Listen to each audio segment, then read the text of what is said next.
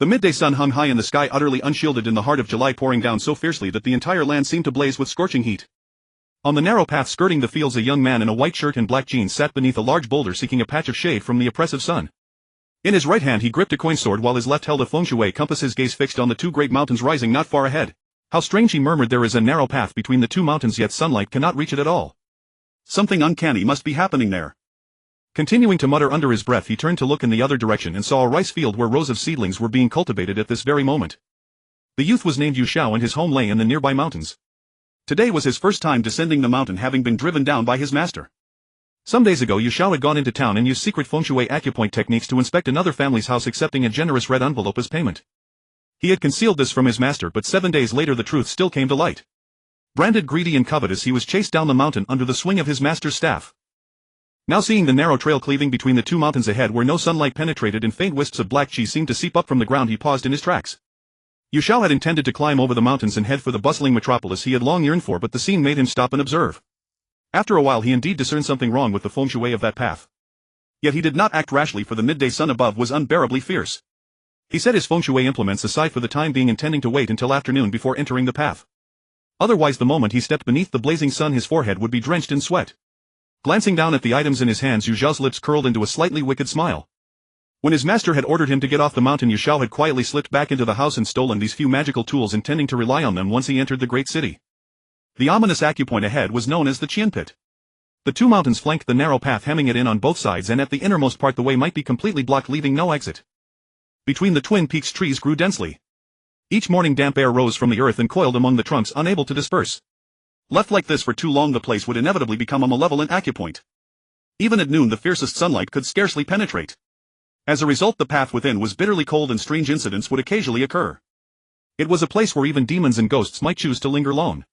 Seeing that the road ahead was blocked and knowing this path was the only passage through the mountains, Xiao was deeply troubled. Meanwhile, within one of the mountain dwellings, an elderly man with a white beard and a body so thin his bones showed stood beneath the scorching sun, clutching a black wooden staff and gazing up toward the distance. That unfilial brat, tell him to leave, and he really takes it to heart. Such a pity for my treasured tools, he grumbled. With a sullen expression clouding his face, the old man turned and stepped back into the house. He reached up to take down a black photo frame, blew away a layer of dust, and gently caressed the young face in the photograph. Lu Sheng, he murmured, in your lifetime you unraveled countless feng shui acupoints and amassed great hidden virtue. Yet that child Xiao was born fated to lifelong solitude and hardship. I only hope that if your spirit still lingers above, you will watch over him and keep him safe and sound. As he spoke, several heavy tears slid down his cheeks and fell against the glass of the frame. Xiao had grown up by his master's side bit by bit, almost as though he had been painstakingly raised by hand.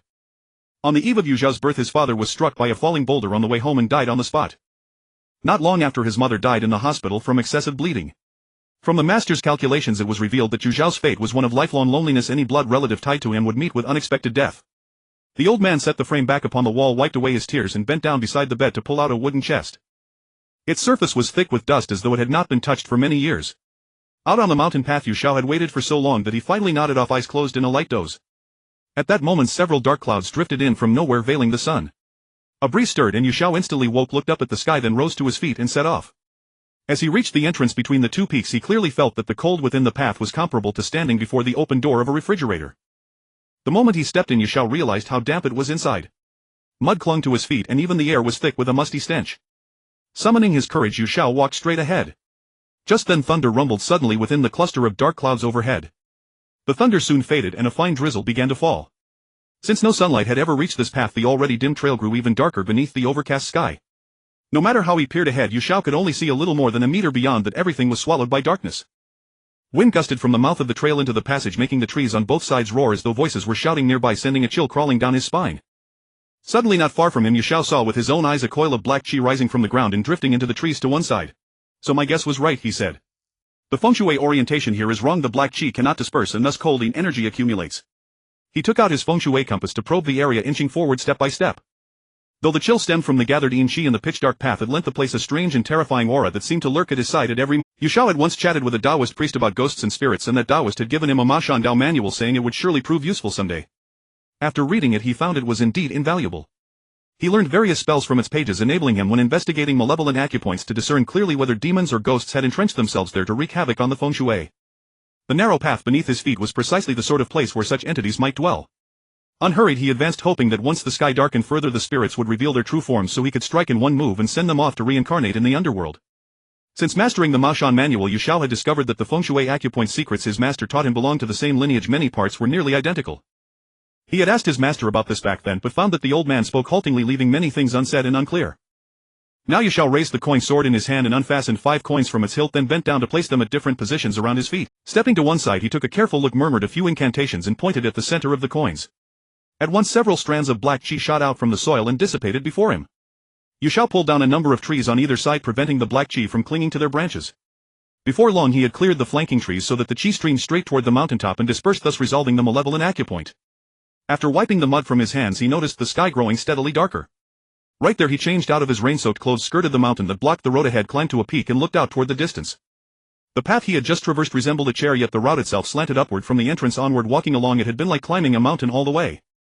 Seeing the sky about to grow completely dark, Yu Xiao immediately jumped down the mountain and sprinted toward the main road ahead. After waiting for quite a while, his feet aching from standing, he was just about to sit down on the ground when a freight truck drove up along the road. He raised his hand and flagged the truck down. Behind the wheel sat a middle-aged man in a black suit, his face slightly plump. Beside him was another man in a black suit. Yu Xiao smiled politely at the two of them and asked, "Where are you headed?" "Could you give me a ride to Binyun City?" "Sure," the driver replied. "There are no seats up front anymore, go sit in the rear compartment." The plump driver spoke and then watched Yu Xiao climb aboard through the rearview mirror, after which he started the engine and sped off. In the back compartment Yu Xiao leaned against the door and adjusted his backpack. Suddenly through the faint light he noticed a white cloth laid out in front of him covering something unknown. Yet Yu Xiao did not let curiosity drive him to lift the cloth. He simply rested against the door, and as the truck galloped along the road he closed his eyes and drifted into sleep. Outside dawn had already begun to break when the truck jolted to an abrupt stop, the sudden lurch startling Yu Xiao awake. He opened his eyes to see the door pulled open by the plump man. The man glanced inside and shouted loudly, "Wake up, Binyun City is here." After Yu Xiao slung his backpack over his shoulders and stepped out of the truck, he was utterly stunned. The place before him was desolate and wide open, with barely a single human figure in sight. He lifted his gaze and looked around in all directions, only to notice in surprise that on the door of a large building to the left were 3 bold ink-drawn characters that read "Funeral Parlor." Turning back to glance at the 2 men in suits, he saw them carrying a wooden frame covered by a white cloth. On closer look it resembled a human body lying beneath. Finding the road that led away from the funeral parlor, Yu Xiao broke into a run. After waiting by the roadside for a short while he finally managed to hail a taxi. Yu Xiao climbed in at once and told the driver to take him straight to the city center. The driver shuttled Yu Xiao left and right through the streets, and half an hour later when he got out of the car he suddenly realized the city center was nothing like the one he had imagined. The flow of people was far too sparse, there were hardly any pedestrians at all. He was about to turn around and question the taxi driver when he saw the man sprinting away already several dozen meters in the distance. Up ahead Yu Xiao spotted a long bench, walked over, sat down and glanced about in all directions. Feeling bored once more, Yu Xiao took out his copy of the Complete Maoshan manual and began leafing through it. Only when the sun had fully climbed into the sky did he finally rise and look for a hotel to rest. The moment he stepped inside, his nose was assaulted by a moldy stench like the odor of something rotting. He then noticed that the lobby's furnishings were far from tidy. In one corner of the lobby a Buddha statue had been placed against the wall, apparently as a charm for peace and safety. Yet when Yu Xiao saw it he felt that even with a Buddha being worshipped it served little practical use. The position where the statue had been installed was simply wrong and could not possibly protect the hotel's peace. After he booked a room at the front desk, Yu Xiao was about to head up the stairs when he glanced at the space directly beneath the statue. His brows furrowed as he noticed that the spot was damp and clammy. If some demon or ghost were to break into the hotel, a Buddha statue mounted on the wall would be of little use. Yu Xiao, however, had no desire to meddle. He turned back to his room, set down his backpack, lay on the bed and sank into sleep to replenish his strength. Only when the sun, which had shone for an entire day, sank below the horizon did he slowly awaken. Through the window he saw that the sky outside was already dark and his stomach began to growl with hunger. He stepped out of the room intending to find something to eat. No sooner had he walked out the door than he saw a white blur streak with a swish into another room down the corridor, startling him greatly. When he turned his head to look, it had already vanished. The corridor lights were not fully switched on, making the passageway appear somewhat gloomy. Yu Xiao left the hotel and saw that the number of pedestrians on the street had gradually increased. He casually chose a small restaurant and ordered a hot pot. When a young waitress brought the food over he raised his head and asked, "The city center doesn't look quite right, does it?" The waitress set down the dishes and as she turned to leave she said, "This is a small city center." At those words the chopsticks Yu Xiao had just picked up slipped from his fingers onto the tabletop. In his heart he was certain the taxi driver had taken him astray and brought him to this lesser city center instead. By the time he finished eating it was nearly 9 o'clock. Only then did he slowly make his way back to the hotel. Just as Yu Xiao was about to open his door he heard loud heavy sounds of breathing coming from the neighboring room. At the same time he felt a chill at the back of his neck as though a cold wind were blowing against him. At first he paid it little mind, but in the instant he was about to step into his room it felt as if his entire back had been plunged into an ice cellar, sending shudders down his spine. He turned around and was immediately shocked. Beside him a white shadow flashed swiftly into the neighboring room, not even bothering with the door. Xiao instantly realized that a restless ghost was causing trouble. He rushed into his own room, grabbed his ritual implement, then ran to the room next door. He found its door tightly locked while those heavy breathing sounds continued unabated. He raised his hand and knocked forcefully several times, but no one came to open it. Growing anxious, Xiao stepped back a few paces, then sprinted forward and kicked out with one foot, smashing the door open. He strode into the room, first checking whether the lock had been damaged, then lifted his gaze toward the bed where a man and a woman lay with their bodies hidden beneath the quilt. The middle-aged man on the left glanced at Xiao and barked, "What are you doing?" His expression quickly turned to fear when he saw the implement in Xiao's hand. The woman beside him curled up into a tight ball, her posture full of terror, yet there was a streak of ferocity hidden in her eyes. "I'm not here for you," Xiao said. "I'm here for the ghost." With that he raised the coin sword in his hand and aimed it at the woman. Xiao plucked a coin from the hilt and hurled it straight at. He saw the woman's body suddenly rise, dodging the coin's attack with uncanny speed. Her fingernails elongated into sharp talons as she reached out, intending to clamp them around the man's neck. "Why are you stopping me?" she hissed. All at once every light in the room went out and a chilling disembodied voice echoed through the space. As the woman clamped her fingers around the man's neck, she twisted her head to stare back at Xiao. One side of her face was rotten and an eyeball had slipped down to rest above her nose. Her eyes were filled entirely with savage malice. Seeing this, Xiao hurriedly hurled the coin sword straight at the female ghost, then lifted his right hand, pressing two fingers together before his chest. He began to recite an incantation under his breath. "Heavenly Spirit, Great Seal, all ghosts be dispelled, the law boils and the world returns to virtue. 10,000 underworld lords heed my command swiftly, by law and decree be struck." When he finished the ghost-dispelling decree, a blaze of light flared up around his fingers and he drove it straight into the female ghost's body. This was a technique Xiao had learned from the Complete Maoshan manual. In truth, he was somewhat flustered at the moment, so he simply used one spell he remembered clearly. Yet at that very moment the female ghost flew toward the window, turned into a streak of white and vanished. Immediately afterward a young woman with disheveled clothes collapsed unconscious beneath the window. Xiao turned and looked at the middle-aged man on the bed. "How does it feel to be entangled with a lustful female ghost?" he asked. "Your yang energy hasn't been completely drained, has it?" "She was quite formidable," the man muttered drowsily as he sat up, shaking his head to clear it. He switched on the room's lights and looked at Xiao standing at the bedside. "Thank you so much. Otherwise I would definitely have died tonight." Xiao did not bother to respond. He picked up the coin sword he had hurled earlier, then turned and left, returning to his own room. The next morning Xiao suddenly woke up. Sitting on the bed, he recalled that the seductress had only gone to the neighboring room after he returned from dinner. She must have also visited the other room. So he quickly got dressed, opened the door and ran to the left, kicking the door with his foot, easily breaking it open. Walking in, he saw a short-haired man who had been drained of his yang energy by the seductress, reduced to a lifeless corpse. Xiao hurried back to his room to pack his bag. Last night he had saved the man in the right room but had neglected the person in the left room. Not wanting to stay in this hotel any longer, he quickly closed the door and headed downstairs.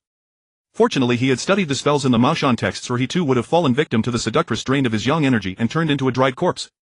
Handing over the room key, Xiao glanced at the female attendant in front of him and said softly, "Wait a moment, have someone check the room, there will be new discoveries." Seeing the female attendant in a shirt with an open neckline revealing a large expanse of fair skin, he intentionally smiled wickedly before turning and leaving. Xiao felt his nearly empty pockets. He knew this meant he was nearing a dead end. His expression darkened and his stomach began to growl.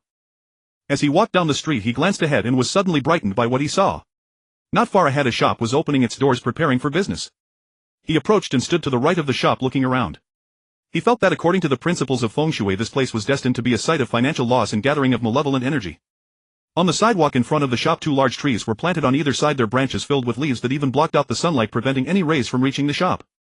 Moreover, on both sides of the shop were larger stores that towered above this one. Over time this would surely become a malevolent energy site.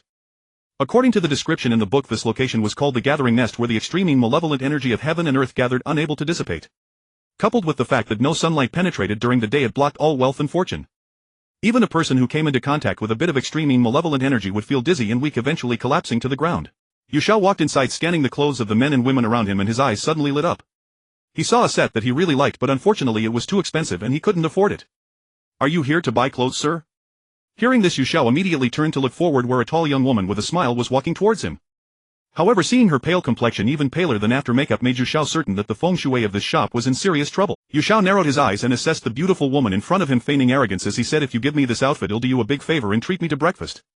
He pointed to a set of men's clothing beside him, noticing her still smiling face, but she did not respond immediately. "Sir, you are quite amusing. What kind of favor can you do for me?"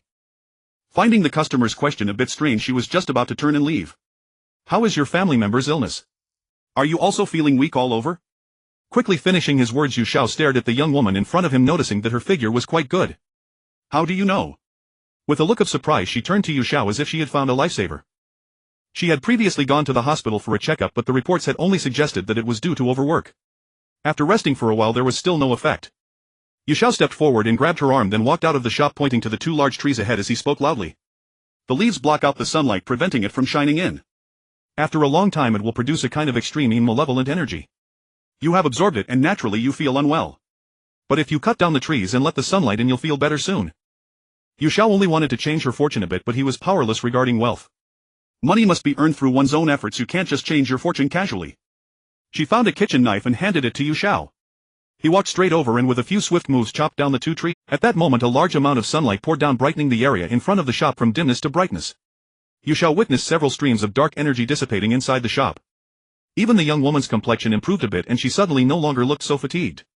Previously she hadn't made any sales for days, but now seeing several customers entering, her smile grew considerably. However, her gaze froze as she saw Yu Xiao in front of her trying on the set of men's clothing he had previously liked. I'll be waiting for you at the door so you can treat me to a meal. Saying this, Yu Xiao moved a stool to the left side of the shop's entrance and became the guardian at the door. He had not expected that while he was reading outside he would also be waiting for the young woman to finish and invite him for a meal. But it continued until noon and his stomach could no longer bear it. Finally she walked over briskly and led Yu Xiao into a restaurant. Yu Xiao quickly finished several bowls of rice before saying, in the future have your family members spend more time in the sun and take some calming herbal medicine, soon they'll feel better. After saying this, Yu Xiao hurriedly lowered his head to eat. He now felt that nothing was more important than eating. The young woman sitting across from Yu Xiao glanced at him, noticing how young he was yet he had such abilities. She couldn't help but furrow her brows, her expression turning fierce. My name is Yi Xiaolan, may I ask your surname and where you work? After taking a bite, Yi Xiaolan looked at Yu Xiao, who was devouring his food, and asked curiously. My name is Yu Xiao. I just arrived in Binyun City and have not found a job yet. Chewing his food, Yu Xiao quickly raised his head to finish his sentence, his eating posture comparable to that of a top foodie. In less than 10 minutes all the food on the table was gone. Yu Xiao wiped his mouth with a napkin and smiled at Yi Xiao. Originally clean plates were used to hold the food, but now after a short while they were once again spotless. Can I order another of everything? Yu Xiao, appearing as if he was still not full, rubbed his belly and said softly, breaking into a light smile.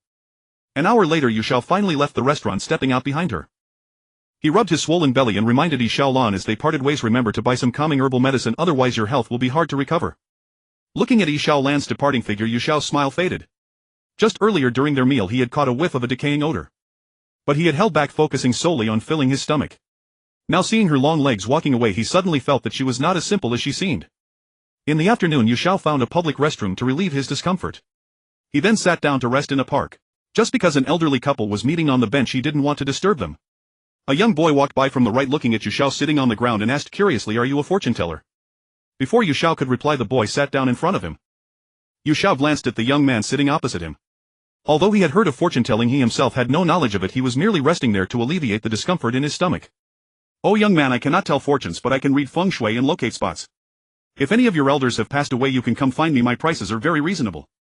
As he spoke Yu Xiao stood up and walked towards a nearby wooden chair. He suddenly felt that fortune-telling might not be a bad thing, so he decided to study it when he had the chance. After all, Yu Xiao had experienced firsthand that without a skill it was truly a significant problem to fill his stomach. The elderly couple that had been there earlier had already left. Yu Xiao sat on the chair squinting, pondering how he could make some money, otherwise he wouldn't even have enough for his next meal. He didn't know how much time had passed, but a few meters away from the chair an elderly person approached, setting up a stall on the ground. He first spread a white cloth on the ground and then took out some jade stones and a few worn-out books from a shabby backpack. The old man glanced around and seeing that there were hardly any passers-by finally set his sights on Yu Xiao, who was sitting on the wooden chair lost in Young man, seeing you so relaxed, come over and I'll read your fortune. I guarantee you will be wealthy and prosperous. Yu Xiao turned to look and saw the old man smiling at him from the left. So he walked over, glancing at the stall which had some jade stones as well as a brush and ink beside it. Don't be fooled by my old age. Many people come to me for fortune telling at night and some even come directly to my door. The old man looked at the young man in front of him, instantly revealing an arrogant expression. He cleared his throat and just as he finished speaking he noticed Yu Xiao squatting down, thinking he was interested in fortune-telling. Seeing the brush and ink on the stall, Yu Xiao suddenly had an idea. He thought it would be better to learn from this old man, set up a stall and write a sign about feng shui, perhaps customers would come to inquire. The brush and ink cost a total of 20 kuai, I won't sell for a penny less. Seeing the young man staring at the brushes, the old man pretended to speak loudly. Glancing at Yu Xiao, seeing his ordinary clothing, he didn't appear to be wealthy. His expression turned somewhat fierce. He reached into his pocket, took out a cigarette, lit it and took a deep drag. Yu Xiao reached into his pocket, took out the only 20 kuai he had and handed it to the old man. He immediately picked up the brush and ink along with a scrap of newspaper, walked to the other side, wrote a few crooked characters and placed them on the ground. Night was gradually descending and many lights were being turned on in the park. Instead, more pedestrians began to appear. Several young men and women walked on a stone path, all staring at the old man on one side and the young man on the other. At that moment a couple approached Yu Xiao, glancing at the 6 bold characters on the ground spelling feng shui and spot checking, and they were immediately taken aback. However, they didn't say anything and soon turned to leave. Yu Xiao was well aware that their hesitation stemmed from his youth. He certainly lacked the demeanor of a genuine feng shui master. After waiting for an indeterminate amount of time, the number of pedestrians in the park began to dwindle. The old man's business that night was quite good and he kept smiling broadly. But when the old man was not busy, he came over to take a look at the brush calligraphy on the ground. He burst into laughter, finding the young man before him quite amusing for engaging in feng shui. As he was leaving, he muttered to himself, "What a good young man, yet he is playing with such esoteric arts. There is no future in it." Yu Xiao looked up at the old man's departing figure, not paying much heed to his words. Noticing that many of the lights in the park had been turned off, he put the brush and ink back in his backpack, preparing to leave. Just then a middle-aged woman approached from the front. She first noticed the elderly man packing up and leaving before walking up to Yu Xiao. "Young man, can you really perform feng shui and spot checking?" The woman's tone held some skepticism, but her expression showed urgency. "Of course I can. Do you have something to discuss?" Thinking he might have to sleep on the street tonight, Yu Xiao wanted to leave after saying this. He had noticed that the pedestrians passing by merely glanced at him, but he understood that his youth likely made him appear like a fraud. "I don't know if you can exorcise evil spirits. Something strange happened at my home last night." The woman spoke quietly, somewhat doubtful that this young man could truly exorcise evil spirits, but she also looked around, finding no other stall vendors nearby. "You should take me to take a look." With it, Yu Xiao adjusted his backpack and followed the woman toward the residential building beside the park. The woman led him directly to the 5th floor. She opened the door and stepped inside first. Yu Xiao suddenly smelled a strong musty odor coming from within. He entered the house, first glancing at the living room before looking into the other rooms. After observing for a while, Yu Xiao found that there was indeed something unclean in the house, which turned out to be a ghost. The musty smell was emanating from the innermost room of the living area. Yu Xiao first took out the money sword, pinching off 2 coins from the hilt, and walked over to the window, looking up at the moon tonight. Finally, he placed the 2 coins over his eyes, using the moonlight to open his eyes so he could closely observe what kind of ghost was in that room. During the day, the sun grants life and the living person's eyes are called yang eyes. At night, under the moon, a person's eyes are called yin eyes. However, generally only Taoists open their yin eyes at night. Ordinary people, although awake at night, still live under the yang eyes unless one is born with yin yang eyes. They cannot distinguish between day and night. The moonlight shone through the hole in the coins, entering Yu Xiao's eyes and continuing for more than a minute. Yu Xiao first asked the woman to turn off all the lights in the room before walking into the innermost room. Having opened his yin eyes, Yu Xiao was horrified to discover a black mist swirling in the room, occasionally seeping out. Yu Xiao did not reach out to open the door, knowing it would surely be locked. He lifted his foot and kicked the door open, stepping inside. To his surprise, the door behind him closed automatically and a cold wind swept through the pitch-black room. A large amount of black mist dispersed and suddenly a young woman appeared amidst the black mist. She stood behind Yu Xiao, emitting an eerie laugh, occasionally blowing towards the front. Her pale hands with long red nails reached out from behind. As Yu Xiao walked slowly forward, he unknowingly tripped over some hard object and fell to the ground. Just as he was about to get up, he felt his body being tightly pressed down. Yu Xiao felt as if an ice block was placed on his chest, extremely cold. Feeling a cold hand glide from his feet all the way to his chest, Yu Xiao quickly crawled backwards several times, narrowly avoiding the ghost's direct assault. However, when he stood up, he found himself pressed against the wall. In the pitch-black room, Yu Xiao could not see anything, his hand unable to discern even 5 fingers. He immediately raised 2 fingers of his right hand, silently reciting a mantra, and soon a flickering flame appeared at his fingertips, illuminating his chest, allowing him to see the ghost's form clearly. Before him stood a young female ghost with white hair and a pale face, reaching out her hands towards Yu Xiao. However, her movements were slow and there was no malice in her eyes, only a grin, as if she were playfully smiling. The female ghost saw Yu Xiao's astonishment and swiftly flew to his front, her red lips nearly brushing against his neck, casting a flirtatious glance. Using the light from his flames, Yu Xiao looked at the ghost ahead of him, noticing she wore a striking red outfit, her figure truly remarkable. He quickly directed the flame towards the female ghost and then sidestepped. The ghost had intended to entice him, and if he faltered and fell for her tricks, his life would be forfeited here. The ghost said, "Taoist, please do not act hastily, I have something to say." Seeing the masterful Taoist before her on the brink of being struck by the flames, the ghost crouched down and quickly flew over with a garment, putting it on before looking up. "After my death, I do not know why my soul automatically came to this underground place, and it has been hundreds of years. I only took refuge here because I found this room uninhabited. However, I mean no harm. I kindly ask the Taoist to help me find out the reason. I will repay this great kindness in my next life." With that, the female ghost actually knelt before Yu Xiao, having hidden in the mortal realm for so long without uncovering the reason behind her situation. Once a normal person's lifespan is up, they move to the underworld and can enjoy an additional 100 years. However, once the time is exhausted, they must undergo the 6 paths of reincarnation. If one misses the opportunity for reincarnation, they become a wandering soul drifting in the mortal realm, and if captured by the underworld, they will be cast into the 18 layers of hell, never to be reborn. Xiao was taken aback by her words the first time he had seen a ghost, plead with him, leaving him somewhat at a loss. As a half-baked Taoist, he had no understanding of such matters and didn't know how to respond. He merely glanced at the ghost. While he was skilled in feng shui and locating spiritual points, assisting a ghost was an entirely different challenge. The ghost stood up, waved her hand, and the room was suddenly lit by a dim light. Xiao looked up to find that the ghost was dressed in ancient attire. Even her makeup seemed to belong to a bygone era, causing him to take a second look. Indeed, the ghost was beautiful, with elegant brows and phoenix-like eyes, a delicate oval face, fair as snow, though many ghosts appeared pale. Wait here while I check. You should first dispel the dark energy. As he spoke, Xiao swept a glance around the room and noticed that aside from one locked door, there were no windows and the atmosphere was heavily saturated with yin energy. Right against the wall was a large bed, but the bedding was already moldy. Xiao immediately pulled out the Maoshan Essentials from his backpack, flipped to the section on ghostly matters, and began to read. Soon he discovered that the book contained no accounts of the strange happenings described by the ghost. He frowned but refused to give up, flipping to other pages. Both Taoism and Buddhism teach that saving a life is worth more than building 7 pagodas. All things in the world possess a spirit. There is fundamentally no distinction. Outside the room, an elderly woman noticed the faint light coming from the room and found it strange. Gathering her courage, she stepped inside, trying to turn on the lights, but to no avail. Feeling increasingly worried, she stood in the living room tense and turned on all the lights before peering into the innermost part of the house. Xiao was meticulously flipping through the Maoshan Essentials and had no idea of the ghost's movements behind him. He saw the ghost extend her red-tipped fingers slowly towards him, attempting to seize his neck. The ghost had previously encountered only ordinary men far inferior to this Taoist disciple before her noticing his exceptionally pure yang energy. The ghost smirked as if preparing to pounce on him and absorb this energy. At that moment, the elderly woman, noticing Xiao had not come out for a long time, called out, "Young man, are you all right?" Suddenly Xiao thought that since the ghost meant no harm, it might be better to let her step outside for the elderly woman to see the truth. He stood up and walked towards the door, narrowly avoiding the ghost's attack. The ghost, seeing such pure yang energy right in front of her, was unwilling to let him go. She followed closely behind, her expression fierce as she pursued. At that moment Xiao stood before the elderly woman. Noticing her shocked expression, he had thought he could walk out of the room normally. A ghost! The elderly woman exclaimed loudly before rushing out the door. Xiao, hearing her words, intended to turn around but was just in time for the ghost to grasp his neck. "You dare deceive me!" Xiao forcefully tore away the ghost's hand, shouting loudly. He immediately drew his money sword, reciting the mantra as he thrust the sword forward. "You dare deceive me!" Xiao forcefully tore away the ghost's hand, shouting. She waved her hand and instantly the living room's light extinguished, while a sudden gust of wind arose by the window, causing the curtains to billow, creating a scene of eerie strangeness. The ghost grinned wickedly, her laughter echoing throughout the hall. Yet her form was ever shifting, sometimes standing to the left and at other times suddenly appearing behind him, reaching out to choke his neck. Xiao could only rely on the faint light from outside to see a bit of the living room, quickly retreating to the side to avoid being ambushed. Seeing the ghost's genuine expression made him believe her words, but unexpectedly, while he was searching for a way out, she played a trick on him. Now he felt a bit angry, realizing he had fallen for the ghost's deception. Noticing that the ghost seemed to possess considerable power, he surmised she must have absorbed the yang energy of many lustful men.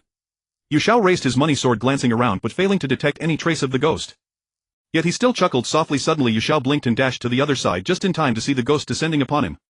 He swiftly thrust the money sword into the ghost's chest, saying, "If you wish to compare wits with me, you're still a bit inexperienced."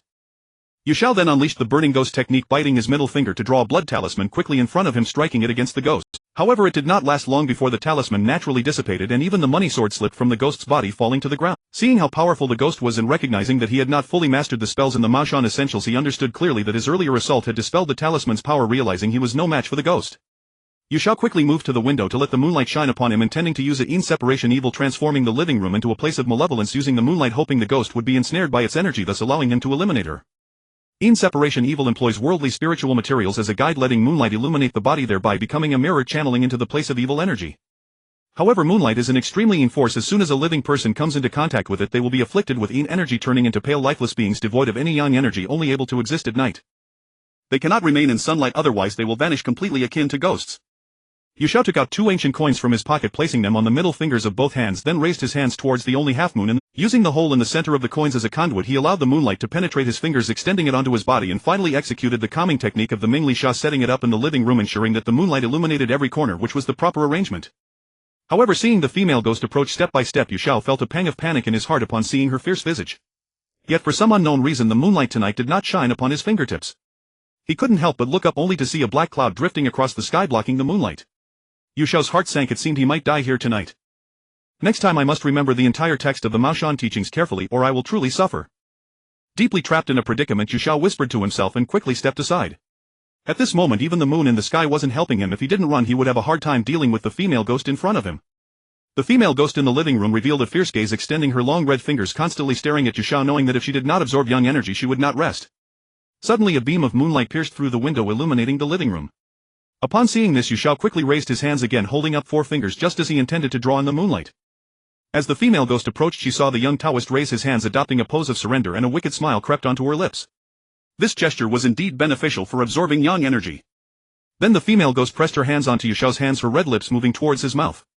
"Don't do this or I'll scream for harassment." Seeing that he couldn't escape and his hands were firmly held down, Xiao pretended to be frightened and shouted, his feet entangling around the female ghost's waist. At that moment the moonlight passed through the holes of the coins, directly shining on Xiao's face. His complexion immediately turned pale, resembling that of a corpse. But soon it transformed into a mirror, reflecting onto the female ghost's face. Seeing the female ghost illuminated by the moonlight, Xiao raised his feet and pushed against her abdomen, forcefully kicking away, creating a brief distance between them, but the female ghost lunged at him again, giving him no chance to set up. Without the earth's energy beneath them, even if the Mingli Sha was arranged, it lacked any power, turning into a dead formation. Xiao had nearly been kissed by the female ghost several times, so he wanted to evade her and quickly set up the Mingli Sha. Otherwise, if this stalemate continued, he would certainly end up having his yang energy absorbed by the female ghost. However, the moonlight could only be drawn in from the window, and Xiao could not move away from this spot, making the arrangement of the killing formation his only perceived method. Noticing the female ghost beside him, who had a somewhat charming appearance, he leaned in and kissed her neck. Her skin was quite smooth but also a bit cold. Xiao lifted one foot, kicking the female ghost in front of him, allowing the moonlight to shine directly into the living room, then lowered his right hand, holding up 2 fingers, silently reciting the incantation for setting up the Mingli Sha. Soon an oval beam of moonlight extended towards the corners of the living room. In the absence of any lighting, wherever this moonlight reached was a pale gray, appearing lifeless. Seeing the Mingli Sha extend in the living room, Xiao looked up and smiled at the female ghost standing aside. Just moments ago the female ghost had been staring at him with a wicked grin, but now as Xiao gazed at her face he found himself somewhat stunned. The female ghost leaned against the wall by the window, appearing somewhat dazed at the sight of the flowing moonlight. After a few minutes the living room was entirely filled with pale gray, indicating that the moonlight had completely illuminated every corner. Xiao lowered his left hand, putting away the 2 ancient coins. Just as he was about to recite the incantation again, a sudden gust of wind blew in through the window, swiftly bringing a shadow into the living room. When the wind ceased at the moment Xiao lowered his arms, he stood frozen in place, and the female ghost that had been beside him instantly vanished. The entire living room, apart from a few small objects scattered by the gust of wind, was left with only the moonlight on the floor. Upon witnessing the female ghost disappear without a trace, Xiao couldn't help but exhale several breaths of cold air. It was indeed the yin energy of the moonlight, otherwise if it remained within his body he would truly become a ghostly figure. Yet he felt as though it was useless, and his body began to grow increasingly cold. At that moment a shadow outside the window was fixated on Xiao standing by the window, but it soon departed.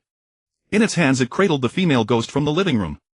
Before long the moonlight on the ground began to merge into a sphere, swirling towards the window before dissipating. The old woman entered through the door, raised her hand to turn on the lights in the living room, and saw Xiao, whose face was pale, but the female ghost was nowhere to be found. "Young man, where is the female ghost?" she asked, noticing the chaos in her living room, but dared not clean it up, fearing that the female ghost might suddenly reappear. "It's all right, the female ghost has disappeared. Just open a window in the innermost room to let in some sunlight and the yin energy will dissipate automatically." Picking up his backpack, Xiao said this and prepared to leave, but upon reaching the door his head suddenly jolted. After battling for most of the night, he should ask for some payment. "I've eliminated the female ghost, but what about my payment?" He forced a smile as he walked back into the living room, looking at the old woman in front of him. The old woman pulled out 300 yuan from her pocket and handed it to Xiao, saying, "Thank you, young man. Tomorrow we'll have someone come to open a window." Then the old woman began to tidy up the scattered small items in the living room, not noticing Xiao walking towards the innermost room, but he suddenly remembered that the entire text of the Maoshan teachings was still left there. When Xiao walked out of the old woman's house, the sky was already beginning to brighten. After a night of turmoil, Xiao felt somewhat exhausted, so he walked a short distance forward, noticing a hotel not far ahead. He went in and casually rented a room, washed up, and lay down on the bed, drifting off to sleep. However, on his neck the jade pendant gleamed brightly and absorbed all the yin energy from his body. It wasn't until noon, when the sun shone through the curtains, that Xiao finally woke up. He got up, washed his face, grabbed his backpack, and left the room. After eating a little, he hailed a taxi, asking the driver to take him for a leisurely tour. Feeling his body returning to its usual state, Xiao found it somewhat strange. But what puzzled him more was that the driver took him straight to the suburbs. "The scenery here is quite nice, you can take a look," the driver said loudly to Xiao after stopping the car. After paying 50 yuan for the fare, Xiao got out of the car and glanced around. He noticed that the feng shui here was quite favorable, situated near the mountains and water, indicating the presence of great wealth. But suddenly, hearing the sound of horns, Xiao, driven by curiosity, followed the sound. He saw a villa with black and white decorations hanging high and colorful lights and flower garlands everywhere. Many men and women of all ages were sitting in a space dining. "Is this a funeral?" Xiao murmured to himself as he approached the villa's entrance. But suddenly he was stunned seeing a dark energy swirling around the coffin placed in front of him. At that moment Xiao saw the black mist on the coffin sink into the ground, vanishing completely, but he still clearly noticed that the two small black objects placed in front of the coffin suddenly trembled. Just as Xiao was about to step in for a closer look, he saw that a Taoist priest in a robe had already entered the villa. As he turned around, a middle-aged man in a black suit walked out of the villa, casting a glance at Xiao and questioning, "What are you doing here?" Seeing the backpack on Xiao's back and his somewhat shabby clothing, the man's expression immediately turned fierce, assuming Xiao was a swindler. "It's nothing, I just passed by and noticed that your deceased hasn't been buried for a long time." "Are you waiting for someone?" Xiao said, gazing curiously at the man. The Maoshan Scriptures mention that a person must not exceed 7 days after death before being buried. "This is none of your business, please leave quickly." After saying this, the man in the suit pulled out a black electric baton from his waist and held it tightly in his hand. "I can help with the burial of the deceased, please inform me." Xiao then took out a feng shui compass from his backpack and held it in front of his chest. This was his only option now to help this family bury their deceased, earn some reward, and most importantly have a good meal. Having not eaten anything since morning, Xiao's stomach was already growling. Therefore he paid no mind to the suit man's threats. Resolving the immediate predicament was the priority. Seeing the man in the suit walk into the villa, Xiao understood that he was going to inform someone. However, he didn't hold out much hope, as he had already seen that there was another Taoist priest in the villa. After all, one mountain cannot accommodate two tigers, a fact Xiao understood clearly despite not having studied much. After a while, two middle-aged individuals came from the villa. After opening the iron gate, the middle-aged man asked Xiao, "May I ask who you are?" Having heard from the bodyguard that a Taoist priest had arrived outside, they had come out to take a look. However, seeing Xiao's attire did not seem typical. He looked quite young, almost like a student. Xiao was already accustomed to others scrutinizing him. In the past, when he was alone helping others detect feng shui, he had been doubted before. But when he showcased his true abilities, it left people astonished. He put the feng shui compass back into his backpack and looked up at the two middle-aged individuals, saying, "My name is Xiao. I noticed that your deceased hasn't been buried for a long time. Is there something strange going on?" Upon hearing this, the faces of the two middle-aged individuals simultaneously showed shock. The coffin had already been buried 2 days ago, but for some unknown reason it suddenly reappeared in the villa's hall a day later, as if it was just about to be taken out for burial. Thus they had called for a Taoist priest again, but he had not identified anything unusual. The priest speculated that perhaps the spirit did not wish to leave home yet, which was why it returned on its own. The elderly person had passed away peacefully, but the sudden occurrence of this strange event had startled them, compelling them to prepare for another burial. "The coffin of my elder unexpectedly flew back home. The Taoist priest we invited has yet to determine what is wrong," the middle-aged man said, sadly stepping aside to invite Xiao into the villa. He had heard the words of the young man and decided to give it a try, as there were no other options left. The invited Taoist priest had spent the entire day observing but had not discovered anything amiss. Given that the elderly person had not been buried for a long time, they were all somewhat worried. Xiao followed them inside, first checking the spot where the coffin was placed. When he glanced at the Taoist priest opposite him, he suddenly felt that he seemed somewhat familiar, as if he had seen him somewhere before. Looking down, Xiao discovered that 4 black iron blocks were piled beneath the coffin. Each block had a faint red talisman engraved on top. He realized that this was the doing of the Taoist priest next to him. It was evident that Xiao recognized him as a disciple of the Tao, but he couldn't tell which sect he belonged to. The Maoshan Scriptures mentioned that if a coffin is placed directly on the ground, it would draw earth energy inside, causing the corpse to decay rapidly and possibly undergo corpse transformation. Therefore 4 hard objects must be placed under the coffin to elevate it at least 5 centimeters above the ground. Seeing that the Taoist had placed talisman engraved iron blocks, Xiao was a bit surprised. While he had cut off the influx of earth energy, it also indicated that the corpse within the coffin was not that simple. "First take me to the burial site of the deceased, and then we will decide what to do," Xiao said loudly, looking at the middle-aged couple standing outside, unable to suppress a smile. It was amusing to see that their own elder was so frightened that they stood far away. Xiao followed closely behind the couple as they headed outside the villa. The Taoist followed closely behind Xiao, and after exiting the villa they proceeded straight towards the mountain behind the villa. Along the way, Xiao observed that this place indeed possessed good feng shui. Surrounded by mountains on 3 sides and a river on one side, it was not suitable for burying the dead. Following the couple to the burial site, Xiao discovered that although they had chosen a burial point for the elder halfway up the mountain, it was amidst a plain. There is a problem with the feng shui here. Surrounded by mountains on 3 sides and a river on one side, it becomes very humid at night, causing yin energy to surge from the ground. No one would choose to bury a person here. Feigning the demeanor of a master, Xiao surveyed the area and began to investigate with the feng shui compass. The mountains on 3 sides obstructed the view, and with the river on one side, after a long time a surge of earth energy or rain energy would arise from the ground. If a corpse were to touch it even slightly at midnight and nurture it for 14 days, it would be enough to cause the spirit to transform. This burial site, from the perspective of feng shui, was a protruding cavity. On the surface it seemed like a good feng shui spot, but in reality it was surrounded by true yin energy. Surrounded by mountains on 3 sides, it blocked the wind, and at night the humidity was heavy everywhere. Coupled with the river, which was of the yin attribute, it naturally formed a gathering place for yin. Seeing this feng shui sight before him, Yu Xiao's brows suddenly furrowed, but he had not yet connected it to the coffin flying back home. He then turned to look at the Taoist beside him. It was now his turn to resolve the matter. The Taoist immediately understood and walked to the burial site of the deceased, picking up a small stone and sniffing it. Instantly his eyes lit up. He discovered that this stone emitted a faint fragrance. It's not a feng shui issue, but rather that something unclean is cultivating here. After saying this loudly, the Taoist looked at Yu Xiao with disdain. He knew that a coffin would not return home on its own unless something was manipulating it. What evidence do you have to say that this is not a feng shui issue? Yu Xiao's face immediately showed signs of anger as he loudly replied, realizing that his words had been refuted. Then explain how the coffin flew back home by itself. The Taoist standing aside also shouted loudly, taking a talisman from his pocket, chanting incantations. The talisman in his fingers suddenly ignited. He threw it forward only to be surprised to find that the burning talisman suddenly extinguished in an instant. Suddenly a gust of strong wind blew out of nowhere, swirling around the group of people. The Taoist priest looked up at the sun hanging high in the sky, illuminating the entire land, and thus did not find the sudden wind too strange. He believed that in this gathering of yin energy something must be dwelling here, using the accumulated yin energy for cultivation. He immediately thought of some mountain spirits or monsters whose preferred cultivation spots would be places rich in yin energy. The Taoist priest glanced around, finding no graves in sight, and thus concluded that this was not a geomantic treasure land at all.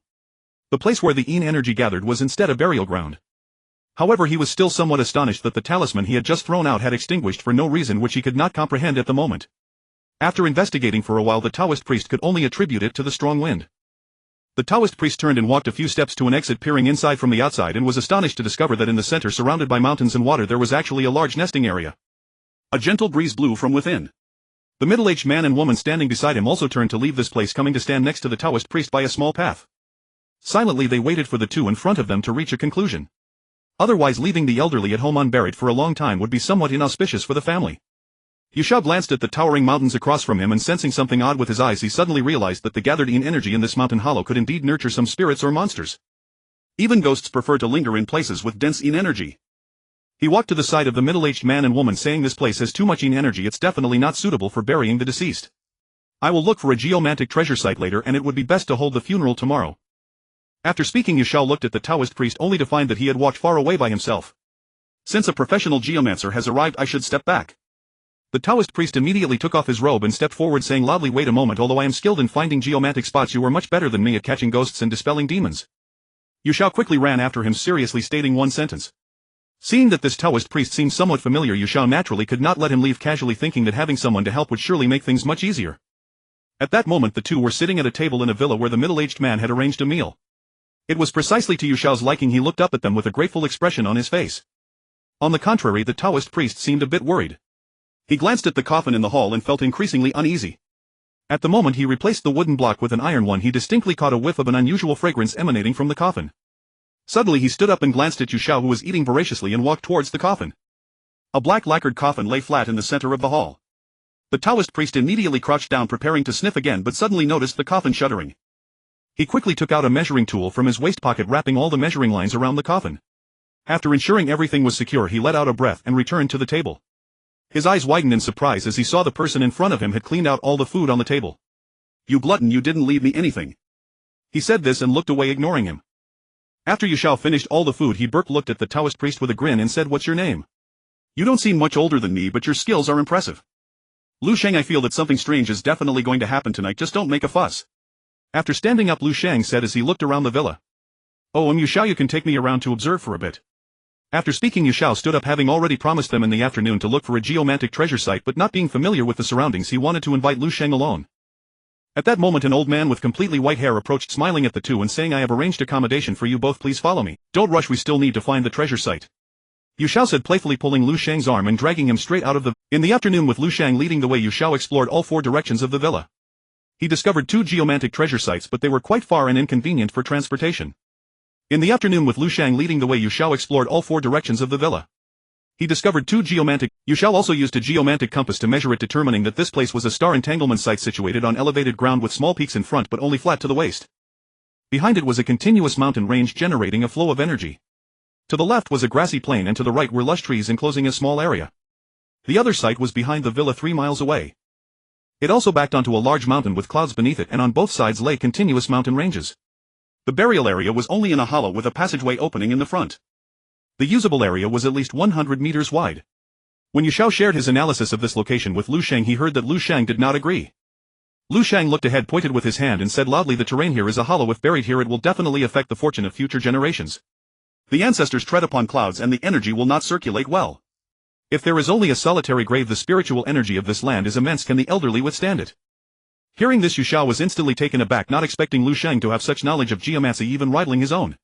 After observing for a while, Xiao found that indeed, as Lu Sheng mentioned, the spiritual energy in this area was too dense and it would indeed be difficult for one person to endure. Now only the treasure site in front of the villa could be used, so he made the decision on the spot.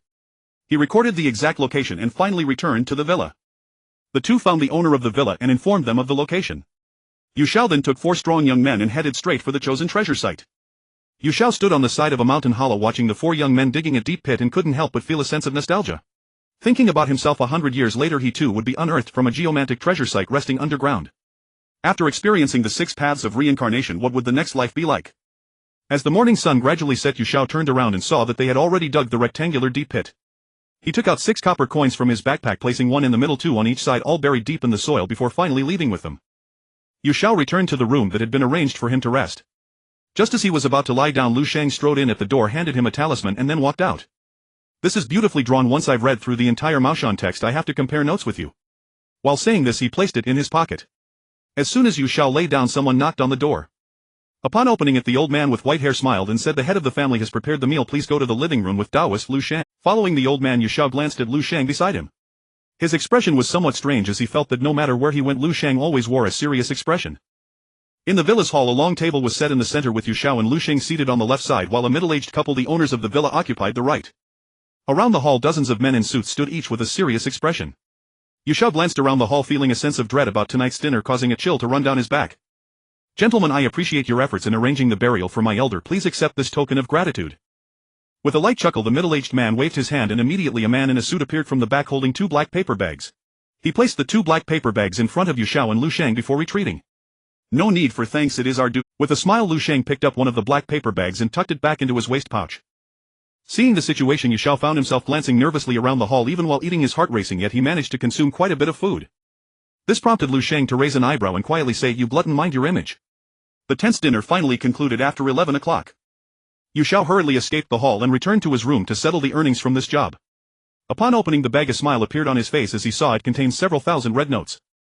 He divided the money into his backpack and glanced around before taking off his clothes to prepare for a shower.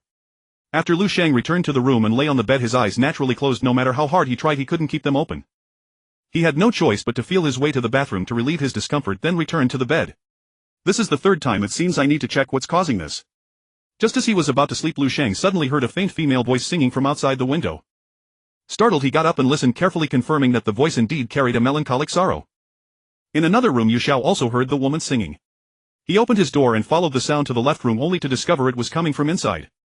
When he returned with Lu Sheng, he had noticed that Lu Sheng was staying in that very room. Amused, he found it surprising that Lu Sheng had such a hobby, singing with a falsetto at night. Curious, he decided to enter Lu Sheng's room to see for himself.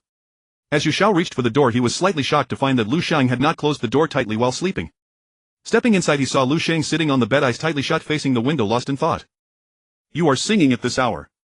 Your falsetto isn't half bad. Xiao laughed loudly as he approached the bed, causing Lu Sheng to turn his head.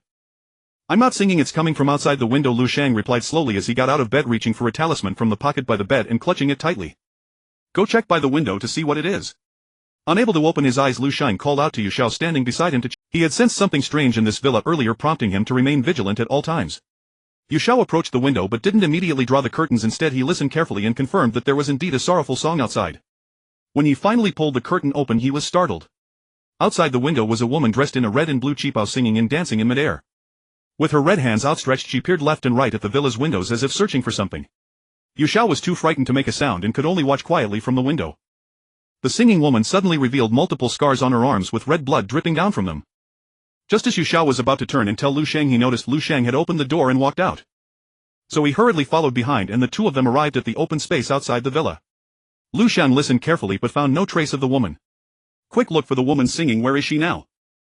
Saying this, Lu Sheng pulled out a small money sword from his pocket and held it up to his chest.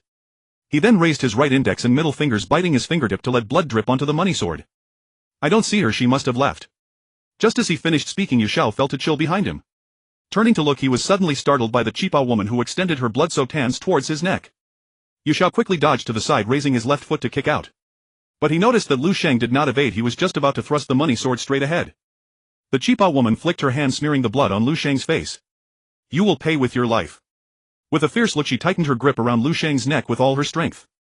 It was as if she was unleashing all her fury, her eyes filled with malice. Are you just watching? Help me! Shouting loudly, Lu Sheng raised both hands trying to break free from the Qipao woman's grip, but the stench of blood made him feel nauseated. Xiao initially kicked her in the waist, but it had no effect. Seeing the Qipao woman fixated on Lu Sheng as if she had a deep-seated grudge wishing to kill him immediately. Just as Lu Sheng was about to suffocate, Xiao took out the talisman given to him earlier and pressed it against the Qipao woman's body, but it proved ineffective.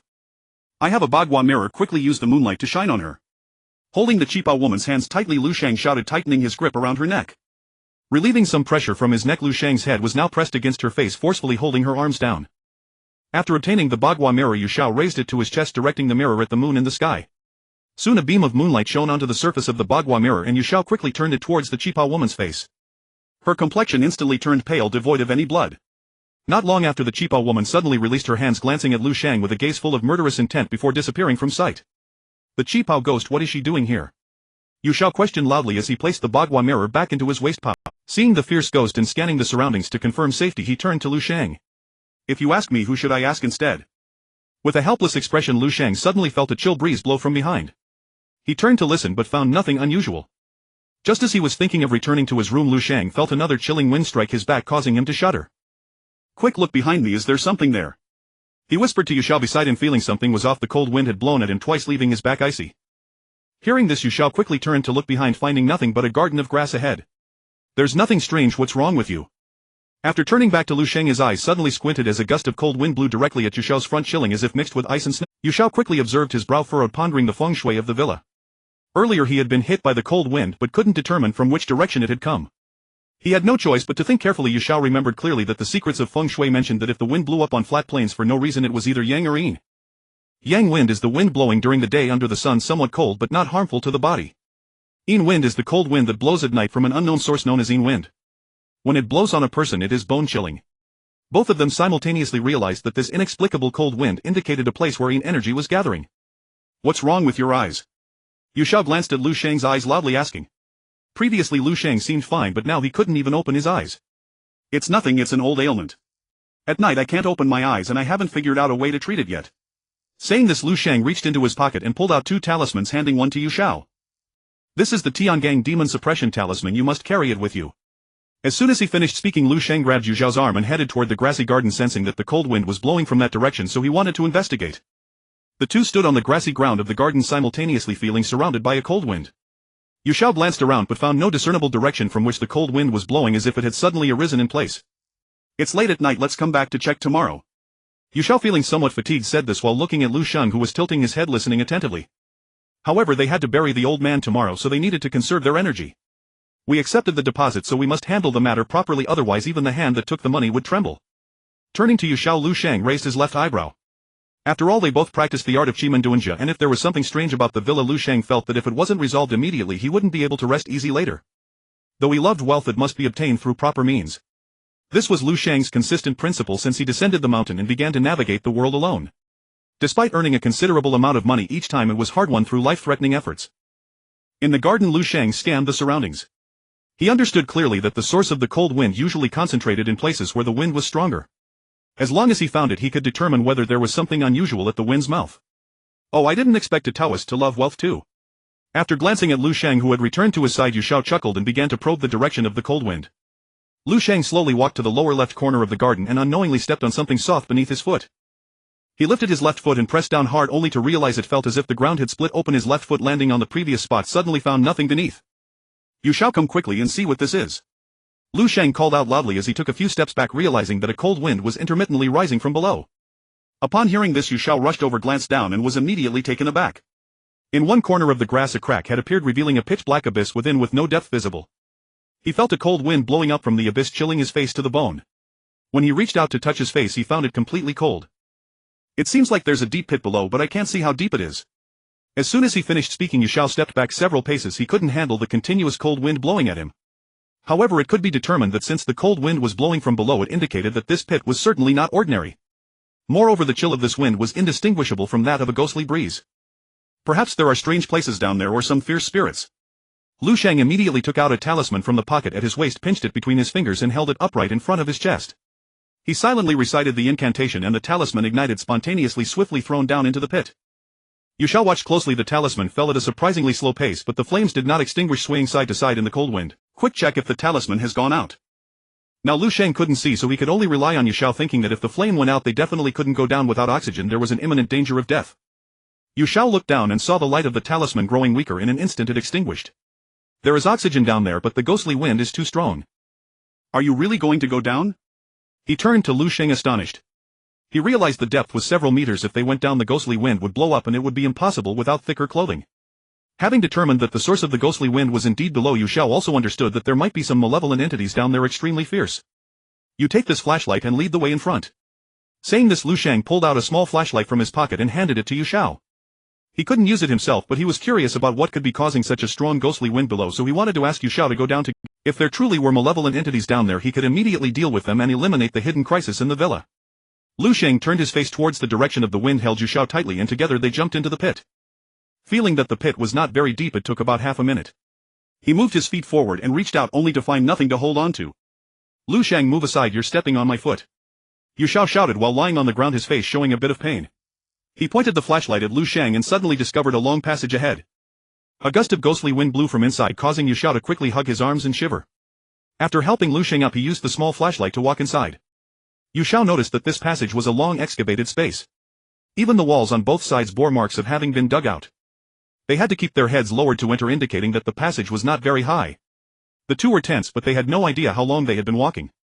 Aside from the occasional chills, neither of them had discovered anything strange. Lu Sheng felt that this passage seemed quite long. Following Xiao's twists and turns, he estimated that they had walked about 100 or 200 meters. Xiao led the way in front, occasionally scanning the surroundings with his flashlight. Lu Sheng closely followed behind, gripping Xiao's waistband with his left hand. In the long passage, ghostly winds occasionally blew, sounding eerily like a roar in the darkness. The whoosh of the wind felt like ghosts howling, sending chills down their spines. Xiao realized they had finally reached a straight section of the passage. He raised the flashlight to look ahead, and it appeared the passage had no end. How far have we walked? This passage seems endless. Standing still, Xiao spoke while looking at Lu Sheng beside him, who was intently listening behind them. What's wrong? Feeling a bit strange, he spoke loudly. Xiao shone the flashlight behind them but found nothing. Don't speak, it seems like someone is coming and there are many of them. As soon as he finished speaking, Lu Sheng pushed Xiao against the wall. He pressed himself against one side but quickly covered his nose, having detected a foul odor wafting from the front with the ghostly wind.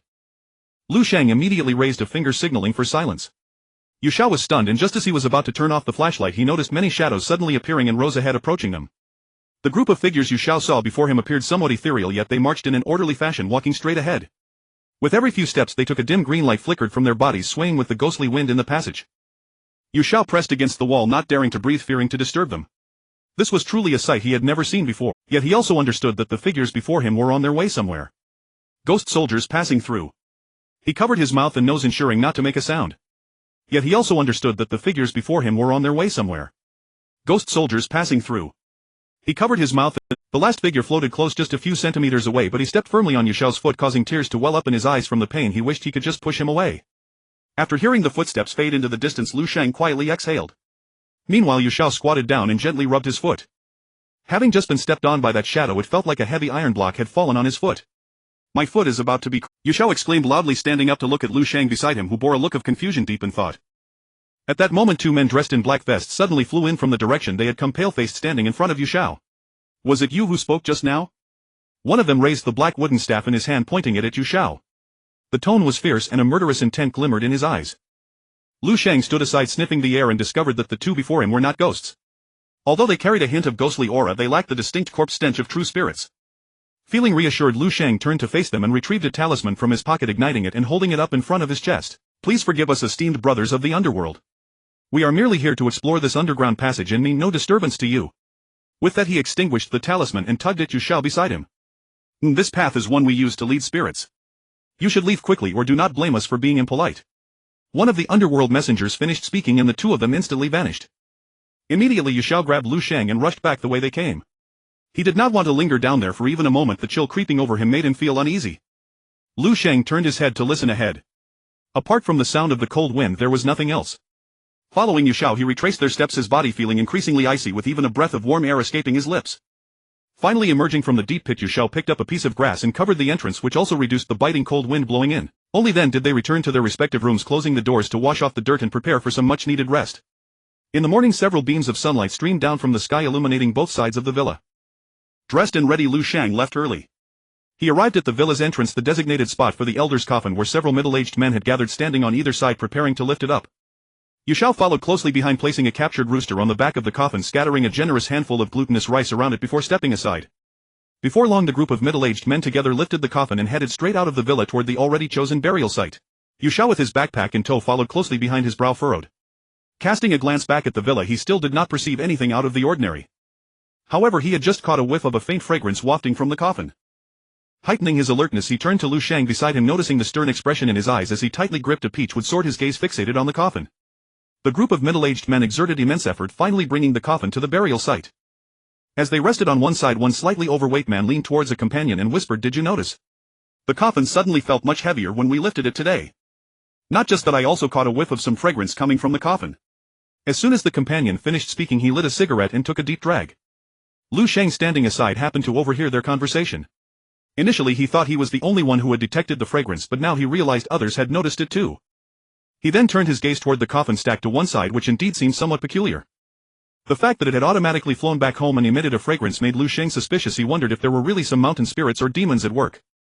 He approached the side of the coffin, inspecting it closely, but found nothing unusual. However, he believed that if the fragrance were emanating from outside the coffin, it could not persist for long, unless it were coming from within the coffin. Lu Sheng immediately crouched in front of the coffin and sniffed. The scent was faint, yet he could still confirm there was indeed a fragrance coming from inside. He then tucked the peachwood sword into his waist, reached out and pushed open a portion of the coffin lid. Upon peering inside, his eyes widened in surprise as he exclaimed, "Xiao, come take a look at this." While arranging the burial site, Xiao suddenly heard this and hurriedly turned to walk over. Lowering his head, he noticed a sudden burst of fragrance wafting up from the coffin. "What should we do?" Looking up at Lu Sheng, since he began independently detecting the feng shui burial site, this was a scene Xiao had never witnessed before. He inquired while pulling out the remaining 3 copper coins from his backpack and placing them at the upper, middle and lower positions of the coffin. Inside the coffin lay an elderly man peacefully resting with open eyes. His gaze held a hint of ferocity and his mouth displayed 2 sets of sharp white teeth resembling that of a zombie. The two exchanged glances, and in that instant they both understood that this elder was on the verge of becoming a corpse. Inside the coffin lay an elderly man peacefully resting with open eyes. His gaze held a hint of ferocity and his mouth displayed 2 sets of sharp white teeth resembling that of a zombie. He glanced at Lu Sheng beside him, his expression conveying helplessness, as if to say this matter was now his responsibility. Lu Sheng immediately closed the coffin, knowing that the corpse had already begun to change and required a breath of life, both yang and yin. Once the elder caught a whiff of the air, he would immediately rise, fully transformed into a blood-sucking zombie. Wrap the coffin with the red thread dyed in black dog blood. With that, Lu Sheng pulled out the remaining red thread from his pocket and tossed one end to Xiao. After they wrapped it around the coffin, Xiao took a few steps forward. "The feng shui burial site is my responsibility. Subduing the demon and dispelling the ghost falls to you." Xiao glanced at the elderly man's children standing to the side, finding it somewhat amusing that they appeared so relaxed while the elder was on the brink of transformation. Earlier he had noticed the elderly man's eyes were open, revealing a deep-seated resentment. Yet Xiao understood that some matters were strictly family affairs and outsiders could not interfere. Approaching the completed burial site, Xiao took out the plumb line and jumped into the pit, marking the earth with ink from the line, creating a diagram of the 8 trigrams before finally climbing back out. Quickly removing the rooster from atop the coffin, he used a small knife to cut its neck, letting the blood circle the burial site before tossing the rooster into the air, watching as it flew away effortlessly. "Buried!" he shouted, and in his hand he began to toss multiple pieces of joss paper into the air, doing so 7 times in total. For after 7 days of burial, the spirit could return to see one last glimpse. By scattering the joss paper 7 times, he aimed to ensure the spirit had a path to follow every day during that week. At that moment, as the coffin was being lowered into the pit, it suddenly shook several times, startling everyone who turned to look at Lu Sheng, their expressions frozen in shock. Had it not been for the 2 Taoists standing nearby, they might have immediately fled. Xiao, seeing the coffin finally resting in the pit, felt a sigh of relief and looked up at the elderly man's children. "You must come every day during these 7 days to burn joss paper and pay respects to the elder. This will help him rest in peace, or else." The remaining words were unable to escape Xiao's lips, for the elder's resentment was immense and it was uncertain when he might rise. According to the teachings of Maoshan, if a deceased's eyes remain open during burial, it signifies a strong resentment and they may sense the yin and yang energies of the world quickly transforming into a corpse. Xiao scattered the remaining glutinous rice around the coffin, then used the plumb line to trace an 8 trigrams diagram in the soil atop the coffin. After taking sufficient precautions against the corpse's transformation, Xiao stepped aside, watching as a mound began to rise before him. 2 hours later, everyone present departed from the site and Xiao turned to leave. Instead, Lu Sheng took a glance at the coffin and walked to the mound's edge. He retrieved a string of red bells from his bag and hung them on the left side of the grave. When only he remained, he finally departed. Before long a sudden gust of wind swept through the area swirling around the grave. At that moment the red bells rang out producing a series of ding-dong sounds. Underneath the mound the coffin began to tremble again as if trying to break free from its cover. The elderly man inside the coffin with eyes wide open raised both hands pressing his fingertips against the coffin lid pushing upward with all his might though he could not open it. Each time he shook the 8 trigrams diagram beneath the coffin glowed faintly as if it were firmly suppressing the coffin. The old man exhaled a puff of black chi realizing he had no means of escape and could only lie there with his eyes open in resignation. Yet the wild wind by the grave sent the surrounding floral wreaths fluttering. On a nearby mountaintop a blue figure suddenly leaped over standing at the edge of the mound observing closely. As she reached out to touch the mound a sudden burst of red light erupted from within blindingly bright. At the burial site of the old man a figure noticed that as soon as her hand touched the grave mound it emitted a red glow leaving her feeling a bit frightened. She circled the grave mound again but found no gaps to throw anything away so she stood in front of the grave and glanced around the area. Ah! A strange sound escaped her lips and then she leaped towards the mountain peak on the other side disappearing in the blink of an eye. After returning to the villa Xiao stood straight inside the iron gate watching Lu Sheng draw talismans ahead. Last night during the battle with the Qipao ghost his eyes had been unable to open and he was unprepared leading to a disadvantage that allowed the ghost to escape easily. Lu Sheng wanted to draw more talismans to ward off evil spirits during the day so that by night he could capture the Qipao ghost. Otherwise if they left the villa would become haunted allowing the ghost to wreak havoc. Moreover a person with Maoshan techniques must prioritize exorcising demons and Lu Sheng did not dare to ignore it. Xiao felt the backpack and realized there were only a few magical tools left so he thought he could buy some feng shui items or even acquire some powerful treasures for capturing ghosts.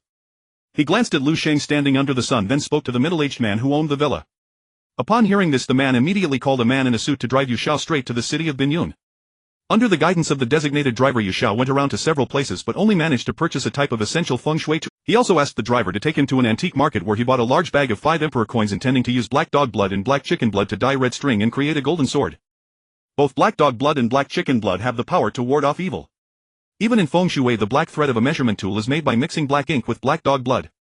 Half of it is used to detect feng shui treasures while the other half serves as a talisman to ward off evil. In every feng shui treasure site the feng shui disc can detect how large of a position can be used and the black thread from the measurement tool is used to plan it out to avoid discrepancies during excavation. The 5 emperor coins have passed through 5 dynasties and have been handled by many people thus they carry a strong yang energy. The evil spirits being in can be effectively restrained by them. Xiao also purchased a dried peach wood stick planning to make a dagger-shaped peach wood sword thinking it would be easier to handle and could be conveniently stored in his backpack. After nearly completing his purchases the driver took him back to the villa. Seeing that Lu Sheng was still drawing talismans Xiao approached and placed the peach wood next to him saying please help me carve a dagger-shaped peach wood sword later. As soon as he finished speaking he headed straight towards the mountain behind the villa. Previously Xiao learned that wild chicken blood in the mountains could also be used to ward off evil and was even more potent than that of domesticated chickens. After all wild mountain chickens live in the wild from birth and while their blood cannot be said to be pure it is rich in yang energy. Once a ghost sees it is likely to retreat. Xiao moved through the trees observing carefully. He felt that the male wild chicken was too large and without using some cunning tactics he would not be able to catch it. When he lived in the mountains with his master he often went into the forest and had caught several of them thus he was familiar with the wild nature of the mountain chickens. After a while Xiao picked up a stone the size of his palm and smashed it down on a wild mountain chicken unable to help but smile as he exclaimed with trees blocking you still want to fly away.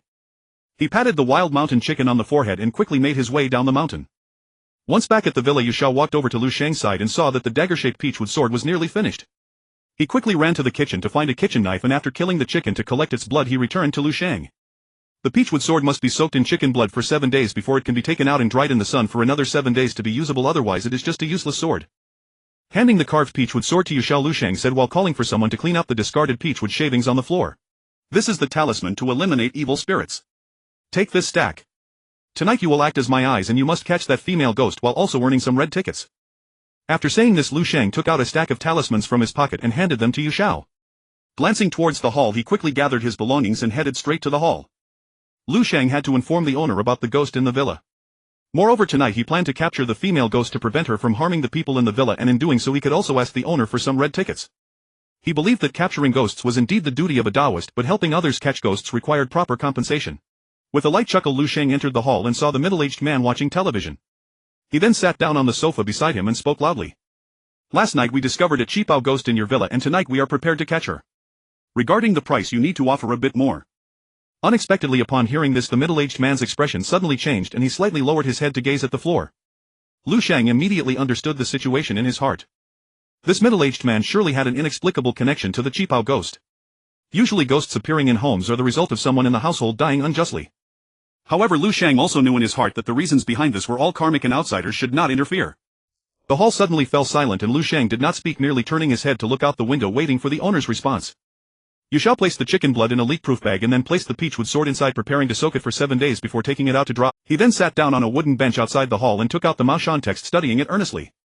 However, he was also waiting for Lu Sheng to finish his conversation quickly. Taoist Lu Sheng, you must catch her, otherwise my family may be in danger. Suddenly looking up, the middle-aged man spoke in fear, waving his hand to signal 2 men in black to bring over 2 black boxes. When the suited man opened them, Lu Sheng saw that both boxes were filled with a large amount of red tickets. As long as you catch her, this money will be yours. As soon as he finished speaking, the middle-aged man's expression turned somewhat sad. A middle-aged woman then approached and placed a fruit plate on the coffee table before sitting down beside him. Seeing the middle-aged man's face filled with panic, Lu Sheng felt even more certain that he had some entangled issues with the Qipao ghost, but he did not wish to inquire further. After bidding farewell to the owner as he was leaving, Lu Sheng shot a sharp glance at the middle-aged man and quickly approached Xiao carrying the 2 boxes. Tonight we will hold the ritual to capture the ghost, and this is the reward given by the owner. Saying this, Lu Sheng handed over 1 box to Xiao and immediately turned to leave. Xiao followed behind him with a calm expression, but in his heart he was overjoyed. He realized that Lu Sheng was truly remarkable. Just a casual remark resulted in red tickets falling into their hands. As Lu Sheng was about to close the door, Xiao glanced at the box in his hand and loudly questioned, how did you manage to negotiate such an incredible? We can easily acquire wealth, but disturbing the karmic cycle will lead to punishment. Are you afraid? After saying this, Lu Sheng pushed the wooden door closed tightly. Xiao did not understand the meaning behind the words and glanced back at Lu Sheng's room door before returning to his own room. When he opened the box, he saw stacks of bright red tickets inside. His face instantly revealed a greedy expression as he quickly packed them into his backpack. He thought it would be much safer to carry them with him. The dark curtain of night gradually descended from the sky, revealing a vast expanse of gloomy black clouds. It seemed as if the entire earth was shrouded within this range. The villa's lights had not yet been turned on, creating an eerie atmosphere. In the darkness it appeared as if no one lived there, enveloped in a layer of deathly silence. Xiao woke from his dream, washed his face and set out with his backpack. At that moment Lu Sheng happened to walk out, glancing at Xiao and noticing his bulging backpack, unable to help but chuckle slightly. Xiao also glanced at Lu Sheng's bag, which was similarly bulging, and jokingly said, why do you carry so much money with you? Aren't you afraid of losing it? If you aren't afraid, why should I be? With a cold snort, Lu Sheng walked ahead, his expression serious though his heart was filled with joy.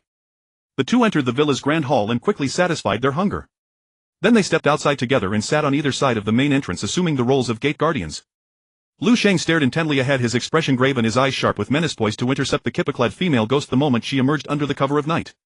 Xiao, by contrast, remained utterly unruffled.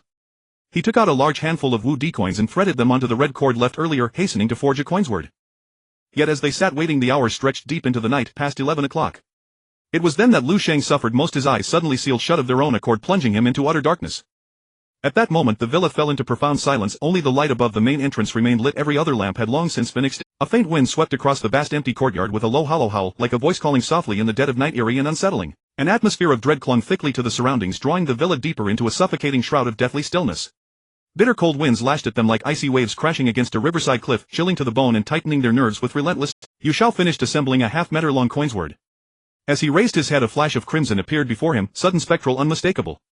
Recognizing the kippa-clad female ghost from the previous night, Xiao gripped the coinsword tightly and reached into his backpack for 2 talismans. He dared not strike first, lest she vanish the instant she sensed their preparedness. Only when she advanced fearlessly into striking range would Xiao feel confident enough to capture her effortlessly. Hold this threshold, keep her from entering the hall, Lu Sheng declared, raising his peachwood sword before drawing a talisman and striding forward. Blind now, he relied solely on sound, but even so he could still pinpoint the ghost's position with uncanny accuracy. His greatest fear was that she might fade into invisibility and lurk unseen around him, raising the stakes immeasurably, perhaps even enabling a lethal ambush.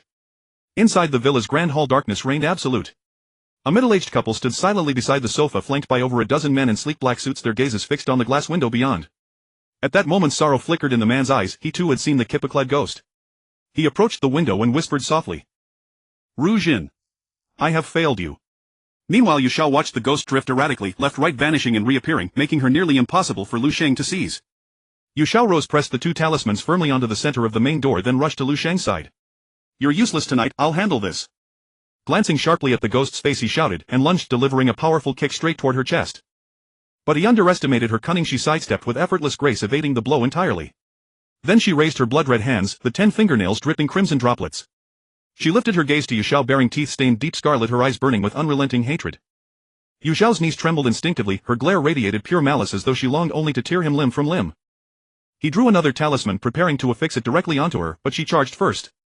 Her hair whipped wildly in the midnight gale, veiling half her face, while the other half revealed raw fleshless crimson muscle. Lu Sheng retreated to the periphery and withdrew 7 talismans from his satchel, placing them precisely at the 7 cardinal points, preparing the 7 stars dipper formation. Once she entered the formation, escape, especially through invisibility, would be impossible.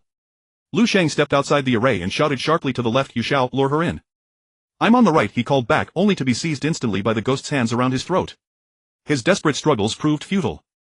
Feeling her grip tighten, unbearably threatening to crush his windpipe, Xiao seized her wrists and dragged her, by sheer force, into the heart of the 7 stars dipper formation. Activate the formation, now. My throat's closing, I'm suffocating, he gasped, locking his arms around her to keep her unaware of the peril beneath her feet and prevent her from fleeing. Hearing his plea, Lu Sheng allowed a faint smile to cross his lips before murmuring the incantation. Instantly the formation blazed with radiant light enveloping both Xiao and the ghost. Yet the luminous energy held no effect upon her. As the light washed over her, her grip loosened, her furious gaze darted wildly, searching in vain for an exit. Xiao leapt clear of the formation, rubbed his bruised throat, then retrieved his fallen coinsword, anticipating that she might sacrifice her ghostly essence to shatter the array and vanish. A ghost's spiritual lifespan is the afterlife counterpart to a living being's mortal life, just as mortals dwell in the Yang realm, ghosts abide in the Yin realm, sustained by their spiritual years. Trapped within the 7 stars dipper formation, the kippa-clad ghost endured the searing light while scanning relentlessly for any path of escape. Black walls loomed on her left and right, roaring flames blocked both front and rear, engulfing even the qipao she wore.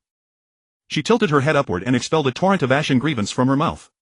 Then her gaze snapped toward the villa's main entrance, eyes blazing with fury.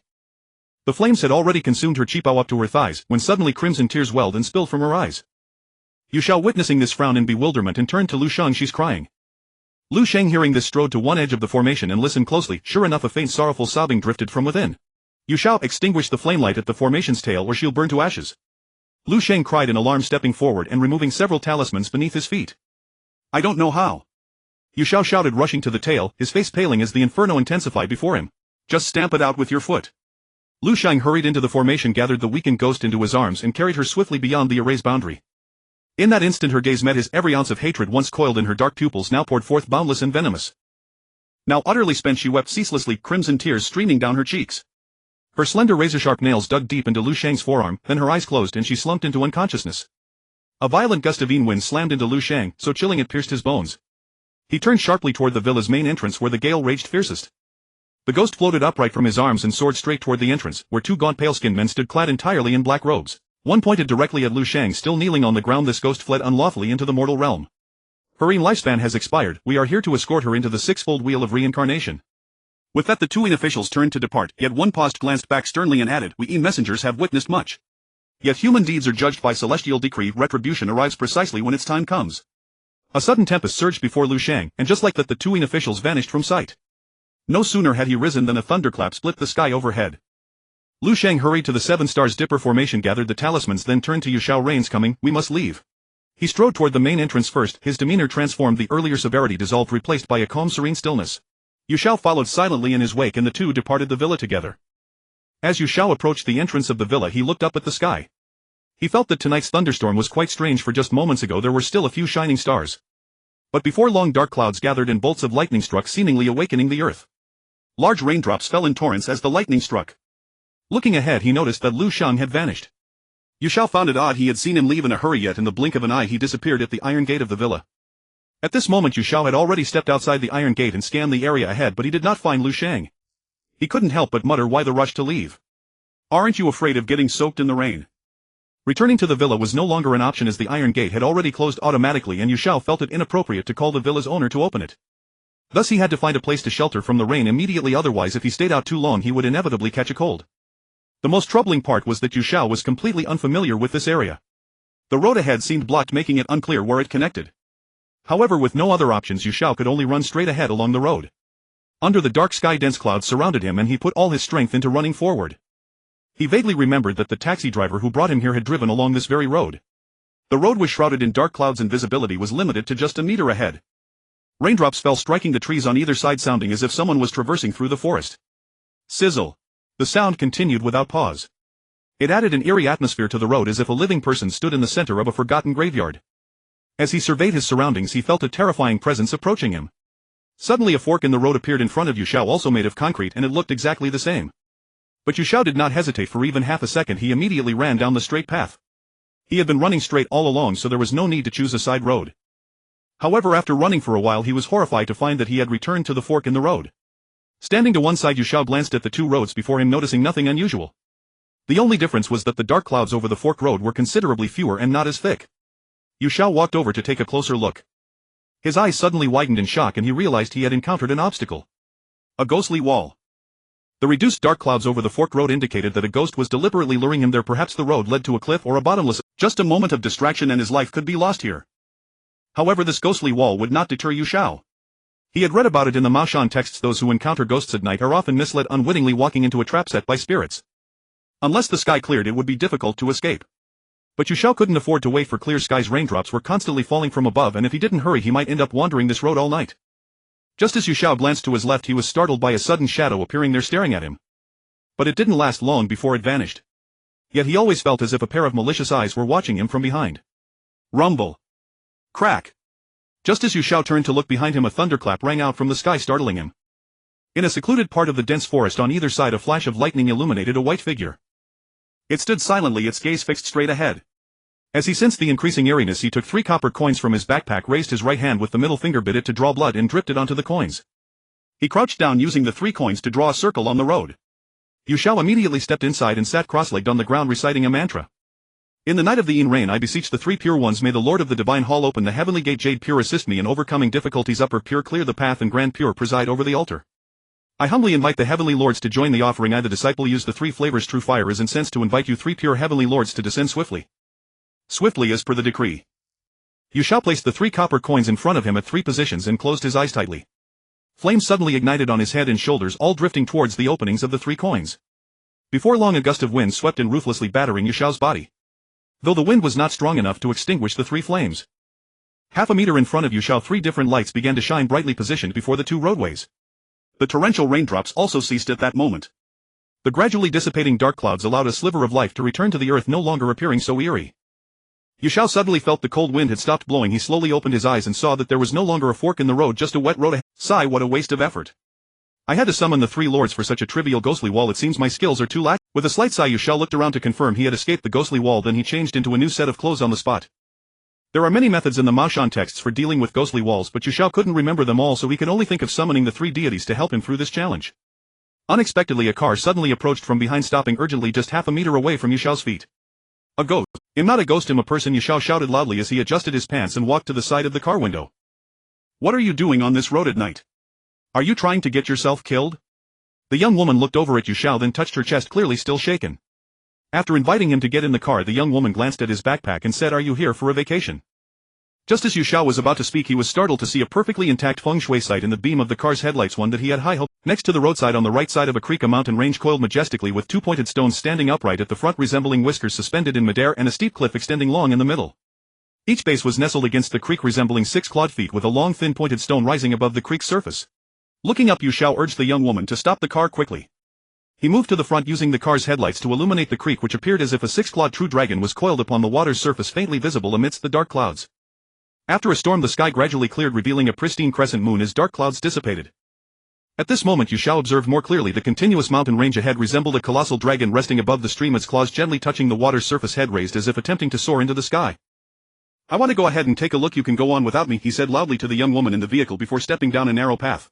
The small path connected to the other side of the stream, and when he reached the center he could clearly see the elegant and towering tailbone of the giant dragon. "What a peculiar person, going out to enjoy the scenery at night, not afraid of encountering ghosts," the young woman in the vehicle remarked after glancing ahead, noticing he quickly disappeared from sight. Pouting, she was about to start the vehicle and leave. At that moment she inadvertently glanced into the rearview mirror and was stunned by what she saw. In the back seat on the right side sat a woman with disheveled hair, dressed in gray and white, sitting perfectly still as she stared ahead. Her eyes were completely black, as if even her irises were missing, empty. As she steeled her nerves to look over, she was suddenly startled. The woman in the back seat suddenly appeared right before her eyes, fixating her gaze upon her. Abruptly, all the lights in the vehicle extinguished without warning, and a terrifying aura swept through the interior. "Take me to the west, I want to be reborn." The woman in gray spoke slowly, almost breathlessly, extending her right hand to point ahead before instantly returning to her seat. At that moment Yu Xiao was trembling with fear and dared not speak, his heart racing incessantly. Yet he could only comply with the woman's request and drove her forward. At that moment Yu Xiao approached the side of the waist of the dragon, using the method of dragon searching to assess the area, and he couldn't help but feel delighted. He saw that this place had a mountain dragon ascending into the sky, poised to transform into a true dragon. Where the dragon coiled, if there were a village, its inhabitants would surely be blessed and prosperous. The village was located nearby, absorbing the auspicious energy, not only enhancing longevity but also increasing wealth. Yu Xiao walked several dozen meters to the edge of the mountain's cliff. He quickly analyzed the terrain of this area. On one side of the giant dragon was the stream, but on the other was a steep cliff dropping down dozens of meters. Suddenly at the midpoint of the cliff a faint light appeared, reminiscent of a firefly, adding a touch of brightness to the darkness. Yu Xiao turned to look in the other direction, and to his astonishment he saw a ladder made of wooden sticks connecting to the mountaintop and then hanging straight down to the waist of the mountain range. He approached and discovered that this wooden ladder was man-made. After securing one end of the rope and confirming its sturdiness, Yu Xiao climbed down the ladder. The descent of several dozen meters took no time at all, and at that moment Yu Xiao saw ahead a wooden house nestled at the foot of the mountain right beneath the giant dragon. Living at the foot of a dragon and receiving its protection, this family must be extraordinary, he murmured quietly as he headed straight for the wooden house. He soon arrived at the front of the house, looking up at the several wooden structures.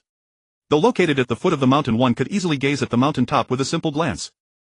"Is anyone home?" he shouted loudly toward the brightly lit wooden house. He then glanced to the right, where a wide dirt road wound its way down the mountain. A middle-aged man looking to be in his 40s emerged from the wooden house. Standing on a flat area in front of the door, he looked at Yu Xiao with curiosity. "I'm here for sightseeing. I got lost at night and saw your house was lit, so I came to ask for directions." As soon as he finished speaking, the middle-aged man lowered his wooden stick and Yu Xiao immediately smiled, indicating he meant no harm. Seeing that the person before him didn't seem threatening, the middle-aged man also smiled and invited Yu Xiao inside the house. "Uncle, living here on your own at the waist of the mountain, have you noticed anything strange about the mountain behind you?" Yu Xiao asked, tentatively wanting to confirm if what he sensed was true. "Oh, something strange happened last night. Just as my wife and I fell asleep, we heard the mountain behind us roar several times, shaking the house in the process." As the middle-aged man finished speaking, a woman walked over, placing a cup of water beside Yu Xiao and then sat down next to him. "Did anything strange happen during the day?" Yu Xiao asked, again drinking from the cup and suddenly finding the water sweet and cool, reminiscent of well water. "I didn't notice anything during the day, but my elders have seen a white dragon flying around in the clouds at the mountaintop before." The middle-aged man spoke loudly, looking at Yu Xiao with a hint of doubt in his eyes, clearly unsure of its veracity. If what the middle-aged man said was true, it was evident that the giant dragon was indeed bound somehow, otherwise it would not have roared in the night. Yu Xiao could no longer sit still. He hurried outside and reached a spot from which he could see the mountaintop. After scanning the area, he suddenly realized that he had just descended from the rope ladder. If there was indeed a binding, that wooden ladder might be it. "Uncle, let's remove the wooden ladder connecting to the mountaintop for now. We'll observe the mountaintop later," he said loudly to the middle-aged couple who followed him outside. Before long, the middle-aged man climbed up to the mountaintop, untied the wooden ladder and then carefully descended step by step from the cliff. Seeing this scene, Yu Xiao felt a deep admiration, thinking the uncle was incredibly agile, not at all inferior to himself. At that moment, Yu Xiao saw a mass of white cloud swirling above the mountain top, obscuring a large portion of it. However, it still could not escape Yu Xiao's keen eyes. He vaguely saw a long giant dragon breaking free from the mountain, swirling amidst the white clouds before soaring straight into the sky. In the blink of an eye, the white clouds at the mountain top dispersed, revealing a vast expanse of the elongated peak. "Uncle, you can reconnect the rope to the mountain top now. There should be no issues anymore." With that, Yu Xiao took the narrow path to the right, heading down the mountain. Not long after leaving, he spotted a figure standing on the previous mountain top, looking down at the cliff, a smile on his lips, revealing two pristine front teeth. Yu Xiao, having stumbled down in the dark, finally reached the foot of the mountain and saw a motorcycle ahead walking toward it. "Driver, please take me to the city. Here's 300 yuan. After saying this, he pulled out 300 yuan from his backpack and handed it to the middle-aged man before him. The man glanced at the money in Yu Xiao's hand, hesitated for a moment, but when Yu Xiao pulled out another 200 yuan, he readily agreed. About half an hour later, the middle-aged man stopped the vehicle and said to Yu Xiao behind him, "Boss, motorcycles can't go further ahead. I can only take you this far." After Yu Xiao got out of the car, the driver quickly turned and left. Having earned a substantial amount from the fare, Yu Xiao couldn't help but smile. This was destiny. He strolled leisurely to a nearby hotel, rented a room, washed his dirty clothes casually, and then left the room with his backpack. He planned to treat himself to a hearty meal, thinking it best to fill his stomach first. Upon entering a restaurant, he was shocked to find two familiar long legs across from him on his right. He planned to treat himself to a hearty meal, thinking it best to fill his stomach first. Upon entering a restaurant, he was shocked to find two familiar long legs across from him. Yu Xiao couldn't care less about eating and quickly stood up to flee the restaurant. He grabbed a quick bite outside before returning to the hotel. Yu Xiao took out the access card from his pocket, and as he opened the door to the room, he found himself engulfed in darkness, unable to see even 5 fingers in front of him. Suddenly, a swift sound resonated near the bed by the window. When Yu Xiao turned on the light, he saw nothing unusual. However, just as he set down his backpack, a gentle breeze blew in from the window, causing the curtains to flutter. Yu Xiao didn't pay much attention to it. Instead, he removed all his clothes and enjoyed a refreshing wash. As soon as he exited the bathroom, he walked to the window and tightly closed it, then lay down on the bed, closing his eyes to catch up on sleep. At 3 in the deep night, the room returned to silence. From the side of the window, a grayish-white figure floated in, its face extremely pale, staring intently at the curtains that concealed the view. Not long after, the figure let out a soft chuckle and directly passed through the glass window, entering the room. Yu Xiao turned on the bedside lamp, squinted and wobbled as he got out of bed to relieve himself. However, he didn't go back to sleep immediately. Instead, he turned on the television at the foot of the bed and began watching. Unbeknownst to him, a woman in a white dress appeared behind him, her gaze heavy as she watched Yu Xiao's silhouette. "Dao Zhang." She gently called out, drifting to the left, revealing a faint smile. But after a moment's wait, there was no response from the figure before her. She turned her head to the television screen where a war drama had been playing, but in an instant it transformed into a horror film. Inside, a female ghost with half a face stared at Yu Xiao outside the television, her single eye fierce and mixed with a hint of a sinister smile. At this moment Yu Xiao sat in front of the bed, his eyes closed, completely unaware of the ghostly figure inside the television. In less than a minute, the female ghost extended her long fingers, each fingertip dripping with a large drop of blood. The ghost's head gradually emerged from the screen, tilting back as her gaze fixed directly on Yu Xiao. "Ah!" The ghost uttered an eerie sound, reaching out to grasp his neck, intending to drain his young energy. However, nearby another floating gray figure saw this and leaped over, grabbing Yu Xiao's arm and running towards the door. As for the door in the room, it inexplicably remained tightly shut when Yu Xiao tried to open it, no matter how hard he pulled. The female ghost had already penetrated the room, glancing at Yu Xiao before raising her hand to fly over, but in the blink of an eye she vanished. She stood in front, wanting to protect Yu Xiao, but overlooked the cunning of the female ghost. Suddenly the female ghost appeared behind Yu Xiao, bending down to bite his neck and began to sip his blood. "Ah!" At that moment Yu Xiao was jolted awake by the pain, quickly opening his eyes and scanning the surroundings. He touched his chest, relieved that he had awakened, or else he would have been consumed by the ghost. Sitting up on the bed, beads of sweat covered his forehead and his back was quite damp. This dream was truly bizarre. A female ghost had tried to bite the muscles on his neck. Yet ultimately Yu Xiao couldn't resist the creeping drowsiness and lay back down, falling into a deep sleep. Behind the curtain by the window, a grayish figure hid inside, patiently waiting for a while before reaching out to pull aside a corner of the curtain, looking at Yu Xiao on the bed. Then she slowly revealed herself, floating to the edge of the bed and softly calling out, "Dao Zhang, I have a request." Yu Xiao turned over, facing the window, seemingly not hearing her words. So she crouched down, their gazes meeting, and reached out her hands to touch Yu Xiao's arm, gently shaking it. Unexpectedly, Yu Xiao grasped her arm, rolling over to the other side and pulling her into an embrace, beginning to kiss her. After struggling several times, she could not escape Yu Xiao's grasp and had no choice but to let the person in front of her caress her. Before long, a decayed face appeared in Yu Xiao's dream, long black hair flowing in the wind, a pale cold hand brushing against his cheek. He immediately woke up, feeling between his legs, and found the sheets were slick. His clothes were completely off, which he found quite strange. Yu Xiao glanced around the room, then lay back down on the bed, but this time his eyes were wide open. He quickly got out of bed and turned on all the lights, having seen a grayish figure lying flat on the bed, floating above, completely naked. "Dao Zhang, I don't know what's wrong with my family's home recently. Everyone in my family except me seems to be very weak, as if they are sick. I saw you could help people check feng shui, so I came to ask for your assistance." She quickly dressed and came to Yu Xiao's side, her words laced with sadness, her eyes quickly glistening with moisture. Hearing this, Yu Xiao was startled, recognizing that the grayish figure before him was a female ghost. He glanced at her body, feeling a bit astonished. He had indeed forced a female ghost, thinking it was just a dream. But the ghost's words were asking Yu Xiao to help check her family's home. However, while Yu Xiao could investigate the feng shui of the living, checking the feng shui of a ghost's residence would be somewhat challenging. Yu Xiao furrowed his brow, looking at her face and noticing she seemed a bit shy. "I never expected to be so bold in my dreams, to have forced a female ghost," he muttered to himself with a faint smile, glancing out the window where dawn was breaking. "I'll go take a shower first." After saying that, Yu Xiao walked towards the bathroom, and upon closing the glass door he suddenly felt a bit panicked. While washing his forehead with water, he felt a wave of heat cascading down, and when he looked up he quickly stepped back a few paces. The water from the faucet unexpectedly gushed forth as a stream of boiling hot blood, dripping all over the floor. Gradually the lights began to flicker and the entire bathroom became dim. Two crimson palms slapped Yu Xiao's back simultaneously before quickly vanishing. Suddenly Yu Xiao jolted awake from the pain, his back burning as he sat up in bed, his face drenched in sweat, and the clothes he wore were completely This strange dream is truly bizarre. A female ghost asked me to help her check the feng shui of the underworld. How would I know how to do that? He got up, took a shower, changed out of the hotel's complimentary clothes, and headed straight for the door with his backpack. Rushing out of the room, Yu Xiao stood in the sunlight, dazed for a minute. He wanted to use the sunlight to dispel the yin energy on him, as he had absorbed some after forcing the ghost. Today Yu Xiao planned to rent a house, otherwise staying outside all day was not only dangerous but would also make it easier for him to help others investigate feng shui. He found a real estate agency and scanned all the posters, discovering a one-bedroom apartment in a great location, which he immediately decided to rent. However, he didn't move in immediately. Instead, he went to a phone store to buy a phone and a SIM card, thinking it would be very convenient in the future. He then went to a copy shop and printed a box of promotional business cards for himself.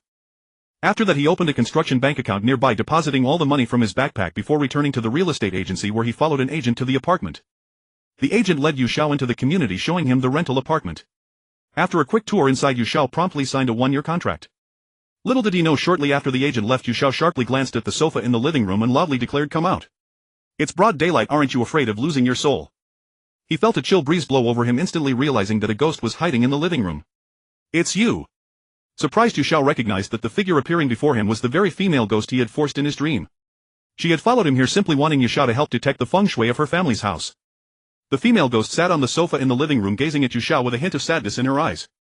When she was alive her family had invited someone to check the feng shui of their home. Now the whole family had fallen ill possibly due to the bad feng shui. Taoist, my family is already critically ill, please you must help me.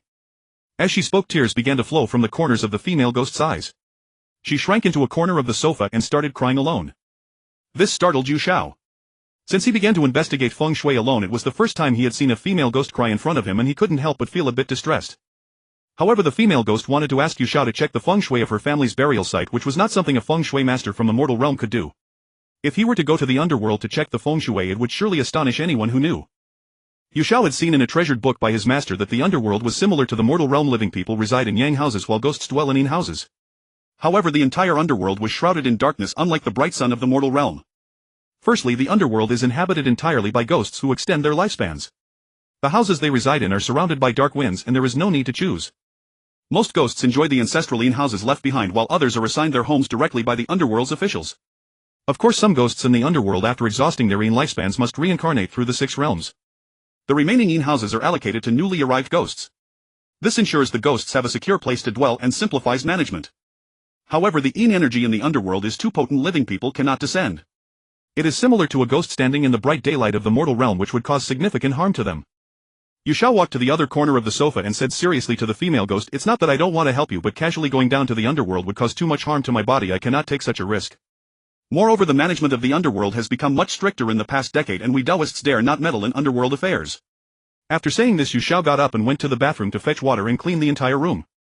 After feeling that the view had been refreshed, he leaned back on the sofa and took a deep breath. At that moment the female ghost looked around the room and couldn't help but cover her mouth and chuckle. The room she looked at still appeared very messy, completely unlike a freshly cleaned space. So she stood up, personally fetched water and cleaned up. When she looked at Yu Xiao again, he was astonished to find that this female ghost was quite capable cleaning the room thoroughly. Seeing the household appliances in the kitchen were now spotless, Yu Xiao quickly went out to buy some food to prepare a meal. When Yu Xiao returned home he saw the female ghost staring straight at the door and then the food in her hand was effortlessly lifted and flew into the kitchen. "Taoist, I will come up every day to cook for you, you just help me once," she said. As soon as she finished speaking the female ghost rolled up her sleeves and started preparing the food. Yu Xiao did not respond. Sitting on the sofa he took out a copy of the Maoshan Scripture from his backpack and began to read. The light by the window gradually faded, replaced by a gloomy sky. About an hour later Yu Xiao caught a whiff of a rich aroma from the food. He first put the Maoshan Scripture back into his backpack, then walked to the kitchen. The dishes placed on the table made Yu Xiao drool with greed. Unable to resist his hunger he immediately began to delicious. He praised as he picked up a bowl of rice, finishing it in less than a minute. "I promised you that you must cook for me every day, but you also need to help me with something else. As for what, I'll tell you later when I think of it." Saying this Yu Xiao began to eat vigorously, completely ignoring the female ghost beside him who was watching and chuckling. At this moment he was such a glutton that no one could compare. Within half an hour there were already 5 empty plates left on the table. Patting his belly, Yu Xiao drank a glass of water and sat back on the sofa watching as the female ghost was tidying the table. He asked, "What's your name?" "My surname is Ku, you can call me Qianer from now on." Soon Qianer finished tidying up and sat quietly on the other side of the sofa, stopping her speech. "Tell me about the location of your family's yin house." Getting closer to Qianer, Yu Xiao said while scanning her figure, which was perfect and her face was also quite beautiful. When she spoke her voice was soft and gentle, very much like a well-educated woman from ancient times. "My whole family lives near the foot of a mountain and not far in front of the door there is a stream with open land on both sides." As soon as she finished speaking Qianer noticed Yu Xiao's expression darkening. The presence of a stream in front of the house was like a road being cut off, making it impossible to traverse. The stream flowed directly past, making it clear that the inhabitants of the house had no way to escape. Living people in the mortal realm could chop down trees to build bridges, but ghosts in the underworld could not do such things. Moreover, upon hearing Qianer say that her family was all sickly, judging by the house's location there should be no issues on both sides. Only that stream was the most suspicious. "Let's go, we'll check your home." Yu Xiao checked his backpack to ensure everything was still there, then walked to the door and called out to Qianer. Watching her float over directly and stand beside him, he suddenly felt panicked and shyly looked at Yu Xiao. "Why don't you walk?" The floating was truly too strange. Saying this, Yu Xiao stepped out and took a taxi heading to the suburbs under the guidance of the female ghost. Just as they left the city, the taxi driver refused to drive any further, feeling something was odd at night. With no other choice, Yu Xiao got out of the car, watching it drive away. He then climbed over a small hill and arrived at the bottom of a valley, looking up at the dim crescent moon in the sky. Qianer found the grave where she was buried and called Yu Xiao to come over. She opened a gap in the grave and first crawled in. Yu Xiao examined the left side of the grave, which was about the size of a bucket, and quickly crawled in as well. In the pitch-black space, suddenly a hand grabbed Yu Xiao's arm, leading him into a greenish passageway that went straight ahead. Though Yu Xiao had never seen such a passage, he had read about it in feng shui secrets. This was the only path for ghosts to the mortal realm when the ghost gate opened on the 14th day of the 7th month. However, each grave could only allow the soul to exit on its own. Unless it was a wandering ghost, they would be escorted by the underworld's officials through a special path to the mortal realm. After winding through several turns, Xiao finally reached the jurisdiction of the underworld. Being his first time in the underworld, he felt a bit excited and wanted to look around, but was dragged down by Chinner and squatted down in a thicket. Hugging and kissing for a moment, she wanted to transmit some yin energy to him. Otherwise, Xiao's yang energy was too strong, which would attract the attention of the underworld officials. Soon the two quietly approached her family's yin house standing on one side of the stream. This is it. It doesn't look like there are any issues at all. After saying this, Chinner flew to the front of the house on the other side. Xiao looked around the house and did not find anything unusual. The surroundings were accessible in all directions, which was a good place for ghosts to reside. However, when he looked at the stream, his expression turned astonished. What flowed in the stream was not entirely the underworld's water, but resembled the clear water flowing in the mortal realm, even mixed with some faint yang energy. He immediately deduced why Chinner's family had fallen ill. They had been near the stream for too long, and with the yang energy infiltrating, the constant yin winds blowing from both sides of the house would block the dispersion of yang energy, definitely causing illness. However, it also puzzled Xiao as to where this stream was coming from. As soon as Chinner stepped into the house, she was stared at by 3 pairs of sharp eyes which looked somewhat eerie in the dim room. Where did the yang energy on you come from? Suddenly a scolding voice rang out. On one side, an emaciated old man on a wooden chair turned to look at Chinner. But he quickly started coughing, his gaze cold and weak. At this moment, all eyes in the room were fixed on Chinner. As soon as she stepped into the house, she felt a bit of yang energy entering. Chinner did not speak and the whole room fell silent. At this moment, Xiao opened the door and stepped in boldly, loudly saying, "Chinner, I found the reason." As soon as he finished speaking, he noticed several pairs of fierce eyes looking at him. The door behind him suddenly closed and he turned to glance, quickly pressing himself against the door. A living person. On the left side of the room, an old woman lying on the bed widened her eyes in surprise. A sudden eerie wind swept through the entire room, rushing straight towards Xiao. He immediately wrapped his arms around himself, the chilling gust causing his body to tremble uncontrollably and a persistent shiver to run down his spine. "Stepmother, he is the feng shui master I invited," Chinner said as she stepped in front of Xiao, extending her arms to shield him. Chinner felt the eerie wind diminish. Glancing at the elderly woman on the bed, she noticed that her gaze had softened considerably, no longer as fierce as before. The hostile atmosphere in the room finally eased somewhat. Xiao swept his gaze around once more, noticing that everyone appeared weak and feeble, as if they couldn't muster an ounce of strength. He realized that these spirits had been contaminated by yang energy. Yet he was relieved it was only a trace. Under the intense sunlight, they would have been utterly obliterated. Yang energy in the mortal world does not solely emanate from men. The blazing sun in the heavens and the yang energy covering the entire earth are radiated by sunlight itself. It is even denser than the yang energy within men, which is why spirits from the underworld dare not emerge to cause mischief during the day. Upon realizing that this living person was the feng shui master Chinner had invited, Chinner's family members simultaneously broke into smiles. In the blink of an eye, their demeanor turned warm and welcoming. The stream water tainted with yang energy would leave them perpetually frail if the situation persisted. Based on the house's orientation, Xiao conceived 2 solutions. The stream's water is problematic, but there are only 2 solutions. Opening the door, Xiao stepped forward to stand beside Chinner. As he spoke, he retrieved a feng shui compass from his backpack and measured the orientation. What solutions? Hearing that there was a way to resolve the issue, Chinner's expression finally calmed, no longer so anxious. Her relatives had been afflicted with this debilitating weakness for a long time, utterly unable to muster the strength to get out of bed. She was determined to resolve this strange occurrence, quickly allowing the 2 elderly spirits in the house to proceed to reincarnation. As the time for their rebirth drew ever nearer, Chinner defied the scorching daylight to pursue Xiao and seek his help. "First, you and your family can move away from here, directly avoiding the yang energy. As for the second, you'll return to the mortal world, cut down some locust trees to make a wooden board and build another door. With a double-layered barrier, there will be no further need for worry. As for the second, you'll return to the mortal world, cut down some locust trees to make a wooden board and build another door." Having said this, Xiao put the feng shui compass back into his backpack. He secretly noted that the feng shui here was indeed excellent, facing west with its back to the east, making it a highly suitable dwelling for spirits. The terrain on both sides was open, with frequent eerie winds blowing through. Spirits, being yin in nature, naturally took great delight in such winds. It was akin to how the living in the mortal world enjoy the yang wind, which feels refreshingly cool against the skin. "I'll go with you to guide the way," she said, casting a glance at Xiao before stepping out the door. Typically, spirits who flee to the mortal world without permission, if caught by an underworld emissary, face consequences ranging from having their ghostly limbs broken to being cast direct. Xiao followed closely behind as they headed straight for the passage they had come from. Throughout the journey, Chinner was extremely cautious, fearing they might encounter a patrolling underworld emissary. Typically, spirits who flee to the mortal world without permission, if caught by an underworld emissary, face consequences ranging from having their ghostly limbs broken to being cast directly into the 18th level of hell, never to be reborn. Watching her from behind, Xiao found it somewhat amusing. Chinner was constantly glancing left and right, her demeanor resembling that of a sneaky thief. Don't worry, we won't run into any emissaries, he said reassuringly, moving to her left and pulling her into a kiss. In his heart he thought, my yang energy is too strong, I need some yin energy. A blush spread across Qian'er's cheeks and she lowered her head looking shy. Just as Yu Xiao was beaming with delight, he suddenly felt a gentle breeze brush against them both. Oh, my apologies, I needed some yin energy, he said.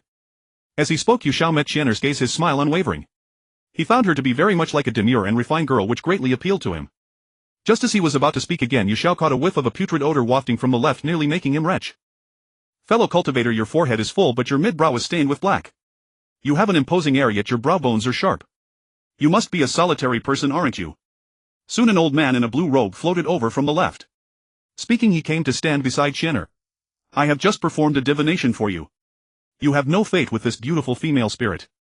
I advise you not to force this bond, it will bring you no benefit, he declared loudly to Yu Xiao, then turned his gaze to the blushing Qian'er, a lascivious glint in his eyes. Yu Xiao studied the old man. Though his black beard was long, it was dirty as if it hadn't been washed in ages, caked with black. His cheeks were gaunt but his eyebrows were strikingly straight. Are you a fortune teller? Yu Xiao asked suspiciously, pulling Qian'er to his side. Seeing the old man's lecherous expression, a fierce glint appeared in his own eyes. I used to tell fortunes for the living in the mortal world, now I tell fortunes for spirits in the underworld. I naturally cannot be false, the old man said, stroking his beard with an air of refined elegance. He glanced at Qian'er, a smile playing on his lips.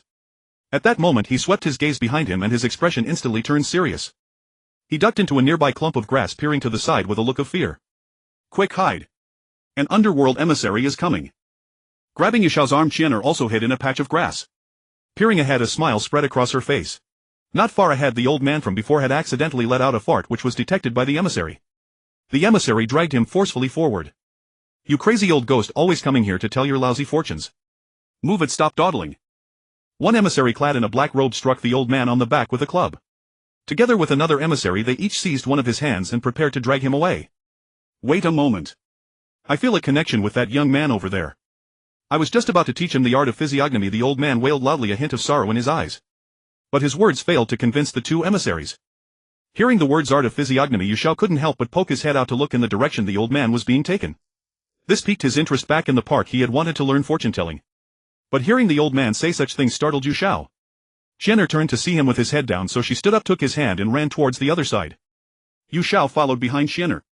They dodged several patrols of underworld emissaries before finally reaching the passage back to the mortal world. In the dim corridor, Qian'er reached out, took Yu Xiao's hand and hurried towards the exit. Qian'er felt that not a single moment could be wasted. When she had gone to find Yu Xiao, she had received a notice from the emissaries that the two elderly spirits in the house were due for reincarnation. Seeing the time drawing near, she had grown anxious. Yu Xiao emerged from beside a grave mound and scanned the surroundings, but he found it difficult to spot any locust trees. Before him was utter darkness.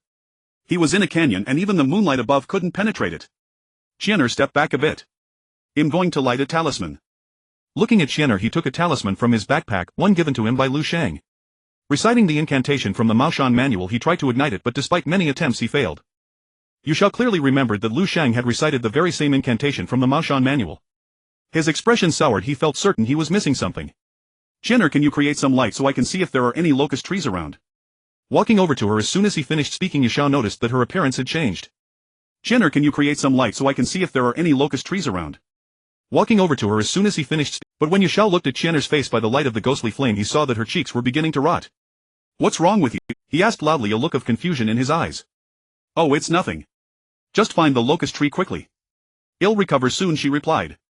Closing her eyes, Qian'er raised both hands in front of her chest as if manipulating the ghostly flame in the air, though the gestures seemed somewhat strenuous. Before long, Yu Xiao found a locust tree by a pile of graves, but it was only as large as his palm. When he reached out to touch the tree's trunk, he felt a smoothness that resembled the flesh of skin. As Yu Xiao looked at the branches, he vaguely noticed that there was a female ghost residing within the locust tree. Looking at the area he touched, he saw a pale expanse, particularly on her exposed backside. Suddenly a chilling scream echoed, ringing in Yu Xiao's ears with a thundering noise. In an instant a naked female ghost flew out from the locust tree. She glanced at Yu Xiao before extending her hands to choke him by the neck. I will kill you, she hissed through gritted teeth, rushing towards Yu Xiao. Her 10 fingers were pitch black and her nails were sharp like needles. Yu Xiao quickly sidestepped to avoid her attack, reaching into his backpack to retrieve a talisman. Observing the ghost's face, he took advantage of her momentary lapse in attention to stick the talisman onto himself. At that moment the female ghost was likely consumed by her desire for revenge, completely oblivious to Yu Xiao's actions. Just as she intended to reach out again, she was forced back several steps by the talisman. You actually want to choke my neck? Now let's see where you can escape to, Yu Xiao said with a smirk, stepping forward decisively towards the female ghost. As he prepared to place the talisman on the female ghost, a black wooden stick blocked his way. Yu Xiao glanced to his right and saw Tuyin officials standing in front of Qianer holding long iron chains. Qianer had already been captured by the Tuyin officials, bound by chains that rendered her immobile. "This is our ghost from the underworld, we will handle it." After binding the female ghost with the iron chains, the Tuyin officials turned to leave. "She has some matters to discuss with me. Can you not take her away just yet?" Yu Xiao stepped forward, blocking their path, and pointed at Qianer, stating, "This is a critical moment, she cannot leave even a step." She glanced up at Yu Xiao, her eyes filled with a significant meaning. Understanding the situation in an instant, Yu Xiao blinked and clenched his fist, delivering a powerful blow to the chest of the Tuyin officials, knocking them to the ground at lightning speed. He then freed himself from the chains and both of them quickly ran to the left. However, they were soon caught up by the Tuyin officials, each tightly gripping an iron chain surrounding one person and one ghost. "You have quite the audacity. You dare to knock down a Yin official." The fronting official snorted, his gaze fierce, clearly intending to teach them a lesson. At that moment, Qianer was bound by the iron chains of the Yin official behind her. She wished to push him away but found herself utterly powerless, still thinking of escaping. The Yin official tightened his grip on the chains, glaring at Qianer with a fierce look that filled her heart with terror. Yu Xiao dodged multiple attacks from the Yin officials, nearly getting ensnared by the chains, but fortunately managed to sidestep away. "I'm not a ghost, why are you capturing me?" he shouted loudly, circling around to the right side of the Yin official. Facing him directly was not an option, so he had to wait for a chance to counterattack. The Yin official was unwilling to give Yu Xiao an opening, swinging his iron chain and striking multiple times. Tiny sparks flew from the ground, the force extremely fierce. Yet he still could not harm Yu Xiao. Yu Xiao jumped up and swiftly kicked towards the Yin official's chest, causing him to suddenly appear alarmed. To his surprise, the Yin official caught his right foot with one hand, smirking wickedly before binding Yu Xiao with the chains. "Let's go." Pulling Yu Xiao along, the Yin official struck him on the back and hurried westward. Suddenly, one of the Yin officials noticed the jade pendant around Yu Xiao's neck, his expression turning serious as he exchanged looks with the other Yin official. "Where did you get this jade pendant?" One of the Yin officials picked it up and examined it in his palm, his brow furrowing slightly. He was all too familiar with this jade pendant. It was made from a jade stone extracted from the depths of the river of ghosts, and the underworld carved into this pendant. Anything from the underworld naturally belongs to the Yin realm.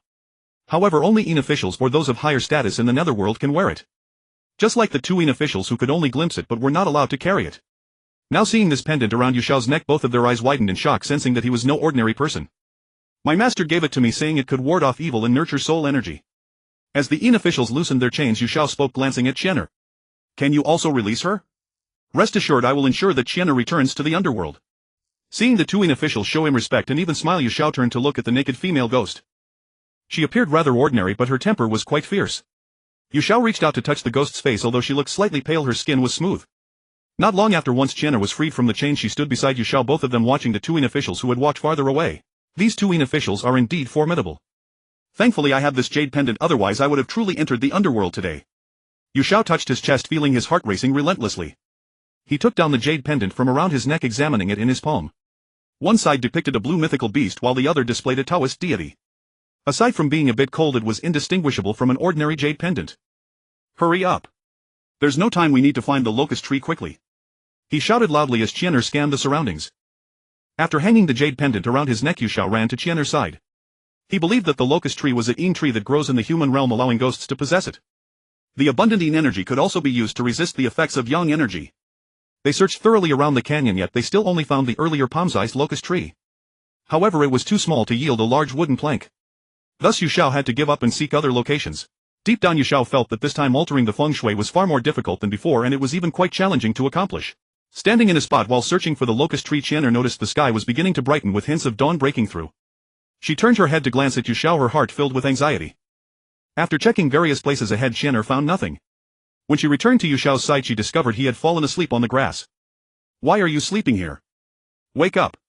Qianer crouched down and nudged Yu Xiao's arm. "Qianer, please guard me for a while. Once I've rested enough, we'll have someone chop down that large grove of locust trees over there." With his eyes closed, Yu Xiao spoke loudly while pointing to the right before drifting back to sleep. After a night of turmoil, he was utterly exhausted. With his eyes closed, Yu Xiao spoke loudly while pointing to the right before drifting back to sleep. After a night of turmoil, he was utterly exhausted. She then returned to Yu Xiao's side, kissed his face and vanished from sight. The first ray of sunlight had gradually begun to... At this moment, Qianer needed to quickly leave the sunlight's reach. She hid within her grave, watching Yu Xiao at all times. Around noon, Yu Xiao finally woke up from the ground, putting on his backpack and heading down a narrow path. He stood at the entrance of a village, seeing several young men laughing as they played cards. He approached them, observing the game. "I'll bet 300 I want 5 pieces of locust wood to make a door," he shouted to the crowd before quickly stepping back. You give me 500 and I'll sell you my locust wood door panel. A burly man in a grey tank top said to Xiao. When the burly man stood up, Xiao was slightly taken aback, realizing that although this villager was tall and strong, he exuded a strange aura that he couldn't quite place. Before long the burly man returned carrying his locust wood door and stood in front of Xiao. Take a look, I just made this a few days ago. It's very sturdy. After showing the locust wood door, the burly man looked at Xiao. After inspecting it, Xiao found the door to be quite nice and took 500 from his backpack, handing it to the burly man. He then hoisted the door onto his back and left the village, attracting a crowd of villagers who gathered behind him. Xiao paid no heed to the astonished gazes behind him. As he carried the locust wood door into the canyon, he saw Qian'er already standing atop her grave gazing at him. Qian'er covered her mouth, tears welling in her eyes. Witnessing this scene, her heart stirred with emotion. She then led the way, occasionally glancing back with a smile on her face. Clearly the heartwarming gesture of Xiao personally bringing the locust wood door had a profound impact on her. Even though Qian'er was now a ghost, she truly understood that not all living beings were heartless. She recalled the time she had stealthily ventured to the mortal realm seeking a feng shui master to check the house's feng shui in the underworld. Not only did she fail to find one, but she had almost been harmed. At that moment Qian'er paused, turned towards Xiao, lifted the other end of the locust wood door and smiled softly. Thank you, Xiao. Nodding slightly, Qian'er stretched her hands behind her and hurried forward towards the underworld. No need to be polite with me. For us feng shui practitioners, there's no distinction between living and dead houses. Just help me cook when you have time or I'll starve to death, Xiao said loudly, flashing a grin at Qian'er's back. Of course he had to help with this. Although there was no stipulation in feng shui that separated living from dead houses, he thought Qian'er was beautiful and a skilled cook. Xiao couldn't help but glance back at Qian'er, clearly remembering the time in the hotel when he woke up and felt the slickness of the sheets.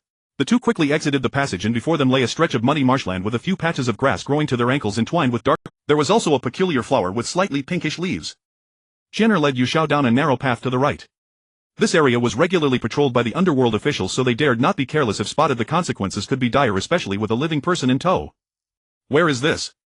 Xiao, noticing the unfamiliar path ahead, inquired with a puzzled expression.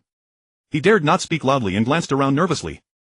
On this narrow path an eerie sound swept past him invisibly. The cold underworld wind seemed to come from nowhere, sending a chill down Xiao's spine. In the shadows of the grass on either side of the path, dark figures floated by, disappearing in the blink of an eye, creating a terrifying sight. Xiao stole a glance and was taken aback. A head was hidden in the grass, revealing two pitch-black eye sockets that stared intently at him.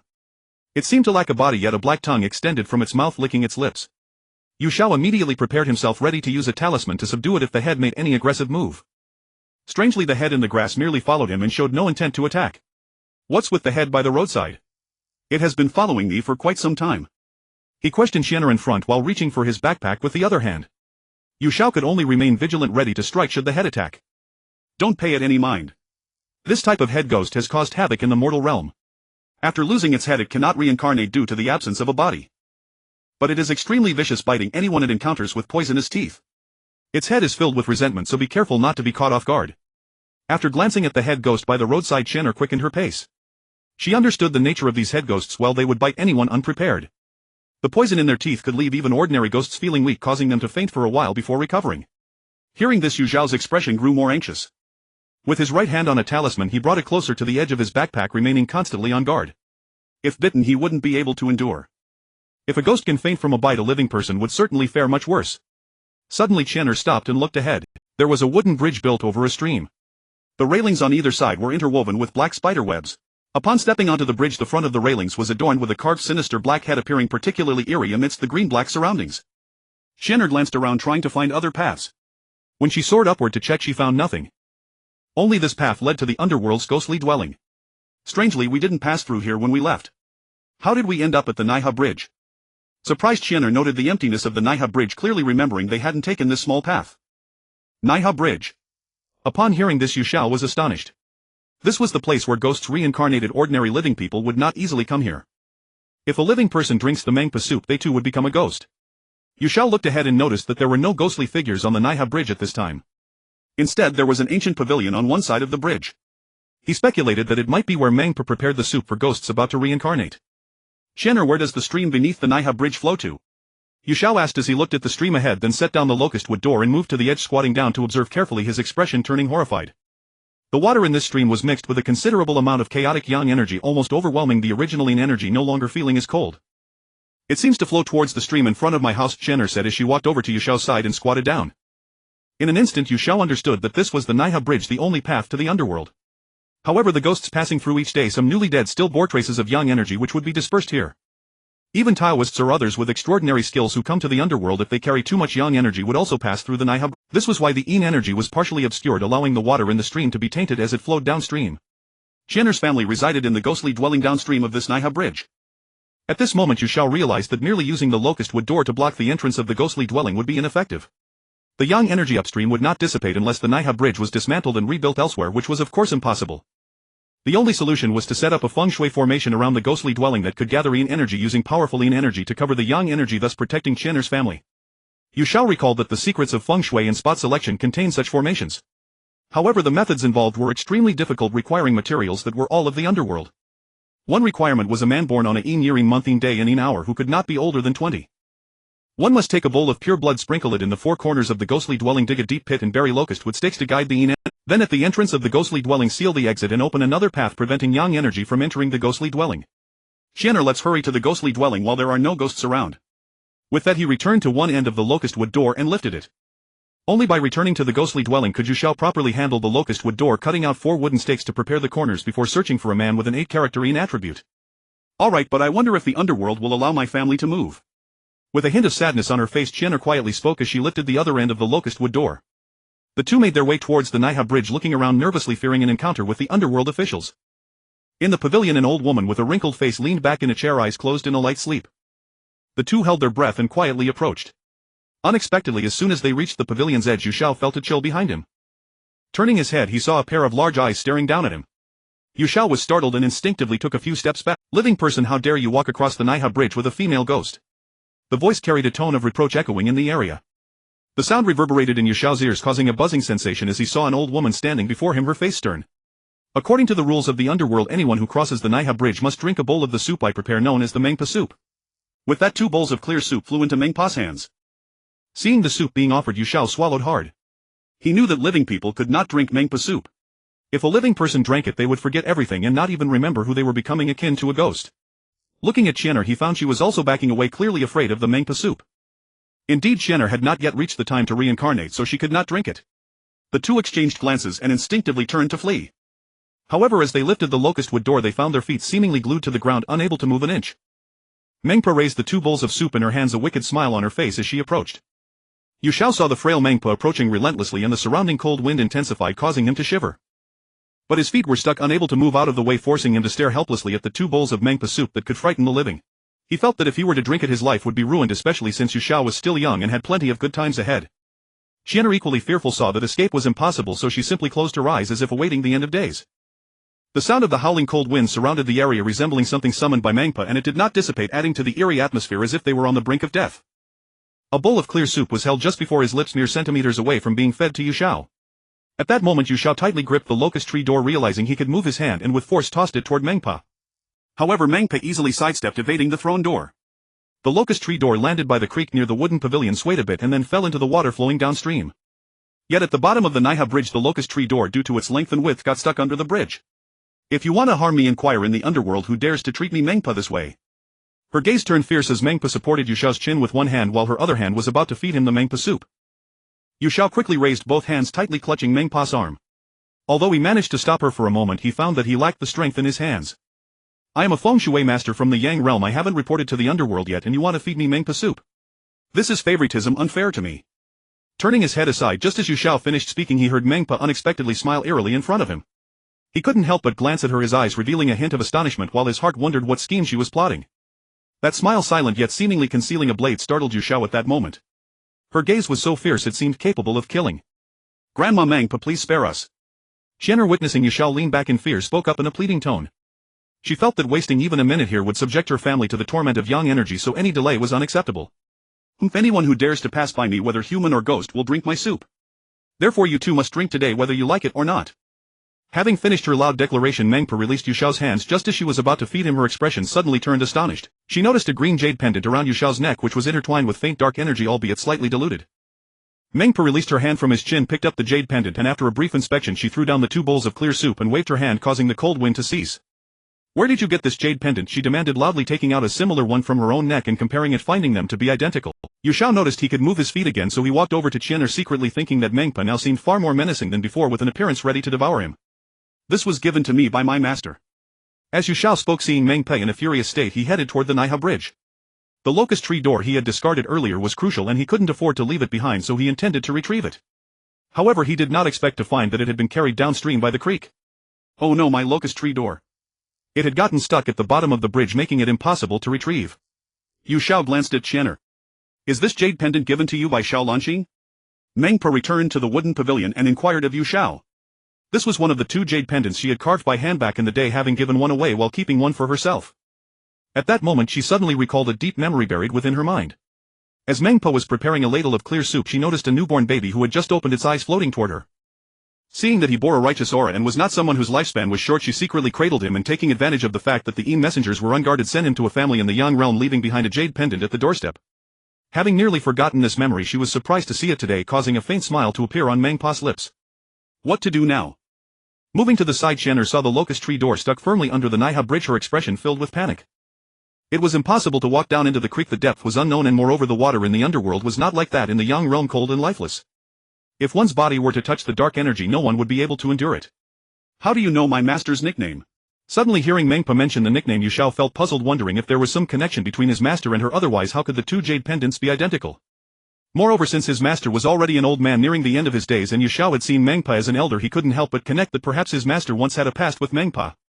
Hearing this, Meng Pa's expression softened slightly, her wrinkles easing. The locust tree door itself belongs to the Yin, capable of blocking Yang energy. In fact, it's good that it got stuck, then we won't have to worry about Yang energy drifting into the creek anymore. After saying this, Meng Pa lay back in her chair and closed her eyes. Yu Xiao slapped his forehead, suddenly realizing and wholeheartedly agreeing with Meng Pa's words. With the locust tree door blocking the Naiha bridge, those newly deceased carrying residual Yang energy would certainly not be able to penetrate through and would only dissipate in the air. Simultaneously, it resolved the problem for the Yin dwelling downstream. Without Yang energy in the creek, the ailments would naturally improve.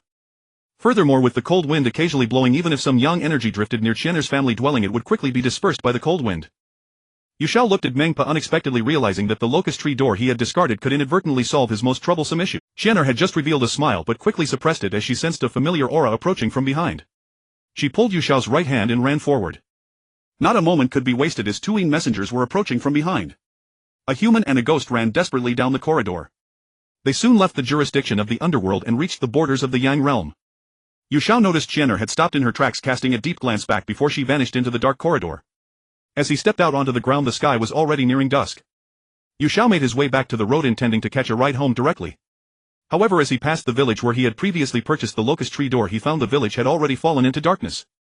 A large black cloud overshadowed the sky, with dark vapors swirling around the village, making it indistinguishable from the ordinary night. There is a problem with the village's feng shui, Yu Xiao remarked as he headed toward the village, feeling that he couldn't ignore it. Yet he also felt a surge of excitement. Dinner was on the horizon. As Yu Xiao approached the door of a house, the sky had already darkened completely. Dark clouds floated in the air, casting a gloomy veil over the village. Combined with the surrounding black mist, it made the village seem even more terrifying.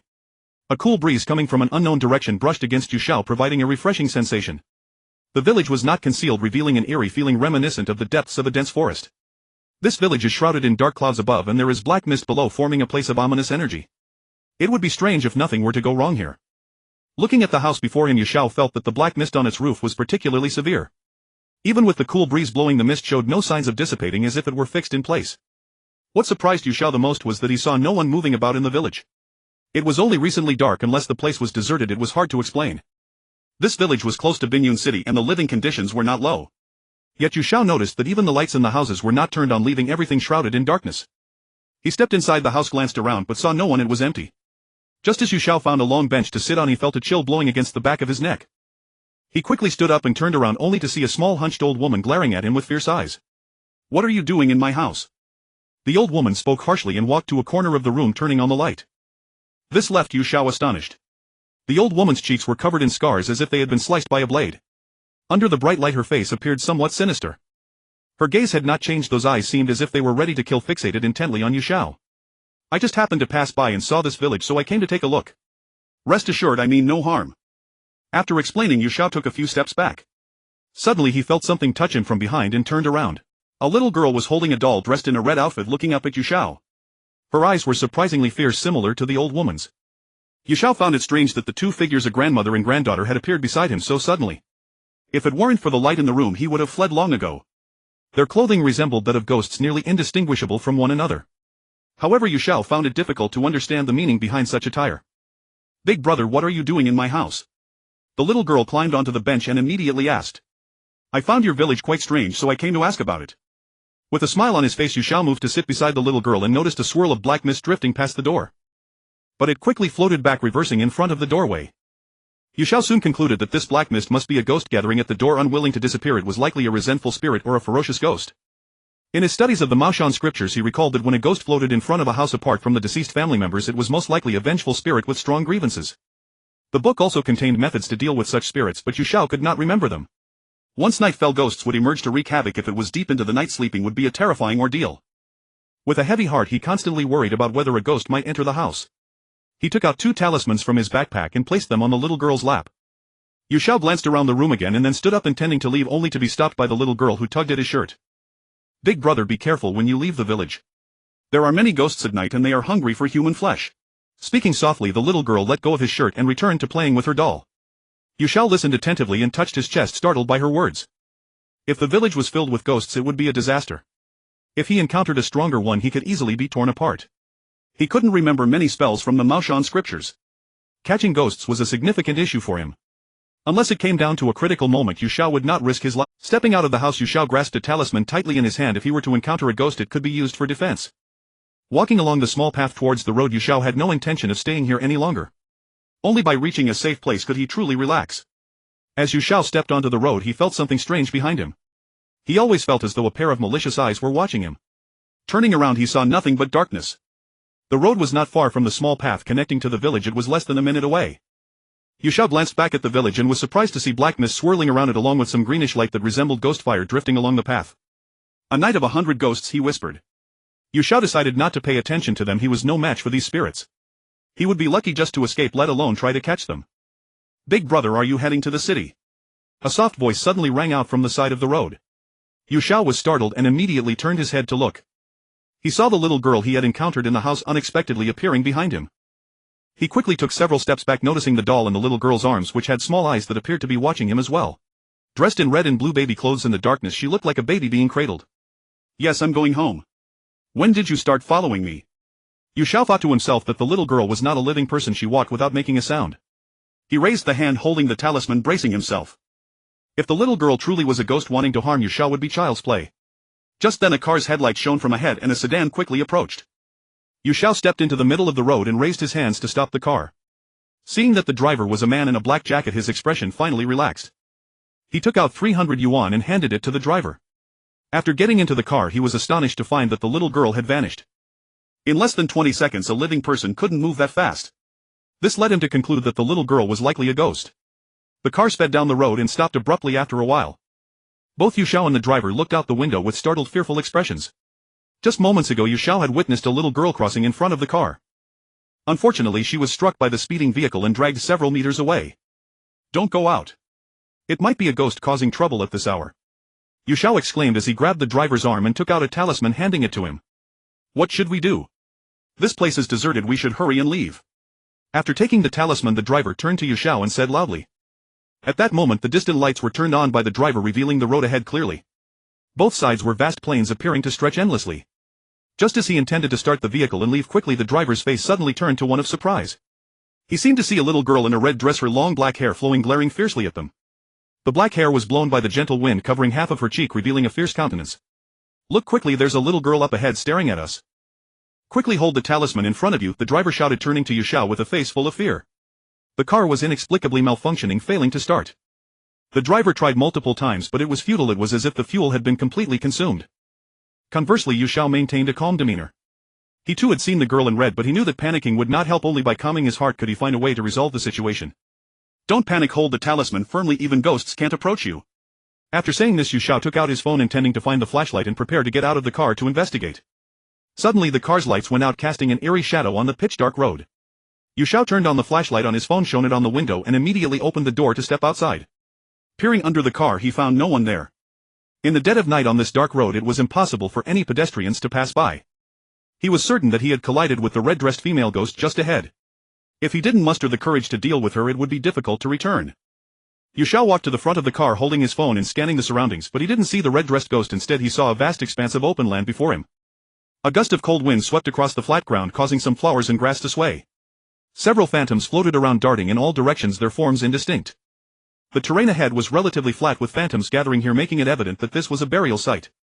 Yu Xiao took out his feng shui compass to probe and it startled him. This burial site was a yin convergence hole seemingly connected to the underworld beneath, exuding a chill in the darkness, situated in an open area. If there were a moon in the sky, it would be even more favorable. The moon belongs to yin, so spirits naturally prefer yin realms. During the day this was a perfectly normal plane, but at night it revealed its true nature, highlighting the formidable aspect of yin convergence holes. Countless ghosts roamed freely, utterly unafraid.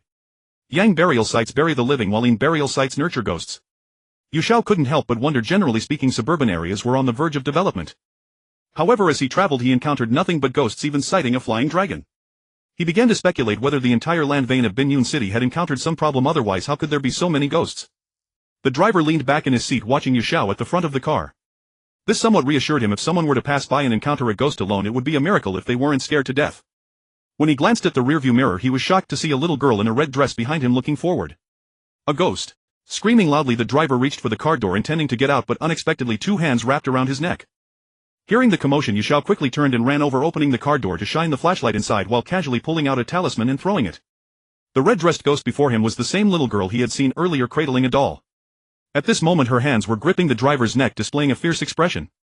Yu Xiao took out his money sword from his backpack, bit his middle finger on the right hand, letting blood drip onto it, then lunged toward the chest of the red-dressed ghost. In that instant the entire car let out a loud boom and the headlights unexpectedly lit up. Big brother. The red-dressed ghost released her grip and called out to Yu Xiao, immediately breaking into a smile. Can you take me to the city? She said, hugging the doll beside her, and handed back the talisman to Yu Xiao. Yu Xiao was initially puzzled as to why the talisman he threw didn't work. Now he realized that the red-dressed ghost before him was not a real ghost but a disguise. What do you want to go to the city for? Sitting next to the little girl, Yu Xiao inquired. Some people in the village don't sleep at night at all. They act like a bunch of ghosts and sometimes come to my window. I was really scared when I saw them. I told my grandmother, but she ignored me, so I wanted to follow you to leave the village. The little girl looked up after saying this and took out 5 coins from her pocket, ready to hand them to Yu Xiao. From the analysis of her words, it was concluded that the village was not far from this yin convergence hole. It was very likely that the villagers had been affected by the yin energy over time, making it hard for them to endure sunlight, so they hid in their homes during the day and only came out at night. Or perhaps they had died directly, turning into spirits drifting here. Even the little girl's grandmother he had seen earlier, her face pale, showed no signs of a living person. She vanished in an instant while walking, which Yu Xiao couldn't possibly do. The only explanation was that her grandmother was already a ghost. Perhaps the phantoms in the open area to the right of the car were indeed the villagers from the village. At that moment Yu Xiao specifically checked the little girl's body and found she was warm, not a ghost. However, the doll she tightly held looked somewhat strange. Its clear eyes resembled those of a human. Just as the driver started the car to leave, Yu Xiao took the little girl out of the car. You wait for us, it won't take long. Leaning down by the car window, Yu Xiao spoke to the driver before walking directly toward the open area ahead. However, there was no need to worry about the ghosts on the flat ground, as the doll the little girl held was a fierce ghost which should help her deal with those shadowy figures. Otherwise any one of them would be enough to give Yu Xiao a hard time, not to mention there were so many. Earlier, while Yu Xiao was in the car, he witnessed the vehicle collide with the little girl but didn't see her once he got out. Just now when he got out of the car he noticed that the doll had moved by itself, so he concluded it was a fierce ghost. Can you ask her to deal with those shadowy figures? Stopping, Yu Xiao crouched down in front of the little girl, pointing at the doll. He felt that useful resources should be utilized, otherwise it would be a waste. Okay. Xiao is the best, she's helped me many times. The little girl said, happily stroking the doll's head before tossing it into the air. Suddenly a red shadow appeared before Yu Xiao's eyes, flying towards the open area ahead. When he looked at the little girl beside him, Yu Xiao was somewhat astonished. What was the relationship between this Xiao and her that she was so obedient? The little girl noticed that there was nothing happening ahead, so she walked over. Although she knew that Xiao was very powerful, she still felt a bit worried. After all, there were so many ghostly shadows that sometimes could be overwhelming. Soon Yu Xiao followed behind, holding a money sword, fully prepared. In case those ghostly shadows attacked, he wouldn't be flustered. The peachwood dagger was still soaking in his backpack, and it hadn't been 7 days yet. Taking it out would not be of much use. With the flashlight from his phone, as soon as he arrived at the open area, he saw a group of ghostly shadows fleeing to the side, clearly terrified of a figure chasing behind them. It was the doll that the little girl had thrown away earlier. Yu Xiao was startled by what he saw. The little girl stood to the side, her face lit up with a smile as she cheered and clapped for Xiao. Once she saw that the ghostly shadows had been driven away, she ran over and picked up Xiao. Xiao, you're really amazing. Saying this, she planted a kiss on the doll's face and then turned to Yu Xiao. Big brother, those ghostly shadows have all been chased away by Xiao. Upon hearing this, Yu Xiao quickly glanced around. The place appeared completely empty and the previous ghostly shadows had vanished without a trace. He immediately began to investigate the area but found it somewhat difficult to locate the source of the sinister energy in the darkness. He searched several spots with the flashlight but found nothing. However, when the little girl walked to Yu Xiao's side, he couldn't help but wear a serious expression.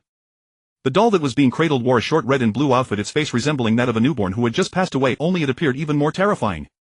On the baby's face there were 2 red streaks resembling tattoos deeply etched into the skin. Its newly opened eyes glared fiercely at Yu Xiao. "Big brother, don't worry, Xiao Hua means no harm." Seeing Xiao Hua in her arms staring at Yu Xiao, the little girl explained loudly. She then reached into her pocket and took out a piece of candy, unwrapped it and fed it to Xiao Hua's mouth. Xiao Hua is very pitiful. She died just a few months after being born and was abandoned by her parents in the forest. The little girl shared Xiao Hua's backstory, gently patting her head with a loving expression. That day the little girl was playing at the edge of the forest when she suddenly saw Xiao Hua crawling towards her. She told her grandmother about it, and after picking Xiao Hua up discovered she was still alive, so she decided to keep her. But later the little girl realized that Xiao Hua was somewhat strange. Every night she had to go out once. One time when the little girl followed her, she discovered Xiao Hua in front of the house eating raw meat dripping with blood. She was immediately startled and ran home, but Xiao Hua stopped her, revealing her ghostly transformation. Yu Xiao glanced at Xiao Hua and quickly took out the Maoshan manual, flipping to the section on ghostly phenomena to find a description. Infants who die shortly after birth are often abandoned, their souls lost between heaven and earth, unmarked and unburied. Such circumstances give rise to a strong sense of resentment, transforming them into vengeful spirits that harbor intense hatred, often leading to a desire to kill and feast on flesh and blood. Ordinary Maoshan practitioners are no match for such vengeful spirits, and neither is Yu Xiao. Vengeful spirits with intense resentment cannot be subdued by talismans. Only by employing Taoist formations can they be obliterated, otherwise they cannot be dealt with at all. These types of vengeful spirits are solely focused on revenge, having completely lost the will to be reborn. Thus for Maoshan practitioners the only option is to eliminate them on the spot. Yu Xiao put away the Maoshan manual, having recognized the vengeful spirit of the infant before him, but eliminating her was not his responsibility. Not to mention the ferocity of the vengeful spirit, just relying on the Taoist techniques he had self-taught would not suffice. He was also concerned about the little girl, as vengeful spirits belong to the Yin realm and naturally carry Yin energy. Being close to her for a long time would lead to some exposure to that Yin energy. If Yu Xiao struggled against the gathering of Yin energy, how could a frail little girl possibly withstand it? "What is your name?" Yu Xiao squatted down and asked the little girl, then secretly slipped a talisman into the pocket of her cloak. "My name is Shani." Pouting, Shani placed the talisman on the ground. At that moment Yu Xiao was horrified to find that the previously driven away ghostly shadows had flown back, all gathering behind Shani. There were 5 ghostly shadows swirling around the ground as if drawn by something, showing no fear at all. Yu Xiao shone his flashlight on them and clearly saw that beneath the 5 ghostly shadows a thick black mist was rising from the ground, swirling around them. It seemed that Xiao Hua had also noticed the ghostly shadows, and fearing they would threaten Shani, immediately dashed over. In no time all the ghostly shadows were terrified and lay prostrate on the ground, kneeling in reverence. Yu Xiao took Shang Yi by the hand and walked forward. He discovered that they had arrived at the Yin energy outlet of the Yin Rong cave, but the ground looked no different from ordinary soil. Except that the soil was a bit loose, there was no visible opening. After observing for a while, Yu Xiao was horrified to realize that the characteristics of this Yin energy outlet were quite strange, not at all resembling the descriptions in feng shui texts. The soft ground in front of him was mixed with muddy soil, although some grass grew on it. The roots exposed above the ground were all black. The same was true within the circle before him. This left Yu Xiao perplexed, as he couldn't find a way to resolve it. He turned to look to the side and saw the infant beside Shang Yi eating the 5 ghostly shadows. Ghosts eating ghosts. Upon seeing this, Yu Xiao quickly stepped back, feeling that this infant was truly formidable. With such a tiny body, she was devouring ghosts that were larger than adults, and there were 5 of them. Yu Xiao raised the money sword in his hand, remaining vigilant against the infant ghost. If she suddenly charged at him, he might very well be devoured alive. However, Yu Xiao took this opportunity to reach into his backpack and pulled out 6 copper coins, placing them at the 4 corners of the circle, then tightly wrapped them with the black thread from the incline. He quickly formed a simple talisman to prevent the leakage of Yin energy, so that the energy would not continue to surge forth and drift away with the wind. Yu Xiao had previously deduced that the Yin energy here had already posed a threat to a nearby village. If it continued to spread, it was likely that everyone around would turn into Yin beings or dead spirits. In places where the Yin energy is extremely strong or nearby, if there are living people residing there for long, they will soon become fearful of sunlight, turning into beings that are neither human nor ghost. They resemble real ghosts, relishing in nighttime roaming. After arranging the talisman, Yu Xiao put the incline back in his backpack, leaving only the money sword and a talisman in his hand. As he observed the infant consuming the last ghostly shadow, Yu Xiao suddenly realized that the 5 ghostly shadows that had been devoured might not have truly died. So he directed the flashlight towards the infant ghost, only to see blood streaming from the corners of her mouth to the ground. At that moment a cool breeze blew in, dispersing the strong smell of blood around. Yu Xiao felt a chill in his heart as he caught a whiff. Shani walked over to the infant ghost, took out a tissue from her pocket, wiped her mouth, and then cradled her in her arms. "Big brother, can we leave now?" Shang Yi said, looking up at Yu Xiao, who was frozen in place. The expansive plain here seems to have sealed the outlet of the sinister energy, yet Yu Xiao always feels a chill blowing against him. It is unlike the typical warm wind, and certainly not the cold wind of the underworld. This leaves him questioning whether only one area has been sealed while several others remain unnoticed. After sweeping the flashlight around the perimeter, he still could not find the sources of the sinister energy. However, he noticed Shang looking quite agitated, so he nodded and turned to leave. Shang picked up Xiao Hua and walked toward the road ahead, her face radiating joy. Meanwhile, Xiao Hua in her arms had transformed into a doll, becoming a toy. Unintentionally glancing over, Yu Xiao was shocked to discover how rapidly Xiao Hua had changed.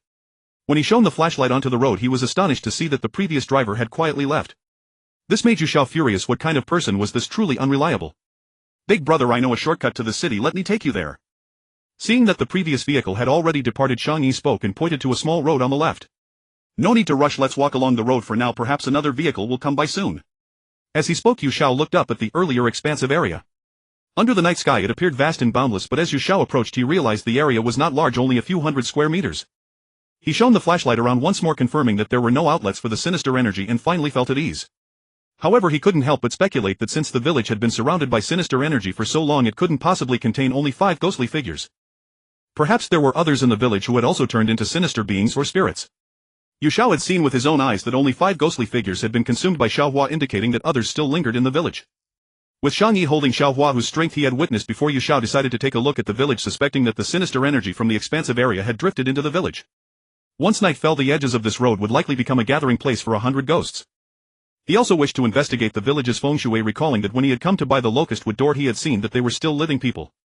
How could it be that in such a short time they all transformed into sinister beings? Shang Yi, have the villagers in your village been active at night for a long time? He wanted to confirm this from her, cautious not to let his imagination run wild. After all, there were many villages in the suburbs of Binyun City scattered throughout. Perhaps it was from another village where he had purchased the locust wood door. Yes, it's been about 3 to 4 months now. Suddenly Xiao Hua in her arms wriggled a bit and Shang Yi reached out to pat her head, then looked at Yu Xiao. Shang Yi's face turned anxious upon hearing about the villagers. She couldn't help but feel frightened. She had seen those villagers before, crawling through windows at night, even knocking on windows with their hands. Let's go take another look at the village, can you guide me along the way? Facing Shang Yi, Yu Xiao crouched down in front of her and smiled. He felt that as a feng shui master it would be against his principles to ignore a dangerous area. Moreover, with such significant happenings in the village, all those sinister beings active at night must be dealt with promptly lest they pose a threat to nearby villages. Alright, but avoid the center of the village, my grandmother said that's where the ghosts are. After saying this, Shang Yi lowered her head, set Xiao Hua down and took her hand, slowly walking toward the village. Yu Xiao followed closely beside her and he soon realized that he had indeed gone to another village earlier. Before long he arrived at the front of the village. Looking up, he noticed that this village was situated at the foot of a large mountain standing against the mountain. According to feng shui principles, it was neither a treasure spot nor a place of calamity. The sinister energy surrounding the village had dissipated and the dark clouds in the sky, though somewhat gloomy, no longer appeared as terrifying. Yu Xiao took out a feng shui compass from his backpack and scanned the area. He was surprised to find that the village entrance was directly facing the west. The west signifies the realm of the living, the direction in which the dead head.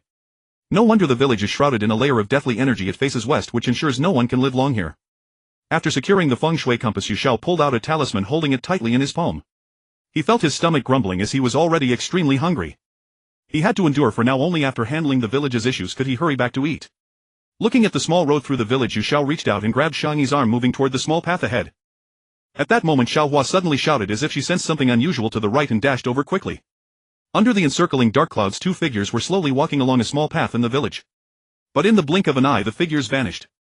Viewed from a distance it added an eerie atmosphere to the village. The houses along the small path were all dark, resembling a ghost village. Walking past each stretch of road the atmosphere of fear was palpable.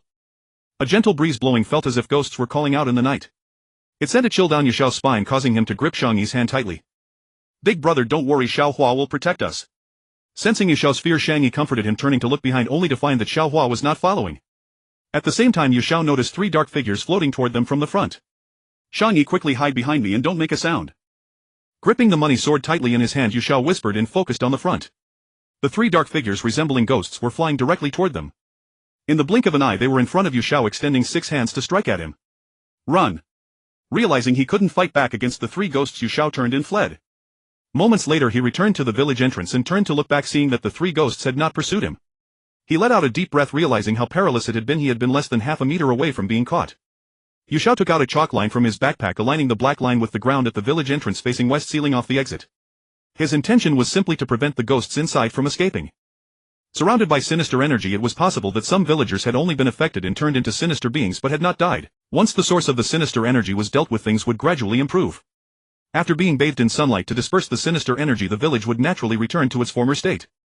However, there might also be villagers who had died earlier upon seeing the sinister energy in the village. Their spirits would choose to linger here. Thus it was currently very difficult to distinguish between those who were living sinister beings and those who had already passed away as spirits. If the entire village had turned into spirits, then Yu Xiao would truly be no match for them.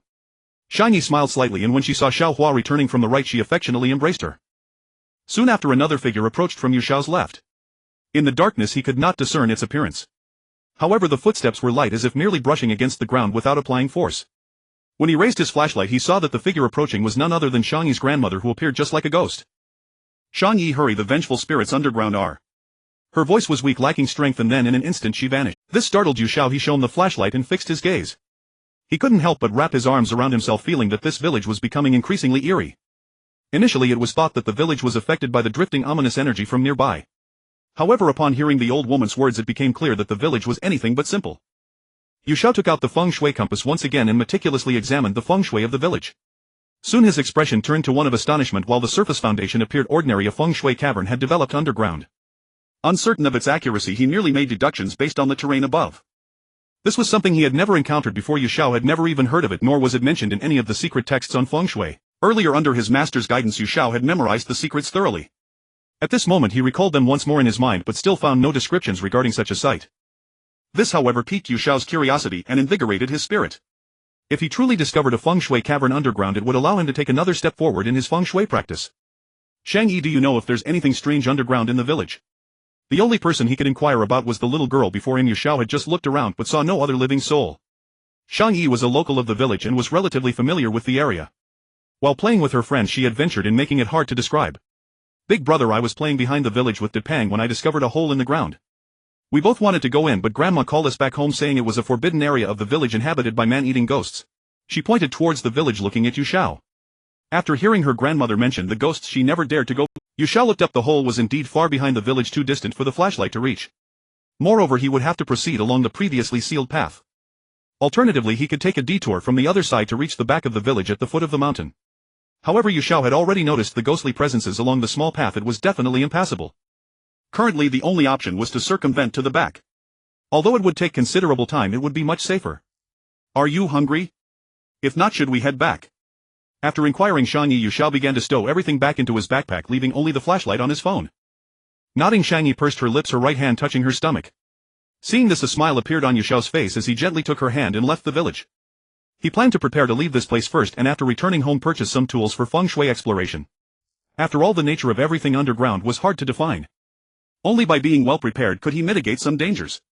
Once back on the earlier road, Yu Xiao glanced behind him. Darkness enveloped everything with not a single vehicle in sight. In the late evening, the path Shang Yi mentioned was definitely unsafe. Not to mention the difficulty in reaching the city quickly. If a vengeful spirit appeared along the way, Yu Xiao would find it hard to deal with. At this moment he could only walk along the road, hoping for a stroke of good luck.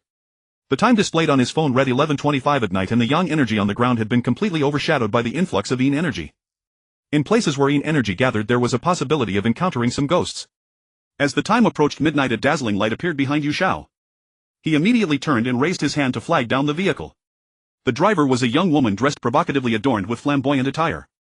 Upon seeing her, Yu Xiao smiled slightly, devising a plan to pretend to be a ghost to have her take him to the city. However, his first impression of the woman was not favorable. Her heavily applied makeup conveyed a sense of allure. Yu Xiao held Shang Yi's hand, moving slowly to the back seat, deliberately widening his eyes and staring straight ahead. This startled the woman, who glanced at the rearview mirror and upon seeing his bulging eyes became even more frightened. She placed her trembling hands on the steering wheel, started the car and gradually drove away. The entire journey was fraught with anxiety, fearing that the three ghosts in the back seat would harm her. Because the rear lights were off, she couldn't see their faces clearly. "Stop the car." As the vehicle reached the city, Yu Xiao imitated a ghostly voice speaking in a creepy tone to further delay. He aimed to frighten the woman before getting a free ride. After being deceived by that driver earlier, he had barely any money left. Yu Xiao stood in place, dazed, as he watched the car drive away just as he was about to take Shang Yi and leave. "Big brother, I have relatives here, so I won't follow you anymore."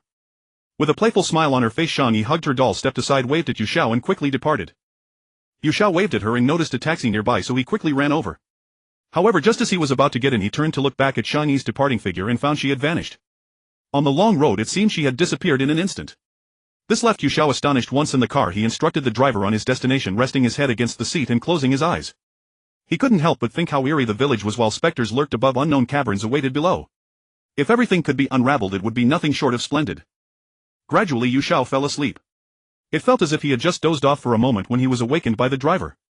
He checked his pocket and found he had only about 10 yuan left, which was insufficient for the fare. Helpless, he lifted his head and smiled at the driver. "Can I transfer money via my phone?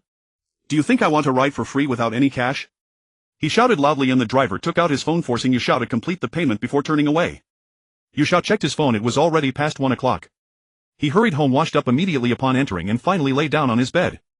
After being busy for so long, he had hardly rested. He slept straight through until after 11 in the morning, finally waking up. Xiao quickly washed up and then left. Today he planned to buy some talismans, otherwise he wouldn't know whether the underground environment posed any dangers. He took a taxi to a shop that specialized in selling items for the deceased, purchasing some paper money, and finally bought some black dog blood. After neatly packaging everything and placing it in his backpack, he also bought 2 flashlights and batteries. Xiao quickly had a bite to eat before heading straight back to the earlier village. In the daylight under the bright blue sky, the village appeared less terrifying. It had become a mere shell with no living souls walking within. Xiao circled to the back, searching around, but found no trace of the cave Shang Yi had mentioned. Standing on a piece of ground beneath him, he took a few steps forward. He noticed a crack in front of him, much of it covered with only a small portion exposed. Squatting down, he dug around a few times, and seeing the unfathomable depth below, he couldn't help but feel a cold sweat. Taking out his flashlight from his backpack, he aimed it downwards and was horrified to discover what appeared to be a long passageway shrouded in darkness with no clear sight of what lay ahead. Even the flashlight couldn't illuminate the boundaries. It extended deep underground. Finally he found the entrance, but the passage below seemed to be deep. Xiao stood up, intending to find a rope to climb down, otherwise jumping down directly could result in a fractured ankle. Taking advantage of the early daylight, he quietly made his way back to the village. Just as he reached a cattle pen by a house, he spotted a large bundle of thick rope stacked on a wooden post. Xiao tightly embraced the rope and hurried back to the entrance of the passage. Standing by, he glanced around and noticed a large tree growing at the corner of the land. Soon Xiao tied the rope around the waist of the tree, and after confirming it was secure, slowly began to descend into the darkness below with his flash. When Xiao looked up, he found the opening above becoming increasingly smaller. Shortly after, he felt a chill creeping across his chest. With the flashlight clenched in his mouth, Xiao looked down and was immediately startled. Below him was still a vast depth with no visible ground. At this moment, however, the rope in Xiao's hands was getting shorter and shorter, and he could hardly hold on much longer. He looked up, knowing he could not give up after climbing nearly 200 meters. But the rope was almost at its end, and he could not maintain his descent into the underground. This is truly a dilemma. Going up is impossible, and going down might be even worse. As Xiao spoke, he pressed his feet against the walls. Just as he was about to rest, he heard a sharp crack. Snap. It was unclear if the rope had snagged on a sharp stone above, but it suddenly broke. With no support in his hands, Xiao's body fell straight down. He held onto a segment of the rope tightly but could not let go as his left arm had become entangled. Soon Xiao felt a hard stone against his chest, causing a sharp pain that brought tears to his eyes. As he regained his footing, Xiao looked up, and the opening above was now just a tiny glimmer resembling a firefly in the darkness. The depth must be around 700 to 800 meters, he said, shining his flashlight around. Although he had reached the underground, he was still unaware of any dangers. He could only observe the surroundings to avoid being caught off guard by an attack. A moment later, something on his right caught his eye, brightening his gaze. Before him lay an open area, rectangular in shape. The other end connected to a passage, the destination of which was still unknown. Along both walls there were rows of 10 oil lamps deeply embedded in the wall. By the light of his flashlight, Xiao saw that each lamp was supported by human arms. In this dark space, it created a truly terrifying atmosphere. Xiao took out a feng shui compass and began to examine the area, suddenly filled with horror. In this underground space, the needle of the compass pointed directly towards the unknown passage ahead. According to the secret techniques of feng shui, this space was enclosed and constructed with great precision. Although it was somewhat terrifying, it was undeniably a place of true feng shui. As for whether it was an evil or auspicious site, that remained uncertain. However, generally speaking, a true feng shui site would be detected by the compass. Xiao approached one of the oil lamps, observing that aside from some ancient where, there was nothing particularly strange about it. The only thing he could do now was to discover the reason behind the construction of this underground site as soon as possible. After walking down the passage for a while, Xiao noticed the space was eerily quiet, with no sounds apart from his own breathing, creating an unsettling atmosphere.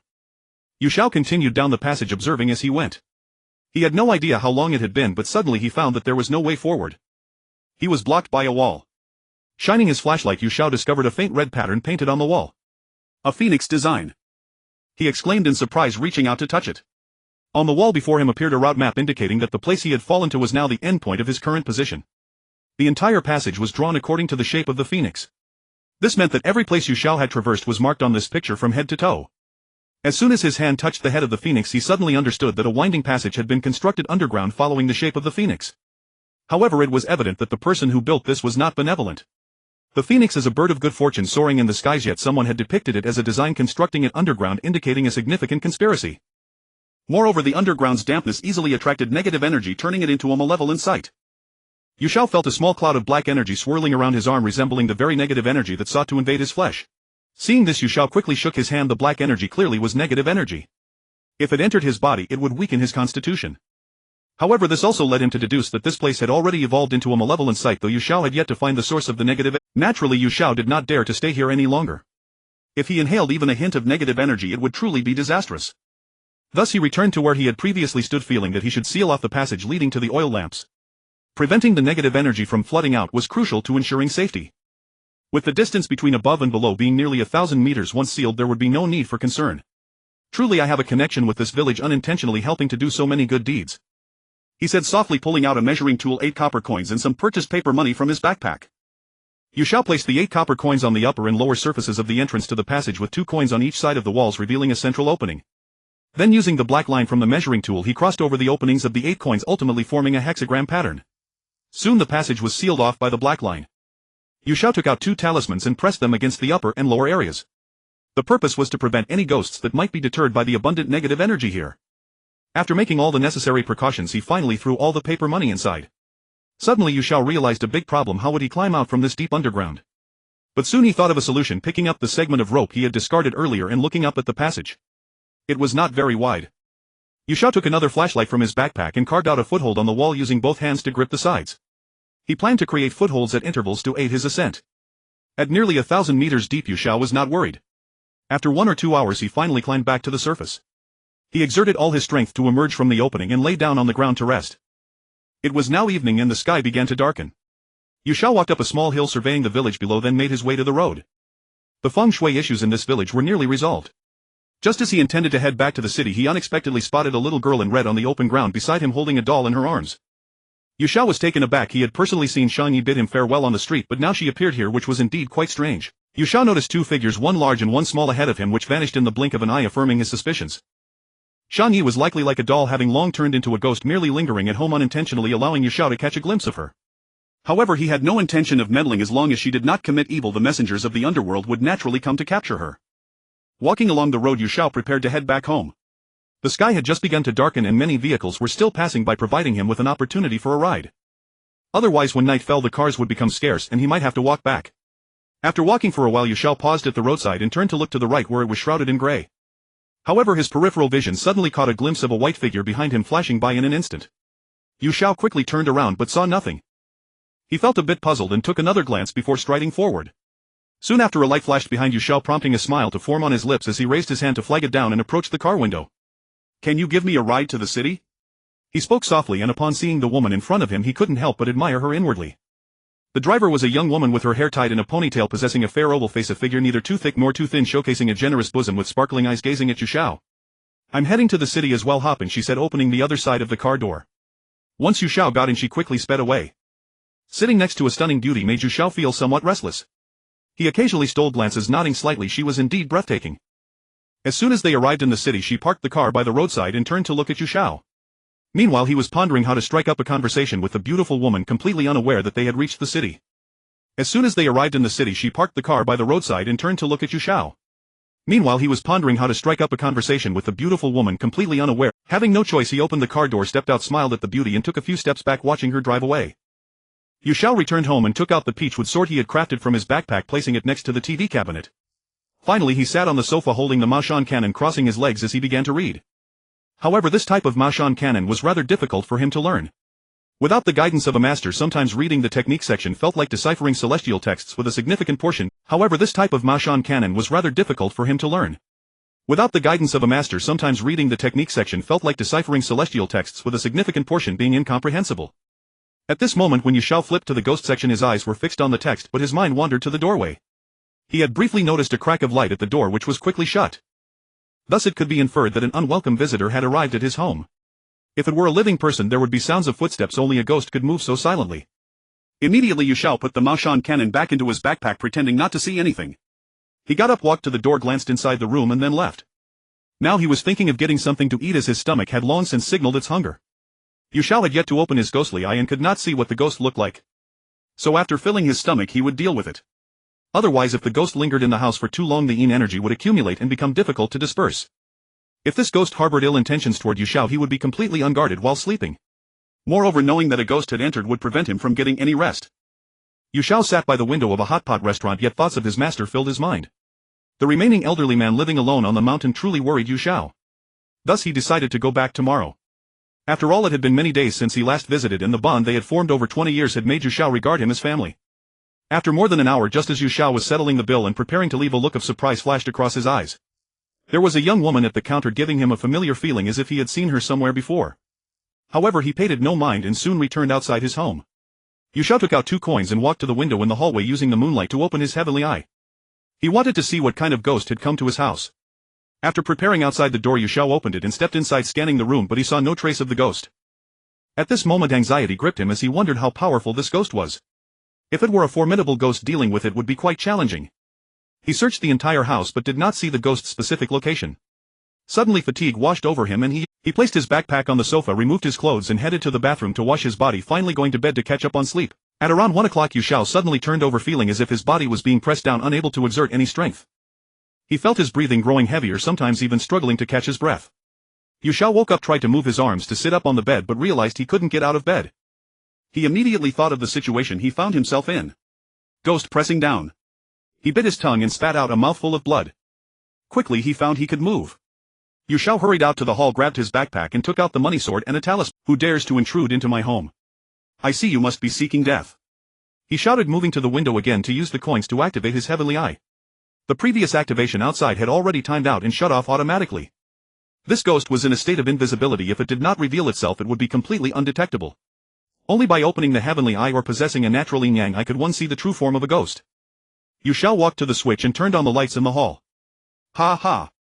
A sinister laughter of a female ghost echoed in the hall, sending chills down Yu Xiao's spine. What are you doing in my house? Speak quickly or I will scatter your soul. Yu Xiao shouted, taking out the black dog blood he had bought earlier from his backpack. I'm here for revenge. As soon as she finished speaking, a gust of wind swept through, causing the curtains by the window to flutter, adding an eerie layer to the room. Yu Xiao's first reaction was that this ghost was very powerful. I have nothing to do with you, don't entangle me, he whispered, and hearing those chilling words made Yu Xiao very worried. If this female ghost sought revenge and randomly hunted for her enemies, it would be quite unfair if she killed him.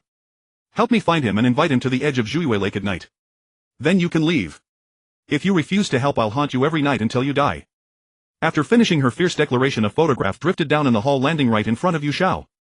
Picking it up, he saw a young man in a suit standing tall, looking quite handsome and youthful.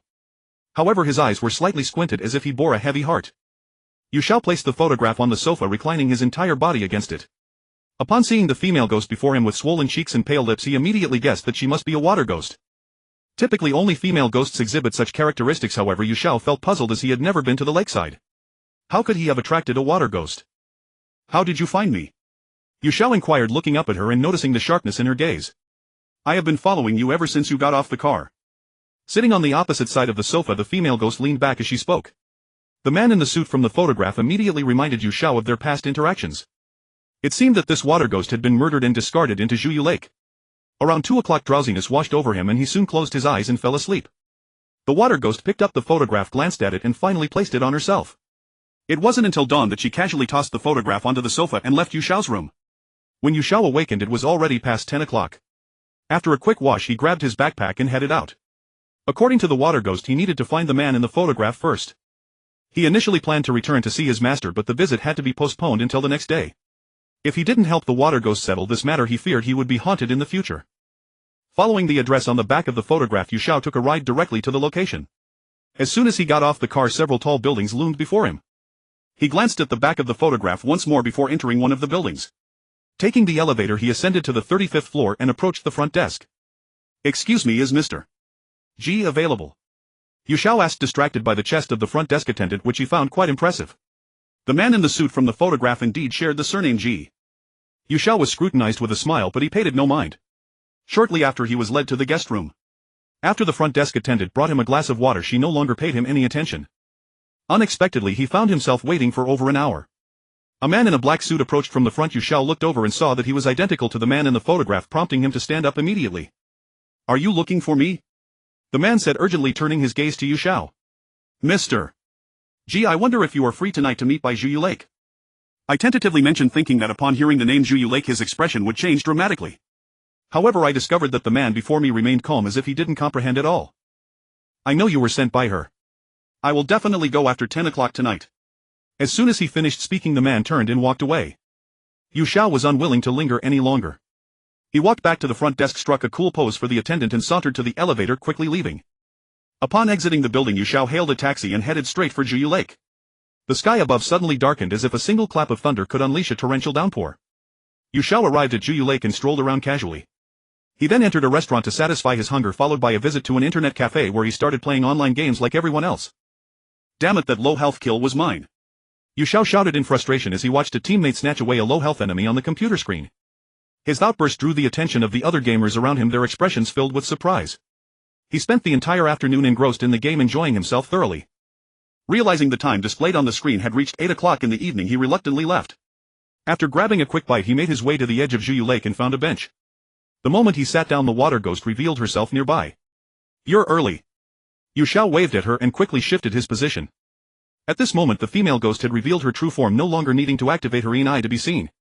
However, her pale cheeks made her look unappealing, and combined with her fierce eyes, she appeared rather ghastly. Her disheveled hair partially covered one side of her face. The female ghost ignored Yu Xiao and stared at the surface of Juyu Lake. Soon after, the number of pedestrians dwindled. Yu Xiao took out his phone and saw that it was nearly 10 o'clock, prompting him to turn and look at the female ghost. Having noticed she wasn't responding, he closed his mouth and sat quietly. Just as Yu Xiao was about to get up to relieve himself, he spotted a man in a suit striding toward him on a small stone path. He quickly stepped aside, noticing that the man in the suit seemed to have also seen the water ghost walking straight towards her. "What else do you want? I have worshipped you and burned incense for an entire day. Even our daughter's funeral I handled it properly."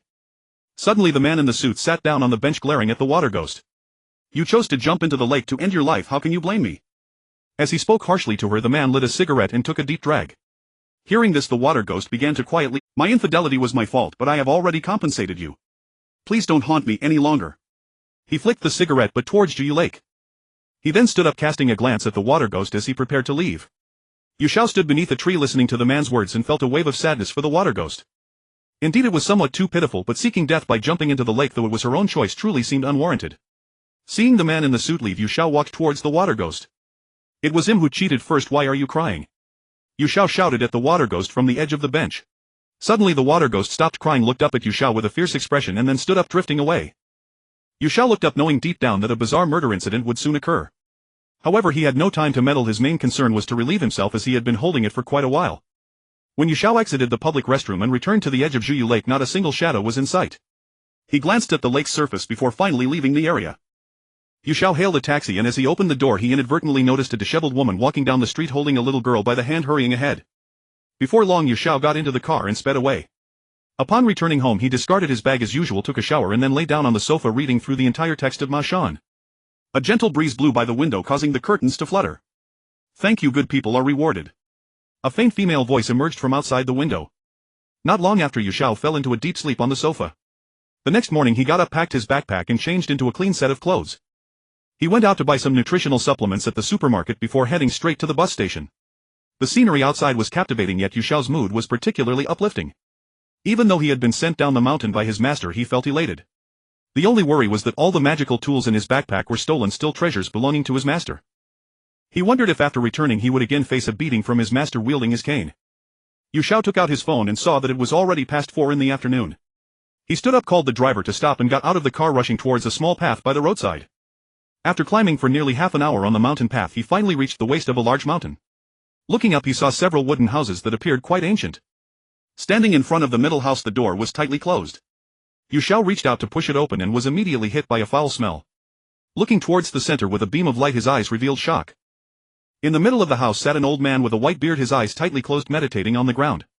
His body was already decayed and numerous insects were crawling up and down. "Master!" He quickly dropped the items in his hands and shouted, then walked over. He quickly picked up his master and laid him on the bed in the adjacent room. Seeing that his master's cheeks had already begun to rot, looking as if he had passed away a long time ago, he took out a clean set of clothes from a wooden box and helped his master change. He fetched some clean water and gave a simple wash. Finally, Yu Xiao left the house, found a large bundle of dry firewood from the forest at the foot of the mountain, and stacked it up. He then returned to the house, carried his master out, and laid him on top of the firewood for cremation. At that moment, Yu Xiao found a black urn and placed all the ashes inside. He placed it on the table in the main room, lit incense, and knelt in worship. Yu Xiao wiped away the tears from his eyes and lowered his head in silence. The sudden death of his master struck him hard. He never anticipated that his master would quietly leave after just a few days outside. Yu Xiao got up, fetched water and cleaned several rooms. After removing the odor he went to the kitchen to prepare a sumptuous meal. The sky had completely darkened and the stars suddenly filled the night. Soon Yu Xiao brought many dishes to the table. He brought a bottle of white liquor, filled 2 cups and took a big gulp first. Master, all your feng shui treasures now belong to me, but I feel a bit lost without your guidance.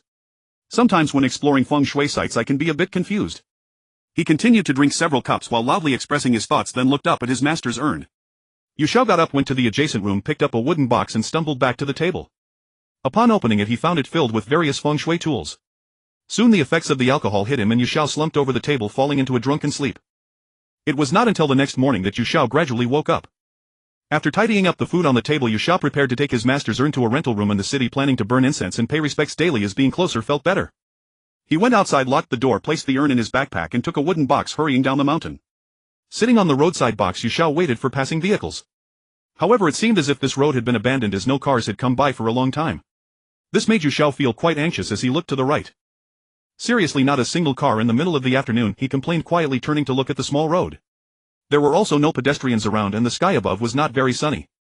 Yu Xiao walked to the side of the small road and urinated. When he returned he smiled. A bus was approaching, heading towards Binyun City.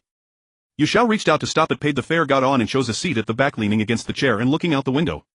It wasn't until the afternoon that he finally returned to the city. After getting off the bus, Yu Xiao bought an incense altar and also made a spirit tablet for his master. Once home he placed it beside the television cabinet in the living room and began to burn incense. Yu Xiao sat on the sofa and took out the feng shui acupuncture secrets from the wooden box, studying them carefully. Previously he had hidden them like treasures at his master's place. Although he had mostly learned it, the books were still rare to come by. Master, don't worry, I will definitely promote our feng shui acupuncture to new heights. He smiled at his master's urn while at the same time on a mountain peak a young man stood in front of a solitary grave. Bending down he picked up a string of red bells. He was Lu Sheng, who had disappeared at the villa entrance. He had been closely observing the grave where the old man was buried for several days. Aside from the descendants visiting every day to pay their respects, he had not seen anyone else come. However, he noticed that the grave occasionally trembled for a few days. The old man's eyes had not been closed during burial, which made Lu Sheng somewhat worried. He feared that one day the old man might break free from the sealed barrier and rise as a zombie, posing a threat to the nearby village. Therefore Lu Sheng had been lurking here, taking all necessary defensive measures to feel more at ease. Currently his cultivation was not very high and he was only mustering the courage to deal with uncertainties. He had employed nearly all methods to defend against zombies around the old man's grave. Lu Sheng found it strange that generally an old man should not show signs of turning into a zombie before being buried. Perhaps only those practicing sinister methods could use evil water to turn a corpse into a zombie and bring it back to life. Or it might be some kind of mountain spirit or creature that borrowed abundant spiritual energy from heaven and earth to cultivate into a human and then used magic to animate. After observing for a long time without any findings, today was the last day. Lu Sheng decided to leave once he confirmed there was no danger. Soon after, Lu Sheng arrived on the road and took a bus directly to the city to buy some talismans for ghost catching and exorcism. As soon as he got off the bus, Lu Sheng took out his phone and dialed a number. About a few minutes later he got on another bus and headed straight to his destination. Yu Xiao at home reviewed the knowledge on feng shui acupuncture from the secrets. Afterward he packed it into his backpack and walked towards the kitchen. He looked up at Qian'er and smiled. "You came just in time, I'm starving." He spoke loudly while looking at Qian'er, who was cooking. "I've been here for a while, but I saw you were engrossed in your reading, so I didn't want to disturb you." After saying that, Qian'er began to prepare the meal. Yu Xiao turned and left the house to the supermarket to buy some meat and drinks. With his master newly added to the household, it would be unreasonable not to prepare a feast. He quickly bought drinks and meat, stacking them beside Qian'er. Watching her back, he couldn't help but smile with satisfaction. Having someone to take care of things was truly nice. At least he didn't have to cook. He left a place for his master at the dining table, placing a cup filled with liquor on it. Yu Xiao raised his cup, clinked it and drank it down. After the meal, Yu Xiao lay on the sofa watching Qian'er as she tidied up. That silhouette made him feel a twinge of admiration. If she weren't a ghost, perhaps Yu Xiao would have already taken action. Such a beautiful creature was right before him, making him sigh. Seeing Qian'er come over and sit on the side of the sofa, Yu Xiao leaned closer. "Qian'er, I want," he said, covering his abdomen while looking at her. This caused her face to flush and she waved her hand, instantly turning off all the lights in the room. Seeing Qian'er taking off her outer garment, Yu Xiao's gaze suddenly filled with suspicion as he immediately stood up to observe her current action. "What are you doing?" "I just wanted to say I need to use the restroom," Yu Xiao said loudly before heading to the bathroom. Seeing Qian'er like this, he certainly had some thoughts, but she was just a ghost and the heavy yin energy around her would become unbearable for Yu Xiao over time. As soon as his body came into contact with a trace of yin energy, he felt a chilling sensation all over, so Yu Xiao dared not entertain any improper thoughts. The lights in the room instantly brightened again and Qianer sat on a relatively dark sofa looking up at Yu Xiao. Thank you so much, last time I won't be long before I reincarnate. Saying this, Qianer took out a jade hairpin from her bosom and placed it on the coffee table. This is a gift for you. My family is almost all well now and I was specially asked to come up tonight to thank you. Then she removed her clothing and walked towards Yu Xiao. As she reached out her hands to embrace him, Yu Xiao dodged to the side, his face filled with terror. Last time he went to the underworld to investigate the haunted house, he had merely used a clever trick to cover himself. He hadn't exerted much effort. At that moment, seeing Qianer before him now only in a red bellyband, Yu Xiao felt a bit stirred. But suddenly he thought about how he would definitely feel uncomfortable if he absorbed any Yin energy. Thus he suppressed his inner desires, walked over, picked up her clothing and helped Qianer put it on, cradling her head and giving her a fierce kiss. In Yu Xiao's mind, with such a beautiful woman before him, though he dared not engage in intimacy, taking advantage of the situation was permissible. It's fine, if you need my help in the future, just let me know. He walked to the coffee table and picked up the jade hairpin. Sitting on the sofa, he noticed it was exquisitely carved, resembling an ancient hairpin used by women to style their hair. He couldn't help but think that this jade hairpin must be very valuable. Yu Xiao smiled faintly, raising his head to look at. He saw that she had put on her clothes, sitting in the dark corner of the sofa. By the way, after you helped my family with the feng shui last time, my mother informed a neighbor who came to my house last night to inquire about your address in the mortal realm. Before he died, the house he lived in seemed to have feng shui issues that were never resolved. I believe that soon his descendants in the mortal realm will come looking for you. After saying this, Qianer casually turned on the television and suddenly an apple appeared in her hand as she began to eat it. Hearing this, Yu Xiao was of course very pleased. It's best if there's business. Otherwise he would be stuck at home all day and the little savings he had earned would eventually run out. Additionally, he could improve his feng shui skills. Yu Xiao wanted to reach a higher level. Just like his master, who could detect specific locations without using a feng shui compass. Alright, I'm bored just staying at home anyway. Reaching for an apple, Yu Xiao took out his complete text from the Maoshan sect and began to study it. He had previously encountered that places with good feng shui often had spirits lingering there, mostly various kinds of Yin ghosts. If he didn't learn some Maoshan spells for self-defense, the consequences could be quite unpredictable. Time passed quickly and it was soon deep into the night. Unknowingly, Yu Xiao leaned back on the sofa and fell asleep. Turning his head, he saw Qianer lifting her hand to turn off the lights in the room. She then sat on the sofa staring at the television. This continued until the sky brightened, nearing 6 o'clock. Only then did Qianer get up, turn off the television and walk in front of Yu Xiao for one last look. Soon her entire figure vanished. The curtains by the window fluttered in the gentle breeze and a small gust of wind swept into the living room. Yu Xiao suddenly woke up, glancing around the room but not seeing Qianer. He then looked towards the window, already knowing in his heart that she had left long ago. Hastily picking up the jade hairpin from the coffee table, he prepared to keep it. Although it was a treasure, he couldn't just sell it casually. Yu Xiao went to the bathroom to wash up and just as he came out he heard a knocking sound at the door. Is Master Yu home? A male voice came from outside, low and seemingly weak. Oh, I'm here, just a moment. After responding, Yu Xiao quickly put on his clothes and walked to the door. He pressed his ear against the door to listen, then opened it.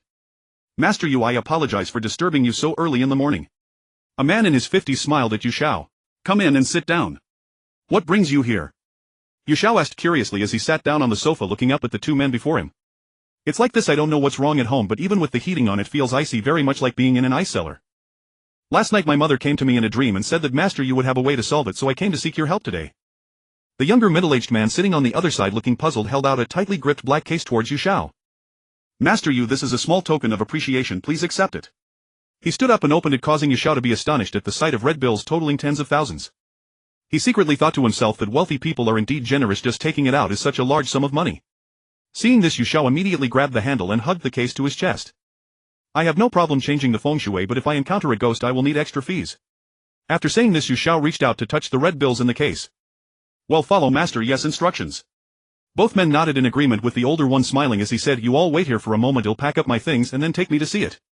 Immediately Yu Xiao grabbed his backpack, returned to his room and took out the tools needed for investigating feng shui. After everything was ready he walked back into the living room. Let's go, I haven't eaten yet, so it's perfect to have a meal at your place. Yu Xiao joked with the two, following them out of the house, closing the door behind him and getting into the car heading straight ahead. About an hour later they arrived at a place. Before them was a garden community consisting entirely of isolated villas. It looked somewhat like a villa, but there were more houses here. After the car came to a sudden stop, Yu Xiao got out and scanned the surroundings. He felt that anyone living here must be very wealthy. Master, you were here.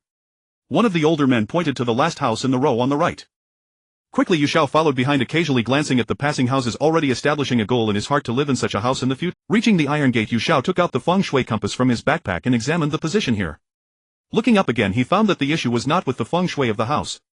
He had observed that this constructed garden community based on feng shui analysis was indeed an excellent residential location.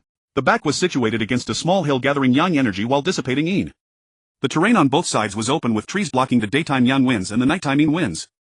The front view was a plain with no obstructions, but it only extended about 600 to 700 meters. Beyond that were towering mountains, but they did not affect the feng shui of the garden community.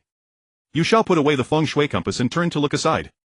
Yu Xiao followed closely behind, stepping through the iron gate and glancing around, unable to suppress a gasp of admiration. The residence before him was indeed exquisite. The garden ponds were constructed on both sides, leaving a stone path in the middle, while the exterior of the house resembled that of ancient pavilion. Seeing this made Yu Xiao feel a pang of envy, thinking that the owner truly knew how to enjoy life. With a faint smile, he resolved to investigate how the family acquired their wealth before making a substantial profit. As Yu Xiao entered the living room, he suddenly felt an overwhelming chill, as if ice had enveloped his entire body. He immediately took out a geomancy plate, probing around, but found no unusual signs. The orientation of the residence was quite good, and the feng shui was also commendable. The villa's iron gate faced southeast, a location conducive to gathering wealth and blessings. However, Yu Xiao found it hard to understand why the living room felt so cold. "I wish to examine all the rooms to deduce the cause of this," he said loudly to the homeowner before him. Yu Xiao retrieved a money sword from his backpack, opened it, and placed 4 coins at the corners of the living room, then another in the center, forming a pattern resembling the 5-element star. Each corner of the square had a coin placed down, and finally one was placed in the center, aligned with the other 4 coins. This was to prevent the emergence of negative energy from the house and also served to ward off spirits. "Master, you please follow me," the younger man said politely to Yu Xiao. He then led him upstairs. Shortly after, Yu Xiao discovered that all the rooms on the second floor showed no signs of issue. However, like the living room, they were all extremely cold. Soon after, as he explored the first floor, Yu Xiao's attention was drawn to a room that made him frown. "Is this door stuck?" he questioned, looking up at the homeowner. He had previously tried to open the door, but despite his efforts it wouldn't budge, as though it were locked. "Master Yu, this is my younger sister's room. It has been sealed since her passing," he said, glancing at Yu Xiao with a hint of sadness in his eyes. This revelation shook Yu Xiao. Seeing the young man, he realized his sister must have been even younger. Hearing that she had died made him suspect something was amiss. Yu Xiao carefully examined the room, finding nothing unusual. He then walked to another room, completing his inspection of the first floor, finally concluding that since there was nothing strange above, the issue might lie beneath. "Master Yu, have you found the cause?" the anxious homeowner inquired, standing beside him. "All the rooms are fine. Take me to the basement for a look." The cold could be emanating from below, he stated, cautious but determined to clarify the situation. Otherwise it would be awkward to merely collect payment without resolving the issue. Yu Xiao followed the homeowner to the stairway beside the living room. Yu Xiao saw him open a wooden door and followed him inside. "Master Yu, watch your step," he warned as he turned on the light at the entrance. Before him stretched a long stone staircase leading down into darkness, seemingly endless. Yu Xiao followed closely behind, cautious at every step. After about 4 or 5 minutes they finally reached the bottom. The basement was merely a large room, approximately several dozen square meters in size. It was cluttered with various items and an old, somewhat dilapidated wooden bed. Even after the homeowner turned on all the lights, Yu Xiao still felt the basement was rather dim. The cold that surrounded him felt even stronger than in the living room. "Master Yu, have you noticed anything?" The homeowner stepped aside, asking Yu Xiao. They had thought the basement was the source of the strangeness, but had found nothing unusual. Suddenly Yu Xiao's expression turned fierce as he looked up at the homeowner. He then extended his hands and flew forward. "I will kill you to avenge my life," he shouted menacingly as he approached Yu Xiao. However, Yu Xiao had long been on guard and easily evaded the attack. As he descended the stone stairs, Yu Xiao sensed that the basement had not seen sunlight for a long time and was heavy with negative energy. If there were no spirits lingering here, it would be hard to explain. He immediately took out a talisman from his backpack and pressed it against the spirit's chest. He then lit another talisman with a lighter and struck it against the center of its forehead. He intended to use the fire of the sun to drive the female ghost out of the homeowner's body. In an instant, Yu Xiao quickly pulled him away to prevent the female ghost from possessing him again. Looking at the female ghost before him, she appeared very young, likely around 21 or 22 years old, with a childlike face.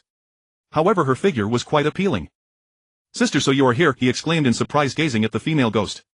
Hearing this, Yu Xiao discreetly stepped aside, ready for anything. If the female ghost insisted on causing harm, she would have to be dealt with. "You truly know how to act in front of others. You brought me to the basement, yet now you are like this." With a fierce glare at the person before him, he then turned to Yu Xiao, who appeared relaxed. "I didn't expect you to invite a Maoshan priest here. Do you also want to eliminate my ghost?" Glaring at him fiercely, she waved her hand, and in an instant all the lights in the basement went out. "You would even rape and kill your own sister. You are truly worse than a beast." With that, the female ghost lunged forward. Yu Xiao understood the situation but did not wish to get involved. He felt that the beauty of the female ghost could even tempt her own brother. "Master Yu, please save me. After eliminating this ghost, I will give you 1 million. After saying this in panic, the female ghost tightly gripped his neck. "I don't want to interfere in your family matters, but this concerns a life. Thus I cannot stand by and watch you be choked to death. Clearing his throat, Yu Xiao reached into his backpack for another money sword, biting his right middle finger to smear blood on it before dashing towards the female ghost. 1 million, don't forget, he shouted loudly as he raised the money sword, stabbing it towards the female ghost's chest. He then took out a talisman, intending to press it against the female ghost's chest, but upon noticing her she instantly became furious. You priest are helping him kill me for money, the frightened female ghost shouted. Yet she also knew she was not a match for this Maoshan priest. I cannot recklessly destroy a ghost as it would disrupt the order of the underworld. Although I am in it for money, I merely wish to subdue you, help you let go of your grudges and enjoy life in the afterlife. Avoiding the female ghost's gaze, Yu Xiao explained. The female ghost had been maliciously killed, harboring great resentment, but he understood that she could not simply be destroyed. Generally, such female ghosts who died with grievances would have the underworld officials come to handle them, and those practicing Tao would feel a sense of compassion. Yu Xiao pulled out his phone, turned on the flashlight, and first glanced at the female ghost not far away, noticing that she was not rushing forward but was glaring angrily at his brother, who stood aside. Following Yu Xiao's gaze, he saw the homeowner huddled in the corner, arms wrapped around himself with a face full of terror. He was evidently afraid that the female ghost would rush at him and kill him. Thus Yu Xiao became more convinced that the female ghost was most likely harmed by her brother. He couldn't help but feel disdain for him. Truly reckless, he did not even spare his own sister. However, since Yu Xiao had already received payment, he could not just stand by. He then took out a talisman and cautiously approached the female ghost, preparing to use the ghost-catching technique from the Maoshan Scriptures to temporarily subdue her and later find a suitable exit for her to the underworld. Yu Xiao also believed in karma. Since this homeowner had committed evil deeds, he would surely face retribution soon. He used the flashlight to scan around, hoping to find a jar that could contain the female ghost. Soon he spotted a black earthen jar by the left wall. Yu Xiao hurried over, bent down to pick it up, but discovered a statue in front of him that resembled the land god worshipped in the mountains. Strange, how did a statue of the land god end up here? Yu Xiao said in a low voice, his eyes filled with surprise. As he reached out to pick it up, he noticed that the statue's lower half was broken, leaving only a head on the ground. Master, you please save me, the homeowner shouted loudly. The female ghost had already moved in front of him, raising her hands and attempting to choke his neck. Female ghost, don't act recklessly. As soon as he finished speaking, Yu Xiao quickly picked up the earthen jar and rushed towards the back of the female ghost. Yu Xiao could only deal with the immediate situation. If the female ghost succeeded in killing her brother, his payment might just go down the drain, making all his efforts in vain. Furthermore, with the statue of the land god present, it was possible that there was a temple for him nearby. Yu Xiao placed the earthen jar on the ground, picked up the talisman, lit it with a lighter and threw it inside. Then he aimed the jar at the female ghost. Before long, the female ghost was sucked into the jar. After sealing the opening with the talisman, Yu Xiao temporarily set it down and looked up at the homeowner. I have captured your sister. I will send her to the underworld after some time. However, remember to give me the 1 million you promised. Looking at the homeowner, Yu Xiao said. He turned to walk away, feeling that the situation regarding the land god's head might not be so simple. Yu Xiao was well aware that the land god was typically worshipped in homes or in the wilderness, but it was not far from the village. It was truly puzzling that there was a land god in this basement. Did you build this basement yourself? He asked loudly, turning to the homeowner in front of him. Yu Xiao pondered for a moment and began to form an answer in his mind. Yes, we had some old items that were no longer useful, so we built a basement to store everything here, the homeowner replied, glancing around to ensure it was safe before approaching Yu Xiao. Then Yu Xiao picked up the head of the land god and walked over to the earthen jar, placing it in his backpack. He first walked towards the stone steps leading out, leaving the basement. Upon entering the hall, Yu Xiao saw the slightly older homeowner approaching with a smile. He found it somewhat amusing. Your daughter was raped and murdered by your own son, yet you remain completely oblivious. I found the cause, but it will cost you some money. You should build a temple for the land god at your home or nearby with continuous incense offerings, and I believe the issues will dissipate soon. After saying this, he handed the head of the land god to the homeowner. Before this area was developed into a garden community, it must have been just a village. Usually there would be a temple for the land god and perhaps other shrines. However, the destruction of these places would anger the deities who lost their homes. Yu Xiao speculated that this land god had been discarded, and once the houses in the community were built, was probably buried underground again. Thus it was natural for problems to arise in the house, but fortunately they were not fatal. It was mostly financial loss or perhaps health issues. Thank you so much, Master Yu. Otherwise we really wouldn't know what to do, the homeowner said respectfully, glancing at his trembling son standing nearby. No need to be polite, I am just doing my job for pay. Here is my business card. If you encounter any unusual events in the future, feel free to come find me and the price can be discussed. With a smile, Yu Xiao took out a business card from his pocket and handed it to the homeowner. Seeing the respectful demeanor of the father and son made Yu Xiao find it somewhat amusing. He thought to himself, I'm just a small master. If a true master were here, you would probably kneel and worship. At this moment he felt free to indulge himself and began to feast heartily. His stomach had been growling for quite some time, having expended so much energy. Yu Xiao looked at the table full of food and thought it would be a shame to waste it. However, this scene left the father and son astonished. Master, you seem to be devouring like a starving wolf. Master, you please eat slowly, there's no rush, the older homeowner said, raising his wine cup with a smile. Just as the father and son were about to toast, Yu Xiao ignored them, continuing to eat. Not long after, Yu Xiao wiped his mouth, stood up and left the dining table. Thank you for your hospitality, I will be leaving. As soon as he stepped out the door, Yu Xiao noticed the weather was not good today. Dark clouds gathered, making it somewhat gloomy. Suddenly an arm reached around Yu Xiao's waist. Gradually it opened his backpack, then reached out holding the earthen jar. Yu Xiao turned to look, but he can only see an arm. The figure was completely hidden. Who is it? He exclaimed, jumping to the empty space ahead. He chased after the direction the jar was taken, but his speed slowed considerably. Just as he was about to be left behind, Yu Xiao suddenly lost his balance and fell to the ground. Glancing at the jar, he promptly fainted. He did not know how long it had been, but when Yu Xiao woke up he was already trailing behind a large group of people. What are you stalling for if you're dead? Hurry up, a heavy voice suddenly rang out.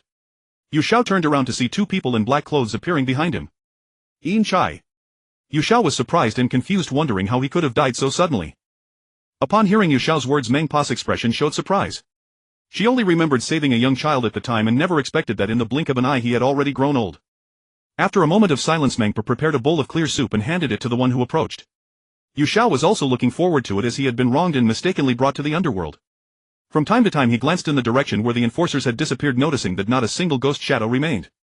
Meng Pa, how long will they be gone? He asked, standing up and walking forward. He saw that the wooden door of the locust tree that had been stuck before was still there. Immediately thinking of Qian'er, Yu Xiao looked downstream, feeling that since he was already here he might as well go see her. Turning his head to see Meng Pa with her head down, Yu Xiao didn't want to disturb her, so he quietly left the wooden pavilion and jogged down the path. Indeed, he was quite fortunate, as he did not encounter any patrolling enforcers along the way. It did not take long before he reached the edge of the creek. He noticed that the water in the creek still had a hint of yang energy, but it posed no significant threat to the ghostly body. Yu Xiao walked a short distance to the door and glanced around, noticing that the surrounding yang energy had been blown away by the yin winds, posing no threat. He reached out to open the door. Inside was dim and a cold wind greeted him, sending chills through his bones. Qian'er, I have come to see you. He reached out to open the door. Inside was dim and a cold wind greeted him, sending chills through his bones. Qian'er, I have come. Yu Xiao looked around the empty room, guessing that Qian'er must have something to attend to and was simply not home. He then walked out, closed the door and left. Unexpectedly, shortly after he left, 5 phantoms appeared in the room. You are on a different path from others. You absolutely cannot be together. Among them an elderly woman released Qian'er from her grasp and spoke loudly. Seeing the two of them together chatting and laughing, she thought that Qian'er might have developed feelings for him. However, she strongly opposed it, for one lived in the realm of the living while the other resided in the underworld. They were simply incompatible. If Qian'er absorbed too much yang energy, her body would surely suffer. Furthermore, if Yu Xiao were to be constantly harmed by the yin energy, he would become frail and sickly. I just wanted to greet him. Who would come to the underworld for no reason? Perhaps he has something to do and just came down to check on us. Qian'er glanced towards the door. Just as she was about to walk to the door, she was intercepted by her 5 family members. What are you doing? Stay at home and wait for the enforcer's notification. The elderly woman shouted at Qian'er while sitting at the doorway. Seeing her 5 family members, Qian'er couldn't help feeling a bit angry. She had wanted to meet Yu Xiao as a final farewell. But now, seeing her mother's disapproval, who even sat at the entrance, she sighed. I'm going to be reincarnated soon. What's wrong with telling him? With no other choice, she walked to a bench and said, then sat down, glaring at her mother. Yu Xiao returned to Meng Pa's side, noticing that the enforcers had not yet arrived. He immediately showed an unhappy expression. The enforcers were indeed unreliable. It had been so long yet they hadn't even checked properly. Yu Xiao sat down on the ground looking at Meng Pa, who was deep in thought. Soon after, 2 enforcers flew over not far ahead. They stood beside Yu Xiao, both wearing faint smiles. We truly apologize, we were careless and made a mistake. One of the enforcers grinned at Yu Xiao. Hearing this, Yu Xiao couldn't help but roll his eyes. He had been dragged to the underworld from afar and endured the biting yin energy, and yet had to wait so long. A surge of anger arose in his heart and his gaze grew fierce. Since it was a mistake, that's fine, but I've wasted so much time here. I still have to live in the realm of the living. You should at least compensate me a little. Saying this, Yu Xiao's fingers twitched slightly. It was unreasonable for him to be captured for no reason and not be compensated. The 2 enforcers understood this and exchanged glances, their expressions turning grim. Enforcers in the underworld were not well paid. How could they have anything valuable? They both reached into their pockets and pulled out a piece of paper resembling the currency used in the underworld. We don't have much, but you can take this 2,000 coins for now. If you ever need us in the future, just call, whether in the underworld or the realm of the living. Welcome immediately. After the enforcer said this, he handed the paper money to Yu Xiao. Seeing the 2,000 coins, Yu Xiao's expression changed in surprise. This money was useless in the living realm. He immediately stepped back, realizing how poor the enforcers truly were. I don't want ghost money, besides it's not useful in the living realm. Today I'll let you off easy, but remember, if I call for help in the future, you must come immediately. After saying this, Yu Xiao saw the 2 enforcers quickly put the ghost money away. He thought that having the promise of these 2 enforcers might be of great use in the future. His expression immediately returned to normal as he turned to look at Meng Pa. This is my ghost token. If you want to summon us in the future, just tap it and I will arrive immediately. One of the enforcers on the left pulled out a black token from his chest and handed it to Xiao. The ghost token serves as proof of identity for the enforcers. Every enforcer in the underworld carries 2 tokens, one for the underworld and one for the realm of the living. The Yin ghost token is for passage in the underworld while the Yang token is for the realm of the living. The one in front of Xiao was the Yang ghost token, and it was evident that the enforcers had taken out a personal item to placate him. Taking a look at it, he saw that the token was made of locust wood. Although it contained some Yin energy, it was harmless to the living, let alone the enforcers. Mengpa, I'm heading back to the living realm now. When my master arrives, please tell him that I still have some feng shui matters to clarify and he must visit me in a dream. After Xiao finished speaking, he turned to leave the wooden pavilion, crossed the Naiha bridge and walked down a small path. The 2 enforcers quickly caught up, one on each side of Xiao, swiftly moving forward. They found a random passage leading to the living realm and let Xiao exit. Looking back, he saw the 2 enforcers standing aside smiling. They watched him leave. Xiao knew that if it came to a fight he would not stand a chance against the 2 enforcers. Thus he was a bit afraid that they might suddenly harbor ill intentions, so he decided to leave quickly to ensure his safety. After walking for a while, he arrived at the front of the garden community. Now as a ghost, Xiao didn't need to worry about being stopped by the gatekeeper. He directly floated to the last building on the right, checked the iron gate and then flew inside. Inside the house, the elderly homeowner waited all afternoon but did not see Xiao's body awaken. He approached the bedside and touched his neck, immediately surprised. Xiao flew into the house and saw the homeowner staring at his body. After inspecting the body lying on the bed, he could confirm that Xiao was already dead. He then displayed a look of panic and quickly took out his phone to contact his only son. He was also worried that if it were to be investigated, the suspicion would fall heavily on the 2 of them due to Master Ye's sudden death here. Seeing the homeowner's changing expression, Xiao instantly became anxious. However, he also thought that if he really died here, the 2 homeowners would undoubtedly be involved. Initially intending to intimidate the homeowner in front of him, he was suddenly interrupted by that thought. Xiao flew to the side of his body and finally merged into it. Suddenly his eyes opened wide, directly staring at the homeowner in front of him. Ah! He exclaimed, his body shaking as he stepped back, his eyes filled with fear, clearly startled. He leaned against the wall, looking in astonishment at Xiao lying on the bed, his body trembling uncontrollably. As he approached the door and was about to reach for the doorknob, he found his foot caught on Xiao's backpack. Yet he did not avoid it, raising his foot and walking forward. However, he did not notice that his foot had already lifted the backpack, and as it landed, a slight sound was heard. Bang! Hearing this sound, Xiao immediately got up and walked towards the door. He saw the backpack heavily thrown on the floor and realized that the clay jar containing his younger sister had already shattered. You've released the female ghost. Your house is certainly lively now. As he spoke, Xiao raised his head to look at the smiling homeowner in front of him. He picked up the backpack, opened it, and took out the pieces of the clay jar. Just as he was about to use a talisman to seal it again, a wisp of green smoke flew out and dispersed throughout the room. Xiao organized the backpack, slung it over his shoulder, and prepared to leave the room. Master Yu actually woke up. With wide eyes fixed on Xiao, he stuttered as he followed behind. Initially thinking he had encountered a corpse fraud, he had hidden at the door. Now seeing that Xiao was fine, a smile appeared on his face as he followed into the hall. I merely left my physical body, I am not dead. After pouring a glass of water, Xiao sat down on the sofa. He felt that the biggest problem at this moment was how to catch the female ghost that had escaped. It was now close to evening, and if night fell, this house would likely be in chaos. The female ghost harbored intense resentment and would not rest until her enemy was killed. Outside the hall door, Xiao saw his son walking in. He was about to go to his room when he spotted Master Yu and his father sitting together, so he walked over. Master Yu, are you alright? He asked as he sat down beside Xiao. After looking him over, a smile instantly appeared on his face. Having just heard his father say that Master Yu had died, he rushed home. Seeing that Xiao was still fine, he couldn't help but take a deep breath. If the guardian spirit were gone, danger would appear at any moment. I'm fine, but you may face trouble tonight. Xiao whispered in his ear. If the female ghost appeared at night, although others would not easily kill her, she would have her eyes fixed on the homeowner beside him. Xiao got up and walked to where the copper coins were laid out, glancing at the 5 positions. He thought of a plan. As long as the father and son stood inside, the female ghost would not have a chance. However, the only difficulty was that this time the female ghost seemed to have learned to be clever, making it very difficult to capture her. You two wait here and stand in the middle of the copper coins. No matter what happens, do not go out. After giving instructions, Xiao took out a red thread from his backpack and made a large circle around the spot where they stood. He reached out and took out 5 talismans, sticking them on the 5 copper coins. After making all the preparations, Xiao walked back to the front of the sofa and gave each of them a talisman for temporary safety. Of course, Xiao did not tell the father and son that to capture the female ghost again they would have to rely on them. Shortly after, Xiao finished his meal, found a black jar, and sat on the sofa leisurely watching television. Standing inside the red thread and copper coins, the father and son were somewhat worried. The most serious was the young homeowner, who felt very scared at the thought of his younger sister coming to kill him. Xiao got up, stretched lazily, and walked to the living room door, looking up at the sky. He saw that the moonlight was enchanting tonight with stars twinkling. The sky is enchanting, it's truly a good night for catching ghosts. Unable to restrain himself, Yu Xiao took out 2 copper coins using the moonlight to open his spiritual eye. Holding the money sword, Yu Xiao took out another talisman and walked towards the father and son. But the female ghost seized the opportunity, darting forward swiftly, extending her hands to choke his neck, only to be stopped by the red thread. Taking advantage of this moment, Yu Xiao stuck the talisman onto the female ghost, but she sidestepped and evaded it. Suddenly all the lights in the living room went out. Yu Xiao looked in the direction where the female ghost had vanished but did not see any trace. He also glanced at other areas which were all pitch dark and he could not tell where the female ghost was hiding. It was eerily silent. He then stepped back 7 or 8 steps, pointing at the young homeowner.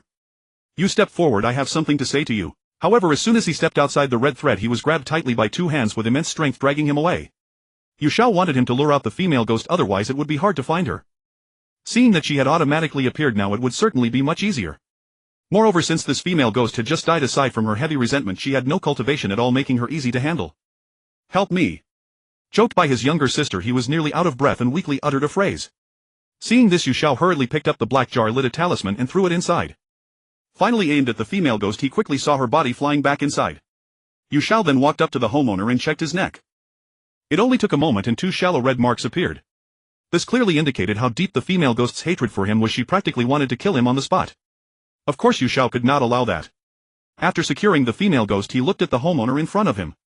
"This time we need to raise the price to 1,500,000. Whispering this, Yu Xiao slung the backpack over his shoulder. Seeing him write a check and handing it over, Yu Xiao then went to clean up the red thread on the ground. At this time, as he walked to the door, Yu Xiao left the garden community under the smiling gaze of the father and son. Yu Xiao stood by the roadside, hailed a taxi and headed directly home. After offering a stick of incense to his master, he took out the black jar and placed it aside. He casually ate something, took a refreshing shower and lay down on the bed to catch up on sleep. He needed to be well rested for the task of finding the entrance to the underworld the next day. The next day around 9 o'clock, warm sunlight streamed in through the window, illuminating the curtains with a refreshing glow. Yu Xiao quickly got up, tidied himself up and then placed the black jar in his backpack before stepping out. He first went to the bank to cash a check and took a bit of cash with him. After that, he took a taxi straight to a street specializing in items for the deceased. "Since I promised your family, I certainly won't take advantage of the situation. However, I hope you can let go of your grudges and stay peacefully in the underworld. After all, evil will be repaid in kind." Speaking softly, Yu Xiao glanced at the black jar. After ensuring he had purchased all the necessary items, he took a taxi straight to the suburbs. After getting out of the car, Yu Xiao found a field. After some exploration, he realized that even during the day it felt cool here. A gentle breeze swept by, confirming that this was indeed the entrance to the underworld. However, it was not visible on the surface and only the Yin Chai from the underworld could pass through. Yu Xiao took out the entire text of Maoshan, flipped to the section on ghosts and recited the incantation from the description to open a passage right there to send the female ghost down. But after several attempts, Yu Xiao could not open a passage. As noon approached, the sunlight became intense, making it impossible for a person to stay long, let alone a ghost. Even a minute of exposure could turn them to ashes. He simply threw his backpack aside and focused intently on reciting the incantation. With his 2 fingers raised in front of his chest, he closed his eyes tightly. Before long, indeed, a passage the size of a water bucket appeared in the ground, shrouded in darkness with no end in sight. At that moment, Yu Xiao took out the black jar from his backpack, tore off the talisman attached to it and threw it down into the passage. To his astonishment, the female ghost inside the black jar looked unwilling, glaring fiercely at Yu Xiao. Just as she reached out her hands to fly out, she was blocked by a talisman still in his hand. "I advise you to stay peacefully in the underworld. If you attempt to escape to commit evil, don't blame me for sending your soul scattering," Yu Xiao shouted, placing the talisman at the mouth of the passage. This was to prevent the female ghost from escaping when Yu Xiao left and bypassing the passage. He then piled up some of the purchased items on the ground, ignited them with a lighter and stepped back. Soon Yu Xiao saw the black passage gradually disappearing. He took a deep breath and turned to leave. However, the talisman from earlier did not stick firmly to the ground but lay flat instead. As a result of Yu Xiao's momentary oversight, the female ghost managed to escape again. Yu Xiao took a taxi directly to the shop, bought a computer and found an internet service provider to install some internet. At that moment, Yu Xiao sat in the living room playing a competitive game. "Sigh, what a bunch of pig teammates," he lamented after seeing his team lose to a tower breach. Quickly the second round began and Yu Xiao single-handedly controlled the hero to dominate the lower lane with unstoppable might. In the blink of an eye, the blazing sun began to set, enveloping everything in darkness. Yu Xiao shut down the computer, offered a stick of incense to his master and left the house. After an afternoon of gaming, his stomach was already growling. He walked to a bustling roadside eatery, ordered some dishes and 2 bottles of beer. Yu Xiao's gaze fell on a nearby place. Not too far ahead, at the entrance of a deep alley, there was a massage parlor. Yu Xiao could not help but feel a stir of desire as he watched a few girls dressed revealingly seemingly attract passers-by. After some time, Yu Xiao finally left. He shrugged his shoulders, feeling much lighter, no longer. After some time, Yu Xiao finally left. He shrugged his shoulders, feeling much lighter, no longer as fatigued. Yu Xiao hailed a taxi and headed straight to the park where he had set up a stall earlier, wanting to see the fortune-telling old man under the night sky. He had previously seen that there were quite a few customers around him, so he believed the old man was indeed a fortune-teller, not a charlatan. If this was confirmed, Yu Xiao could buy the art of fortune-telling. He was preparing to make himself a versatile individual to better navigate the world. Upon arriving at the roadside of the park, Yu Xiao paid the fare and quickly walked inside.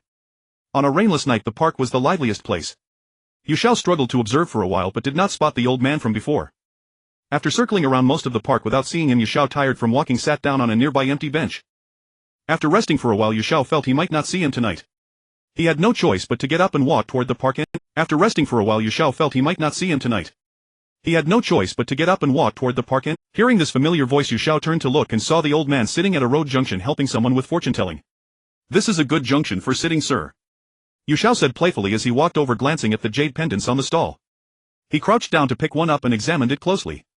"Old man, do you know that this junction is a favorable spot, which is why you moved your business here?" After putting down the jade pendant, Yu Xiao pointed to the side and looked at the old man. Looking up at the person in front of him, he felt quite familiar but couldn't recall where he had seen him before. "Are you here to steal my business tonight or to disrupt my stall?" Guessing the man's intentions from his words, the old man replied irritably as he lit a cigarette. He sized up Yu Xiao and felt he was quite ordinary, not a person of wealth, so he spoke to him without courtesy. His eyes revealed a strong spirit comparable to that of a young person. "Old man, I misunderstood. I just came to ask if you are truly a descendant of the fortune-telling lineage." Yu Xiao got straight to the point and didn't bother with pleasantries. Speaking in a flowery manner was a bit difficult for him. "Of course I have practiced since childhood, and now it has been several decades," he justified loudly while stroking his beard. Seeing his confident demeanor, Yu Xiao believed him a bit. If he could truly acquire the art of fortune-telling, that would be the best. "Can you sell me the art of fortune-telling for 300,000? Raising 3 fingers, Yu Xiao deliberately tempted him. The old man's eyes brightened upon hearing such a large sum of money, and Yu Xiao believed he was surely interested. After all, 300,000 was no small amount, especially for someone operating a stall. It would make life much easier in the future. He then lowered his head, not because he didn't want to trade but because he had unspeakable difficulties in his heart. The art of fortune-telling simply was not in his possession, making the trade impossible. Hearing that the young man in front of him was willing to offer 300,000 to buy the art of fortune-telling, he felt a stir in his heart. However, this kind of technique could only be passed down through word of mouth, and he had only ever witnessed it briefly, unable to carry it with him. The secrets of the ancient texts were only with his master. As long as the master was still alive, the disciples could not inherit it. "I would certainly be willing to trade, but my master has not passed away yet, so the art of fortune-telling is not with me. Moreover, there are so many fellow disciples, it is hard to say who will inherit the legacy in the future." He raised his head to speak, a hint of sadness in his eyes. He opened the bag by his feet, preparing to tidy up and leave the park. It was nearly midnight and no more customers. Looking up at the old man in front of him, he couldn't help but admire him. Despite his advanced age, his master was still alive, indicating he must have accumulated quite a bit of virtue. Generally, those with extraordinary skills in the mortal realm, if they are inclined to do good, will naturally accumulate virtue in the underworld, allowing them to live longer in the mortal world.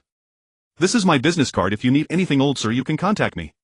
With a glimmer in his eyes, he spoke with deep meaning and handed over the card. He understood clearly that the old man would surely comprehend these words. Initially, he thought the old man was not an ordinary wandering magician, but upon closer inspection he found little difference. Although he was indeed a descendant of the fortune-telling lineage, his cultivation was not very high, otherwise he would not have fallen to setting up a stall here. Afterward, he stood up, and upon seeing the old man packing up his stall, he said nothing and turned to leave. As he walked out of the park, he hailed a taxi and headed straight home. Just as he got out of the car, a middle-aged man collided with him. "Help me, please help me." The man hid behind Yu Xiao, his voice trembling. He clutched at his clothes, panic written all over his face. "Who are you?" Yu Xiao pulled him forward, questioning him, and managed to break free from the man's grip. He noticed that the man's clothes were nearly torn apart, and he felt a bit angry. "A ghost is trying to kill me. A woman in red is trying to kill me." After saying this, he hid behind Yu Xiao again, pointing ahead with a fearful expression. Yu Xiao looked in the direction indicated but saw no sign of the so-called woman in red ghost. He quickly stepped aside, leaving the man stunned. Soon Yu Xiao indeed saw a red figure drifting toward them. It was heading straight for the middle-aged man, and in the blink of an eye it reached him. 2 grayish-white arms reached for his neck, squeezing tightly while the body floated in midair. Yu Xiao quickly took out a talisman and placed it over the ghost's arms. She immediately released her grip and retreated, glaring angrily at Yu Xiao. "You are stopping me. Do you know how many people he has killed before?" She snarled menacingly and flew forward, intending to grasp the middle-aged man again. Unexpectedly, Yu Xiao stood in front of her, raising the talisman to block her. "Were you also killed by him?" Yu Xiao asked in confusion, noticing the ghost nodding her head. Then she moved aside to the sidewalk. "This man is not worth pity. Do as you wish with him." Saying this, she went upstairs. Yu Xiao didn't bother with this ghostly murder case. He felt that if the ghost had grievances and sought revenge, it must involve hidden matters. After closing the door, Yu Xiao lit a stick of incense for his master, then sat on the sofa taking out the complete text of Maoshan to read. Not long after, Yu Xiao got up intending to wash up and get a good night's sleep. But at the door appeared a woman in red. Her face was pale and faint marks of strangulation were visible on her neck. You should go to the underworld to be reincarnated after fulfilling your wish. Why have you come to my home? Seeing the female ghost suddenly startled Yu Xiao for a moment. He also felt a bit impressed by her ability to find him in this building. I still have a wish after I died. I don't know who repaired a gravestone for me, but my name is not inscribed on it. So I want to ask you to take a look for me. I have walked many places. Only when you are not invisible can I be seen by you. After saying this, the female ghost floated closer to Yu Xiao, her expression no longer fierce. Having seen Yu Xiao go upstairs earlier, she followed him up after resolving the matter. I can help with this, but helping humans and ghosts is the same. I will require compensation. Seeing the female ghost before him adorned with a crystal necklace, he guessed that she must have some money, which is why he said this. At that moment Yu Xiao smiled. Since you have money, I certainly cannot be polite. But unexpectedly the female ghost intended to repay him with her body. She quickly unbuttoned her clothing, her expression turning to a smile. You don't need to do this. I want wealth, not lust, Yu Xiao exclaimed loudly, stepping aside. Tomorrow I will go help you. Look, just draw a map. After saying this to the female ghost, Yu Xiao went to the bathroom. Not long after, Yu Xiao came out and saw a piece of paper on the coffee table, but the female ghost had already left. The next day at 8 o'clock, Yu Xiao got up to wash and picked up the paper map, packed his bag and left home. Following the route drawn on the map, he took a taxi straight there. It wasn't far, just at the foot of a small mountain in the western suburbs of Binyun City. As soon as he arrived at the destination, Yu Xiao felt something was amiss. Although there was a large mountain behind him for support, the terrain underfoot was relatively lower, clearly half a level below the land in front. Both sides were raised small hills, effectively blocking the area. Even if a fierce wind blew, it probably wouldn't affect a single blade of grass or tree in this area. Yu Xiao took out the feng shui compass and started to probe. The person buried here is truly ruthless. They want the deceased to never be reborn. He looked ahead and said loudly, putting the feng shui compass back in his bag. The land before him had a circular terrain. In the center, a winding ditch cut through, resembling a Taoist Tai Chi. If a grave were buried here, the deceased would surely suffer some torment. The only grave was on the left, with a gravestone standing in front, but there was not a single character inscribed on it. Yu Xiao glanced at the other side and couldn't help but express admiration.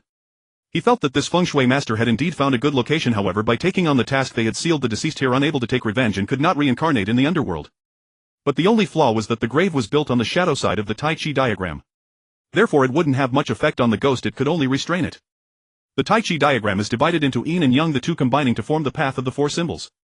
The yin position belongs to the terrain orientation, while yang illuminates all things, depicting the cycle of life. Yu Xiao was not thinking of inscribing the deceased's name on the gravestone, rather he wanted to relocate the grave from this place. Otherwise, over time the female ghost would grow weak, and if she truly had a desire for revenge, she would likely be powerless. Yu Xiao turned and left, preparing to find a group of middle-aged men with strong yang energy to help with the relocation. Soon he spotted a village not far ahead. Yu Xiao quickened his pace, intending to find 3 or 5 strong men, particularly those with abundant yang energy, as they would be more useful. The feng shui master who was buried earlier might have manipulated the positioning. If strange occurrences were to arise during the relocation and the yang energy was insufficient, it could be very dangerous. At this time of the year during noon, many villagers would not be working in the fields due to the intense sunlight from the sky, which was unbearable for anyone. When Yu Xiao arrived in the village, he bought a large piece of white cloth and hired 5 middle-aged men, each carrying a hoe, to follow him. Upon reaching the site, Yu Xiao instructed them to set up a white tent over the grave and then began to dig. In less than half an hour, a black lacquered coffin was placed beneath the tent. Does this feng shui master really think that with the suppression of the Tai Chi diagram everything will be secure? That's quite overly optimistic. At this moment Yu Xiao felt puzzled. He had initially thought strange occurrences would happen, but after having dug out the coffin, nothing unusual happened. Soon the coffin was unearthed, but a major problem suddenly arose. They had yet to find a new burial site for it. Yu Xiao glanced at the coffin, walked over and removed the support rods from the corners of the tent to cover the coffin with the white cloth, shielding it from the sunlight. You all lift the coffin and find a cool place. I will look for a burial site in the afternoon, Yu Xiao instructed as he followed behind them, heading towards the village. Yu Xiao had just directed them to place the coffin in an abandoned house in front of the village when an old man approached, first sweeping the house before turning to Yu Xiao. This is my ancestral home. How can you put a coffin here? Quickly take it out. The old man shouted towards the interior as he quickened his steps.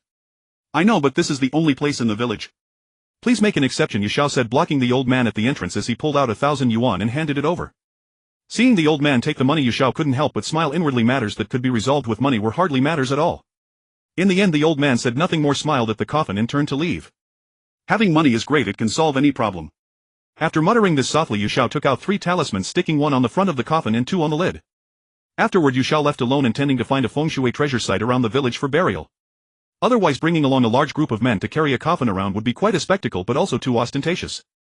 After searching many places he could not find a suitable treasure site. However, he did notice that within several kilometers around the village there were no graves at all. Everyone seemed to bury their dead far away. After nearly half an hour of searching, Xiao finally found a good spot a few kilometers away. It was a desolate area with somewhat cooler terrain. After confirming the burial range, Xiao turned back to the village. However, upon calling for them to lift the coffin, the men seemed as if they hadn't eaten, refusing to stand up. "Your pay is too low, and considering the distance you need to add a bit more. If not, we won't move it." One of the strong men looked up at Xiao and said. Hearing this, Xiao was taken aback. They had previously agreed on 300 per person. These men were raising the price way too quickly. "Alright, I'll add an extra 200 each. Now lift the coffin, we need to move quickly." Faced with the group of strong men, Xiao reluctantly raised the pay by 200. He felt it was better to finish the task sooner so he could return home with peace of mind. Xiao led the way, heading towards the selected burial site. Along the way, Xiao found 4 wooden stakes to support the coffin, ensuring it wouldn't be directly placed on the ground.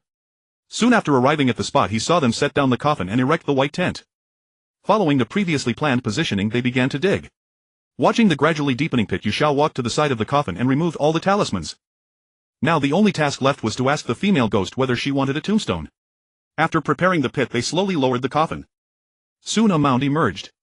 Xiao carefully checked to ensure nothing was amiss before taking out money to distribute to them. Seeing them leave one by one with smiles on their faces, Xiao felt his empty pocket and couldn't help but sigh. "Now I won't have money for the ride home." Xiao then left the site. Since the grave had been relocated, everything could be considered settled. He reached the road and hailed a ride back home. Xiao went to the supermarket to buy some food, preparing to cook himself a meal. His stomach had long been grumbling, having not eaten or drunk anything from morning till noon. Soon delicious-smelling dishes were spread out on the table. Xiao first offered a stick of incense to his master before starting to devour the food. Outside the window, the sunlight gradually faded. As soon as the light dimmed slightly, the red-clad female ghost appeared, walking directly to one side of the table. "Thank you." She smiled at Xiao. This time Xiao had helped her resolve an issue which could be said to have saved her ghostly life. Naturally, she was very happy and came to Xiao's home as soon as night fell. "Oh, it's nothing as long as you give me my reward. By the way, do you want a tombstone?" After swallowing a mouthful of food, Xiao looked up at the female ghost across from him. Generally, after any grave has been buried for a long time, a tombstone is erected for the convenience of future generations. Not for now. After all, I have no descendants, so it would be useless to build one. Looking at the food on the table and sniffing it, the female ghost took out a blue jade bracelet from her bosom and placed it before Xiao. "This is a family heirloom, but it's of no use to me. Consider it my reward for you today. I've heard it's been passed down through my family and is worth something." Reaching out to take a look, Xiao found the jade bracelet to truly be radiant and indeed worth quite a bit of money. When he looked up at the female ghost, however, he could no longer see her. Xiao didn't think much of it and continued eating. However, a gentle breeze blew the curtains by the window and it immediately ceased. After the meal, Xiao simply cleaned the plates, offered another stick of incense to his master, and then sat on the sofa to read a bit of Maoshan. By nearly 11:30, Xiao went to the bathroom to change his clothes, embodying a diligent and responsible man. The night passed without incident. Upon waking, Xiao went to the living room to practice the martial arts his master had taught him, treating it as a form of exercise to stretch his limbs and invigorate his body. With a single punch, his arm snapped crisply through the air, his leg lashed out like a gale, swift and fierce, brimming with power. He leaped up, sweeping his left leg in a full circle midair, a move that rivaled the sweeping leg kick seen in films executed while airborne. After practicing for a while, Xiao went to the bathroom, wiped off his sweat with a towel, and was about to pour himself a glass of water when his phone vibrated and rang. A sigh for the 3 realms, unfulfilled vows unending. A stroke of ink on the landscape paper's beauty unbending. Ask if fate allows dawns and dusks together spending. "Hello, who was this?" Answering the call, Xiao spoke. He remembered that only a few people had his number and he couldn't imagine who would call so early in the morning. "Master Yu, hello. I was referred to you by the father and son of the Gu family." The middle-aged man's voice was thick with excitement, his words carrying a smile. Xiao finished his water and pondered. He knew few people in the Gu family. Father and son were a mystery to him. "Are you sure you have the right person?" "I don't know any Gu family father and son." Speaking into the phone, Xiao walked over, turned on the TV and sat on the sofa. Among the people he had met, there was no memory of a Gu family father and son. When it came to a father and son, Xiao's brow furrowed as he guessed it must be them.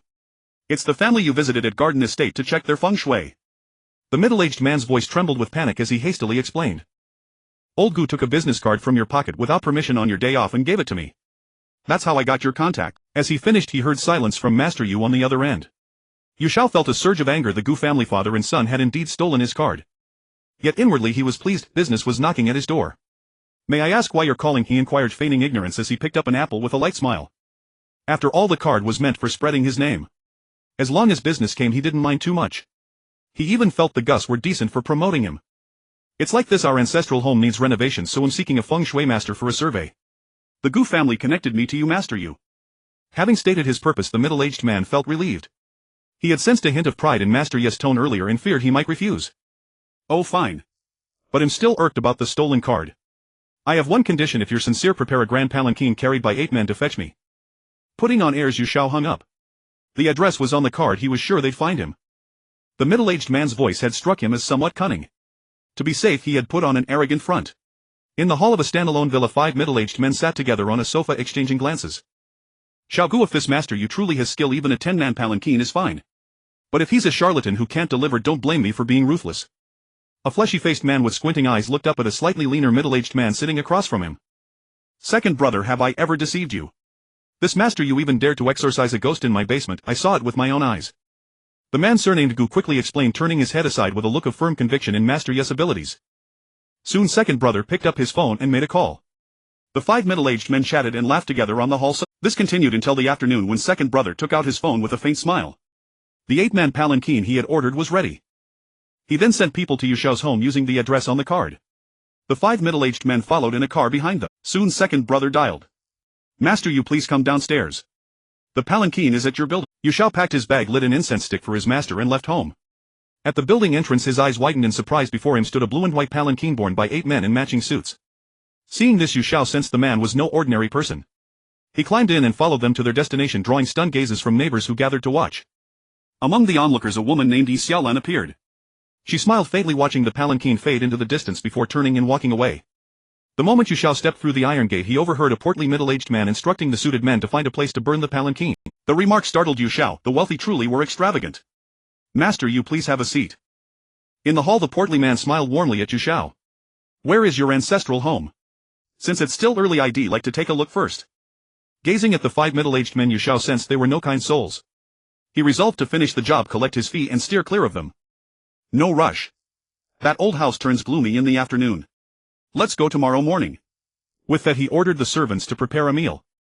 Yu Xiao glanced around, noticing suited men standing guard both inside and outside the hall, and even 2 sentry posts built on either side of the iron. Master Yu, please join us for dinner. Rising, he beckoned Yu Xiao toward the dining table. This time Yu Xiao restrained his gluttonous nature. With dignified composure, he raised his glass to the 5 middle-aged men who came to toast him in turn. I never imagined Master Yu could be so accomplished at such a young age. Your master must be a formidable master as well.